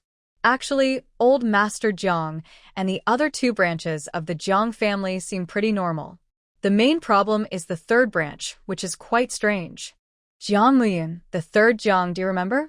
He's known in Beijing as a hopeless romantic. When he was young, he was crazy about Zhao Shuiying, who was then just a ballet dancer. Whenever Zhao Shuiying performed on stage, he was there every time, giving flowers and gifts, openly expressing his love. Unfortunately, she didn't like him because he was a useless, spoiled, rich kid. She only agreed to be friends. Jiang Laosen was even more devoted, supporting her wholeheartedly. Later, Zhao Shuiying said she wanted to study abroad. He managed to get her into an international delegation for a visit, with the help of old Jiang. After Zhao Shuiying went abroad, he vowed never to marry until she returned. But she made it clear she had no intention of coming back and left gracefully. Unexpectedly, he actually waited for her.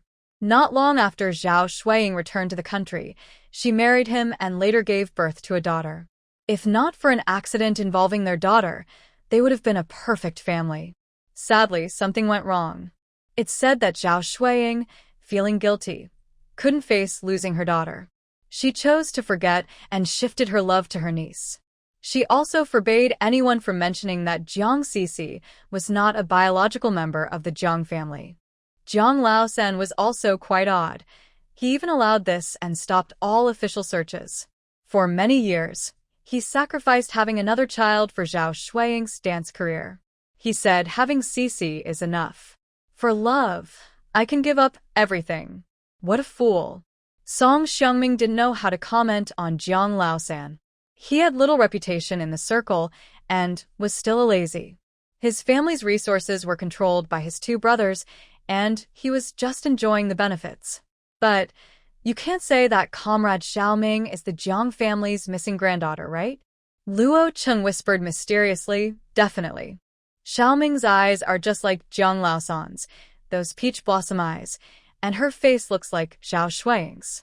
Anyone who sees her would say she's a family of three. Song Xiangming gave him a thumbs up. No wonder you're the head of our intelligence team. You remember, even the most marginal people like Jiang Laosen. Luo Cheng looked a bit smug. It's said that the Jiang and Zhou families are discussing a marriage, Jiang Sisi and Zhou Yanzong. Song Xiangming also smiled. If that's true, the fake granddaughter of the Jiang family and the fake stepson of the Zhou family being together would be quite explosive. Zhe clicked his tongue twice. TSK, your perspective is narrow. Just now, someone downstairs said that Zhou Sinian sneaked into Comrade Xiaoming's room late at night, asking if she was his young wife. He didn't deny it. Later, the two of them came out of the room one after the other. Song Xiangming's eyes widened. This is really the real daughter and the real young master. Zhe looked like a wise teacher and nodded. With these two pairs combined, isn't it even more shocking? Song Xiangming wholeheartedly agreed. After eating the melon, the two felt much better and started thinking about tomorrow. Based on this chaotic scene, they really needed to invite someone to keep order tomorrow. So, the next day, Zhou Sinian woke up and sensed something was wrong. During breakfast, when he saw the two people sitting in the dining hall, his feelings of rejection reached their peak. Mingdai saw him blocking the hallway and pulling him aside. What's wrong? Zhou Sinian shook his head. Nothing. After giving the other two a stern look, he continued walking forward. When he left, the two at the table exchanged glances, full of excitement about their discovery. This kid is impressive.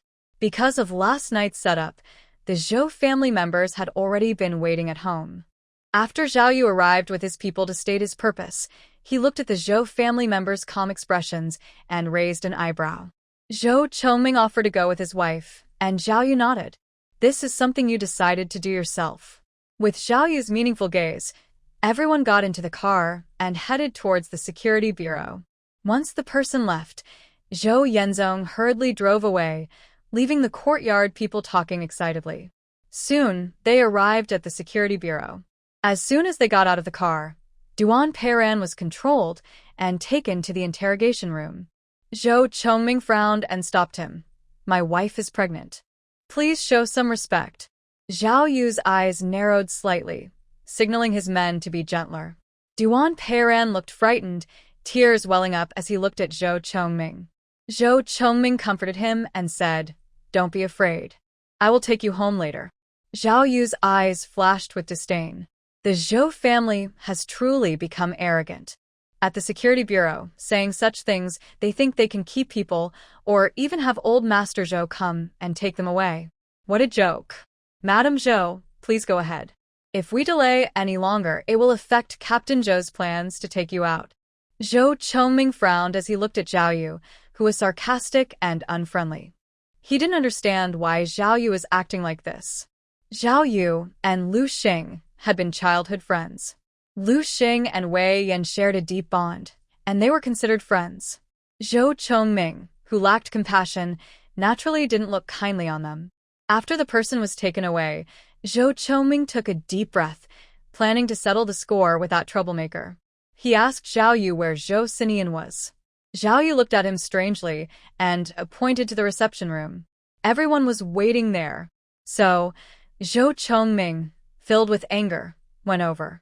Luo Cheng, who hadn't beaten Song Xiangming, had the privilege of witnessing the Zhou family's reunion after many years. Song Xiangming was responsible for interrogating Duan Peiran.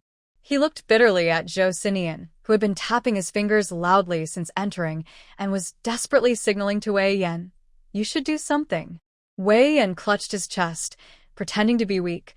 "I am powerless." He could only hope that Zhou Sinian's little wife would help. Ming Dai blinked. "I tried my best. I confiscated his dagger. Otherwise, he wouldn't be tapping his fingers, he would be polishing his dagger." Luo Cheng felt a headache coming on. He could only place his last hope on two reinforcements, Ding Jin and Lu San. Why did these two look like they were just here to watch the show? And Ding Jin, your pocket is bulging. Were you grabbing sunflower seeds in the lounge? He even felt a bit sympathetic toward Zhou Chongming, hoping he would be sensible and stay away. But unfortunately, at the next moment, a loud shout shattered his hopes. The door was forcefully pushed open. A tall man in his 40s stood in the doorway, glaring with disgust at Zhou Sinian on the sofa. "Zhou Sinian, you unfilial son. How dare you report your mother?" Before Zhou Sinian could react, Wei Yan, who had been lying on the sofa pretending to be dead, couldn't hold back anymore. He grabbed a teapot from the table and threw it at Zhou Chongming. "Mom, what are you talking about? She is just a mother from that year, you dog. I will smash you to death." Zhou Zhongming quickly dodged, still getting splashed with tea. He brushed it off with disgust and looked at Wei Yan with a murderous gaze. Wei Yan was so angry, he was trembling. His movements were too big, causing his chest wound to tear. Ming Dai hurried forward to help press his wound and calm him down, telling him not to get too excited. Wei Yan couldn't hold back anymore. He had just advised Zhou Xian not to be impulsive, but now he had completely lost his composure and only wanted to hit the man in front of him. Before he could act, Zhou Xian stopped him, holding him down to sit, and told Ming Dai to apply medicine. Zhou Zhongming looked at the child who represented his life's shame. Seeing how carefully he was taking care of Wei Yan, his disgust reached its peak. Sure enough, he was his own cursed child. After Zhou Xian made sure Uncle Wei was seated, he stood up and looked directly at Zhou Zhongming. His height made Zhou Zhongming feel an inexplicable pressure, and his dislike grew even more. But compared to their last heated encounter, this time was much calmer. He spoke with disdain and authority. "You causing trouble at the security bureau over family matters? Don't you find that embarrassing? Explain to Director Song that it's a misunderstanding. Whatever happens, we will handle it at home. All these years, you haven't even visited your grandfather. You're such an unfilial child. When we go back this time, I will teach you a good lesson so you won't follow those shady people and learn to be so sharp-tongued." This was a plan he and Duan Peiran had agreed on beforehand. As long as they said it was family business and mentioned the old man's reputation, it should be fine. Wei Yan was so angry, he wanted to punch someone. Ming Dai held him back and pointed to Zhou Xian, who had been quiet from the start. At this moment, Quiet Zhou Xian was even more frightening than when he was furious. Zhou Zhongming was really digging his own grave. Luo Cheng watched this awkward scene and heaved a sigh of relief. At least they hadn't started fighting. Zhou Xian looked at the unfamiliar man in front of him, trying hard to recall, but he had no impression. To avoid mistaken identity, he politely asked, "Are you Zhou Zhongming?" Hearing this, the room fell silent. Luo Cheng's heart tightened again. After all this time, this young master has even forgotten who his father is. Zhou Zhongming's face turned completely black, like charcoal. Sure enough, he's a wicked child. Haha, I am Zhou Zhongming, and I am also your father. Zhou Xinian let out a small sound, then put away his polite expression, his eyes sharp. In the next moment, without warning, he suddenly kicked Zhou Zhongming in front of him. Bang! Zhou Zhongming, who was about 1.8 meters tall, was kicked flying instantly. His whole body slammed heavily against the door, and finally, he was knocked out along with the door. Luo Cheng. The loud noise drew the attention of the interrogation room. Song Xiangming frowned and came out. Just as he was about to scold, he saw Zhou Zhongming on the ground spitting blood, and was startled. Captain Zhou. He wanted to help, but when he looked up, he saw Zhou Xinian walking out with a fierce look. In Luo Cheng's disdainful gaze, he quickly withdrew his hand and decisively turned around. I haven't finished the interrogation yet. I'll go back first." As soon as he finished speaking, the man disappeared. Luo Cheng, such a disloyal little guy. Song Xiangming. Good brother, hold on. Zhou Xinian looked at the man curled up on the ground, clutching his stomach. He hadn't told anyone. After entering the capital, he gradually remembered the cause of his mother's death. He was afraid to speak out, fearing that Uncle Wei would forbid him from seeing Zhou Zhongming, so he had been holding it in until now. Perhaps because his eyes showed too much murderous intent, Zhou Zhongming was scared. For years ago, the fear of having a knife at his neck returned. He looked at Zhou Xinian with a fierce but trembling gaze. "Are you trying to kill your father?" Zhou Xinian couldn't hold back his inner pain. "You're not my father. You're not worthy." Zhou Zhongming's eyes shot out a venomous light. "I'm not your father. Then who is?" "Wei Yan." Good. "You're indeed not my son." "I knew it. That Bai Jingyi was up to no good. She gave me a green hat." Ha ha ha. "God has eyes." She's dead. "I will kill you." Bang bang bang. Inside the room, Ming Dai and Wei Yan exchanged a quick look, both feeling uneasy. They hurriedly ran out the door. Zhou Xinian was grabbing Zhou Chongming by the neck and smashing him against the wall. Bright red flowers bloomed everywhere, quickly covering half the wall. Zhou Chongming in his hand remained still, unsure if he was dead or alive. On the ground around them, 4 or 5 people lay unconscious, all brought by Zhou Chongming. Lu San watched Zhou Xinian fighting with shining eyes, thinking he was looking at a treasure. Ding Jin was happily munching sunflower seeds, spitting shells with joy. Soon, he finished the seeds. He spat out the shells, clapped his hands, and said, "Let's get to work." Lu Sen nodded and took the lead, attacking Zhou Xinian's lower body, trying to the unconscious Zhou Chongming. Zhou Xinian dodged quickly, grabbing Zhou Chongming with one hand and smashing him toward Ding Jin's attack from the side. Ding Jin couldn't dodge in time and slapped him with his palm. Ugh. Zhou Chongming cried out in pain. Luo Cheng, hiding in the corner, covered his mouth excitedly. "He's not dead." Ding Jin looked at Zhou Chongming bleeding again, feeling a bit embarrassed. He scratched his head and said, "Sorry, I couldn't stop in time." Then he looked at Lu San nearby, signaling him to join in. "This kid is tricky." Ming Dai watched anxiously. Zhou Xinian's eyes turned red, and the veins on his forehead throbbed. He was clearly losing control again. "Uncle Wei, what should we do?" Wei Yan looked at the 3 fighting and shook his head lightly. "These 2 are careful. Xinian is fine." Just as he finished speaking, Ding Jin was hit again by a large, humanoid hammer. He rubbed his sore arm and looked at Zhou Xinian with increasing admiration. "Old Lu, aim well and hit him. I like this kid. Don't break him." Lu San, blocking the attack from the humanoid hammer, also fought back. Shut up. If we don't save him now, we'll turn him into minced meat. Ding Jin finally noticed that the humanoid hammer no longer looked like a person. Oh. We're coming. Let's go. The two continued attacking without holding back, striking up and down. Zhou Xinian was suffering from a terrible headache. He instinctively swung the object in his hand to defend against the incoming punches from above and below. Finally, exhausted, he used his last strength to raise the object and fiercely strike at the two attackers. Ding Jin and Lu San saw something flying toward them and instinctively dodged. By the time they realized what had been thrown, it was too late. Ah.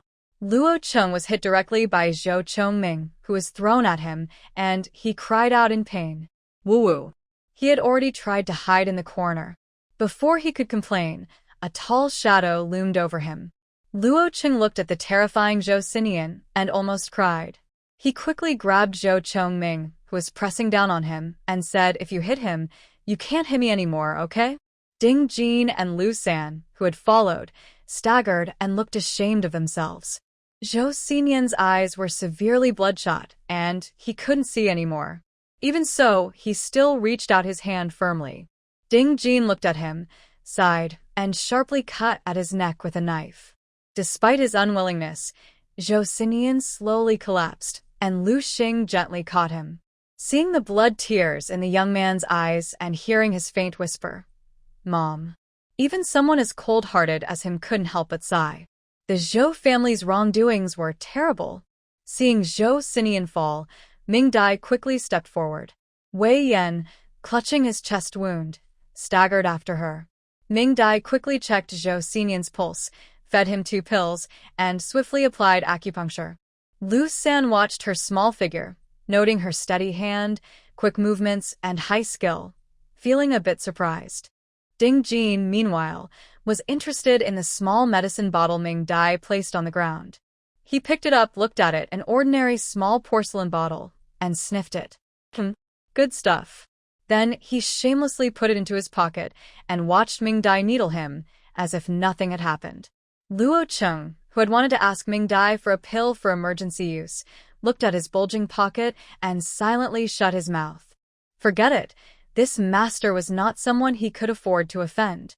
While Zhou Xinian was unconscious, he ordered people to carry Zhou Chongming to the hospital using a door panel. He urged them to hurry. If they waited too long, it might be too late. Ming Dai performed a quick action, her face turning pale from exhaustion, but she managed to control the situation.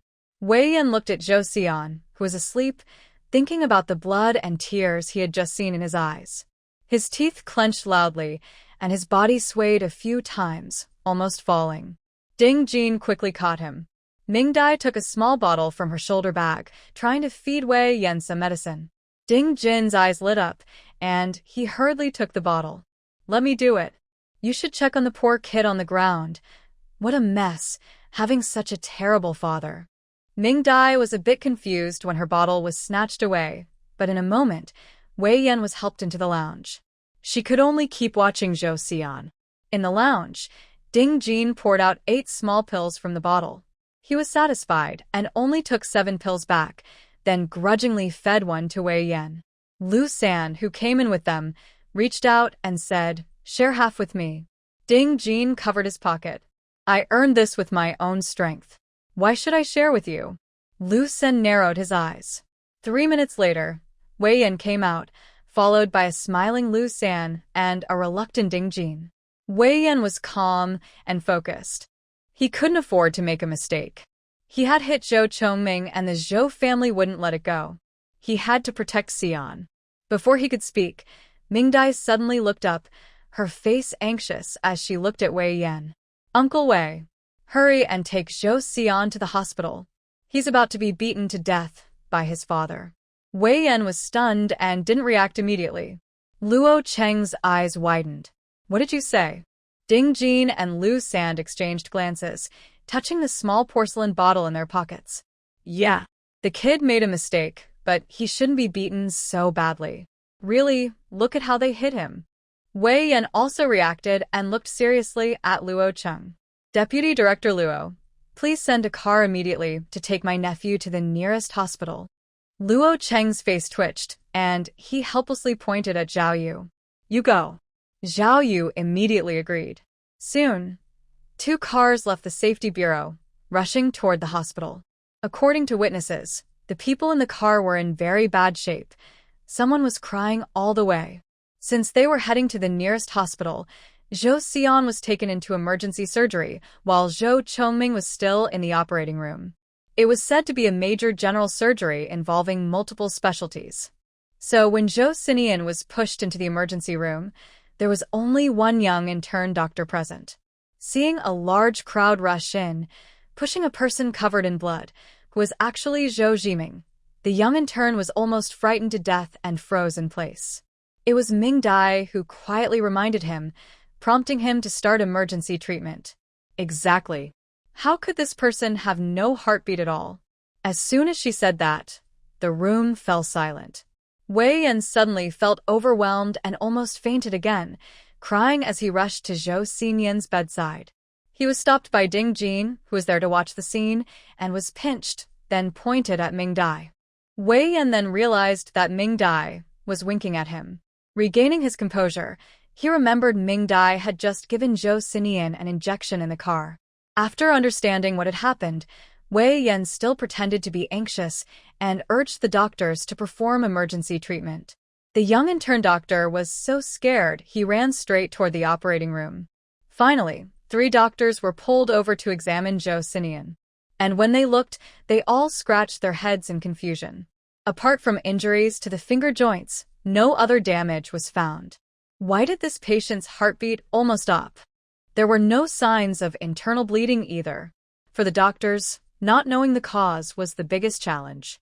So Zhou Xinian was given a full-body checkup, and Ming Dai explained that he was hit by his biological father and fell, hitting his head.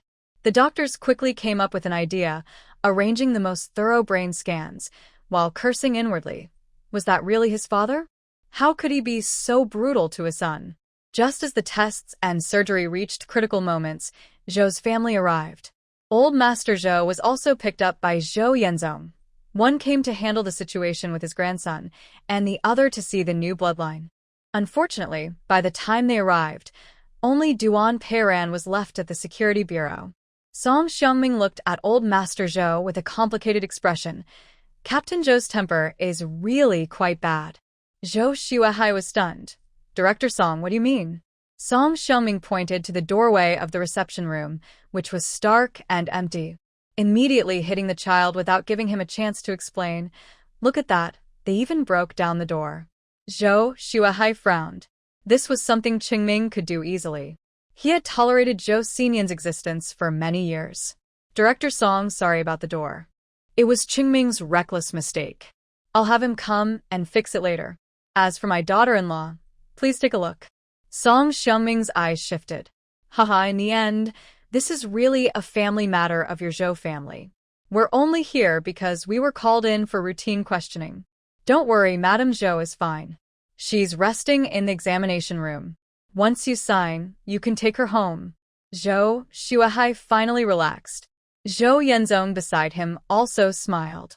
As expected, his mother was right. Going to the old man was the best way. Zhou Xuehai thought Qingming had finished his work and gone back to work, so he didn't ask about him.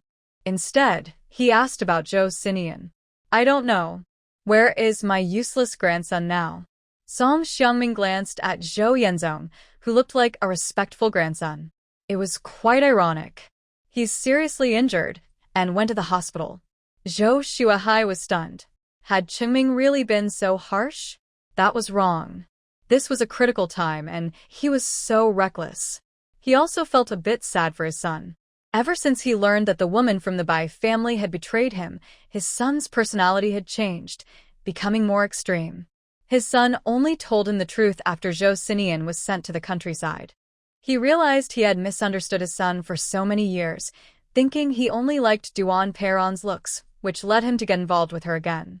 Who would have thought his daughter-in-law was unfaithful during marriage and even gave birth to a child? His beloved grandson was not even blood-related to their Zhou family. Grandpa, let's pick up Mom and go see him. Hearing his grandson's gentle words, Zhou Shuahai felt much better. After all these years, heaven hadn't abandoned them. It had given their Zhou family such a good grandson. Good, you're thoughtful. Let's go pick up your mom and see him. Zhou Yenzong carefully helped him up, secretly sneering inside. Of course they were going. How could Zhou Xinian see their family's harmony if they didn't? It's a pity Dad isn't here. If he were, Zhou Xinian probably wouldn't go crazy, but he'd be driven to the brink of madness. Song Xiangming cooperatively signed the release and personally sent the person onto the car. After everyone left, Luo Cheng came out, exchanged a smile with the others, and the plan was successfully completed. The Zhou family's influence in the circle relies on Zhou Shuahai, but unfortunately, he is old and unable to do much. Currently, the head of the Zhou family is Zhou Chongming, and the second branch is mostly just holding them back. When the family head, Zhou Chongming, fell ill in the hospital and his condition was uncertain, Zhou Yenzong proved useless. No one in the family could be relied on. Now is their most relaxed time, but also the most chaotic time for Duan Peiran and the best opportunity for them to catch their enemies. They started spreading out their people little by little, and Luo Cheng and Song Xiangming also began to move outside. Duan Peiran was thinking the same, considering Song Xiangming's questions and her perfect performance today. Especially when she saw Song Xiangming's disdainful look, she knew she had passed the test. So what if she was disdainful? So, what if the stepmother harmed her stepson? Over time, no one would remember who did what. How much longer can Zhou Xinian, who took medicine, hold on? And she would always be Mrs. Zhou. She was sure she would win. Soon, they arrived at the hospital. When the doctors heard they were here to visit a patient, they looked serious and took them to the intensive care unit. Looking at the bed with various tubes inserted and the person wrapped very tightly like a mummy, the Zhou family members collectively recognized Zhou Xinian. Zhou Shuahai, Choming was probably too angry and was a bit rough, but it's not entirely his fault. Duan Peiran and Zhou Yenzong, that little wasn't killed, what a pity. Doctor, Leader Zhou almost died, and the Zhou family isn't sad? Is this still their biological father, son, and wife? The doctor explained the patient's condition in detail, then shook his head and left the ward amid the cold expressions of the Zhou family. Zhou Shuahai looked at the still unconscious person and sighed. Don't blame Chongming. After all, it was your mother's own fault. Duan Peiran pretended to wipe her eyes and said, Chongming did it for me. Don't blame your father. Zhou Yenzong didn't speak. He was shallow in his skills and always enjoyed others' misfortune, so he couldn't hide his pleasure. Everyone argued back and forth, speaking hypocritically and extremely fake. They spoke loudly without controlling their volume, waking up the person on the bed. When they finally saw who was coming, the mummy on the bed was so excited he almost fainted. Wow, wow, wow. Woo, woo, woo. Only then did the three notice that the person had woken up. Zhou Shuahai sighed. You should take care of yourself from now on. The Zhou family can't keep you. Zhou Chongming. Huh? Duan Peiran. Don't hate us. If you should hate someone, hate your mother. After all, she was the first to wrong the Zhou family. Zhou Chongming. What? Zhou Yenzong still didn't speak. He just rolled his eyes in disgust at the person on the bed. Zhou Chongming was about to go crazy. He was beaten half to death, and his own father, wife, and son didn't avenge him. Instead, they were making cold jokes. Wow, wow, wow. Beep, beep, beep. Zhou Shuahai frowned, very disappointed. I thought I had taught you well, that some of our Zhou family's manners were in you. But I didn't expect. Forget it, you're not even my biological child. Duan Peiran and Zhou Yenzong exchanged a victorious look, one on each side, helping Zhou Shuahai walk out. Dad, calm down. Maybe tonight, when Chongming comes home, he can say that his wife didn't take good care of you. Exactly, Grandpa. Don't be angry. You still have me. Zhou Shuahai nodded happily, and the family of three headed toward the door. Zhou Chongming was about to burst with anger. He struggled for a long time, finally managed to peel off the oxygen mask, spat out a mouthful of blood, and shouted bitterly, Dad. He tilted his head and fainted again. The three at the door were stunned, turning their heads with difficulty. Just now, was that Chongming's voice? Did Chongming call me Dad? Zhou Shuahai looked at the person on the bed in disbelief, feeling dizzy and disoriented. Duan Peiran and Zhou Yenzong were also shocked. They quickly turned around, rushing to the bed and adjusting the mummy's face. Chongming! It's Chongming! Duan Peiran let out a desperate cry, like a wild chicken being strangled. His hands kept patting Zhou Chongming's face. With each hit, Zhou Chongming's mouth spat out a bubble of blood. She was so frightened that she stopped and shouted loudly at Zhou Yenzong, who was standing nearby in a daze. Quick, go find a doctor. Only then did Zhou Yenzong realize what was happening. He rushed toward the door in a panic. He was so anxious that he didn't notice Zhou Shuahai standing at the door. Zhou Shuahai was already overwhelmed with anger and frustration because of his son's condition. His blood was boiling, and in his anger, he fainted, nearly falling over. When he saw someone approaching, he reached out to help, but Zhou Yenzong, in his hurry, pushed him away.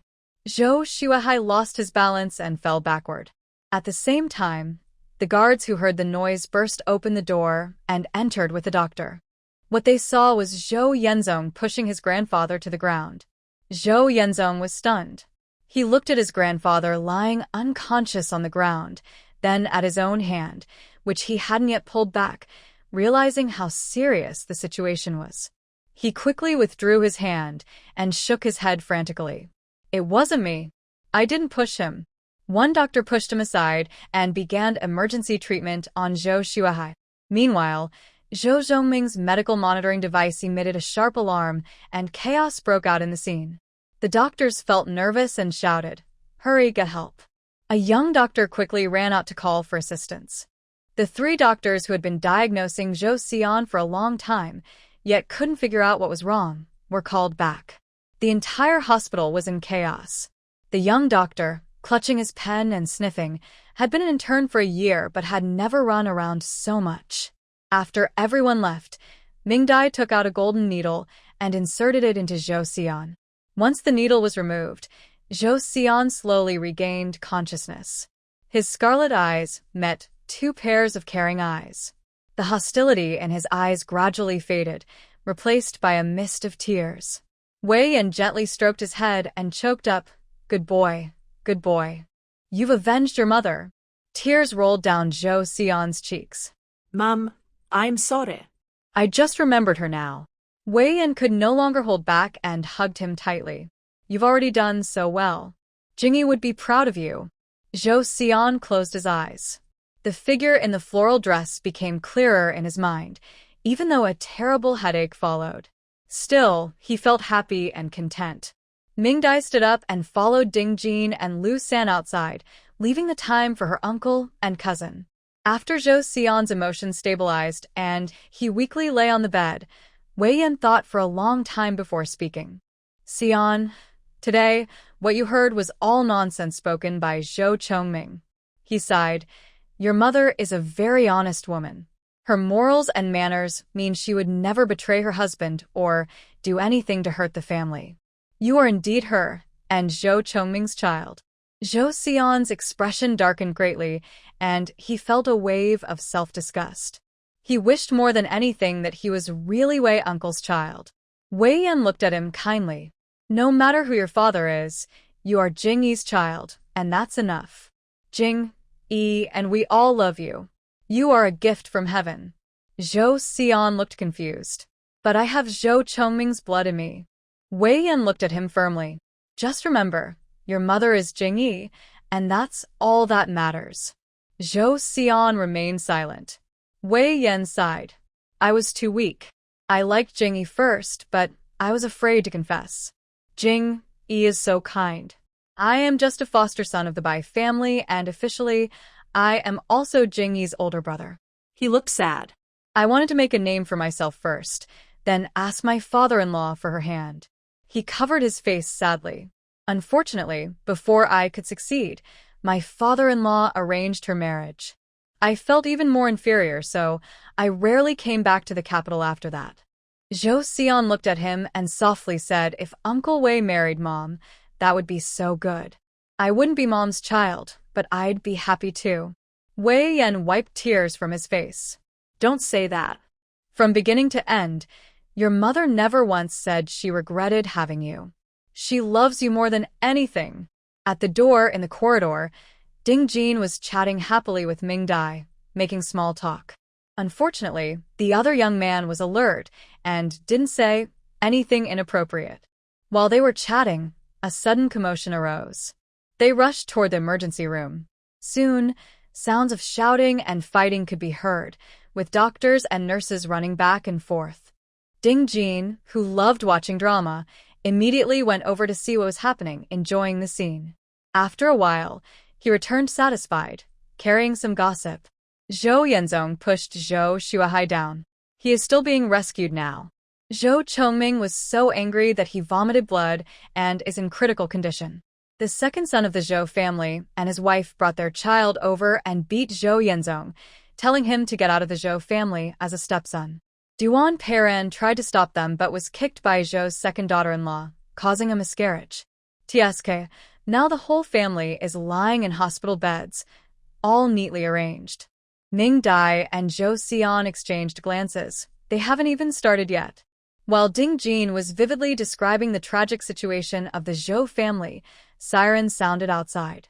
Through the window, several police cars were parked below. Ignoring Ding Jin and Lu San, Ming Dai took out her needle, quickly pierced Zhou Xian twice, and then inserted the needle. Immediately, Zhou Xian's breath weakened almost completely. Ding Jin and Lu Sen looked at Ming Dai with excitement. They thought they had just found a treasure, but it turned out 2 treasures. When the door of the room opened, the police saw the culprit sleeping on the bed, Wei Yan with a worried face, and a young wife sitting silently by the bed, tears falling.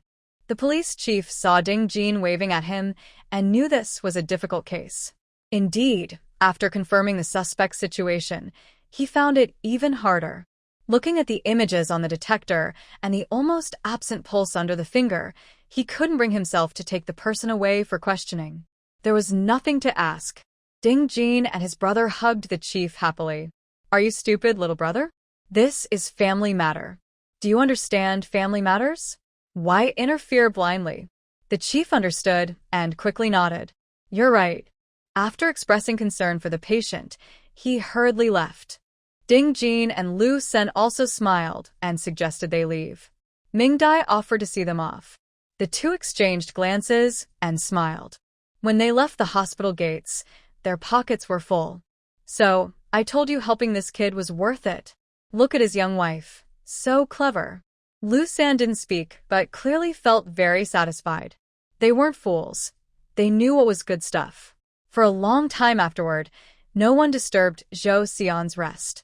Amid the doctor's increasing frustration over his thinning hair, he still couldn't find the reason why Zhou Xinyan's heartbeat was nearly absent.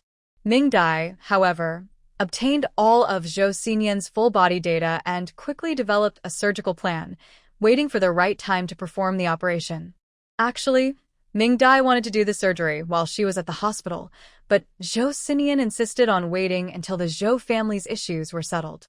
So, Ming Dai had no choice but to keep giving him acupuncture. Meanwhile, the Security Bureau had finished reviewing all the documents. After confirming that the medicine couldn't be produced domestically, Wei Yan was taken away by the Bureau staff. At the same time, police cars appeared again at the hospital, taking away the unconscious Zhou Xinyan, saving the few strands of hair the doctors had managed to preserve. Soon after, the Zhou family's 4 members also left the hospital one after another, and the whole city of Beijing fell silent again. Inside the safe house, Zhou Xinyan sat on a tree branch in the yard, staring blankly at the starry sky. Ming Dai came out with a bowl of medicine. "Zhou Xinyan, it's time to take your medicine." He didn't move, only reached out and took the bowl from Ming Dai, drinking it all in one gulp. After drinking, he frowned, didn't return the bowl, but leaned forward and reached out to pull Ming Dai closer. Startled, Ming Dai was then mesmerized by the beautiful night sky from that angle. "Is it beautiful?" Ming Dai was pulled back to reality by his voice. Yes, it's beautiful. Zhou Xinian pointed at the brightest star. Mom told me that if I ever get lost one day, I can follow this star to find my way home. Ming Dai tilted her head and silently handed him a peanut candy, listening to his story about his mother. Actually, Ming Dai had wondered why she was so kind to Zhou Xinian. She thought about it a lot. The first thing that attracted her was that although Zhou Xinian was crazy, his big heart was still there. He was a hero, and she respected heroes. Also, Ming Dai was a little envious of him. She looked at the starry sky and listened to Zhou Xinian's stories about his mother, something she had never experienced before. She observed the stars only to complete a science homework assigned by her teacher. To her, stars were fleeting beautiful sights, homework, countless planets, and objective facts. They had never been part of a story. Zhou Xinian not only had past experiences, but he also never gave up on searching and chasing. Whether he was crazy or temporarily normal, he never stopped. Just like even when he had a terrible headache, he still remembered who his mother was and who Gu Mingyi was. Ming Dai no longer wanted to pursue these things. Once a long period of emotional absence occurs, it seems unnecessary. Ming Dai is like that. Her world doesn't need stars. Ming Dai, where do you think people go after they die? Ming Dai blurted out, to the underworld office. Zhou Xinian turned to look at her. The underworld office? What kind of place is that? Ming Dai felt a bit embarrassed and blurted out, just the underworld. Your mom is probably somewhere in the world, living happily in a new identity. Zhou Xinian put the almost melted peanut candy into his mouth. That's good. Even if she forgets me, she can live a safe and peaceful life. Ming Dai looked at him. You've started using idioms now. Zhou Xinian smiled youngly. My master taught me a lot. I never went to school, so everything I know was taught by my master. Ming Dai nodded. She still wasn't used to the gloomy Zhou Xinian. She preferred the lively, cheerful big wolf dog who caused trouble but stayed sunny. Thinking for a moment, she looked at the entrance. Can you hide those people and take me out? Zhou Xinian assessed the situation. Yes. Zhou Xinian, do you want to do something bad? Zhou Xinian's eyes lit up. Where to? Ming Dai tutted.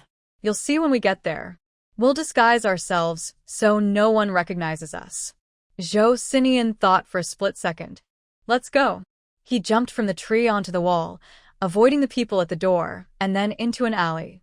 There was no one around. The two of them entered a small space. When they came out, the familiar old man and woman duo appeared. During her time in Beijing, Ming Dai had already found out the exact location of the Jiang family's courtyard. If she came alone, she probably wouldn't even go to the door. They avoided the people on the street and quickly reached near the courtyard. Zhou Xinian skillfully found a place.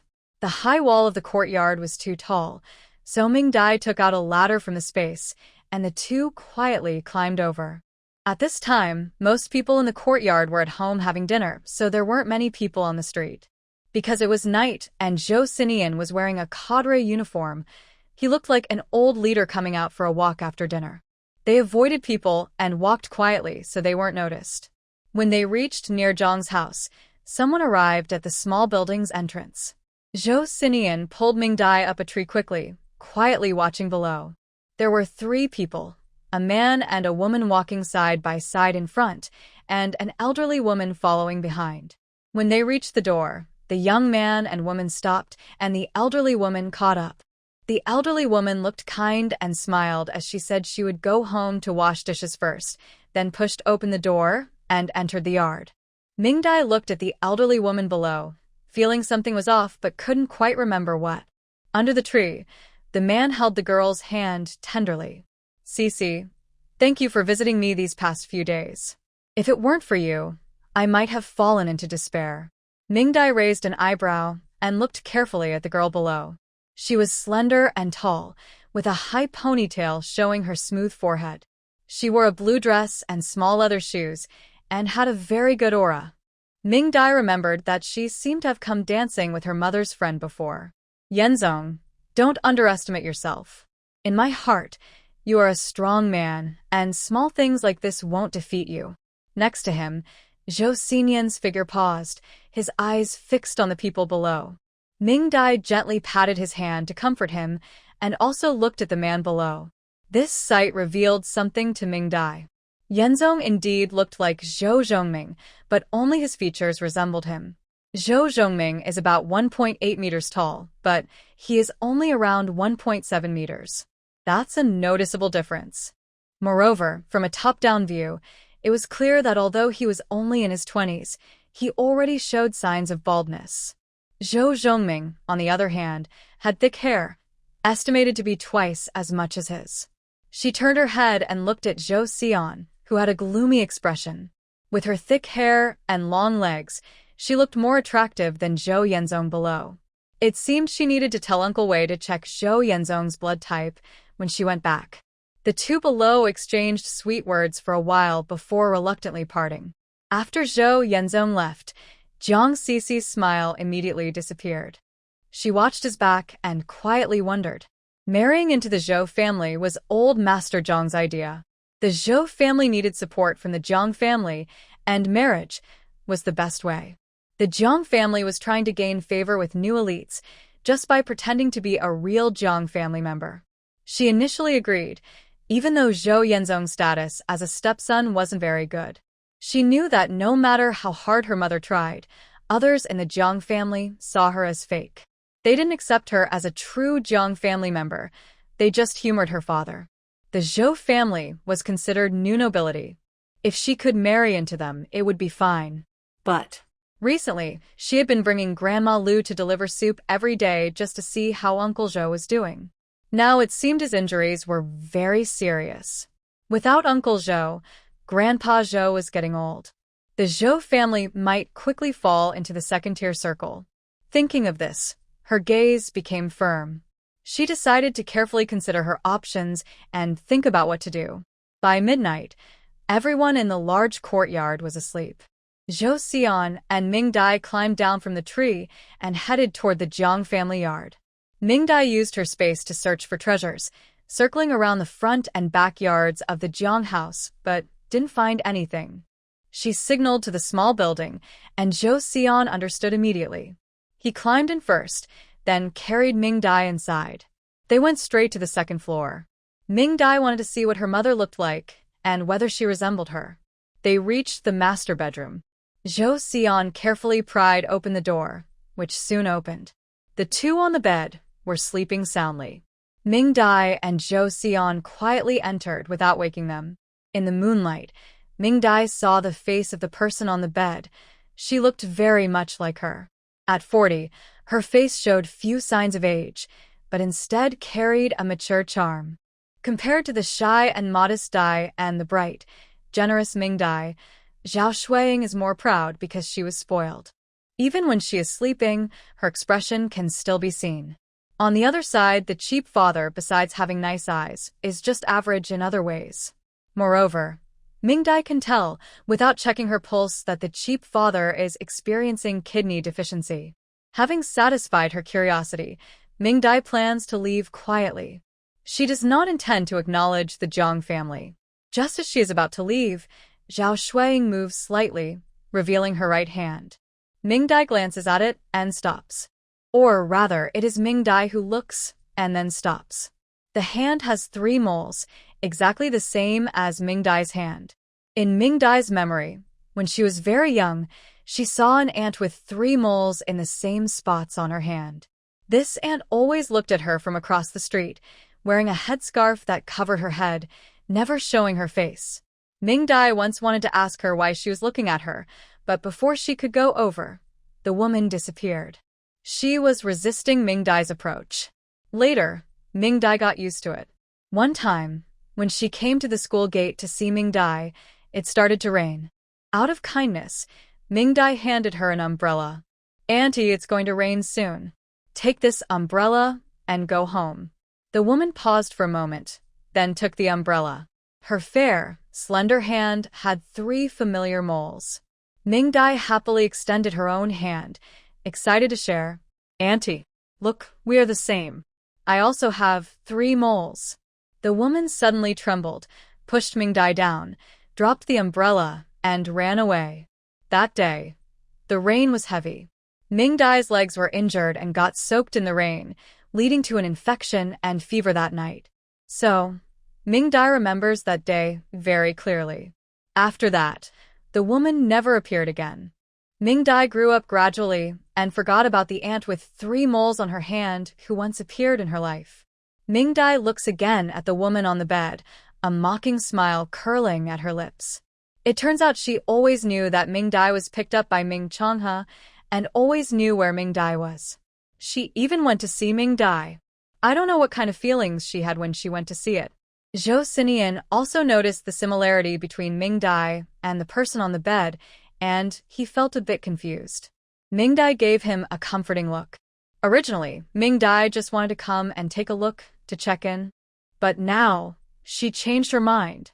She made a gesture to Zhou Xinian, who understood immediately. He quietly went over, grabbing both of their necks gently, and soon they both fell into a deeper sleep. Ming Dai looked at the things in the room and realized that her cheap mom was quite stylish. There was a row of imported perfumes, and her wardrobe was packed full. Ming Dai waved her hand, and everything was taken away. When she opened her jewelry box, she was even more shocked. There were all kinds of gems, jade, and beautiful jewelry, shining brightly and dazzling her eyes. Ming Dai thought, "This is mine now." She liked everything she saw.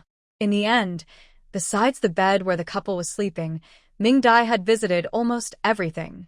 Finally, she found a small safe. It held not only 30,000 in savings but also a large stack of foreign currency notes. This was probably all of Zhang's family's savings. Ming Dai happily stored everything away. Since she was already here, she felt it wouldn't be right not to leave something for her cheap parents. She thought for a moment and left some wild boar cakes as souvenirs. She also pressed some paw prints made with pig hooves on the ground. Finally, she carefully closed all the doors and windows of the room to make sure no smell could escape. She looked at the door across from her. That was Jiang Cici's room. Ming Dai remembered that she had met Xiao Ming Dai when she was little. Jiang Cici was wearing a very beautiful dress and sandals, something Ming Dai had never even dreamed of. Later, when Xiao Ming Dai tried to get closer to Auntie, Jiang Cici rudely pushed her away, saying she was her mother, and told her not to get close. This showed that Jiang Cici knew about Xiao Ming Dai's situation. Although Ming Dai didn't know their exact relationship, it didn't stop her from disliking Jiang Cici. So, Ming Dai asked Zhou Xinian to open the door and let Jiang Cici go through the process herself. To her surprise, Jiang Cici also had a small safe with about 5,000 in savings and a bunch of jewelry. This night was definitely not a waste. Ming Dai was very happy because Baba gave her some extra gifts. After closing the doors and clearing the remaining 2 rooms, the 2 of them tiptoed downstairs. Thinking there were many things in the kitchen, they decided to go there first. When they arrived, they found a refrigerator and knew they had to take it. Just as Ming Dai was about to start packing things, Zhou Xian pulled her behind the fridge to hide. A cold light reflected nearby. Ming Dai was startled and quickly entered a safe space with Zhou Xian. After they were inside, they looked outside with lingering fear. Zhou Xian's brows were tightly furrowed. The person who could find them so late was not an ordinary person. The person was Grandma Lu. She held a small knife and searched the kitchen thoroughly, but found nothing. After muttering something strange and yawning, she left the kitchen. Ming Dai finally noticed what felt off about Grandma Lu. At her age, her movements were surprisingly smooth. Especially now, without hiding anything, she didn't seem like an old lady at all, more like a young person. Zhou Xian, do you think she looks a bit strange? Zhou Xian nodded. She knows martial arts, and she's very good at it. Ming Dai widened her eyes. A nanny who can fight and is so skilled? What kind of nanny needs to be like that? It's obvious now. Ming Dai was speechless. What is the Jiang family doing? They didn't go out but waited inside the space. Soon, she returned again, searching everywhere inside and out, but found nothing. This time, she left without saying a word. After waiting a while, Ming Dai and Zhou Xian came out, followed her outside, listened to her breathing, and confirmed she was asleep. Then they hurried to the kitchen. First, they packed the refrigerator they liked, then various ingredients and seasonings, and finally Zhao Shuiying supplements and Jiang Muyun's wine. It has to be said, the cheap father knows about good wine. He hides only the best. They took it all. Filling the gaps again, they prepared to leave. Passing the living room, they saw a TV, grab it. And a fan, take it too. Finally, Mingdai took all the tea leaves on the coffee table. These are good tea, and they would be wasted if left behind. When leaving the yard, they took away the 3 bicycles and left some droppings behind. The 2 of them happily went back home. It was another day full of achievements. When they returned home, Wei Yan, who had just finished his work, caught them in the act. Seeing Mingdai looking guilty and Zhou Xinian appearing calm, Wei Yan found it a bit funny. These days, it's a critical time. Don't run around randomly and stay safe. Mingdai nodded obediently and sat down in front of Wei Yan with Zhou Xinian. Seeing the dark circles under his eyes and his tired face, she asked with concern, "Uncle Wei, you should rest more. You've been working very hard." Wei Yan rubbed his face and said, "I'm fine. I can rest a little." Old Song and Old Luo have been questioning people intensely these days, almost to the point of exhaustion. Mingdai nodded in agreement, understanding how tiring overtime can be. Zhou Xinian pursed his lips and asked, "When can we settle accounts with the Zhou family?" Wei Yan looked at Zhou Xinian. Since coming to the capital, he had been much more silent. Living with Mingdai, the energy and happiness he once had seemed to fade away. "I can't tell you the details. This matter is too complicated." He continued, "I can only tell you that although the Zhou family hasn't betrayed us, Du Juanio alone could destroy them.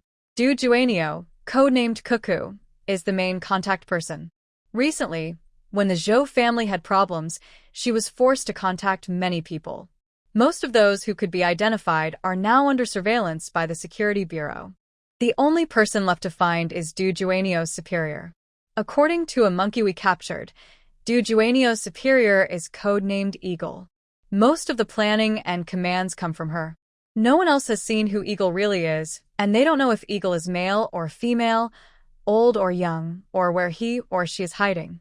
Old Song and others have checked everyone connected to the Zhou family during this time, but found no clues. They are currently very frustrated." He rubbed his forehead and said, "But the information is still leaking out. It shows that Eagle can still contact Du Juanio and give her orders." The message was intercepted, and the commotion this time was noticed by them. They might plan something big and then run away. If they can't catch the person, the situation will become serious. Old Song is so worried that he has moved directly into the police station.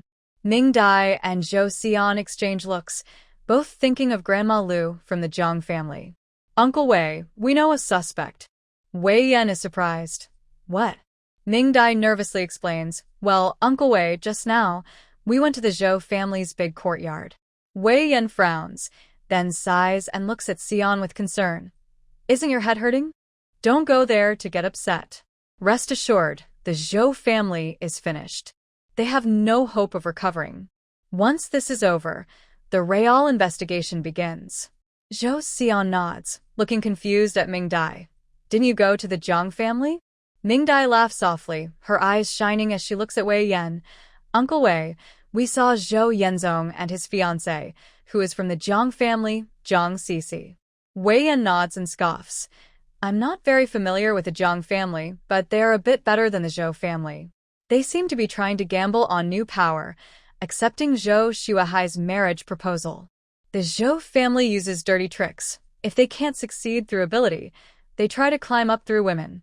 Unfortunately, the Zhang family and the Bai family are different. The Zhang family has real power.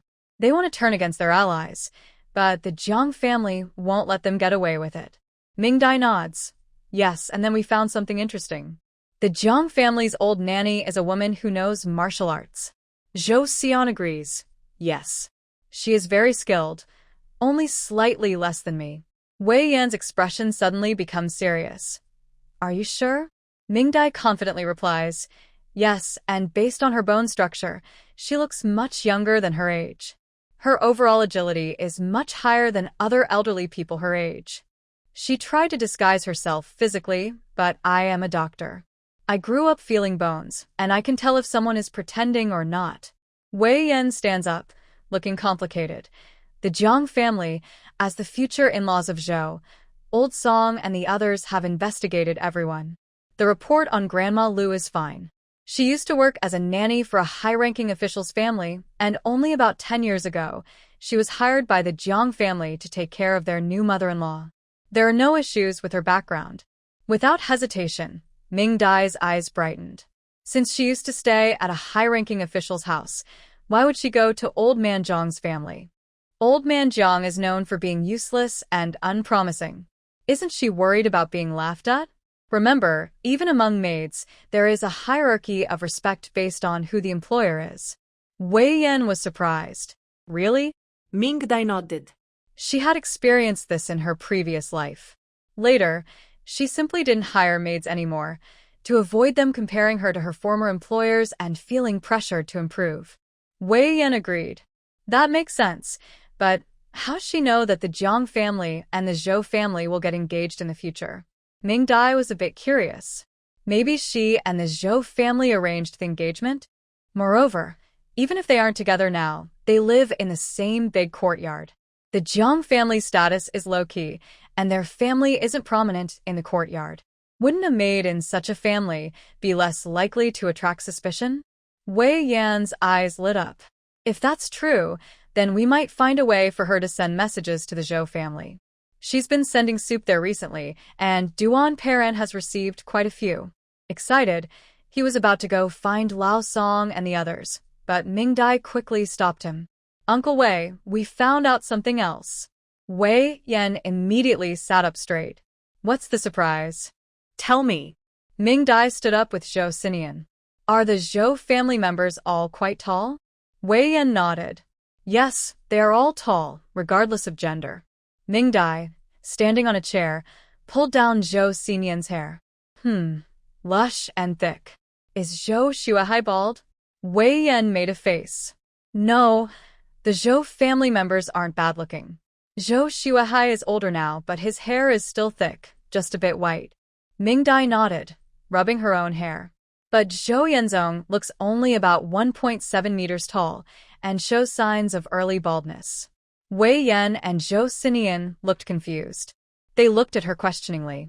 Ming Dai straightforwardly said, I suspect Zhou Yanzong is not the son of Zhou Chongming. Wei Yan was stunned for a moment, then shook his head. Impossible. They look so much alike, anyone would say they are father and son. Medela sat down with Zhou Xinian, who looked worried. The world is full of surprises. There are many people who look alike. But from a genetics point of view, Zhou Yanzong's height and early baldness are big problems. Wei Yan still didn't quite understand. I don't know about early baldness, but I can understand being short. These days, resources are tight, kids don't get enough to eat, and nutrition is poor, so they don't grow tall. As he spoke, his voice faded away. Yes, other children are short because of lack of food and poor nutrition, but Zhou Yanzong can't be. The Zhou family values him so much. How could they not feed him well? His eyes brightened as he looked at Ming Dai. After she nodded in approval, he grinned mischievously. Haha. If that's true, the Zhou family has loved a fake for so many years. Old Zhou Xuehai would be so angry he might die. And Zhou Chongming. He accused Jingyi of cheating, but in the end, he married a woman who wore a green hat for over 20 years. That green hat is really well worn. The more he thought about it, the more he hated them. He wished he could see their shocked faces right now. Ming Dai calmed Wei Juzhou down. We still need to check their blood types. When Zhou Yanzong was at the hospital, he was beaten, right? There should be records. Wei Yan took a deep breath, looking energized. Good, I'll check that. Xiaoming, you've really done a great job. He eagerly rubbed his hands. As for the Jiang family, we need a plan. It's best to go directly to Zhang's house and meet Grandma Lu face to face. Ming Dai's eyes flashed. This opportunity was coming soon. Zhou Xinian reminded them, bring the person who knocked me out that day. He'll notice if the old lady is acting strange. Wei Yan nodded, approvingly patted them, and left briskly. In the early morning light, In the Jiang family's main courtyard, Lu Xiaolan, exhausted, opened her eyes in the maid's room on the first floor. That night, she felt heavy-hearted and restless, as if something was going to happen. Just as she was about to wash her face to wake herself up, she noticed her loose, sagging skin and disdainfully stopped. She quickly turned over and got out of bed. When her feet hit the ground, she returned to her old, elderly appearance. As soon as she stepped outside, she sensed something was wrong. What is that smell? Did something in the kitchen spoil?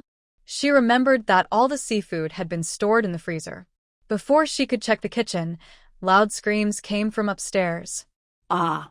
It was Zhao Shuiying's voice. Lu Xiaolan felt strange and trembling.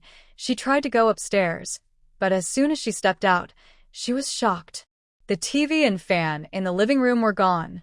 But that wasn't the worst part. The original spots were replaced by piles of strange, foul-smelling black objects. The bad smell in the room was coming from these things. Her heart tightened, and she hurried toward the kitchen. When she entered, she gasped in shock. The fridge was gone, along with all the ingredients and seasonings. Instead, there were black, foul-smelling objects everywhere. She endured her disgust and looked carefully. Could it be pig manure? Her heart skipped a beat. After examining carefully, she confirmed it was pig manure, and it didn't look like it came from a farm pig, but a wild boar. Her face turned pale. She carefully searched the kitchen and found some hoof prints, clearly made by a pig. Seeing these marks, Lu Xiaolan's back went cold. It turns out, the legend was true. The revenge of the wild boar bride from deep within China, specifically targeting those with bad intentions toward China. She looked around nervously, ignoring the foul smell, swallowing repeatedly, trying to stay calm. At first, when the organization issued the warning for everyone to be careful, she had scoffed and mocked others for losing their minds. But today, she had encountered it herself. After all, no one could do this right under her nose. Unless it wasn't human at all. It has superpowers. Downstairs was still lying down, but upstairs was already jumping with anger. Because she has a habit of waking up early to practice, Zhao Shuiying was awakened by her biological clock this morning. Before opening her eyes, she smelled a strong foul odor and thought it was just Jiang Muyu having an old person smell early. She was very annoyed, thinking he should have taken a shower last night, but he didn't, which made the smell so bad now. So irritating. Before she could scold him, she felt something strange. Her head was sticky and greasy. She instinctively reached out to touch it, and the wet, slimy feeling made her feel terrible. Quickly opening her eyes and holding her hand in front of her, she saw the dark color, the greasy texture, and the terrible smell. There was no doubt about it. Ah, ugh. A friendly reminder. Please do not lie down and wave your dirty hand covered with waste in front of your face while shouting loudly, as it can easily cause accidents. What's wrong? What's happening? Jiang Muyu, who was nearby, finally woke up. His first reaction was to comfort his vomiting wife, not noticing that something was dripping from his head. So, Zhao Shuiying, who had just finished vomiting, turned her head to speak, but was hit in the mouth by something falling from Jiang Muyu's head. Ugh. Splash, splash, splash. Jiang Muyu also realized something was wrong and reached up to his head. Both of them started vomiting together, and Zhao Shuiying vomited out yellow bile. Having emptied her stomach, the couple, unable to think about why there was so much waste on the bed, supported each other and hurried toward the bathroom. There was waste all over the floor, and they almost slipped several times. When they finally reached the bathroom, they realized their breakdown was premature. Ugh. In the bathtub they loved so much, it was filled with waste. In the delicate sink, it was also filled with waste. Where she usually kept her toiletries, it was filled with waste. The couple, overwhelmed, screamed and vomited at the same time. When they rushed out of the room, intending to put on clothes and call for help, they realized they had no clothes at all. The entire room, all covered in mud. Ah. Smack. Unable to bear it, Zhao Shuiying fell into the pile of mud with a splat. Jiang Muyu was terrified, shouting, "There's a ghost! There's a ghost!" He searched through the mud pile for his wife. Finally, he managed to pull her out, dragging her along the slippery, smelly mess toward the door. Just as he opened the door, before he could get a breath of fresh air, the foul smell from across the street forced him to close his mouth. Yucky Jiang Muyu looked up and saw a mud-covered person lying on the ground, reaching out for mud to him. He was so scared he didn't hesitate. Protecting his wife, he turned and kicked. Ah! Splash! Splash! Splash! Clang!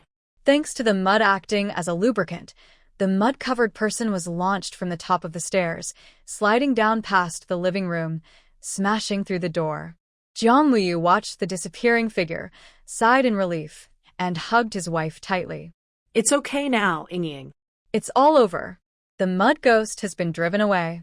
Zhao Shuiying, covered in mud around her mouth and nose, wanted to breathe but dared not. She weakly hit Jiang Muyu, trying to make him let go. But instead, Jiang Muyu held her even tighter. Don't be afraid. Ying, don't be afraid. I'm here. Ugh. Zhao Shuiying fainted again from the smell. Thanks to Jiang Sisi, who burst open the door, the neighbors attracted by the noise finally saw what was happening inside. Everyone was shocked. While helping to rescue, they also wondered, had the Jiang family always liked playing in mud? Even if they liked it, they shouldn't keep so much at home, right? So messy. Especially Jiang Sisi and Zhao Shuiying. Why were they covered from head to toe? Could this be their secret to skincare? Ugh, it's just too disgusting. From then on, Zhao Shuiying and Jiang Sisi earned the nickname Mud Mother and Daughter in the neighborhood, and both of them wished they could disappear. Before breakfast was over, the small house of the Jiang family was flooded with, and the news spread throughout the entire courtyard. Naturally, the security bureau also informed Song Xiangming and Luo Cheng, and Wei Yan happened to hear about it too. The three of them exchanged a quick look. Wasn't this the perfect opportunity? So, the security bureau took control of the incident in the Jiang family's small house, using the angle of investigating unnatural events. In fact, in their eyes, this was definitely an unnatural event. Because everyone outside the Jiang house was their people, and such a large amount of could only be transported in a big truck. However, last night, neither the people in the courtyard nor their spies noticed anything unusual, especially since there was a highly skilled suspect involved. The Security Bureau had handled many cases that couldn't be explained scientifically, so they were more open-minded than others. Still, these things had to be kept quiet and not shared publicly. The two of them happily went to get approval, while Wei Yan sat quietly, thinking, why does this seem so familiar to him? But in the end, he said nothing. No matter who did it or how, as long as it didn't harm the country and was a good deed to maintain peace, they were all good comrades of the people. When the three of them, along with Lu San and Ding Jin, arrived at the Jiang family, they were still shocked. Let's put it this way. They had seen houses filled with gold, houses full of beautiful women, but they had never seen a house filled with. It was truly something they had never heard of before. They couldn't even smell it, not at all. The police were walking around asking if anything unusual happened last night.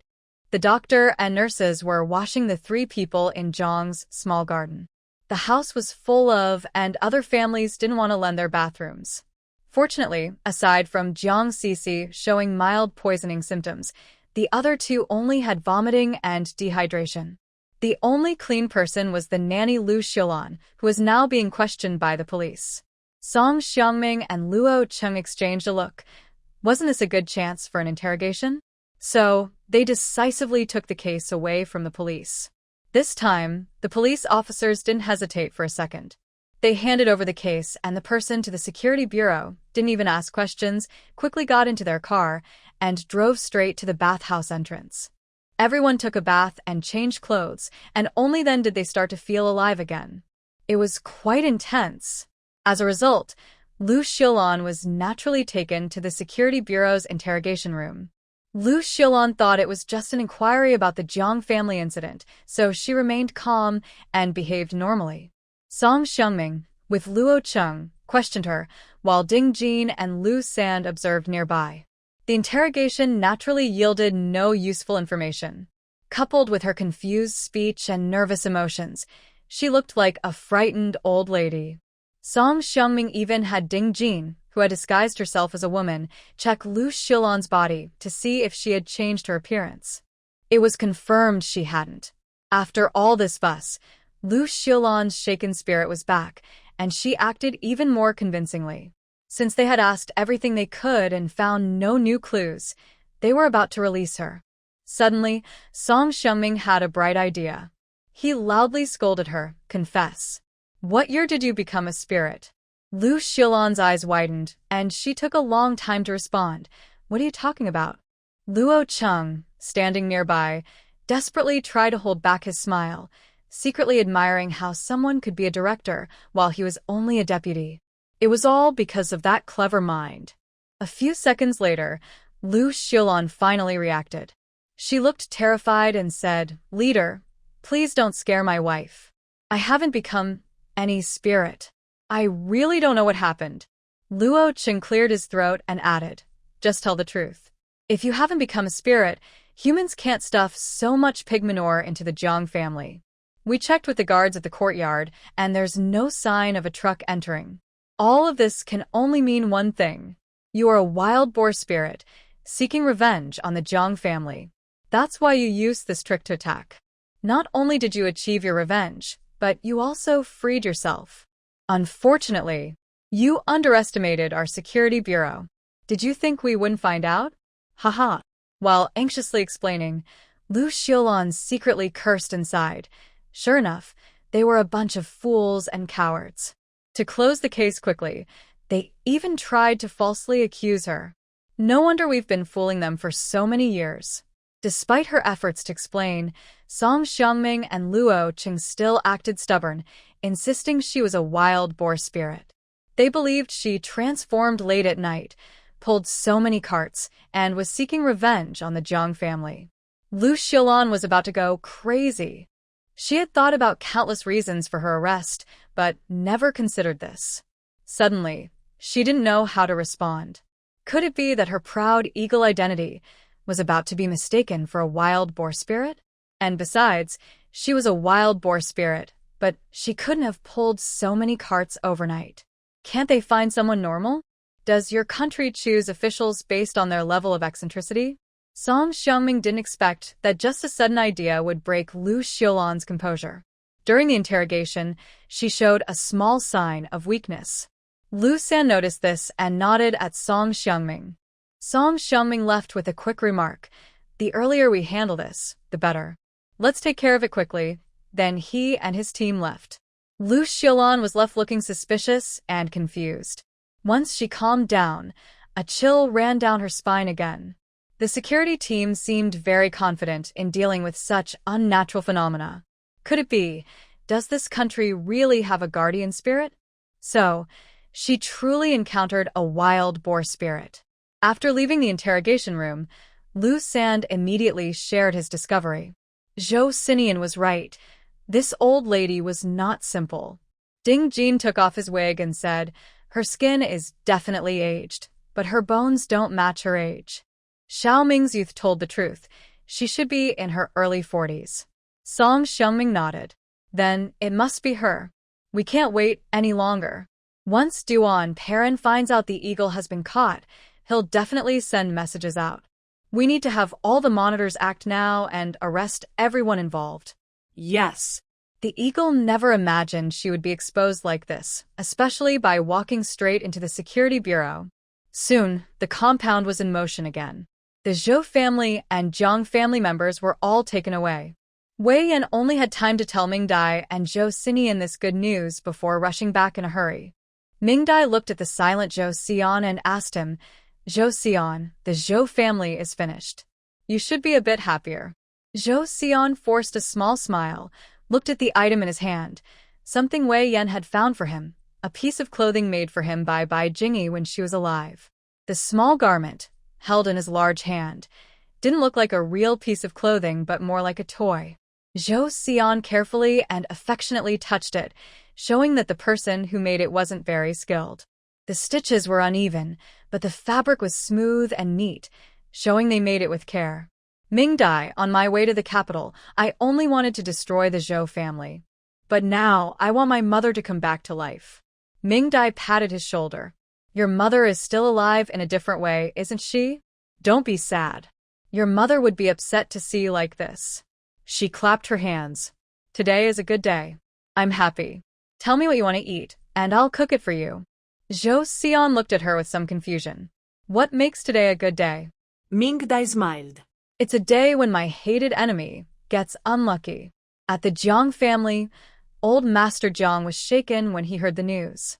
Luckily, old Master Jiang's eldest son was nearby and helped steady him, so he didn't fall. Meanwhile, old Lady Jiang couldn't handle it. When she heard that her younger son's family had a spy who had been hiding for over 10 years, she suddenly fainted. Frightened, Jiang's second son's family quickly performed CPR. They almost lost his wife. After waking up, the old lady cried and begged old Master Jiang to save her. He was annoyed and told his daughter-in-law to stay and take care of her, then took his 2 sons to the study. They talked inside for half an hour. Then, old Master Jiang's eldest and second sons hurried out to find connections and make arrangements. Over the next half-month, the capital became very quiet. There were many scenes of arrests everywhere.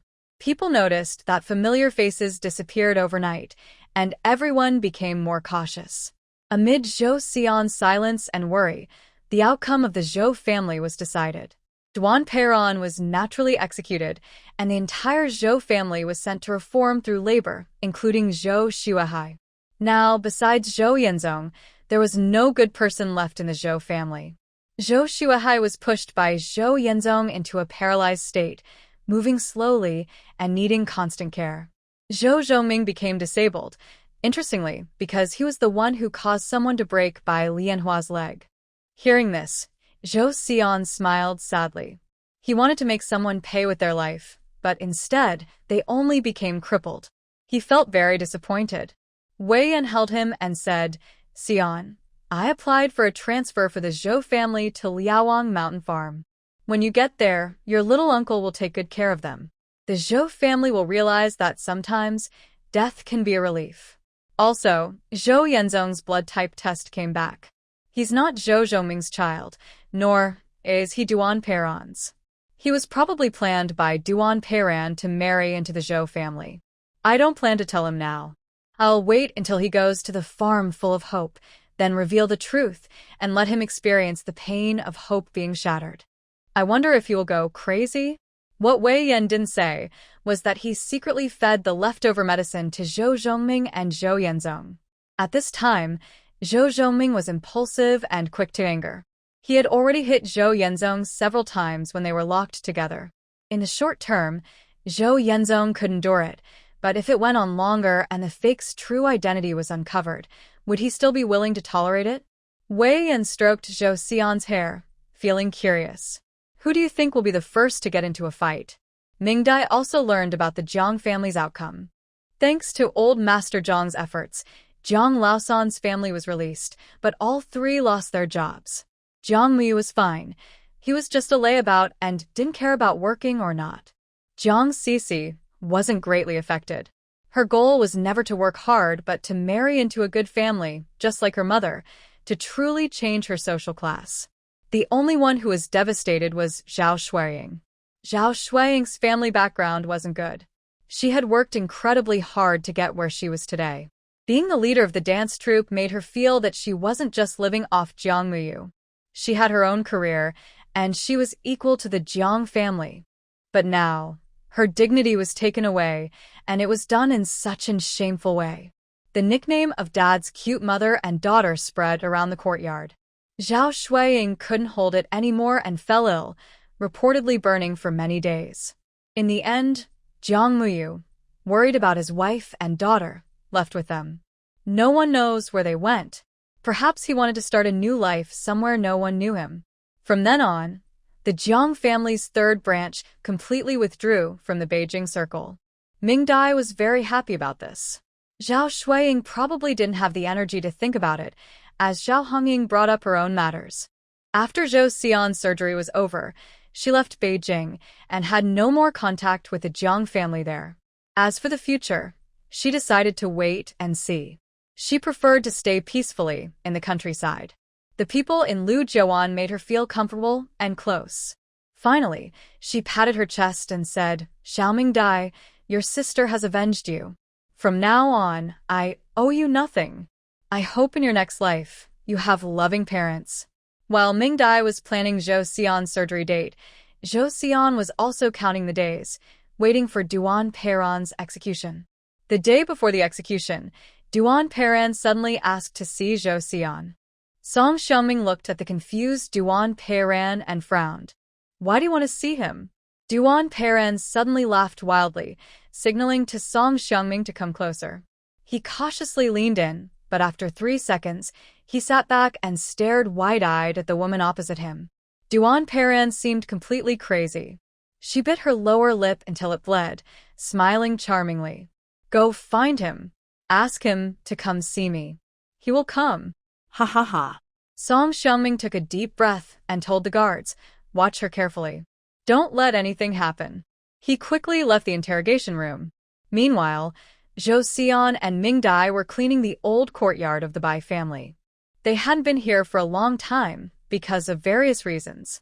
Wei Yan hadn't brought them here. Looking at the familiar old courtyard, Zhou Xian remembered many things, especially the abandoned grape trellis. He remembered that when he was a child, his grandfather held him and slept under the grape trellis, watching the stars. Back then, every time he visited, his little uncle would get angry, saying he had taken away his father. The grapevine in the yard had long since withered, leaving only the dry, old roots behind. Ming Dai wandered around, feeling quite moved. In her previous life, she had only rented the 3-courtyard, 4-in-1 house in the imperial city, never bought it. Even renting it would cost at least 4 million. She was thinking about whether she could buy 2 sets first and keep them for later. As they were cleaning, they suddenly heard the sound of brakes screeching. With a loud bang, the front door was pushed open. Wei Yan, with red eyes and a hoarse voice, called out Xin Yan and staggered toward the 2 in the yard. Zhou Xian was startled by his unsteady appearance. Just as he was about to go to him, Wei Yan lost his footing and rolled down the stairs. "Uncle Wei." Both of them quickly dropped what they were holding and hurried to help him. Wei Yan's head was bleeding, and he kept bleeding. Ming Dai wanted to bandage it, but he struggled and refused, clutching Zhou Xian tightly, crying like a child. He opened his mouth but couldn't say a word. Zhou Xian frowned, picked up Uncle Wei, and placed him on a stone bench, gesturing for Ming Dai to help bandage him while trying to soothe him. "Uncle Wei, I am here." Take your time. Wei Yan took deep breaths with Zhou Xian, gradually calming down. Large tears kept falling from his eyes as he cried and laughed, clutching Zhou Xian's clothes tightly. Xin Yan. Jing Yi didn't die. Jing Yi is still alive. Ming Dai's hand trembled as she applied medicine, spilling half a bottle of powder. Looking at Zhou Xian, he was frozen in place, unable to show any expression. Wei Yan was trembling all over, barely supported by clutching Zhou Xian's clothes. As he kept repeating, Zhou Xian finally reacted. He grabbed Wei Yan from behind, shouting excitedly, "My mom is still alive? Where is she? Where?" Wei Yan was shaken by his grip, feeling dizzy, unable to answer. Ming Dai quickly separated them, gave Wei Yan an injection to calm him, and held Zhou Xian back, signaling him to stay calm. Finally, Wei Yan suppressed his emotions, choking as he spoke. "Duan Peiran wants to see you. She said she hid your mother, and wants to see you." Zhou Xian trembled as he clenched his fists, forcing out a sound through his clenched teeth. "I'm going to see her. Right now." After saying that, he stood up and ran out wildly. When Ming Dai helped Wei Yan chase to the door, he was already gone. Wei Yan pointed at the car. They got in and followed him. In the end, Zhou Xian arrived at the security bureau before them. At the door, people saw a soaked person appear and were so scared they immediately raised their guns. Fortunately, Wei Yan's car arrived behind them, preventing a fight. Ming-Dai got out of the car quickly, holding back Zhou Xinian, who was about to rush forward. She patted his chest to calm him and said gently, "Zhou Xinian, stay calm. Stay calm. The more urgent it is, the calmer you need to be." Zhou Xinian looked at her with red eyes. He opened his mouth, and tears started to fall. "Ming-Dai, my mom is still alive." Ming-Dai nodded heavily, helping him breathe evenly, holding his hand, and walking inside with Wei Yan. Zhou Xinian, you must stay calm. Duan Peiran definitely won't tell you your mom's news easily. You need to stay calm enough to get the information out, understand? Zhou Xinian's palms kept sweating and trembling, slipping from Ming-Dai's grip. He kept repeating her words, "Stay calm, stay calm." Ming-Dai gently reassured him, "Yes, stay calm. You must stay calm. For your mom, you also need to stay calm." Soon, Song Xiangming and others came over. Ding Jin and Lu San were also there, probably worried Zhou Xinian might suddenly lose control again. When they reached the door of the cell, Zhou Xinian suddenly stopped. His face looked confused again. He looked around at the people, suddenly unwilling to move. Ming-Dai pulled him, and he snapped out of it. He looked down at Ming-Dai, took a moment to recognize her. "Ming-Dai, who are they? Why am I here? This place is so strange." Ming-Dai's vision darkened. The thing she feared most had happened. Zhou Xinian, stay quiet. In front of everyone's surprised eyes, Ming-Dai held down the panicked Zhou Xinian, lowered his body, and looked straight into his eyes. "Zhou Xinian, do you remember? You said you would share your mom with me?" Zhou Xinian hunched over, looking into Ming-Dai's eyes filled with stars.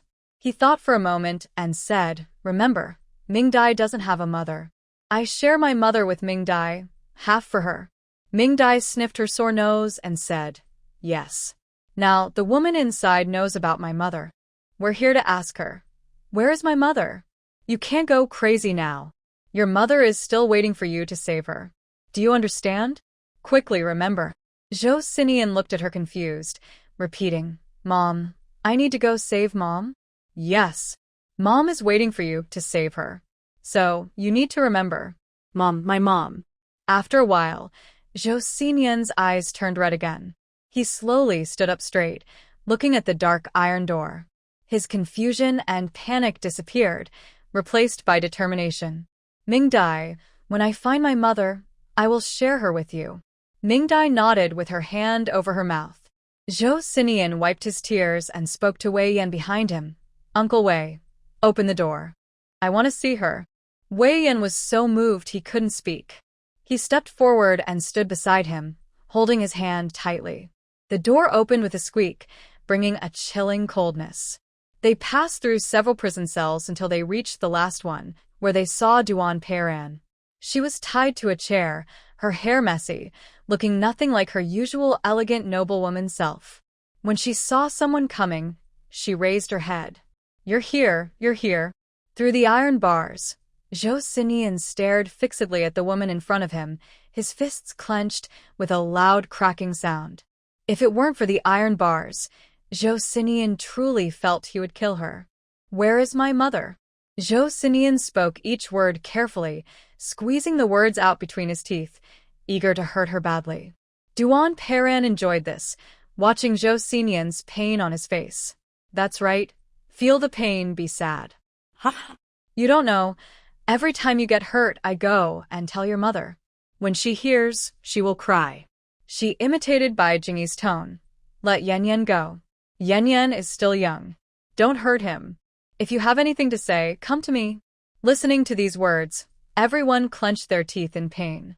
Zhou Xinian nearly lost control, but Ming-Dai firmly held him back, pressing on acupoints to release his anger. After taking a deep breath, Zhou Xinian patiently asked her, "Where is my mother?" Duan Peiran saw he had finally calmed down a little and looked disappointed, curling his lips in annoyance. Fife, your mother can't stand hearing even a little news about you. She'll go crazy as soon as she hears. But you seem pretty calm." Wei Yan looked at her provoking Zhou Xinian again and said in a deep voice, "Duan Peiran, this is your last chance. If you want to tell, do it quickly. If not, I'll take Xinian away." Duan Perrin wasn't in a hurry and ignored him, speaking slowly and calmly. In these 6 years, I often visited your mother. I went when I was happy, when there was a celebration at home, when the Bai family had trouble, and most often, when you had an accident. Hee, how have you been living in the countryside? Your mother knows everything clearly. She knows you were bullied because you went crazy. She knows your belongings were stolen. She knows you endured cold and hunger. She even knows you almost starved to death in the winter in Black Province. Ha ha ha. Every time I tell her something, she goes crazy. Now, she's become a lunatic. Zhou Xinian, whether I treat you well or not, I made your mother go crazy just to be with you. Zhou Xinian couldn't hold back any longer. He suddenly pushed Ming Dai away and lunged at the iron bars, wildly pounding on them. I'll kill you. Kill you. Wei Yan caught Ming Dai as she was thrown back. Ding Jin and Lu San stepped forward, trying to hold Zhou Xinian down. Unfortunately, this time, Zhou Xinian was completely out of control, and even their combined efforts couldn't restrain him. The woman in the cell laughed more and more wildly, reveling in Zhou Xinian's loss of control. Ming Dai cursed softly, pervert. She took out a golden needle and stabbed it into Zhou Xinian while he was distracted. His body stiffened, and he collapsed straight down. Lu San and Ding Jin supported him, and Ming Dai moved closer to continue inserting needles. While stabbing, she said to Zhou Xinian, "Don't fall into her trap. She must want something from you, trying to manipulate your emotions and make you afraid so you'll agree to her demands. Zhou Xinian, I don't think she even knows where your mother is. She's lying." Zhou Xinian couldn't speak. Tears flickered wildly in his eyes, and his lips twitched slightly. Wei Yan saw the look in his eyes and spoke up. Yes, back then it was Zhou Chongming who convinced Jingyi. She wasn't there, so she definitely wouldn't know where Jingyi was. When Ming Dai spoke, Duan Perrin just sneered, but when Wei Yan spoke, she became anxious. Haha, of course I know. When Bai Jingyi tried to commit suicide, I was there. I told her. Maybe her death will make the Zhou family step in to testify for the Bai family. SK, the young lady is so innocent. She just shot herself. Zhou Xinian, you should thank me. When Zhou Chongming was trying to control your mother, he found out she wasn't dead. He didn't do anything or tell anyone, letting your mother bleed and die from blood loss. It was me. I secretly saved your mother without him knowing. So, shouldn't you thank me? Zhou Xinian's eyes flashed with hatred as he desperately signaled Ming Dai to let go of him. Ming Dai gently patted him to calm him down, signaling to ignore him, and had Lu San and Ding Jin carry him out together. As they walked, she said, "Since we came in until now, I haven't heard a single truthful word. She must not know where your mother is." Duan Perrin became anxious, watching them about to leave, and hurriedly said, "Zhou Xinian, your mother is really the one I saved. You saw me when you were little, don't you remember?" Ha ha ha. Aunt Duan, I am Aunt Duan. Your father often brought you to see me when you were young. If your mother hadn't found out about us, you would have died long ago. The medicine in your body was mixed into your milk by your father, and he fed it to you. I told him about the medicine's effects, but he still gave it to you. Ha ha ha. Zhou Xinian, your real father hates you so much, he wishes you were dead. Zhou Xinian, aren't you so sad? Wei Yan sobbed loudly, feeling Zhou Xinian's arm stiff like a stone. He regretted it. He shouldn't have brought Xinian here. But Ming Dai was silently counting in her mind. 10, 9, 8, 7, 6, 5, 4, 3, 2, 1. Stop. I said so. Everyone stopped. Song Xiangming looked serious and said, Duan Perrin, you only have this one chance.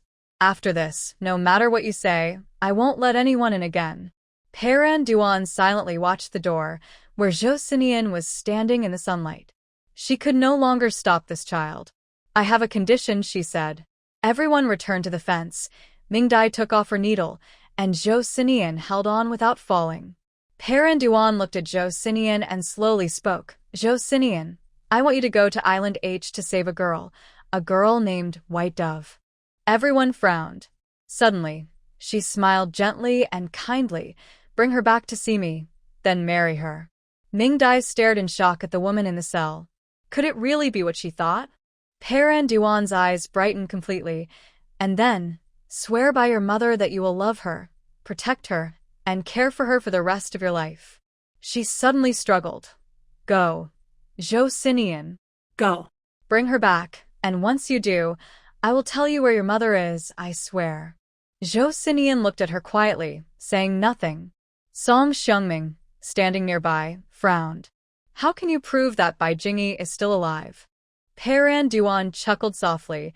I originally wanted to save her just to torment her. Why is it that Miss Bai has everything she wants, and her son lives so freely and happily, while my child and I are chased and beaten like street rats?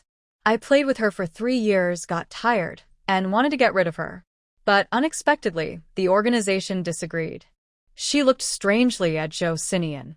During your confused state, you said that the information brought back from abroad was kept in a place only you and your mother knew. Paran Duan sighed regretfully. Because of this, the organization kept your mother, hoping to get something from her. Unfortunately, your mother is a tough nut too and refused to say anything. Ming-Dai looked at Zhou Xinian excitedly. See, even when you didn't know, you still saved your mother. A flash of relief and fear crossed Zhou Xinian's eyes. When he didn't know, his mother almost left him again. After Paran Duan finished speaking, she looked coldly at Zhou Xinian. If you want to know about your mother, just do as I say. If you do, you will be a hero who saves your mother. You can't do it. You are the one who caused your mother's death. Zhou Xiheng's throat moved, and he was about to speak, but was stopped by Song Xiangming. In the madness of Duan Paran, a group of people left the prison cell. In the meeting room, everyone discussed their plans. Wei Yan was the first to oppose. That white dove is definitely not a good person. Xian can't marry her. Zhou Xian looked expressionless. I want to save my mother. Ming-Dai frowned deeply. That white dove, could she be Duan Paran's child? Song Xiangming sighed and nodded. Yes, now it's not about whether Zhou Xian will marry her, but whether he can marry her at all. The 3 of them were stunned and looked at Song Xiangming. During the interrogation of the eagle, she already confessed. White Dove died of illness 2 years before Duan Paran carried out his mission. She kept pretending to be White Dove to hang onto Duan Paran. Our people went to the places she mentioned and indeed found a wrapped-up female baby corpse. The embroidery on the clothes was of White Dove. All these years, someone has been impersonating White Dove, writing letters to Duan Paran and keeping her engaged to the organization. He spread his hands. The photos she got were also fake. They couldn't find the person. So how could he marry her? Zhou Xiheng seemed to be drained of strength, slowly collapsing onto the sofa. The room was silent. Ming-Dai took a deep breath and looked at Song Xiangming. Then we shouldn't rely on Duan Paran. Everyone looked at her in unison. I believe Mother White is still alive. We need to find her quickly. Since she said she often visited her, it means this place isn't far from her. She goes there frequently, so it wouldn't raise suspicion. So, we just need to check the places she visited most often in the past 6 years. Song Xiangming nodded. We've thought of that, but although Duan Paran is a housewife, she's very social and likes group activities. Over the past 6 years, she visited dozens of places. Checking each one would take a lot of time, and we're worried that Ms. White might give up. Ming-Dai nodded. Can you give me a list of these places? Song Xiangming agreed. Yes. Soon, Ming-Dai received several sheets of paper with detailed location information. Zhou Xiheng approached and looked at them carefully together. Suddenly, a location caught Ming-Dai's attention. Zhou Xinian, do you remember this place? Zhou Xinian took a look and suddenly clenched the paper tightly. Yes, I remember. When I was a child, Zhou Qiuming often took me here. He raised Duan Paran and her son here. Ming-Dai nodded and looked at Song Xiangming. Can I see her alone? Song Xiangming hesitated. This didn't follow the rules. He had already broken them once. But after meeting Ming-Dai's pleading eyes, he softened. So, Ming-Dai sat in front of Duan Paran. Duan Paran looked at the face of this girl with blonde hair, feeling a strange familiarity. After recalling something, she spoke in surprise. Are you Jiang? Ming Dai interrupted just in time. My name is Ming Dai. Duan Peiran raised an eyebrow, surprised that Zhao Shuiying's foolish daughter was actually clever. Little girl, why aren't you persuading Zhou Xinian? Why are you here? Ming Dai cheerfully replied, I'm here to talk to you. It's the first time I've seen a truly wicked woman in real life. I want to open my eyes. Maybe one day I'll meet someone like you. Duan Peiran's expression darkened. Stop talking nonsense. Make Zhou Xinian fulfill what I said quickly, or else you can wait to receive his mother's remains. After speaking, she closed her eyes, clearly not planning to pay attention to Ming Dai anymore. Ming Dai didn't care whether she was ignored or not, and kept talking to herself. Oh, calling you a wicked woman is a bit of an insult.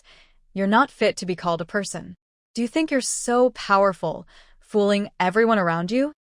Actually, I've seen through you long ago.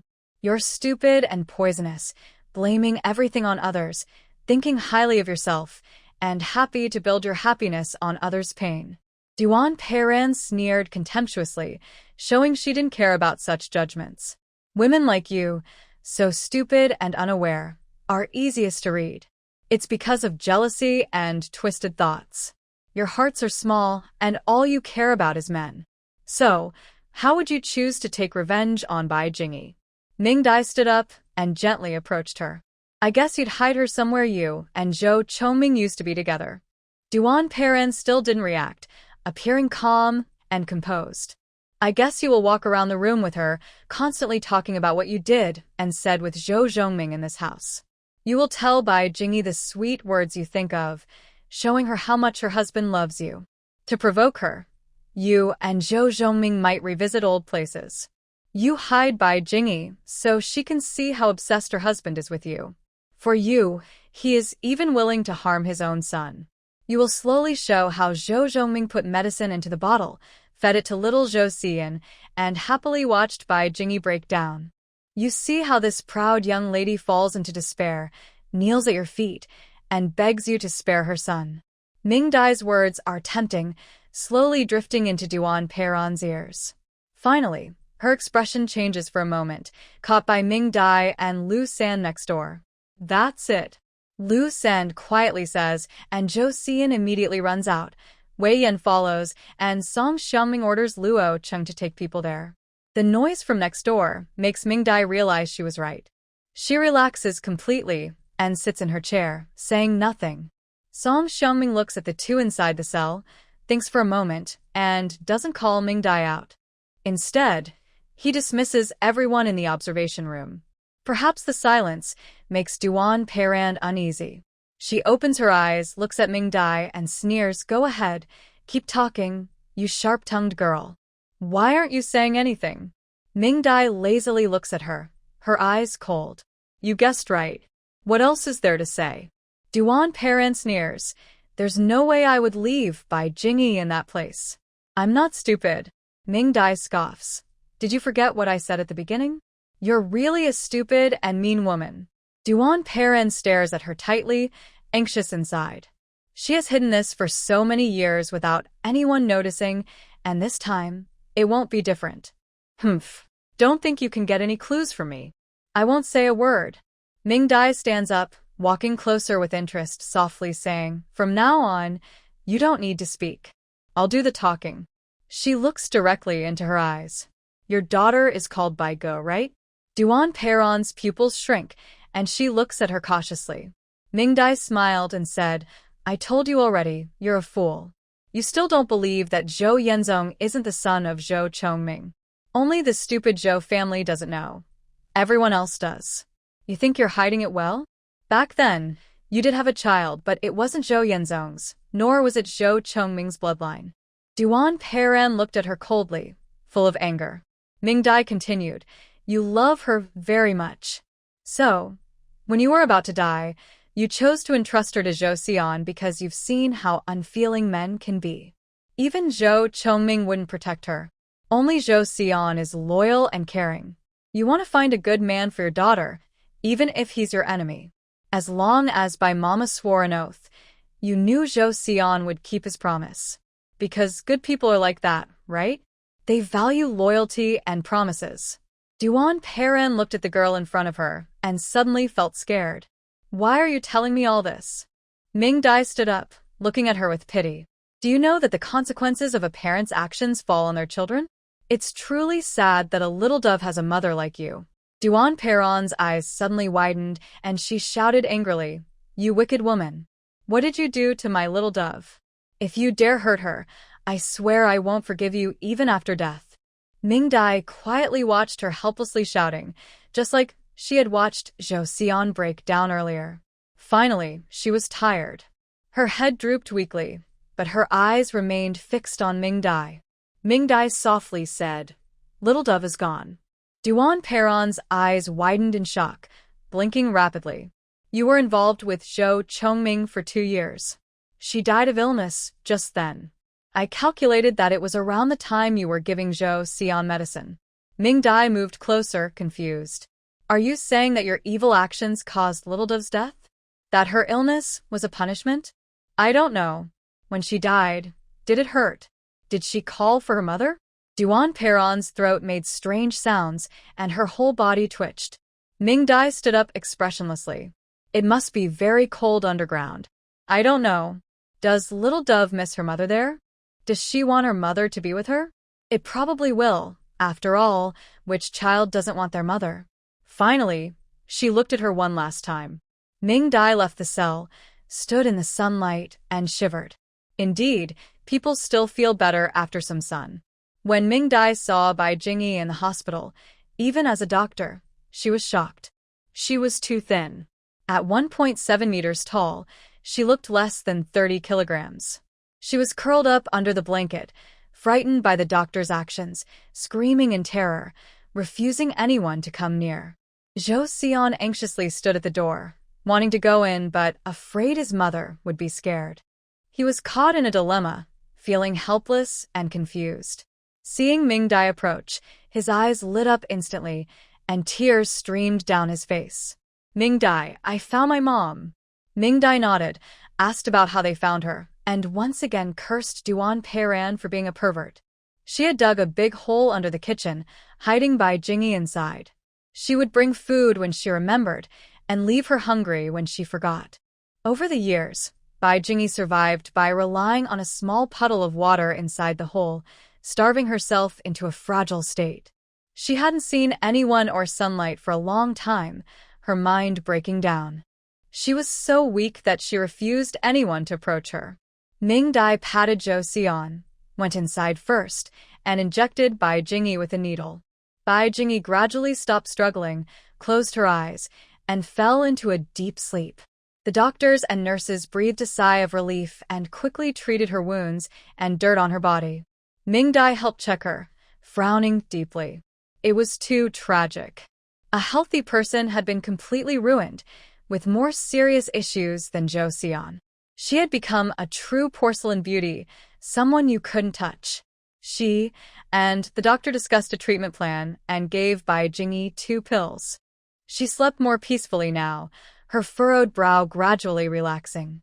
Only then did Zhou Xian dare to come over, watching the doctor treat her wounds, especially the marks on her neck and wrists from long-term chains, which were deep enough to see the bone.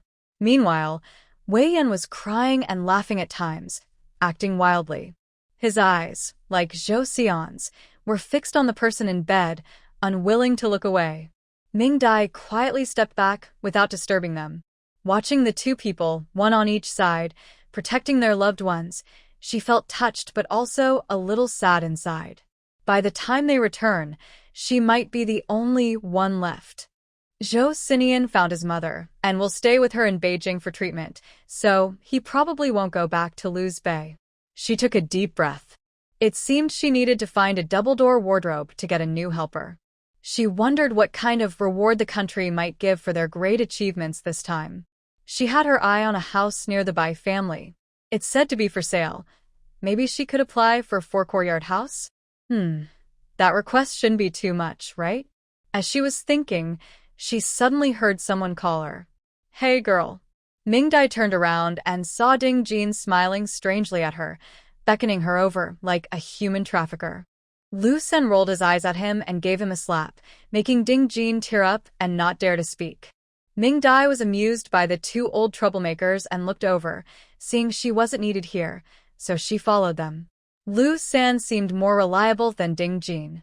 He first smiled shyly at Ming Dai and then explained his purpose.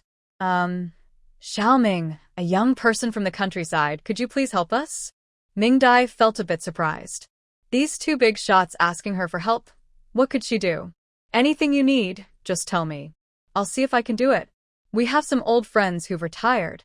They have many health issues, and after all these years, they haven't gotten better. We want you to take a look at them.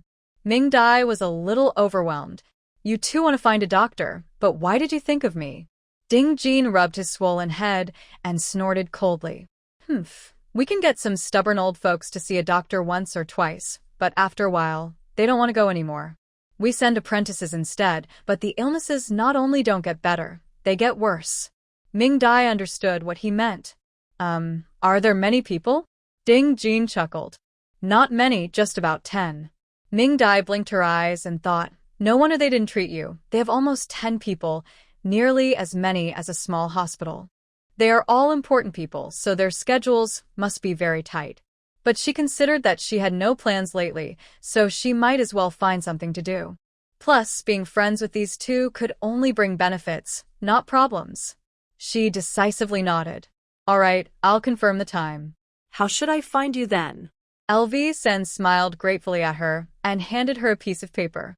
Call this number when the time comes. When we're off duty, we'll take you there. Ming Dai took the paper, looked at the number, and secretly admired it. Truly impressive.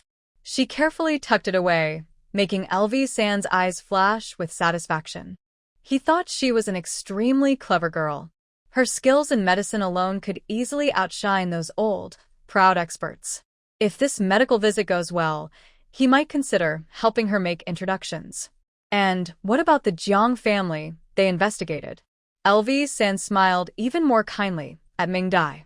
That family threw away Ming Zhu and only kept a fish's eye, completely blind and unworthy of Xiao Ming Jiqing. His wife kept saying she was disappointed not to have a daughter. Maybe he could try to have one? Since they met, this was the first time LV San had smiled so kindly at her. Ming Dai was a little surprised. Are the big bosses always so approachable? Next to her, Ding Jin smiled flatteringly and slowly approached. Xiao Ming Jiqing, you've made a big contribution this time. There should be a reward. What do you want? I can speak up for you. Ming Dai's eyes lit up, so she could get a bed just for dozing off. She shyly smiled. Can I apply for a house? I really like the courtyard houses. When she said this, the two people opposite froze. Why was this girl so honest? Shouldn't she be modest and say these were what they should do? Ming Dai looked at their confused expressions, blinked, and quickly explained. I don't care much about the location, as long as it's close to the imperial city. Of course, it would be better if it's a big place. Ding Jin put away his carefree attitude and looked at Ming Dai seriously from top to bottom, which made Ming Dai feel uneasy. Did her request go too far? Before she could worry more, Ding Jin suddenly burst into laughter and gave Ming Dai a thumbs up. I really admire your honesty and straightforwardness, little comrade. About the house, maybe a courtyard house is a bit difficult, but I will help look for one. Ming Dai was surprised that it was really possible. She was so excited. It's a house, not a courtyard, but in Beijing, everything costs millions quickly. Her first retirement house was coming, and it was a reward from the government. Thinking about it, she felt a little excited. The rent collection plan is about to officially start. Lu Xing remembered a good location that would be suitable as a reward. If others didn't want it, he and Ding Jin still had some face to keep. But he was curious. Xiao Ming Jiqing, why do you want a house? Wouldn't a stable job in Beijing be better? Ming Dai smiled shyly. You must have investigated my background. You know I am an orphan. Orphans are most afraid of not having a home of their own. My life at Luz Bay is pretty good now. If possible, I could stay there for life. But if plans change in the future and I need to come back to Beijing, I should have a place to stay. I can't be homeless. Ding Jin's eyes lit up. Aren't you living at the Bai family's place? Mingdai looked at him strangely. I only stay with Zhou Xinian as a friend.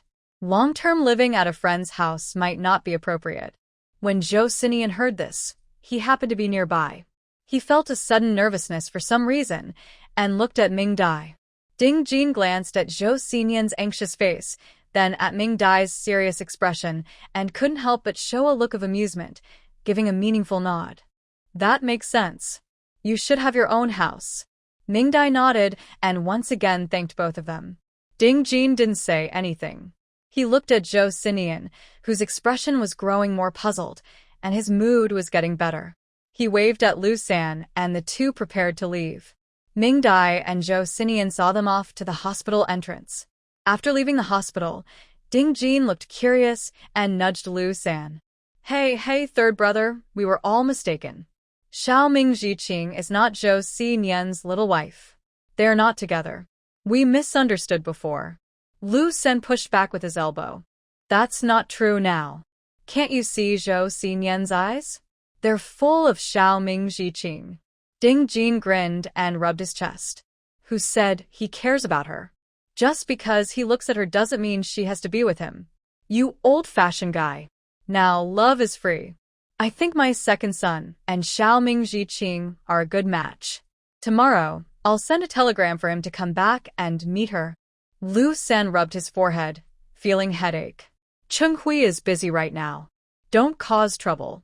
Save some worry for the kids. And Zhou Xinian is old Gu's apprentice, practically his son. If you try to steal his girl, aren't you afraid old Gu will come looking for you in the middle of the night? Just then, a gust of wind blew, making Ding Jin shiver. He used to not be afraid of ghosts, but after they investigated the incident at Zhang's house, based on the principle that once involved, they had to look into it thoroughly. No matter how they searched, they found no signs of human involvement. In the end, they had to treat it as a supernatural event and suppress it. After that, Ding Jin started to feel paranoid and scared. I'm not afraid of old Gu, as long as the wild pig spirit doesn't come. Let's go quickly. I feel a bit creeped out now. Lu San was pulled along by him, sighing as they walked. Truly, the older he got, the more trouble he caused.